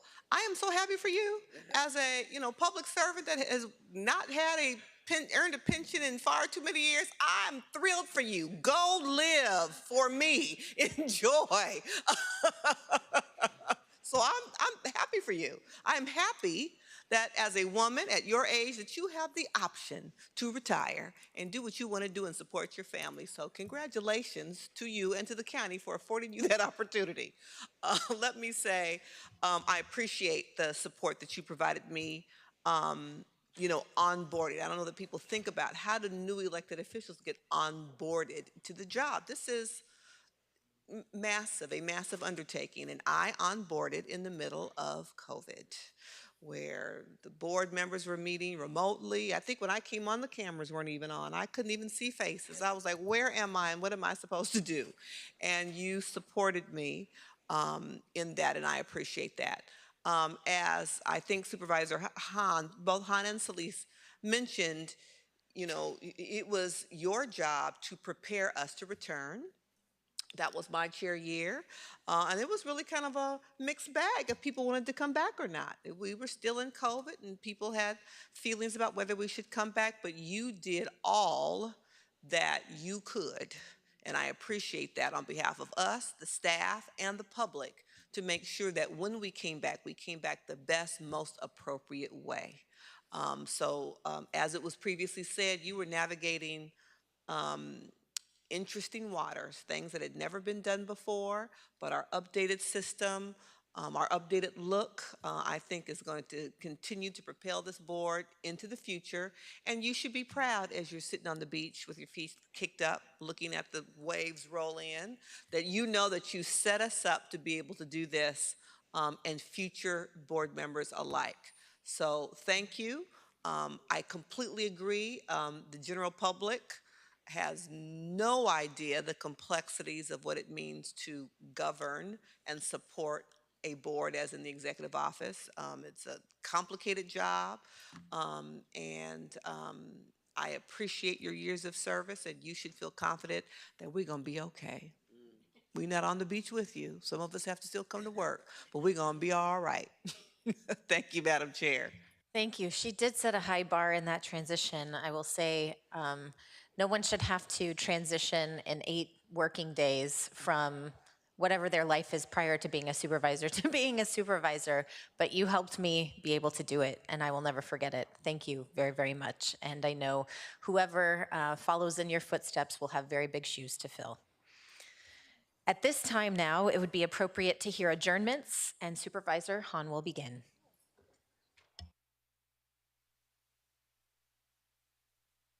Thank you, Madam Chair. I'd like to move that when we adjourn today, we adjourn in the memory of Elda Hubert, who was my neighbor on my block. She was a lifetime San Pedro resident. She passed away recently, but she graduated from San Pedro High School in 1946. She's also survived by her daughter, Joan, her 3 grandchildren, her 2 great-grandchildren, 5 nieces and nephew, and 9 great-nieces and nephew. You know how you always have that one person on the block that that walks up and down all the time, keeps their eye on everyone. She would put my trash cans in after they were picked up. If I was getting home late at night, she would retrieve my mail and packages if I didn't do it soon enough. She would scold me when the City of LA gave you 2 days a week to water your lawns, and even though I was doing it 2 days a week, it was the wrong day. And she made a point of coming and telling me that. But she loved all of us on the block, and really will miss Elda. She was a dear, dear, sweet human being, and may she rest in peace. I also move that when we adjourn today in the memory of Melody Smith. On December 6th, the Department of Medical Examiner unexpectedly lost one of its own team members, Melody Smith. She joined the department in October 2006 and was an integral member of the team. She worked as a senior typist clerk, primarily in procurement and facilities. She handled every purchase and response to any facility issues for the department, big or small, from microscopes for the deputy medical examiners to reflooring and painting projects to department cell phones and iPads to new signage displaying the new department name. She was also instrumental in implementing the Amazon purchase pilot project for the department. She always had a positive spirit, can-do attitude, and she will be greatly missed. Melody is survived by her husband, her 4 children, and 1 grandchildren, and as a county employee, I would hope that we would have all members on that one. I also move that when we adjourn today, we adjourn in the memory of Miguel Angel Camacho, who was only 42 years old. He was the youngest of 4 siblings, and including his brother, Pico Rivera, council member Gustavo Camacho. Yes, he loved his family, especially his nieces and nephews, who he treated as his own. He was very proud of his Mexican heritage, often traveling to San Martin, his parents' hometown, to visit family. Miguel Angel was a caring person who always saw the good in others. He was always willing to lend a helping hand and did it with a smile and never complained.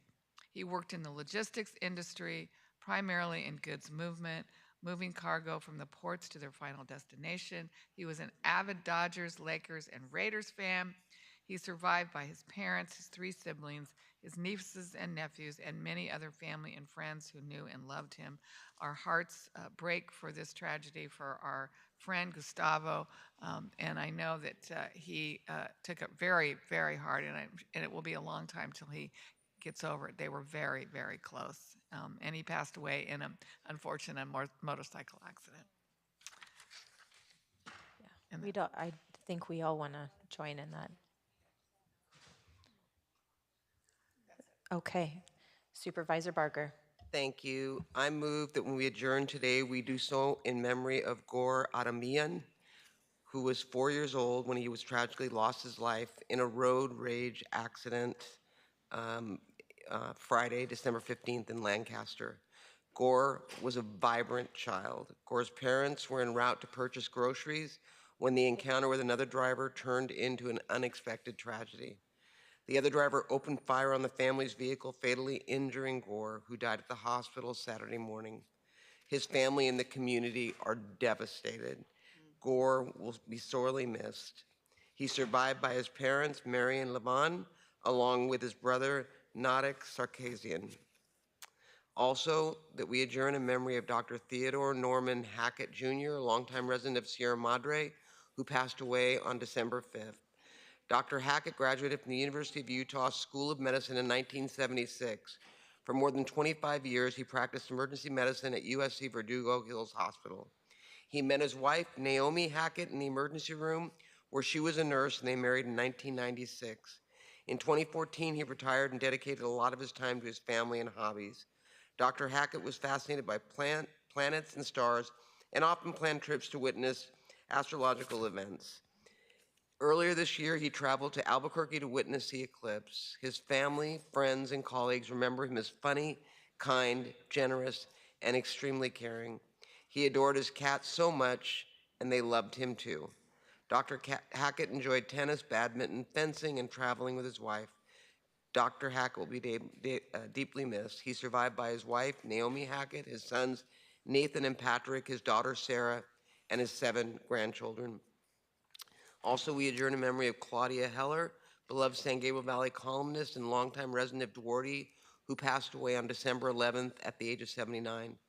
Claudia was born and raised in Hollywood and graduated from Los Angeles City College with a degree in journalism. She met her husband, Alan, as a freshman at Hollywood High. The high school sweethearts got married and established their home in Duarte in 1980, where they became integral parts of the community fabric. She was a dedicated community leader, serving as president of the Duarte Historical Society and Duarte Women's Club. Her commitment extended to stewarding the city's historical museum, leaving an indelible mark on its preservation. From 1991 to 2022, Claudia contributed her insightful perspectives to a column for the Southern California News Group. She and Alan collaborated on 3 books: Life on Route 66, Duarte Chronicles, and Curiosities of the California Desert. Life on Route 66 was a result of the 2,400-mile road trip the couple took when they retired, not coincidentally, at the age of 66. Claudia's unwavering support for local history and her ability to instill a profound appreciation for the Duarte community were hallmarks of her legacy. She will be deeply missed. She's survived by her husband, Alan, and their 2 children. Also, we adjourn in memory of Dr. John Brooks Slaughter, 11th president of Occidental College, who passed away December 6th at the age of 89. John was born in Topeka, Kansas on March 16, 1934. He received his BS in electrical engineering at Kansas State University in 1956. He then received his MS in engineering from UCLA in 1961 and his PhD in engineering science from UC San Diego in 1971. He received honorary degrees from 25 institutions, including Occidental in 1999. In April of 1989, he was inaugurated as president at Occidental College. His talent led the college through the formulation of widely accepted strategic plan and mission statement that has made Occidental one of the country's most distinctive liberal arts college. During his tenure as president, application rates rose to record levels as the college academic programs drew national recognition. He was praised by students and faculty for his friendly, positive leadership, graciousness, and strong sense of personal integrity. He oversaw Compass for a New Century, the campaign for Occidental, which raised a record $72 million for a variety of academic programs, construction projects, and scholarships. After his retirement from Occidental, he dedicated his time to teaching courses in diversity and leadership at USC, later accepting the position of president and CEO of the National Action Council for Minorities in Engineering in 2000. He returned to USC in 2010 as professor of education and engineering and retired in 2022. USC Vetterby School of Engineering dedicated the new John Brooks Slaughter Center for Engineering Diversity in September. John is survived by his wife, Dr. Bernice Slaughter, son John II, and daughter Jacqueline. And last, I move that we adjourn in memory of Terrence Williams, beloved community member and longtime resident of Monrovia, who passed away on December 14th at the age of 60. Terrence dedicated his time and passion to the Monrovia Unified School Board, serving diligently from 2013 to 2018. His commitment extended beyond the boardroom, as he actively participated in numerous organizations, such as the Monrovia Kiwanis Club, Monrovia Community Coordinating Council, and Monrovia Parent Teacher Student Association. He served as vice president of the Monrovia Arcadia Duarte, better known as MAD, Town Council for over 10 years. Terrence was a strong advocate for special education students. His impact reached far and wide, leaving a lasting legacy of service and dedication. His contributions to the community will always be remembered, and he will be deeply missed. Terrence is survived by his wife, Bobby, and their 5 children. Thank you, Madam Chair. Thank you. Supervisor Solis. Thank you, Madam Chair. I also move that when we adjourn today, we adjourn in the memory of Joseph Gondora. Joseph, known as Joe, was born on August 29, 1960, and passed away on November 3, 2023, at the age of 63. Joe was a dedicated and compassionate individual who worked for the county's medical examiner for 4 years and then served as a firefighter paramedic in East Los Angeles for Fire Station 3, Battalion 3. He retired in 2020 after 33 years of unwavering service with the Los Angeles County Fire Department. Joe was known for his enthusiasm for life, exemplified through his participation in various skiing, snowboarding, and cooking. He left an incredible mark on the community of Los Angeles County. His commitment to public safety and his exemplary career will forever be etched in our hearts. Joe is survived by his beloved spouse, Elisa Gondara, whom he met while answering a call for a paramedic service for Elisa's mom. They were married 11 years later. He also is survived by his 5 children, 4 grandchildren, and extended family. May he rest in peace. I think if everyone may want to join, because he's a county employee.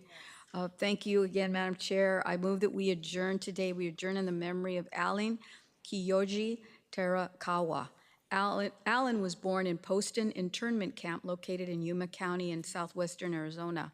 The Poston Internment Camp was the largest of the 10 American concentration camps operated by World War II Relocation Authority. His family was released from the Poston Internment Camp when Alan was 3 years old. Then they moved and settled in Northern California. Alan first joined the county family in 1967, working in the Public Guardian's Office.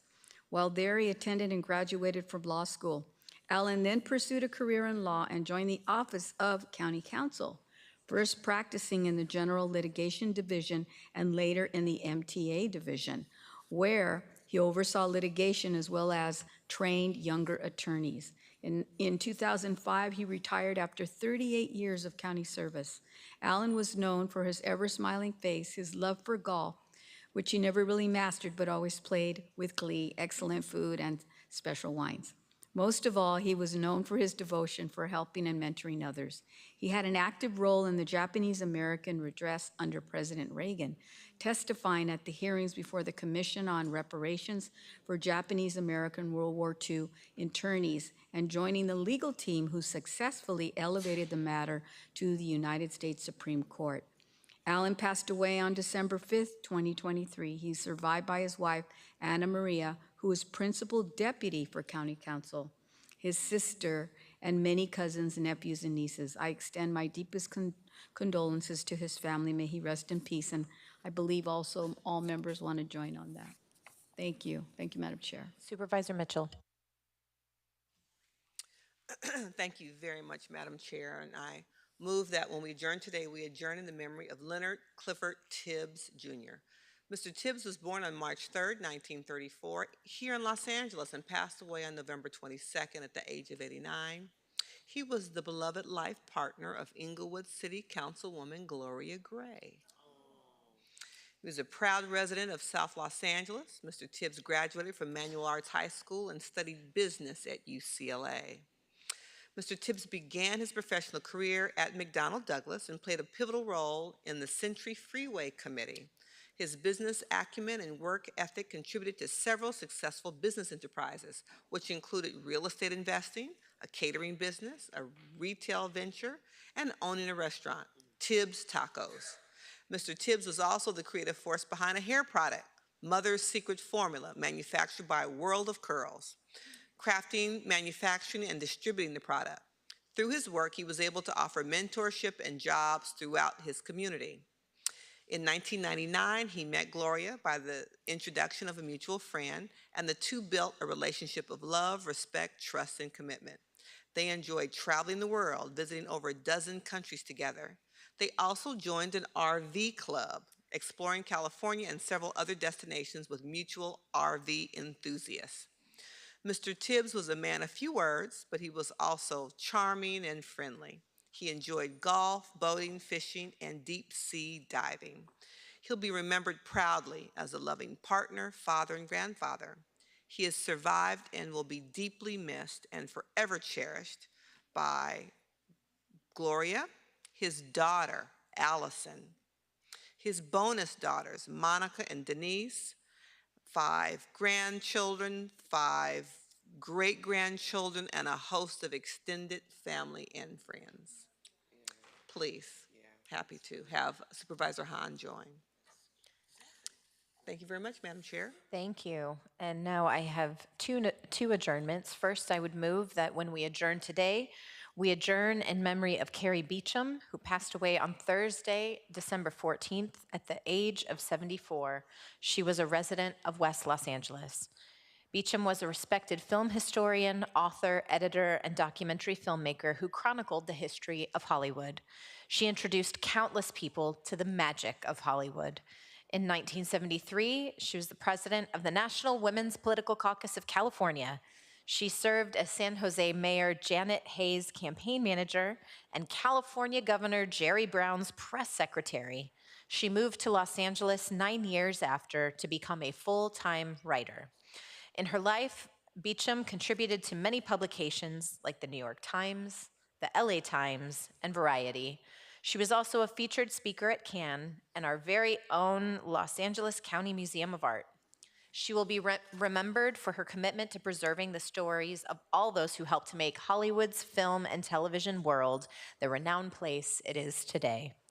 Earlier this year, she was on Hollywood Reporter's 100 Greatest Film Books of All Time list, thanks to her novel, Without Lying Down, Frances Marion and the Powerful Women of Early Hollywood, which later was made into a documentary. Beecham championed the work of female screenwriters, making sure their stories were always told.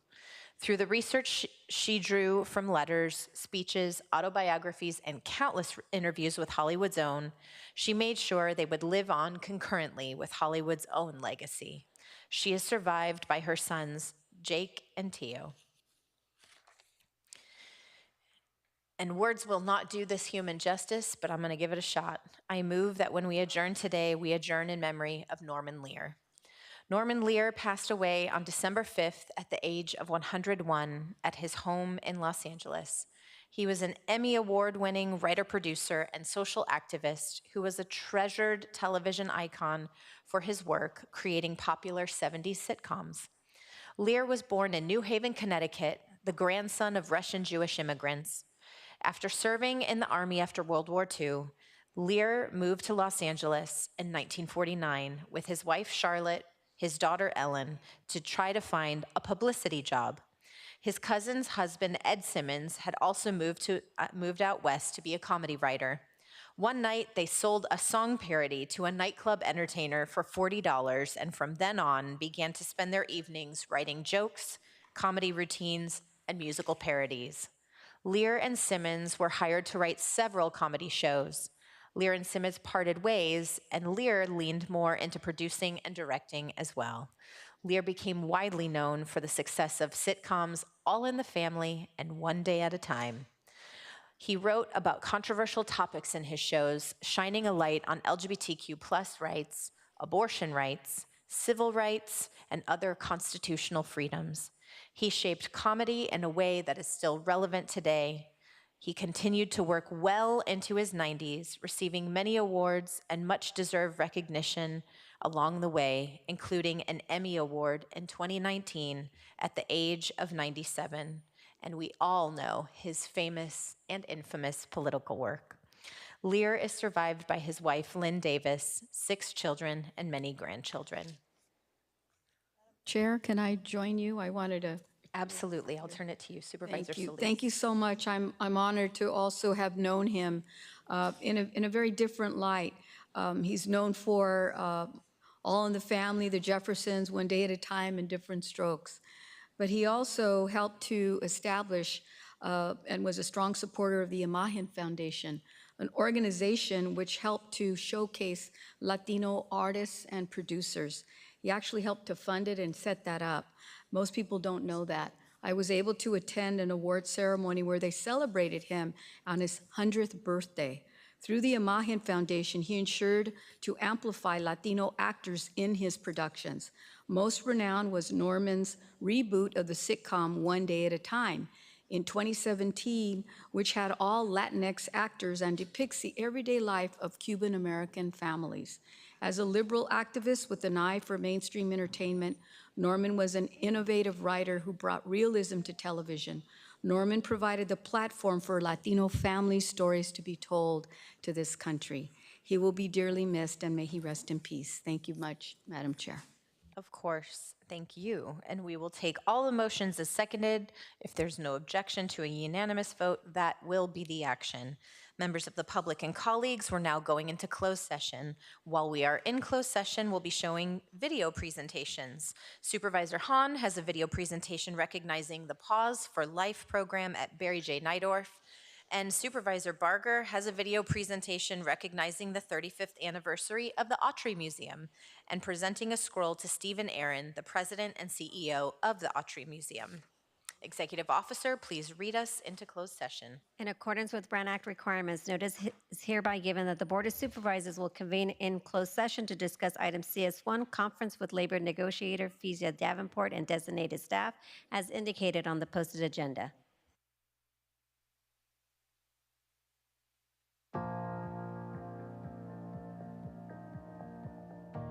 Well, here we are today at Barry J. Nydorf Juvenile Facility, and I'm here specifically to look at the Pause for Life program, which I really championed on the Board of Supervisors to come into this facility. And I was able to see young people who are in our juvenile justice system actually interacting with the dogs, training the dogs, and the goal is for some of these very hard to adopt dogs to be trained here by the young people and then put them up for adoption. And it also has so many other benefits. These young people were talking about how it helped their self-esteem, how it helped their patience, how it helped them stick with a job that sometimes was difficult or uncomfortable, and how it really turned their life around. So many of them were telling stories that they were on a very different track, but because of the Pause for Life program, they have new purpose, they have new determination, and hopefully when they are finally released from this facility, they won't come back, but they'll be on another pathway. And we actually met somebody who was formerly incarcerated and went through the Pause for Life program here, and now actually works for the organization. So I got into the program when I was locked up in juvenile hall.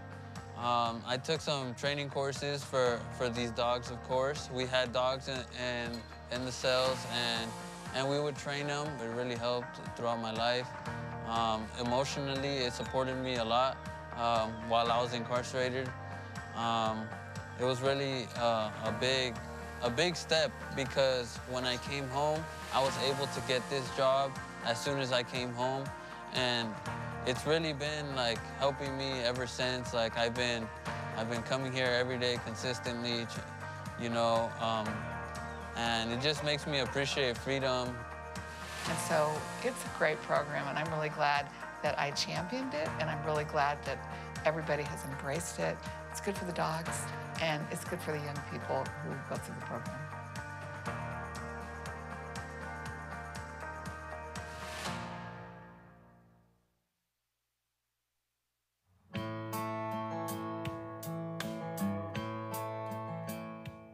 Hi, I'm Los Angeles County Supervisor Catherine Barger. I'm excited to be here at the famous Autry Museum of the American West in the beautiful Griffith Park, which I'm proud is in the heart of the 5th District. For 35 years, the Autry Museum has featured stories of the West that connect us with the past and recognize those who've made a difference throughout our history. The museum is home to an impressive collection of more than 500,000 art pieces and artifacts. They have one of the largest and most significant collections of Native American materials in the United States, and a strong partnership with Native Voices, who produce plays by indigenous playwrights and actors. In addition to their permanent collections, the museum houses innovative exhibits that feature everything from fashion and pop culture to education and science. Their team hosts lectures, film screens, plays, festivals, family activities, and music events that invite community members of all ages to learn and engage. To celebrate all the incredible work that's underway here at the Autry, it is my privilege to present President and CEO Stephen Aaron with this scroll on behalf of Los Angeles County Board of Supervisors. Congratulations on your 35th anniversary, and thank you and your dedication to make the Autry accessible to all of our communities. With that, I'd like to invite you to say a few words. Thank you so much, Supervisor Barger, for being here.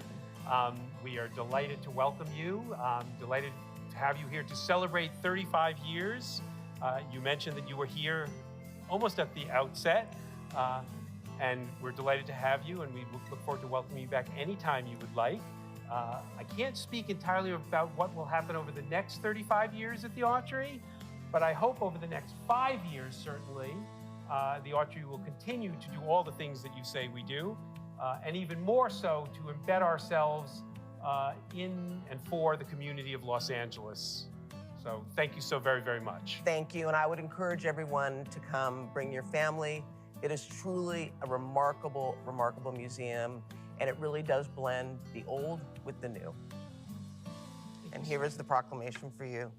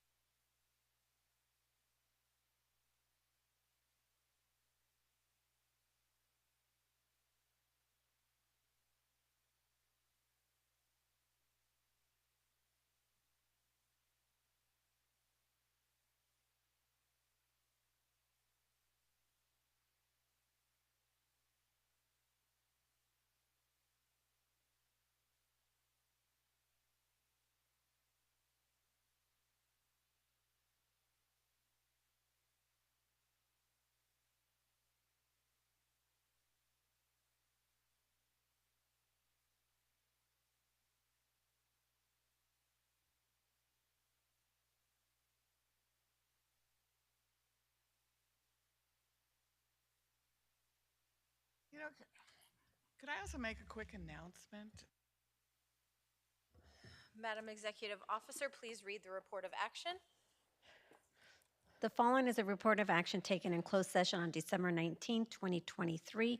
Item CS1, no reportable action was taken. Supervisor Hahn? I just wanted to, anybody that's still watching this program, just invite everyone in the county to come to the annual county holiday program at the Music Center on December 24th from 3 to 6. It is free parking, free admission. Come and enjoy with your family beautiful holiday music on December 24th. Thank you. Thank you. That concludes today's meeting. The next meeting of the board will be a regular board meeting held on January 9th, 2024 at 9:30 a.m. We are adjourned. Good job.